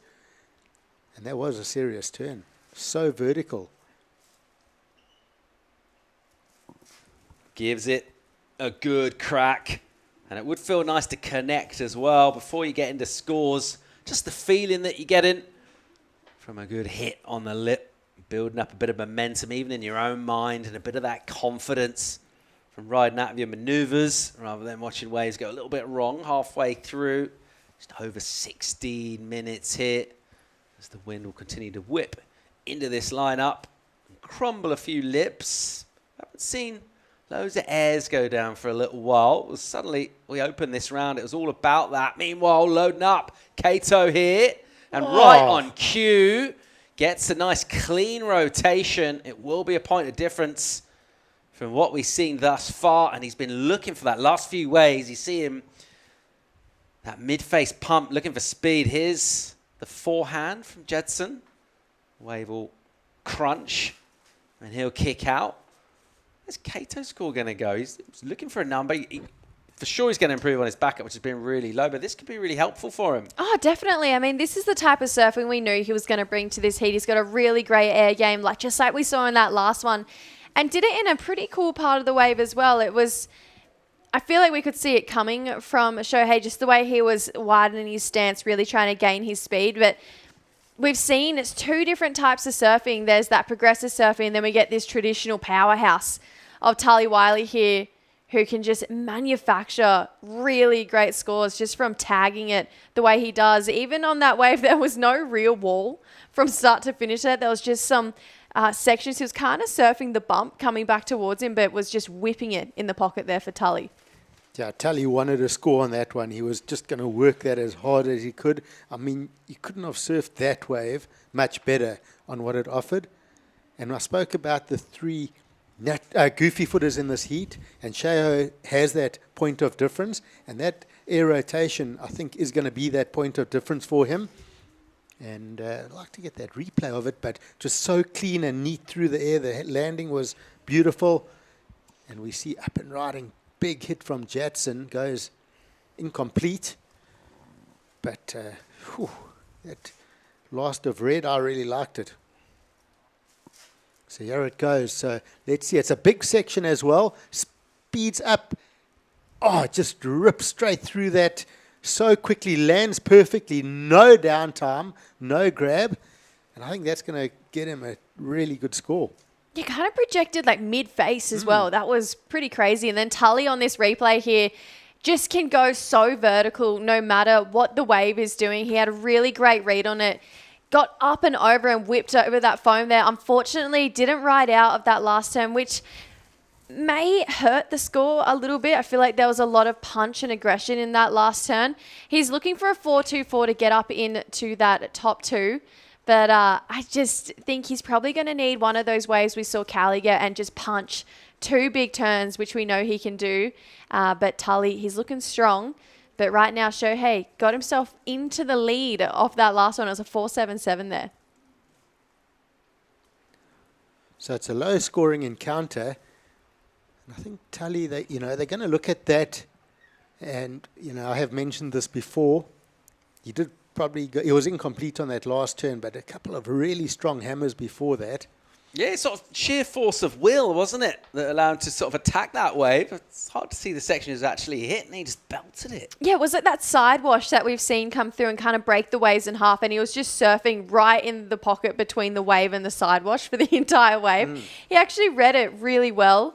The score, the judges are still thinking about it. I mean, there was 3 nice turns before it. I know he's got a big fan base back at home watching it. I believe the Turtles are all hanging back at home and watching Tully. Cale Bell Warren's down there as well. He spent a lot of time coaching him throughout the years. And the score comes in, it's a 4-1. So it's not what he needs, but it's close. And it's now a 4.24 for him to try and get himself into second place, which is not much. And think he did that with 3 turns. Imagine what he could do with just one big punchy one. 12 minutes on the clock here. Kato in the leads by virtue of that clean rotation. Jadson Andre, the vet's got the high score. He's in second right now. Wiley and Francisco looking to chase him down, find out if they do it when we come back from break.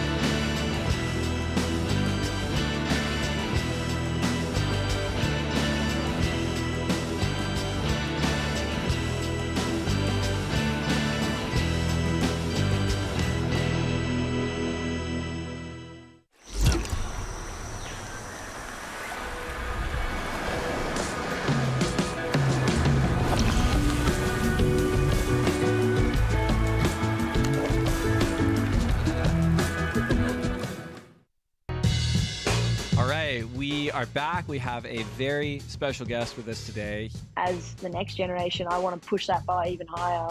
I think everybody's a threat. You could get the wave of your life out there.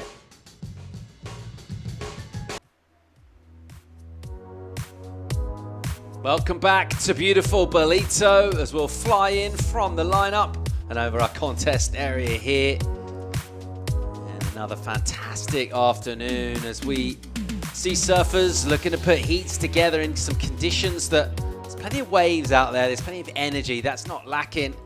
But that wind is providing a bit of a challenge at the moment, and it'll be a contrasting story from surfers that were able to get scores and they'll go, yeah, there's plenty out there.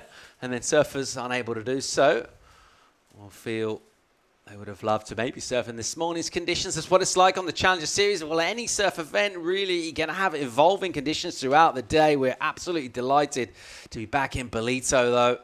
And a lot of surfers here mentioned this is one of their absolute favourite places to go. Cowley mentioned staying with the Bell family. That seems to be a bit of a theme as well over here. A lot of people doing homestays and being welcomed by families. And that's part of the reason. I'd say the whole event has a bit of a family feel about it, Greg. Absolutely. It's a really special feeling. Families come down and watch the surfing. You see early mornings putting the blankets out on the grass and setting up for the day. It's a really cool family vibe. You got the Bells, of course, the dad, Angus, what a legend, opens up his house to pro surfers. And, of course, daughter Sophie, she's a great free surfer as well. Such a cool family. And Angus is down here the whole time. He just loves watching the surfing. So cool. Yeah, we're really privileged to be back here in Ballito. Right now, we're looking at 8.5 minutes of clock time for surfers like Jose Francisco and Tully Wiley to roll the sleeves up, really, and have at it. They do not need big numbers. We're looking at 4s at the moment, and you would think, well, basically stand up. When you're at this level, you're on your way to a 4. But when you take into context what's going on out there in the water, and actually getting a 4 at the moment, well, you tell me, what is it going to take, Jess? Oh, well, you think about Jatson Andre's 533. That was one turn.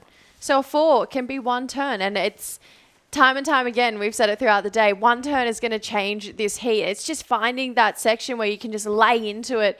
And Shohei Kato, one turn got him into first place, and it just happened to be an air reverse. Got himself 2 on that last one. But I don't think it's going to be much in comparison to what we've seen in his lineup for turns he's done so far. But it's one of those heats, it's one of those days where you're at home and, you know, the surf, it's windy and it's onshore and you think, oh, I'm not going to go out. But it's the people who go out and test themselves in those conditions that make heats in events and conditions like we have today, because they mimic each other beautifully. We see waves around the world have conditions just like this. So if you've done your time, you know that you can get the job done in one turn just by surfing conditions like this constantly. Yep, we've seen it year after year. You've got to be able to mix it up. The clean conditions in the morning, the onshores in the afternoon. You've got to be ready for all of it. And yeah, we see a replay from Jatson Andre. Whacks it up nice and vert. Comes out with a claim.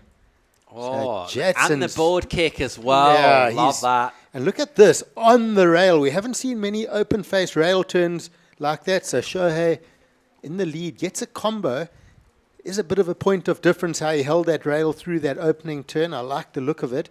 And then got up into the end section. So, Shohei is actually getting rid of a 3.8. And here he goes again. Sets up and out. So Jatson Andre is, you know, he did get that score earlier, the 5.33 for that one big vertical hit. He's done that again, and he's trying to sell it as well with a claim, and he looks happier with that score. He's trying to tell the judges that was a bigger turn, a bigger wave than the 5.33. Give me a bigger number. Well, as well, before these scores lock in, it's the best time to be able to do a turn like that and ask the question for a bigger number, because if we look at the spread between first to fourth, there is nothing between these guys. It is so close between all these surfers. So I feel like if there was any point in the heat to be able to go, give me a bigger score than a 3, it is definitely now. Yeah, I feel like a lot happened on that wave. He almost blew the takeoff, didn't he? It was like both rails kind of caught and bogged a bit, and that sort of slowed him down a little bit, almost like allowed him to come at this. Whoa. Nice and late, beautifully timed. That was a well-placed turn. So like you said, it actually put him in a better position, exactly that. But this setup straight up. This is the one he just rode. Yeah.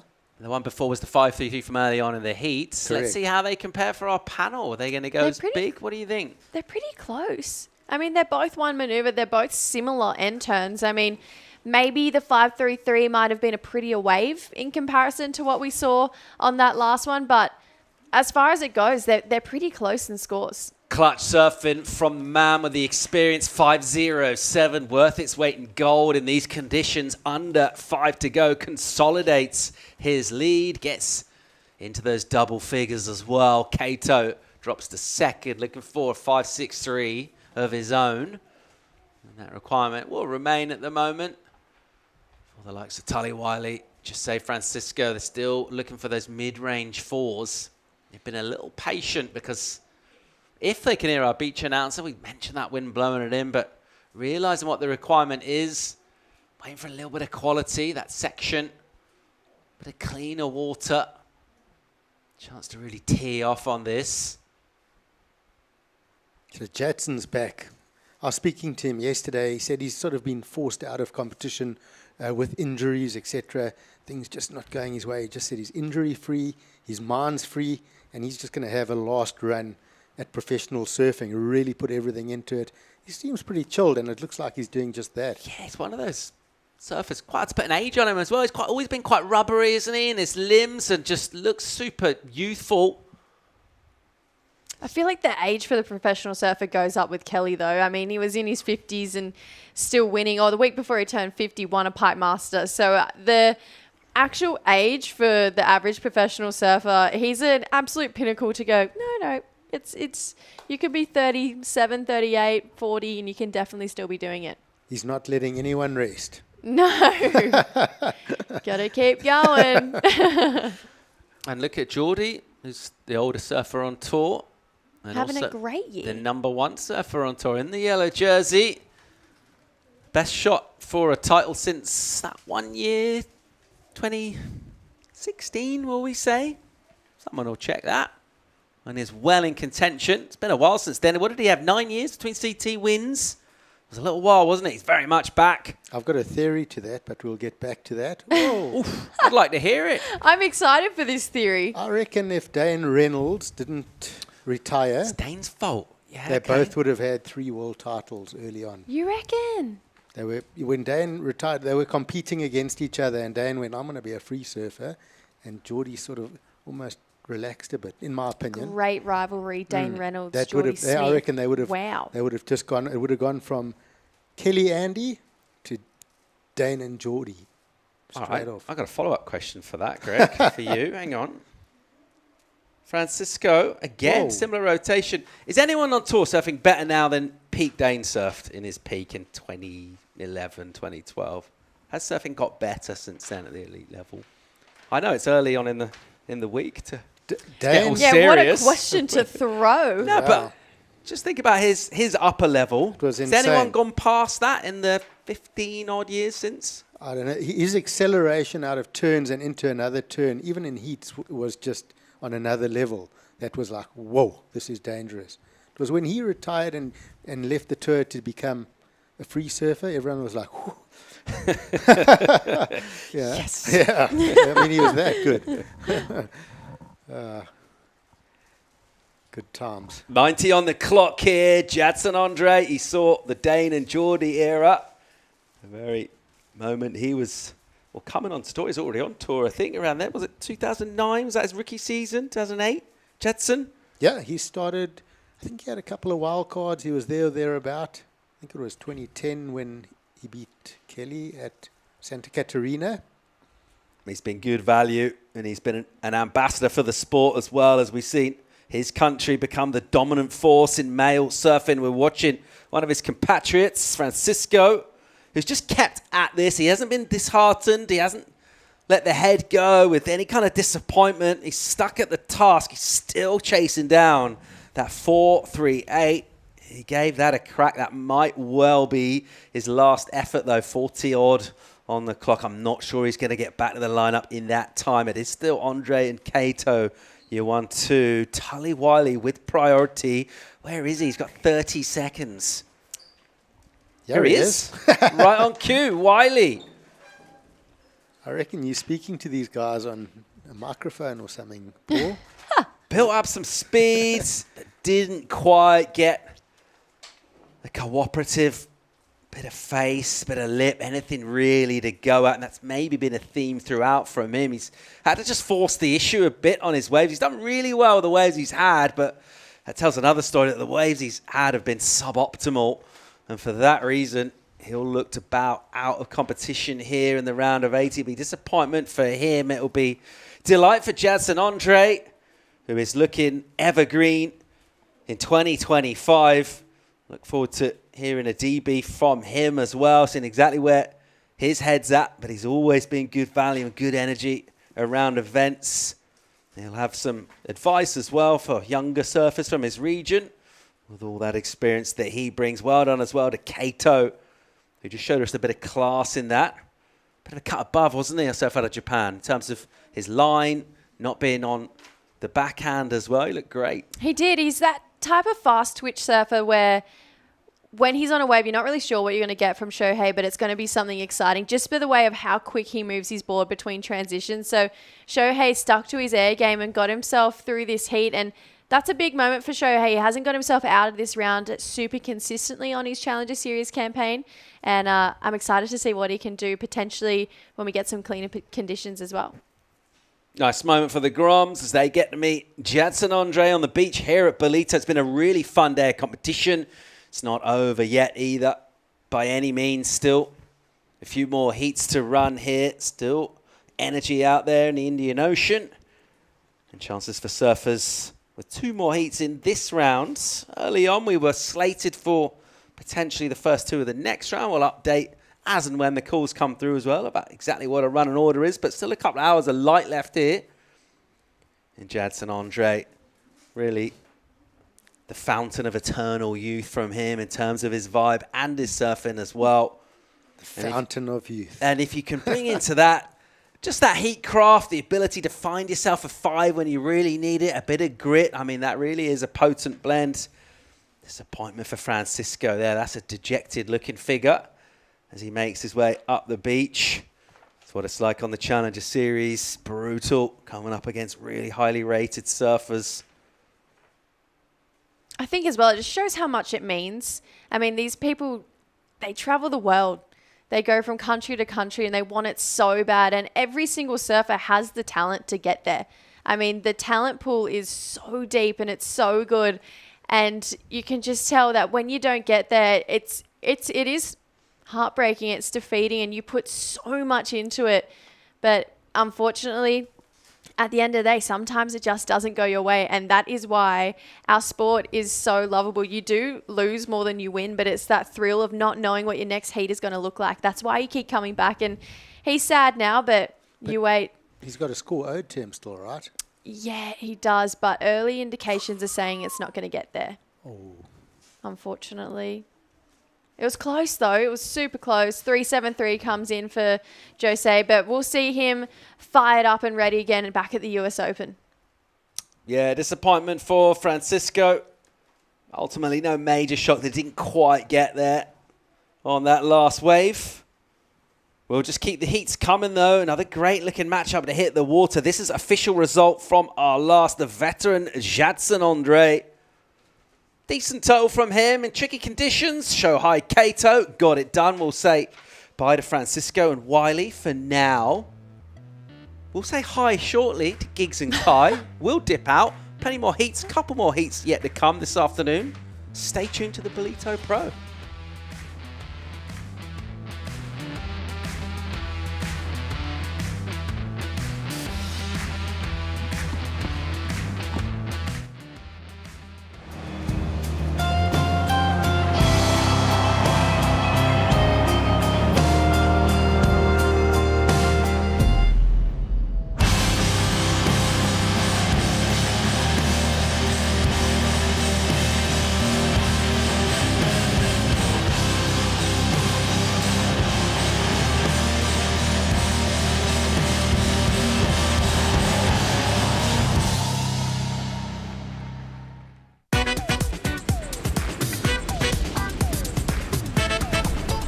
South Africa is one of surfing's most iconic destinations and one of my favorite countries on Earth. How fun does this little wave look, though? I'm Ashton Goggins, a surfer, writer, and documentary filmmaker, and this is No Contest, Stab and Red Bull's travel show by surfers. Joined by the country's best and brightest, and with the continent's preeminent surf explorer and pioneer as our guide, Doesn't get better than that. this episode we're covering 1,000 kilometers of South Africa's east coast. Exhaustingly consistent world-class waves. A sprawling, diverse coastline, both culturally and geographically. Exotic wildlife, gorgeous natural landscapes, thriving urban centers, and thoroughly affordable world-class food and wine. Flavor town. This is No Contest South Africa.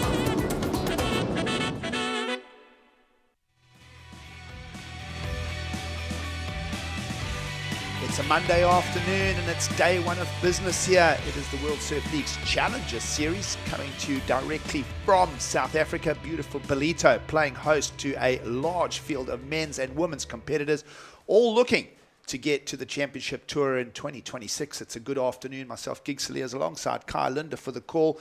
A big day of competition. We got round of 48 women going this morning. We're now into that men's round of 80. And you're joining us now with heat number 7 in the water, and an interesting story to it all because it's made up of a number of interesting names. One of them, Josh Kerr, out in the lineup. Yeah, and according to the press statement, he's on a 20. All right. Well, trust that you're enjoying the show with us from the east coast of South Africa. Dylan Moffat, the other Australian in that. Watch for Wesley Late, making a push for his campaign here in Brazil. And then Josh Burke, the Barbadian. He'll be in the green singlet. So it's a good afternoon. And it's going to be a fun heat to call this because Dylan Moffat's able to roll his sleeves up. We've seen him fare very well. And, well, we know the history of Josh Kerr. And, well, I'll tell you what, someone who knows the lineup very, very well, talking about veterans pushing. Let's go and hear from Jadson Andre. He's down there with Mark Frew. I'm here with very, very stoked Jadson Andre. Jadson, you made a heat. You're on the comeback from a serious neck injury. You didn't compete in Newcastle. This win in that heat means so much to you. Yeah, it really does. I miss being on tour. I miss compete the Challenger. I miss travel with my friends. I've been having a wonderful time back home with my little boy. But at the same time, as you said, I've been dealing with a really bad neck injury. But I'm feeling well. I'm feeling okay. And as you said, this first hit win means the world for me right now. I've been competing the tour for pretty much for my whole life. But just show how much I love to be here, how much I love to compete, how much I love surf. And yeah, man, I'm stoked to be here. And I hope I can make a lot of hits. We are so stoked to see your name back in the drawing, Ballito. You're a familiar face here. You're loved by so many people. You got a full carbon board here, and you're traveling with your crew. Tell us a little bit about this board setup you're riding out there. Yeah, I'm riding a 5'8", shaped by Ricardo Martins, my man back in Brazil. Every single contest that I've won my life, I was riding his board. Like, I'm not really sure how many contests I won. Maybe 6 US, 1 CT, make 2 finals in the CT. And I've been riding a lot of different boards, but every time I won a competition, I was riding Ricardo Martins. So that's I'm not really sure if full carbo or just 50-50. I'm not really sure. I don't really understand about surfboards. I think he's the one who needs to know about boards. And yeah, I'm here with Patterson, Crisanto, just become a dad as well. Matteo Zerdi, Wesley Late is my brother. As you said, man, I'm having a great time. I'm really happy to be here. And yeah, let's go. Good stuff. Well, good stuff. Great to see you. And we'll see you in the next round. Back to you guys. Oh, I love it. Such good, fantastic energy from Jadson. I mean, everywhere he goes around the world, always so ever popular. He's just one of those likable characters. And, you know, he referenced to wins on the equipment. I mean, we think all the way back to a CT win back in 2010 when he beat Kelly Slater in his home country. And I mean, wow, what a journey for Jadson Andre. Yeah, Jaddy is the ambassador of Stoke. He really is that guy. Everywhere he goes, he's loved. but it's for good reason. He's just one of the nicest humans you'll Do ever we see meet. William KwaDukuza make a comeback? Maybe. I mean, there's all these Brazilians that have really... Leo Muniz this year making the charge again. Yeah. So it's that whole generation. I mean, you think of the Pupos are still on tour. You think of Miguel getting all the way to finals day yesterday in Saquarema. How long has Miguel been around? And so, there's all this inspiration. It's a maturing generation of Brazilian campaigners, all of them into their family years now. Well, even beyond that, Giggs, maybe it's the year of the distinguished gentleman. I mean, look at the revival for Jordy Smith this year. Well, talking about family men, we'll stick with Joshy Kerr. And how about that? That was beautifully done. With 23 minutes on the clock, plenty of time. Talking of a dad, Josh Kerr. Well, another one. Yeah, exactly. I heard a thread of discussion in the previous heat. There's a bookend discussion. We were discussing a little earlier, Kai, especially on the women's side, how young the talent was coming through. On the men's side, how the longevity is playing out. Jordy Smith in the yellow jersey on the CT, 37 years of age. Josh is also definitely moved on in the years. And it always makes for a great story. Yeah, and there's one of Jadson's travel partners, young William Leche. Good surfer from Brazil. I can also confirm after seeing that last wave, not a twin fin, but certainly not a thruster. It looks actually...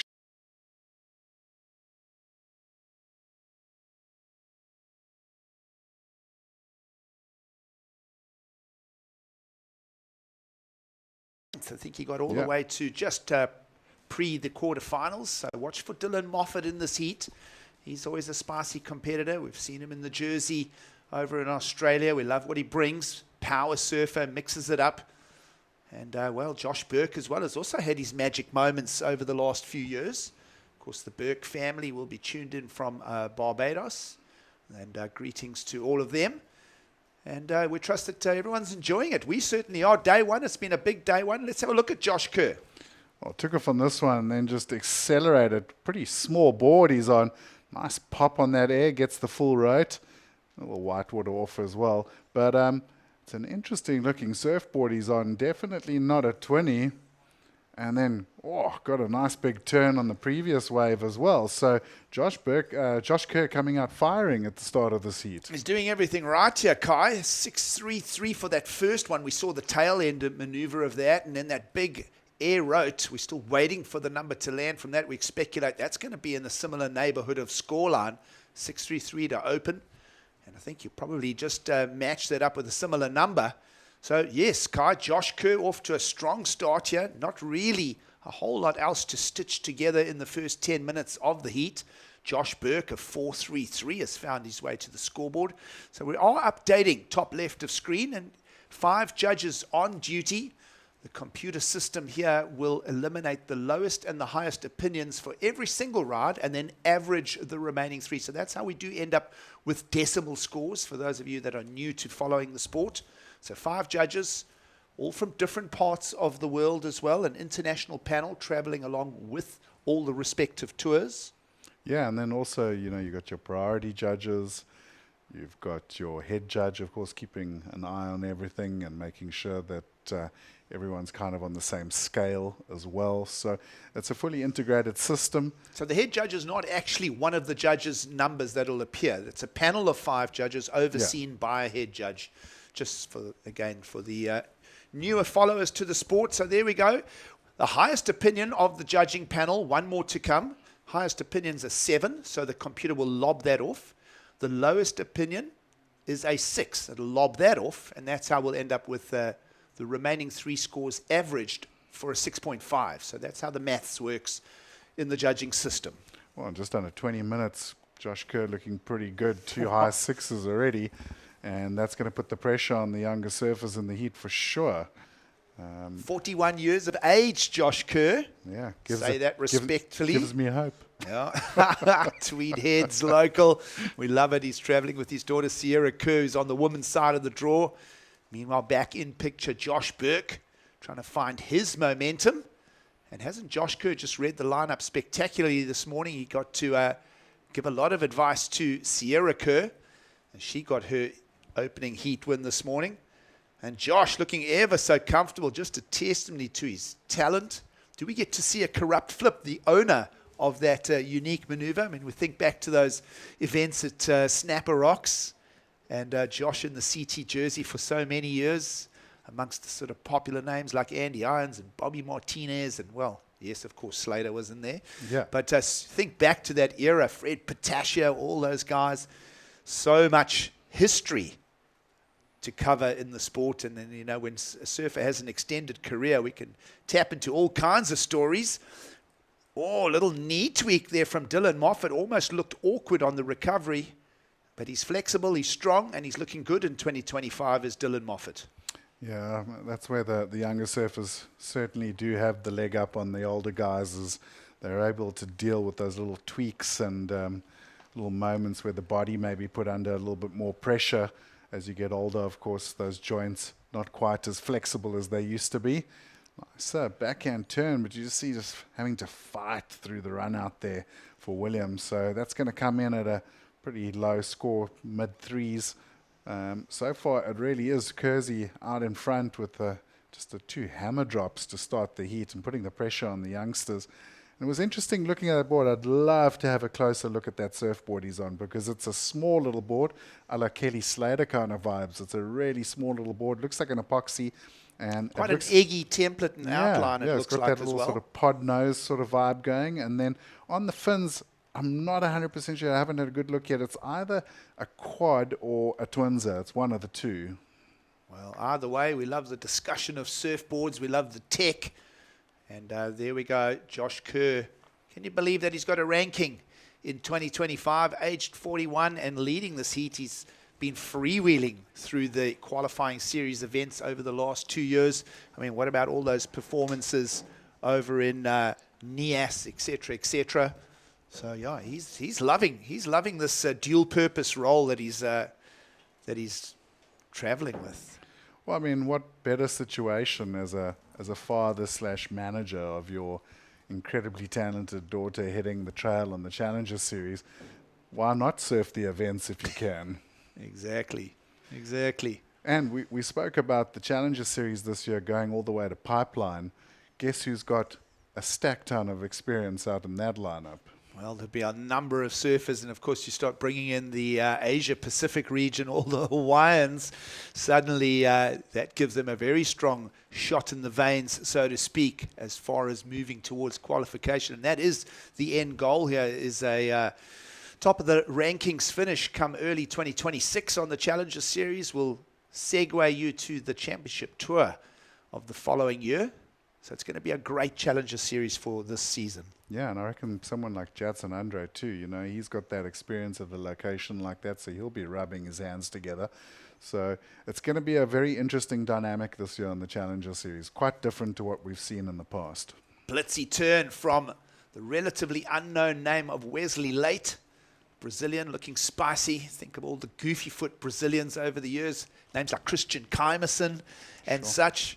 So we've always had a strong contingent of Brazilians doing the hop across the Atlantic here from Brazil over to South Africa. It's always been a strong story. I've always felt that perhaps even more cultural exchange between the two countries would benefit both talent pools of surfers. And what about that for talent? Josh Burke, lovely sequence of turns there, and just finds a nice runner along the bank there as the tide starts to turn around this afternoon here, Kai. Yeah, that was a beauty, and really just clean through the air over that section as well. You know, Burke has always been one of those explosive surfers. He's always had that like bag of tricks. Been around for a while. I mean, if we look at the makeup of this heat, Josh Kerr, Dylan Moffat, and Josh Burke, that's a pretty heavy heat for the newcomer like William to come and face up to. I mean, especially in the first round. Well, I'll throw another little comment out here. Looking at, we've been discussing age as one of the topics of discussion. Josh Kerr at 41. Josh Burke himself is 28 years old. Wesley Late is 29. Dylan Moffat's 25. So that's a high average. Older heats. Yeah, it's one of the older heats. I hate using that word. But it's got good value, and as we say, it's all Kelly Slater's fault, actually. Yeah, he started it all. He's brought the longevity to surf careers. And, of course, enjoying his downtime as a dad, well, as a new dad again, getting to do the whole journey through the nappies and through the walking stage. Of course, greetings to Kelly. Trust that he may even be tuned in. And he's still an absolute surf fan amongst a lot of other talents. But he doesn't miss a beat when it comes to covering the sport that he holds so dear. Well, it was cool during the Trestles event to have him on the commentary team a little bit, and it's always so nice to get his feedback on modern Well, no one's going to give surfing. you more detailed and more experience as far as feedback goes. Let's have a look at this. Josh Burke back at it, Kai. So, I mean, he found that runner. We'll talk about his score shortly, but what about that section? Oh, the go-kart. Did a little sit-down, lie-down. That was lovely. Low center of gravity, so low that he was horizontal. So the flying deck I wonder chairs. if we'll get a replay on that. It'll be an embarrassing one, but that was a bit of fun to break the heat down with 13 minutes to go. This one's whizzing by quickly as well, Kai. And Josh Kerr just did all that good work early on. His first 2 scores remain his counting scores, and that was a while back because he's just been sort of sitting, just waiting to improve on his heat lead of the 6.5 and the 6.33 scores. Meanwhile, Wesley Late just trying to unlock a problem of his own. Yeah, he's been bumped down into 3rd, Kai. And, well, back up into 2nd. But it's a low set of numbers for positions 2, 3, and 4 this heat with 12.5 to go. Yeah, they just don't seem to have found the same sort of rhythm as Josh Kerr. But if he had come out of that turn, we would have been looking at a score. Yeah, I was kind of just keeping that one close to our chest there, but Dylan Moffat will get unstuck. Still plenty of time. And a quick trip back out over the sandbar. We spoke of the tide starting to push in. We're seeing a couple more waves offering some running sections now as that water starts to fill in over the sandbar here, Kai. Yeah, it's been a bit funny because normally the high tide really is not a good time of the day in Ballito, but with the current sand situation being a little bit thin and sitting a bit closer to the beach as well, it seems like this mid-bank has not really been minding the high tide. Even Bog Bay up further up, which is normally like not even a place you'd look on the high. It's actually running and breaking on the high tide at the moment. So not the usual sort of Ballito scenario when it comes to the lineups. A lot of sand has been compacted into these bays, care of those cyclones in the late season, particularly March into April. A lot of easterly swells really stacked the rock coves here with a lot of sand, but it's had to move into the right positions, and we need south swells to do that. Lots to talk about here in Ballito. Surf conditions for day 1 with the onshore winds. We'll sit back for a little bit and take a break as heat number 7 sets up for the remaining 11 minutes. Stay with us.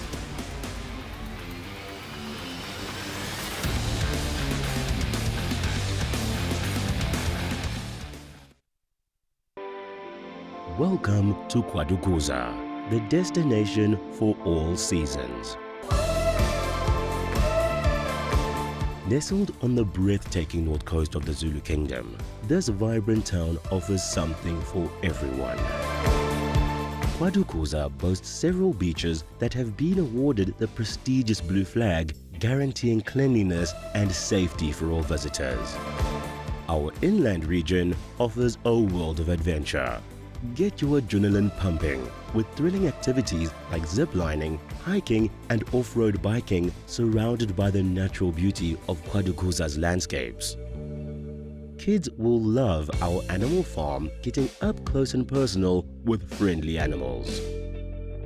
Immerse yourself in history as you explore the rich heritage and legacy of great leaders like King Shaka and Chief Albert Lutuli.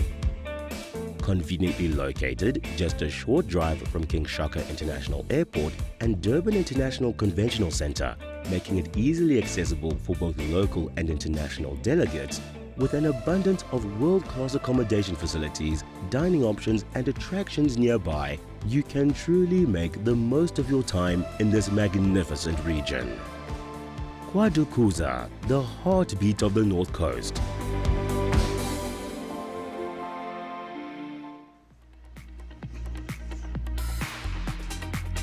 Looking north over the Dolphin Coast on the east coast of South Africa, this is the beautiful Ballito region. KwaDukuza plays host to the World Surf League's Challenger Series. It's a good afternoon, in the late afternoon as well. You see beautiful, clean Indian Ocean here. The Mozambican current pushing down that warm water from the subtropics. And right here in the lineup, you're with us with action. And a lovely contribution to this heat, maybe his best wave just yet, from Wesley Late, the Brazilian campaigner, as he finds himself in heat number 7 down in 3rd. Josh Kerr has set the pace for this heat. Josh Burke has followed him closely. And, well, we trust that you're enjoying the show with us. Gig Saliers and Kai Linda in for the call. Heat 7 underway as into the mid-afternoon here, Kai. That wind has become a little pesky. We've spoken about the tides pushing, but still, surfers are wrangling those conditions for us. Yeah, I mean, Kersey with the 2 6s has pretty much set himself up, you know, with 8 minutes to go. I think he's decided to put the handbrake up and just wait and see what happens now, not strain himself too much in these conditions. You know, if you look at Josh Burke in 2nd place, needing an 8:09 to take the lead. So he's got a bit of a safety buffer there.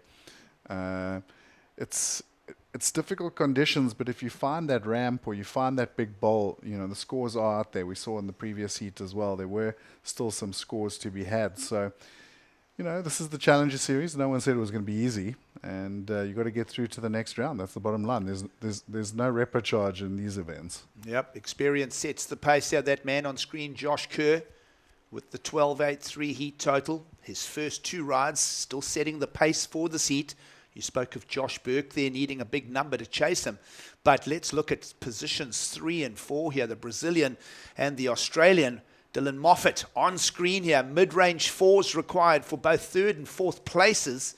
Right now to advance to 2nd, and that was spicy. That one was perhaps a better number from Dylan Moffat with 7 minutes on the clock. Yeah, I like that. He had a bit of work to do through the middle of the wave, but he did well to get across to the next bowl. And then that, like you said, that last turn was spicy.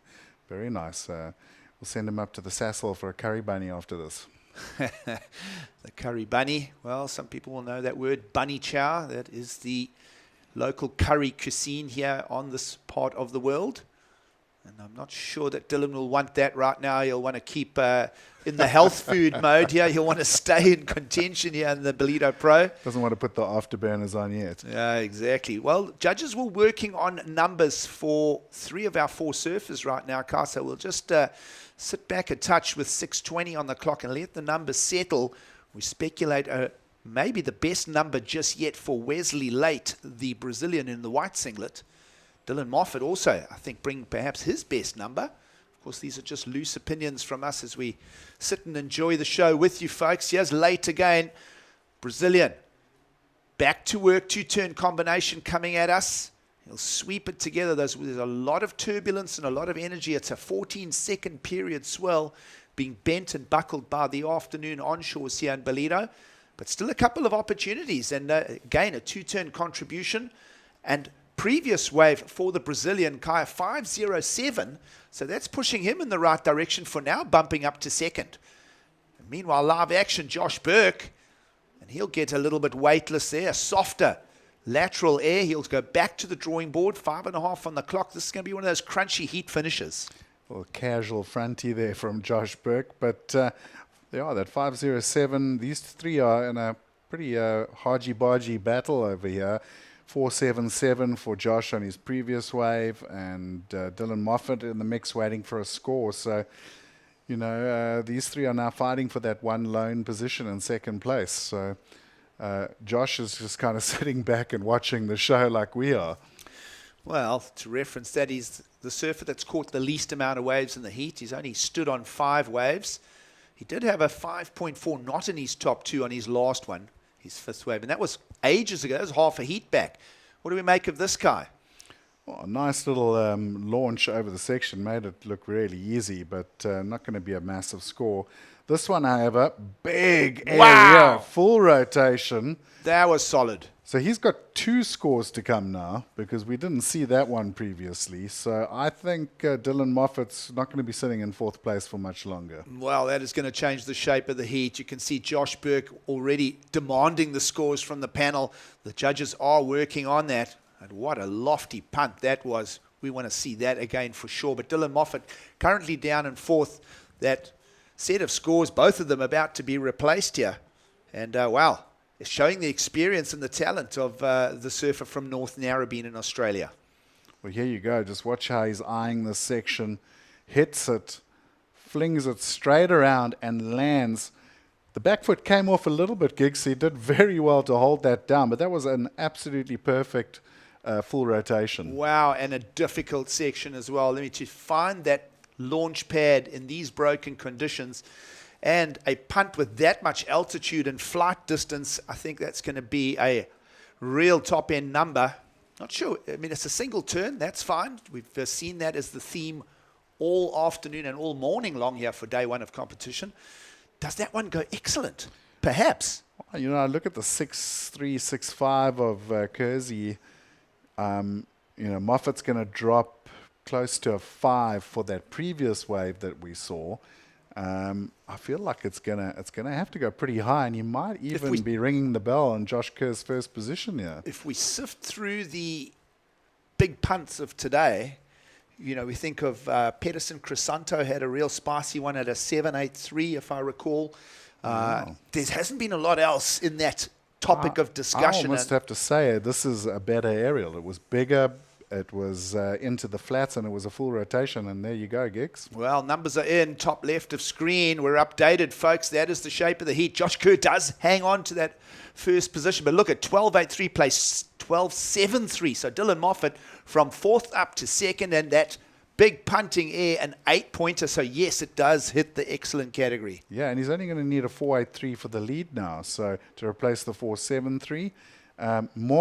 More importantly, look at the requirements now for the other two surfers. Yeah, so it's stretched the heat apart. Yeah, Josh Kerr and Dylan Moffat, the two Australians here, have put big requirements on both Wesley Late and Josh Burke. And, well, with 2 minutes to go, you almost start thinking, how do they find the scores in the lineup? It is testing conditions out there. And talking of conditions, let's go down for an update with Mike Frew. Travis, pretty windy out there. What's the updates on the call? Yeah, Mark, the wind just keeps getting stronger and stronger, and it's supposed to keep picking up all the way through till dark. So we've decided not to go into the round of 64 at the end of Heat 8. So Heat 8 in this round is going to be the last heat of the day. And we'll check back tomorrow morning, 7:15 a.m. for a possible 7:35 a.m. start. Tomorrow's looking pretty promising. We're happy with 16 heats today. Keeps us on schedule. Right, thank you very much, Travis. Back to you guys. Thanks, Mike. Thanks, Travis. So tour manager Travis Logie, who knows the region so very well, grew up in Durban, made his campaign towards the championship tour all around this coastline. So no one knows how to read the cards better. And Travis Logie making that call to run just this heat and the next one. So 30 minutes of competition kind of just left. Well, 31 minutes of competition left as we're down to 1 minute remaining here inside that last 60 seconds now. It's been a good value heat for the Australians here, Kai. Yeah, they've put the pressure on, and we've just had a wave in the break there from Dylan Moffat. Nice little attack to the lift. Don't know if he's going to replace the 4.73 on that, but also just if you look at this heat, you know, only 5 waves by Kersey. He kind of, once he got the scores, he kind of slowed things down. But the other 3 surfers, 9, 10 waves apiece, so they've really had to put the work in. Well, Josh Kerr opening 2 scores. He put his heat together right at the beginning. Dylan Moffat's kind of done it towards the end of the heat. And, well, Wesley Late, the Brazilian Josh Burke, both searching now for scores close to the 8-point range. Mid-7s required. It's not over till it's over. And, well, the clock is about to wrap it up. And here's a good look at that board as well. You were talking of equipment there. He's riding a 4-fin with a carbon sort of spine through it.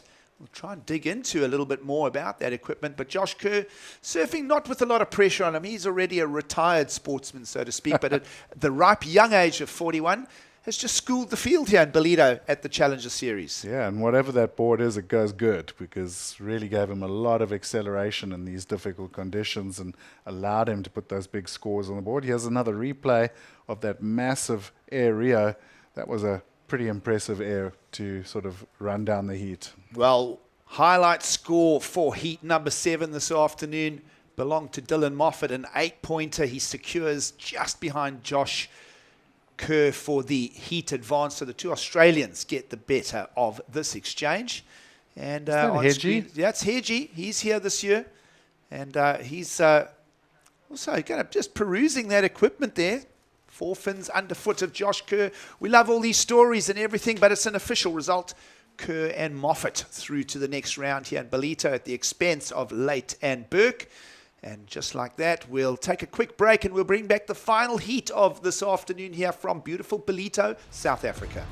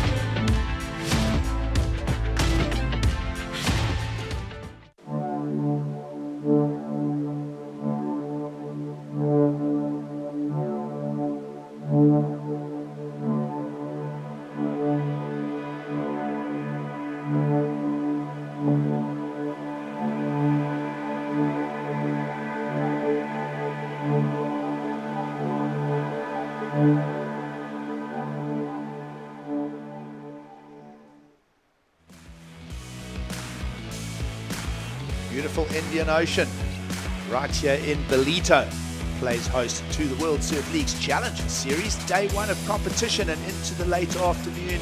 You're joining us here at the Ballito Pro, proudly presented by O'Neill. And we are having a great time with it. Gig Saliers alongside Kai Linda for the call as we frame up the heat number 8 of the round. It's the opening round of men's this afternoon. Afonso Antunes from Portugal, Iago Dominguez from the Basque Country, Igor Moraes from Brazil, and Alistair Reginato will fly the Aussie flag. It's a good afternoon from South Africa. Yeah, interesting last heat as well. So a couple of these guys a little bit newer on the sort of challenger scene. We've seen Alistair Reginato out here before though, and solid competitor. And we heard it from Travis, the wind really is picking up to gale force now. It will cut off sometime this evening, just after dark, and then we'll see the land breeze coming in the morning. Well, that onshore wind is quite steady, but giving Alistair Reginato the opportunity to go to the air. Incomplete on that one. But wow, didn't we see the Aussies just firing away there? Both Josh Kerr and Dylan Moffat going to the air in the previous heat. So Reginato will be straight into it going, let's roll up our sleeves, let's get involved. Yeah, and he got a lot of boost on that air too, just unable to get the landing. So if we can find another little platform to get going on, I'm sure we'll see a good old aerial from him. And it's going to be interesting to see the game plans in this last heat. Sometimes it's quite tough being that last heat of the day. It's been a long day. You've been sitting here all day watching. You got to see better conditions as well, and you're maybe thinking of using certain equipment, and then you've had to change again. So for me, these last 2 heats of the day are probably the toughest heats to be in. Yep, good call you make there, Kai. The surfers in that buttery conditions in the morning will just, have a little bit more glee on it. But, we've seen over the years, this is the pattern here in the afternoons, and we've always seen some really rocking performances in the afternoon onshores. If I think of the afternoon onshores, I always think to about 2 or 3 seasons back, howling. I mean, the wind was much harder than today, and I think it was a quarterfinals between Federico Moraes and the Italian stallion Leo Fioravanti. Yes, do you remember that? I mean, yes. It was about 30 knots onshore, and they were still getting some punts. So it was a massive battle, that heat too. Do you remember that? Yeah, real fight. So yeah, hopefully we're going to see a bit of that. Let's look at that last heat. 6s and 8. So there were scores out there, and it's just about finding that bowl that allows you to attack it. So all of these surfers are good surfers. They wouldn't be here if they weren't. So hopefully we're going to see a little bit of flair just to finish off the day. I'm sure we will by the time this is wrapped up. Just looking quickly at Alistair Reginato's campaign for 2025. Not a great run at Newcastle. He did his trips up to the Gold Coast for a QS, down to Phillip Island, not a great visit there. He did the Krui Pro, which is in South Sumatra, just a fantastic location. And so, yeah, he's ready to campaign in 2025. And we've seen a couple of highlight moments from him over the previous years. Yeah, and I mean, geez, what an event to get through the rounds. I mean, you got a bit of incentive in Krui and Nias to get through the rounds, surfing just 4 or 2 people in those kind of waves. But bit different in this lineup right now. You're going to have to really dig deep and pull out a performance. Well, Alistair got a 9th here last year. Think of the Ballito Pro of 2024. Lost to Jackson Bunch in the round of 16. And put together a couple of solid scores on the way. Took out Callum Robson in the draw last year. And yeah, so many moving parts to talk about. Did a full campaign on the Challenger Series in 2024, and here he is, ready to give it a good nudge, and it could be the year of Alistair Reginato. We know he's a great all-rounder, and this year opportunities like, think of Ericeira, that could really suit him well, the right-hand point break in Europe. Think of the beach breaks in Saquarema, and then, of course, Pipeline this year. Here's another young surfer that's knocking on the door of bigger things, a young surfer out of Lisbon, Portugal, and Tunis. He's been around for a while as well, and we've seen strong campaigns out of the Portuguese on both men's and women's draws over the years. So watch for a little more from Antunes as the year goes by. And now we see a little bit of swell coming through the lineup, so I think we're going to get some action shortly. And here you go. We're speaking about Alistair in action. Oh, let's have a look here. Alistair Reginato back at it. That's a lovely hammer. And as I say that, we'll commentate Curse. And he'll go down. But somebody that put it all together beautifully in the previous heat was the veteran, Josh Kerr. Let's go and get some thoughts from him.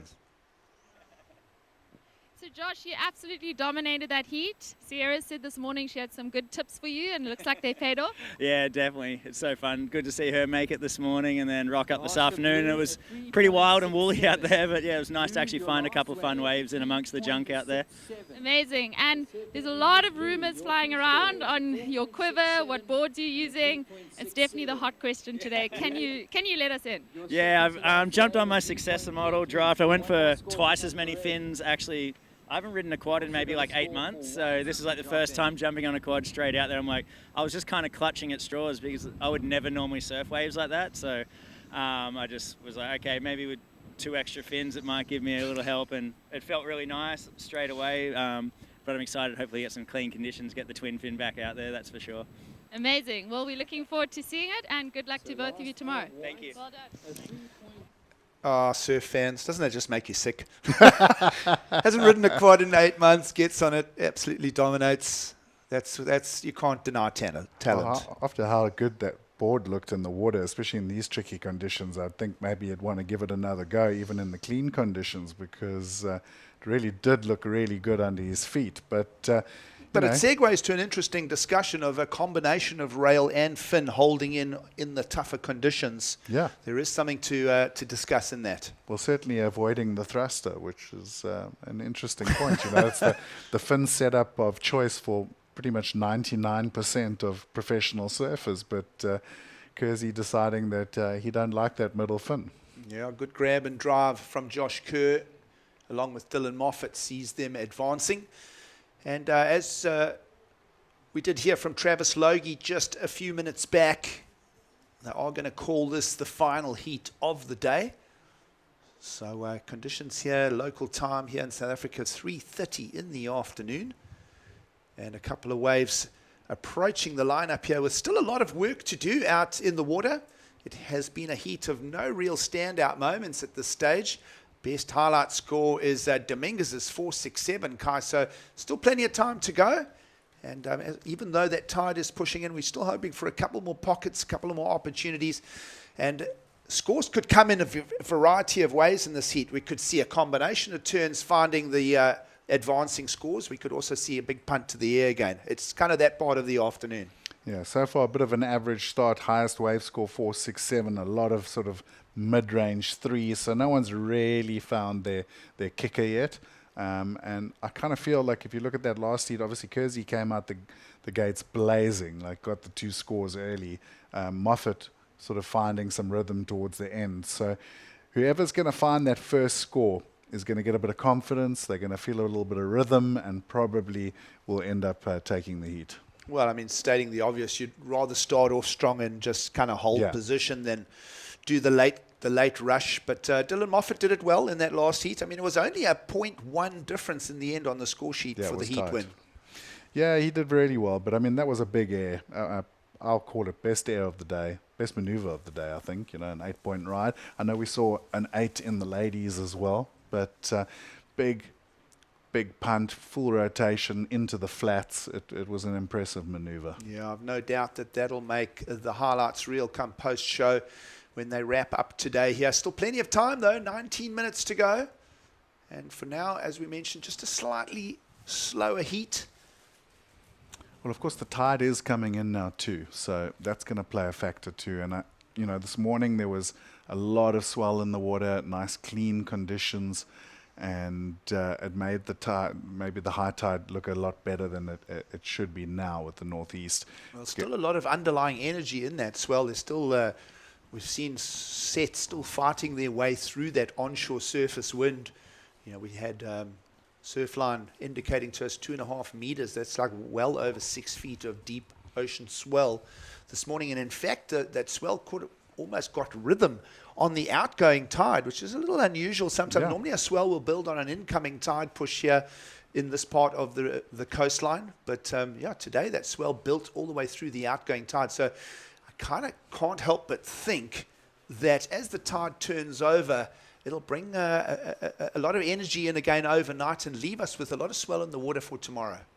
Well, here's a replay now of Alistair's last wave.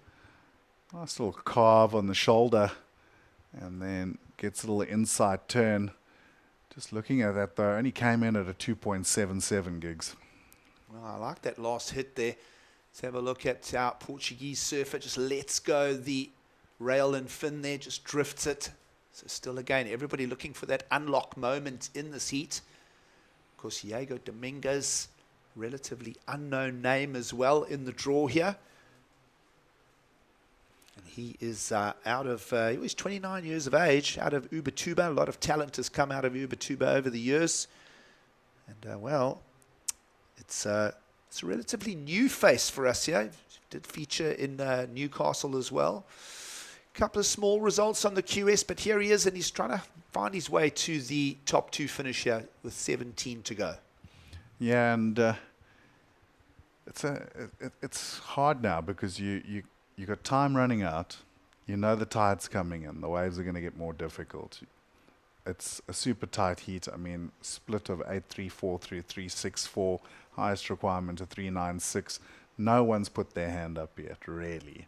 So again, you've just got to go and look for a decent score. You don't need an 8 or a 9 right now. You get a 5 or a 6, and you're going to be in a good position to finish off the heat and get through to the next round.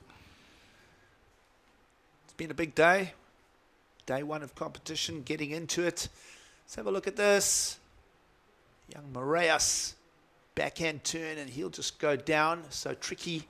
Those pockets, the waves set themselves up, and then is that white water that just keeps rolling through. So it is tricky, very hard to set a rail and get rail drive here this afternoon now for the last heat of the day.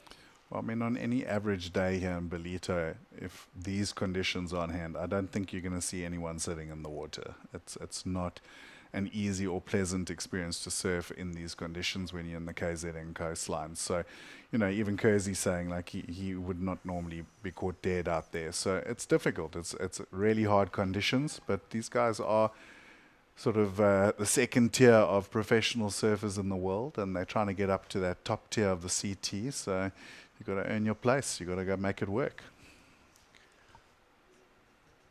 Well, priority with the heat leader.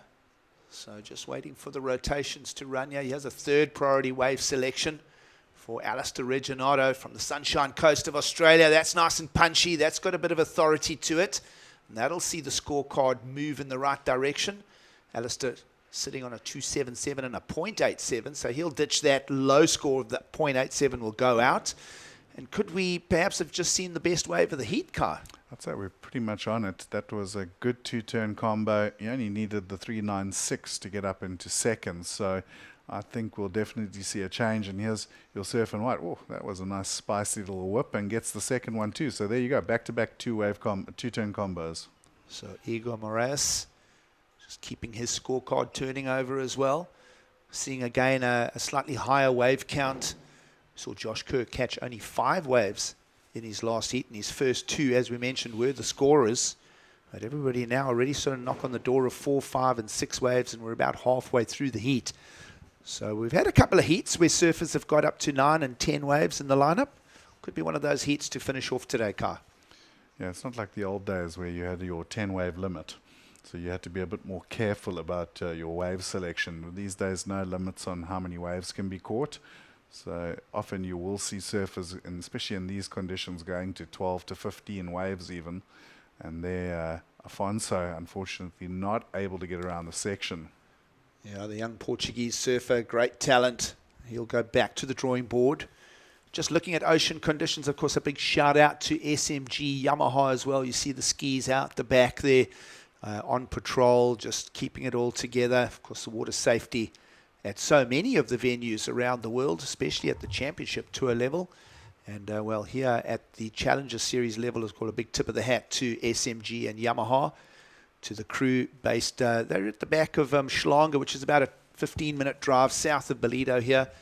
Just an incredible support system for the Yamaha distribution. Let's take a little break and just let it breathe with the last heat of the day unfolding here in Ballito. Stay with us. We'll be back shortly from beautiful South Africa.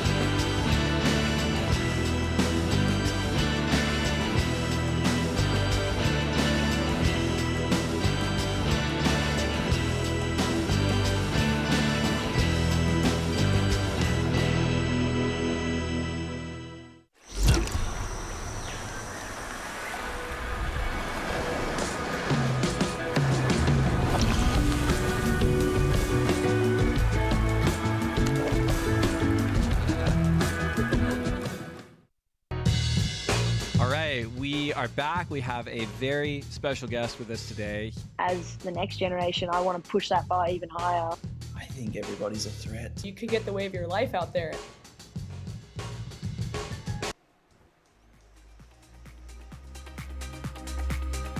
Ah, the beautiful views from Ballito, South Africa. This is the Dolphin Coast on the eastern shores of South Africa here for the surf season in the Southern Hemisphere.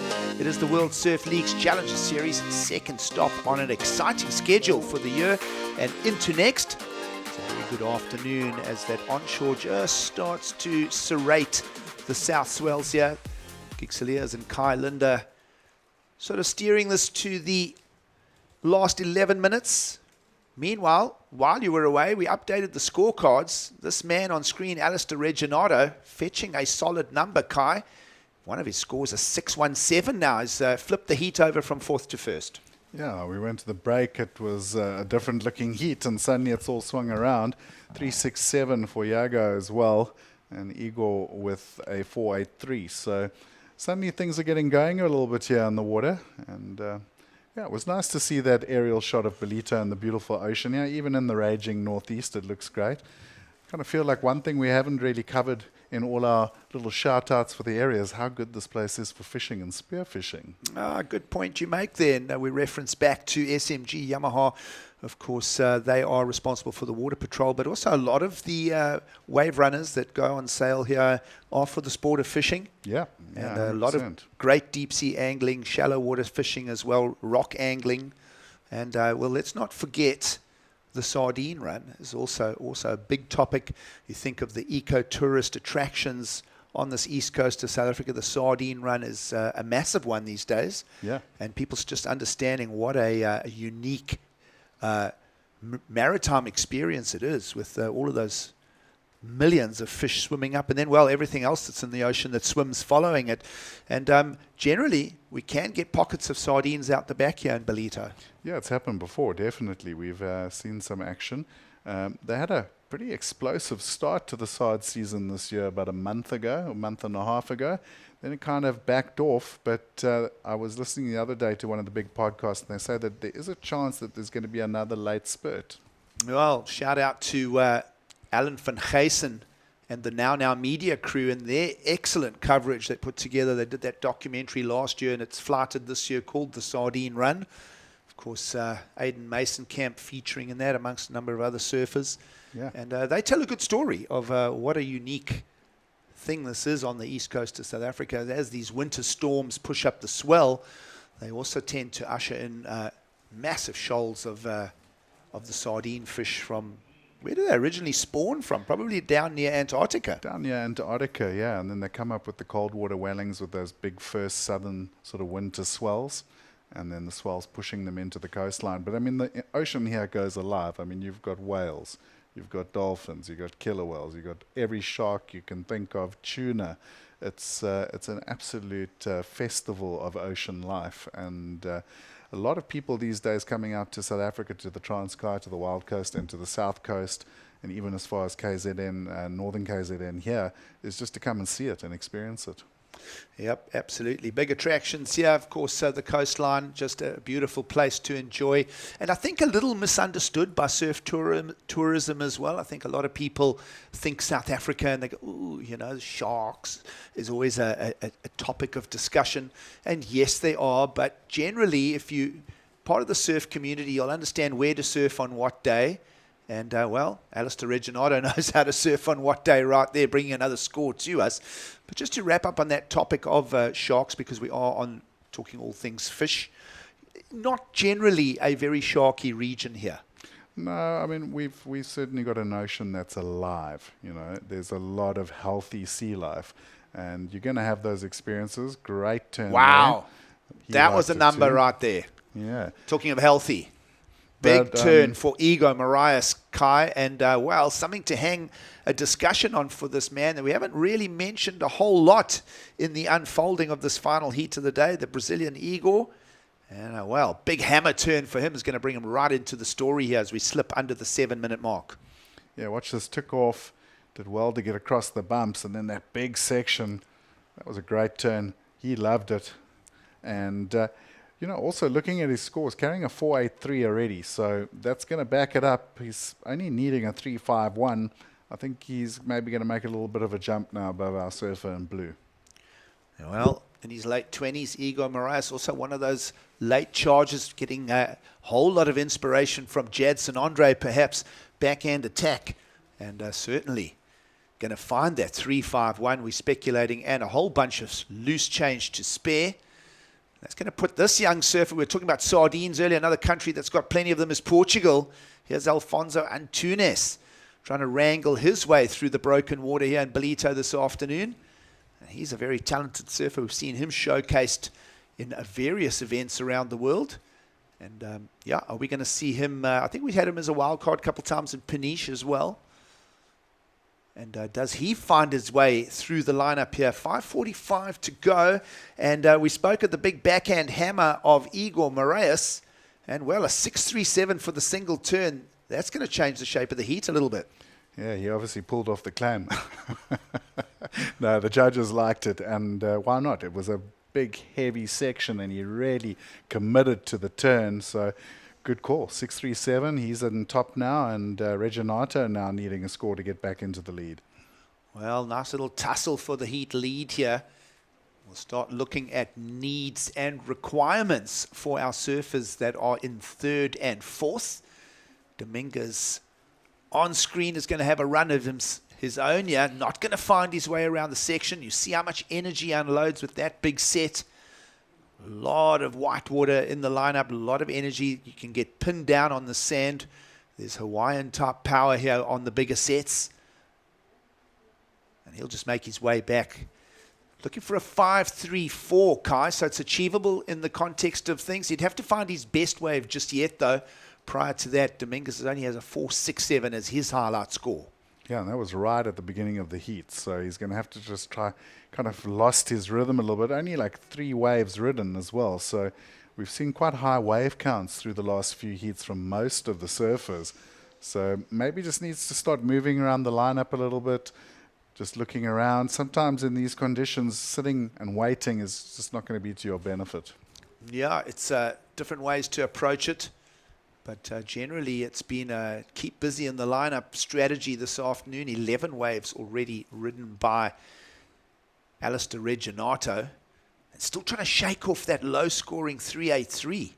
There you can see a activity graph. Ticker tape across the top of the screen showing 11 waves for Reginato, 9 for Moraes. And have a look who's caught the least amount of waves, Iago Dominguez. Yeah. You look at that sort of graphic as well, like a lot of throwaways to get the scores. So, you know, you're not sitting at a point break watching groomed lines come down like you are at Super Tubes. You're in a pretty random onshore environment. So I think the game plan right there is that you need to get going and you need to try catch as many waves as possible to find the ones that give you that opportunity. So the Basque Country surfer in blue on your screen, just switching, looking left, looking right. Here's our heat leader who'll want to replicate his previous wave.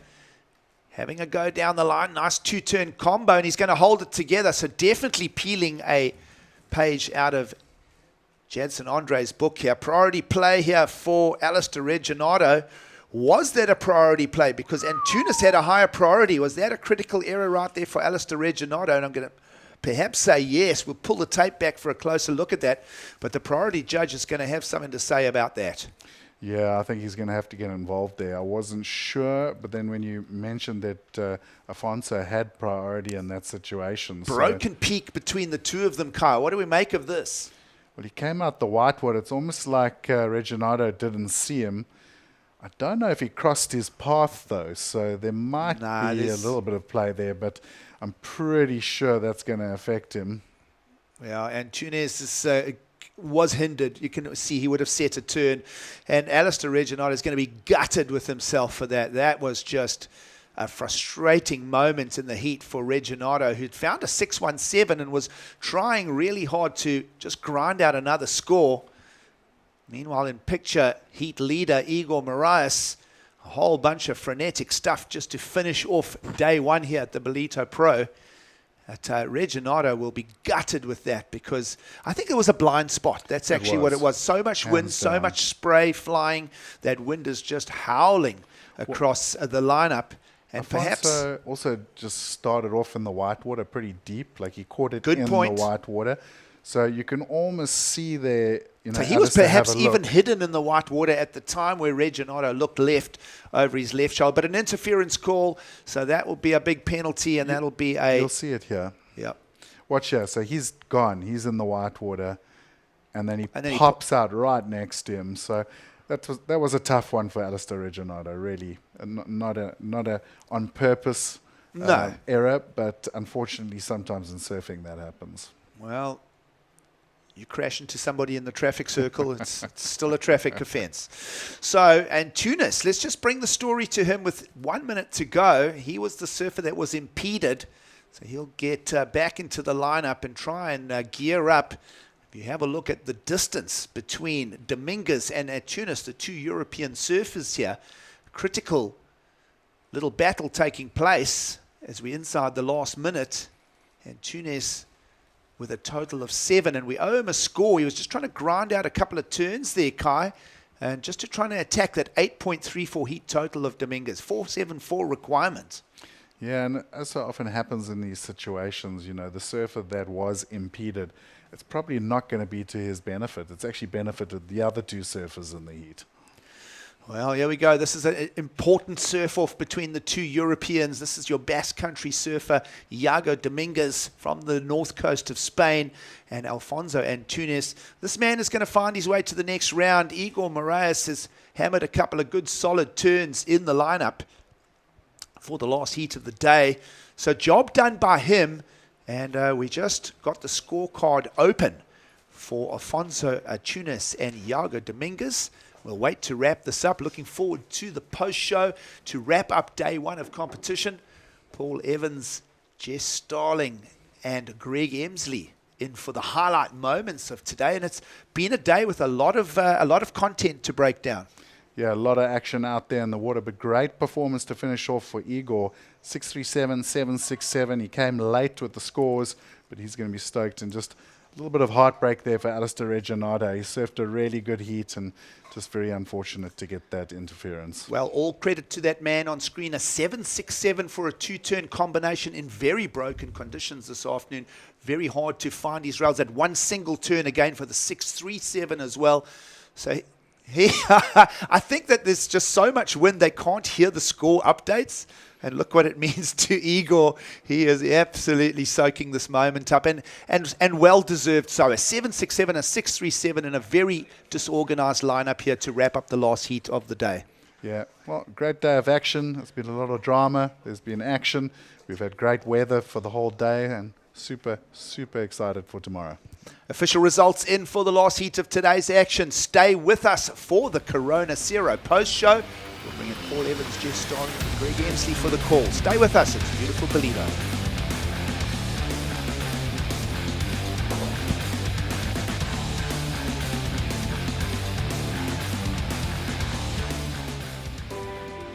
Welcome to KwaDukuza, the destination for all seasons. Nestled on the breathtaking north coast of the Zulu Kingdom, this vibrant town offers something for everyone. KwaDukuza boasts several beaches that have been awarded the prestigious Blue Flag, guaranteeing cleanliness and safety for all visitors. Our inland region offers a world of adventure. Get your adrenaline pumping with thrilling activities like ziplining, hiking and off-road biking surrounded by the natural beauty of KwaDukuza's landscapes. Kids will love our animal farm, getting up close and personal with friendly animals. Immerse yourself in history as you explore the rich heritage and legacy of great leaders like King Shaka and Chief Albert Luthuli. Conveniently located just a short drive from King Shaka International Airport and Durban International Conventional Center, making it easily accessible for both local and international delegates, with an abundance of world-class accommodation facilities, dining options and attractions nearby, you can truly make the most of your time in this magnificent region. KwaDukuza, the heartbeat of the North Coast.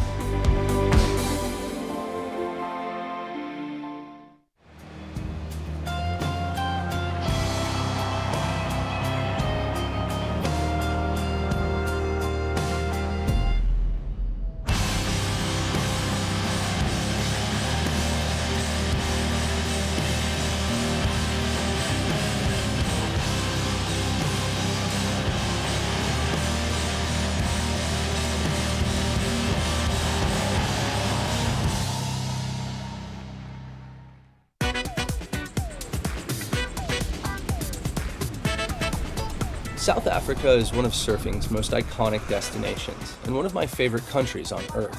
How fun does this little wave look, though? I'm Ashton Goggins, a surfer, writer, and documentary filmmaker, and this is No Contest, Stab and Red Bull's travel show by surfers.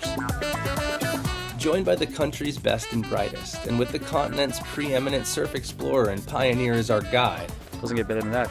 this episode we're covering 1,000 kilometers of South Africa's east coast. Exhaustingly consistent world-class waves. A A sprawling, diverse coastline, both culturally and geographically, exotic wildlife, gorgeous natural landscapes, thriving urban centers, and thoroughly affordable world-class food and wine. Flavor Town. This is No Contest South In Africa. Flavor Town.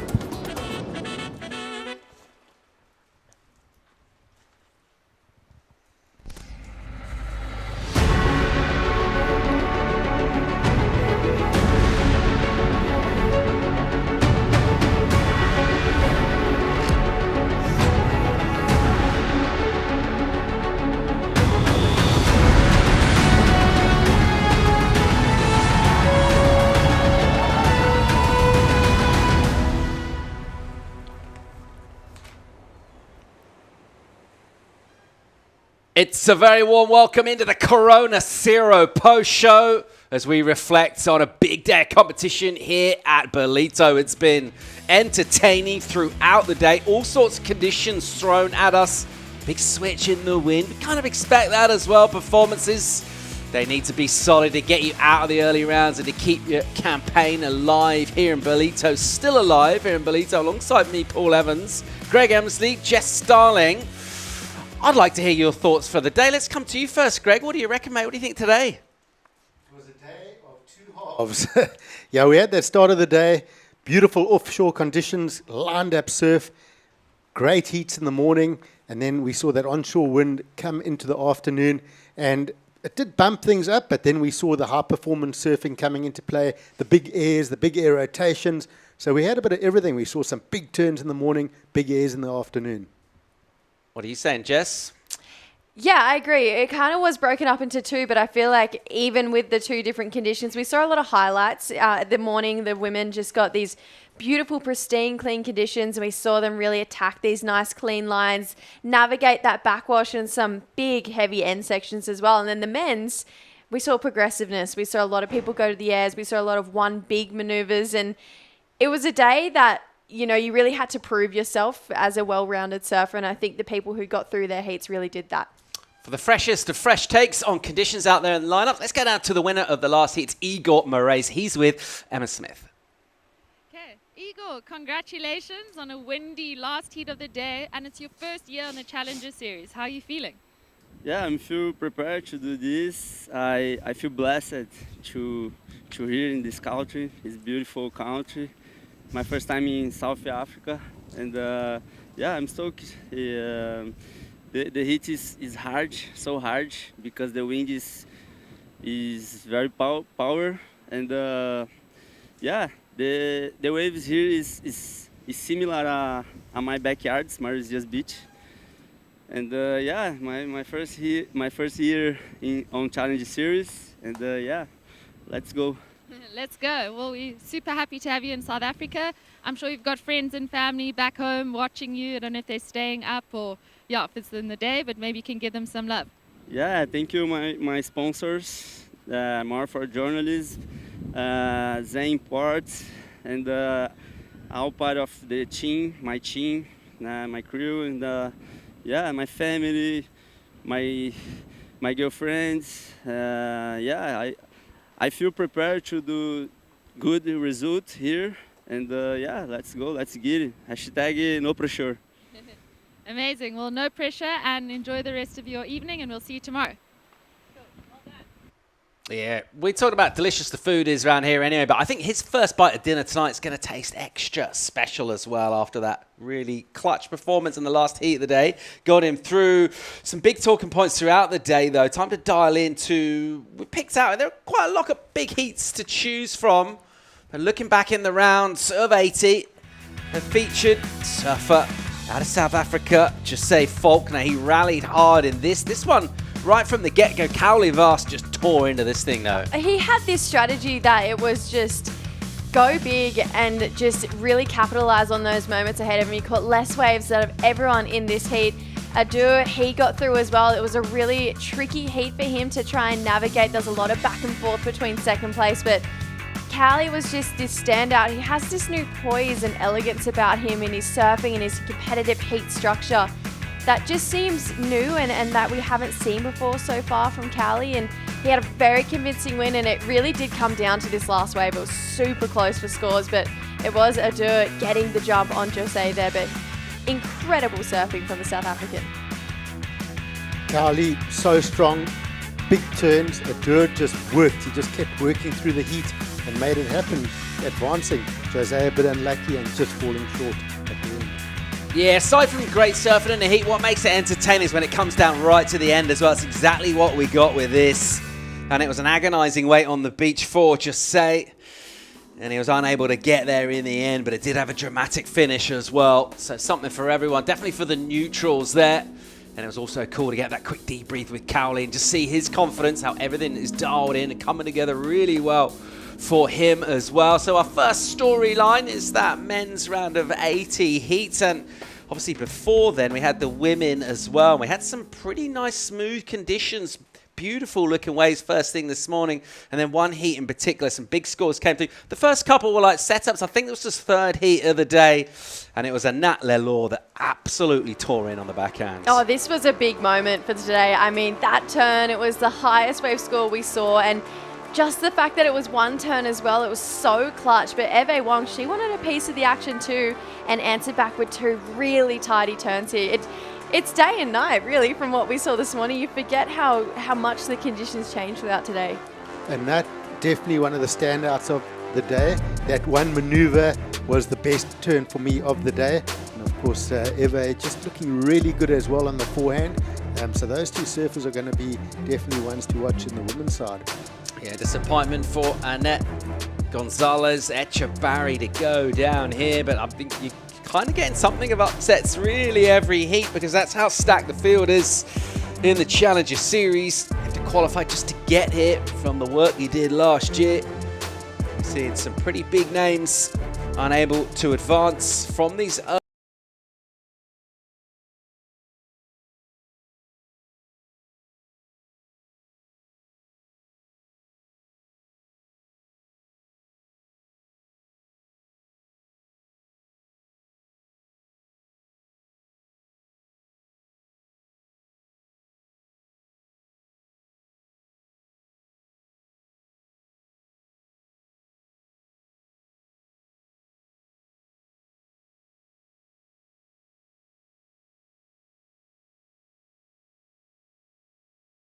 Probably a little bit more than expected through the morning, which was a pleasant surprise. And I think it will hang on through tomorrow. I think it will break up a little bit, but with the light winds tomorrow, I think we're going to see a smooth lump on the ocean with some great opportunities in the morning especially. Yeah, positive thing as well though, we've got waves, right? Key ingredient obviously for surf events, but looks like a little dip in the swell and then kicking back towards the end of the week, ramping back up. So loads of energy here, opportunities for everyone. It's a place we know can get really world class. We saw this morning on Dawn Patrol, that perfect 10 from Jacob Wilcox. May see some tubes out here, so a few airs today. We're excited about all of that. Should we get some top 5 moments? Yes, let's. Absolutely. Why not? Talking about surfers with hype coming into this one. Tya Zebrowski, 14-year-old surfer out of France. She blew up last year in the European summer in the autumn. She tore into the Challenger in Ericeira. She hasn't slowed down this year. Started real strong today. Yeah, very first heat of the morning. And, you know, Tia, she's one of those women that we know is going to get herself on the championship tour, and she started off in such a strong way, 3rd place over there in Newcastle, and she's looking good over here as well. Yeah, absolutely. And this wave coming from Noah Clapp was just solid. Watch this finish, whacks it out and just exploding behind her, pops out. That was one of the highlights of the day, and just attacking that lip on every single wave. Total commitment and really standing out, so dominating her heat this morning. Yeah, Noah, she's just one of those surfers who just belts it time and time again. And we see this in every single time she's on a Challenger Series event. And this guy, he's making a comeback. Pedersen Crisanto wants to get back to that championship tour level and did it in fine form today. Had a 7.33 for maneuvers like that, full air reverse. And he was pulling these out of the hat in Newcastle, and he's coming back and doing it again here in Ballito. Absolutely stunning. But watch this from Dylan Moffat. Massive air rotation, and that was the highest air wave of the day, fetching an 8-point ride. Watch the slow-mo, no grab, full rotation, and lands in the flats perfectly timed and gets that excellent score. And then this one, excellence goes to Anatle Law for this one massive turn. This was the highest wave score of the day. And you can tell with just the way she came out of that turn, she knew it was going to be good. Just timed it so perfectly in the pocket and then backed it up straight away with this, which was a 6.5 for Anatle Law. And that was how you surf a heat, especially this morning. That was incredible stuff from Anat. Yeah, no real shocks to see this quality level surfing that went down today. Of course, we do have our higher seeds coming in as yet into competition, though. Looking forward, assuming whether we're on tomorrow or whenever we do run again. Greg, what are we looking forward to seeing in particular? Obviously, we've got those big seeds coming in. Absolutely. I'm looking forward to the top surfers from today meeting the top seeds. And I'm going to be looking at names like Winter Vincent tomorrow, local surfer Luke Thompson.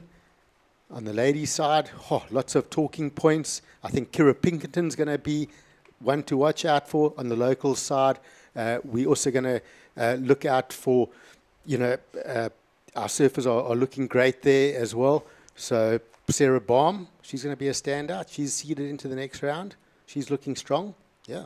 Just given the shift we saw today, you'd rather have a heat under your belt or you'd rather come in fresh tomorrow? Who's got the advantage? I honestly feel like both probably do. We're going to see similar things towards pretty much the entire window that we're going to have wind pick up in the afternoon. So if you surfed in those windy conditions, you probably do have an advantage. But probably got red eyes as well. Yeah. Thinking about the talent of the people in the seeded round, it's going to be 50-50, and I think it's going to make for a really excited couple of heats to come up, another event to watch, so bring it on. Beautiful sunrises in this part of the world over the ocean. I'm not used to that myself. It's red, it's orange, it's gorgeous. 7:15 tomorrow morning. That sun will already be up, kind of, by the time we get that call. We'll look forward to it. Potential 7:30 start, worldsurfleague.com. We'll send you out some highlights from today, and we'll look forward to seeing you tomorrow. Cheers, guys.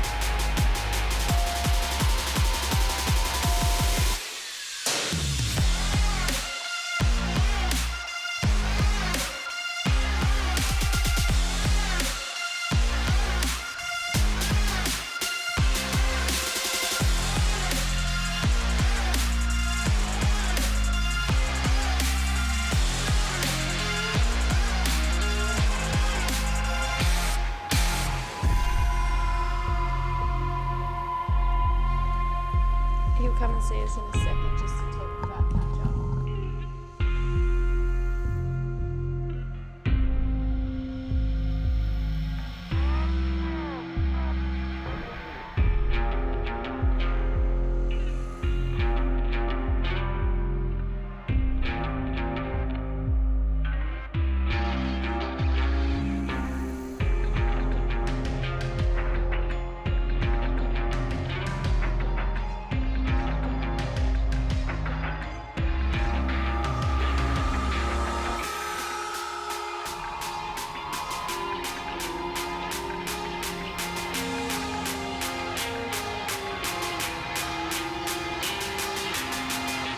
This copyrighted event broadcast is produced by the World Surf League for broadcast around the world and may not be retransmitted, reproduced, rebroadcast, or otherwise distributed or used in any form without the written consent of the World Surf League.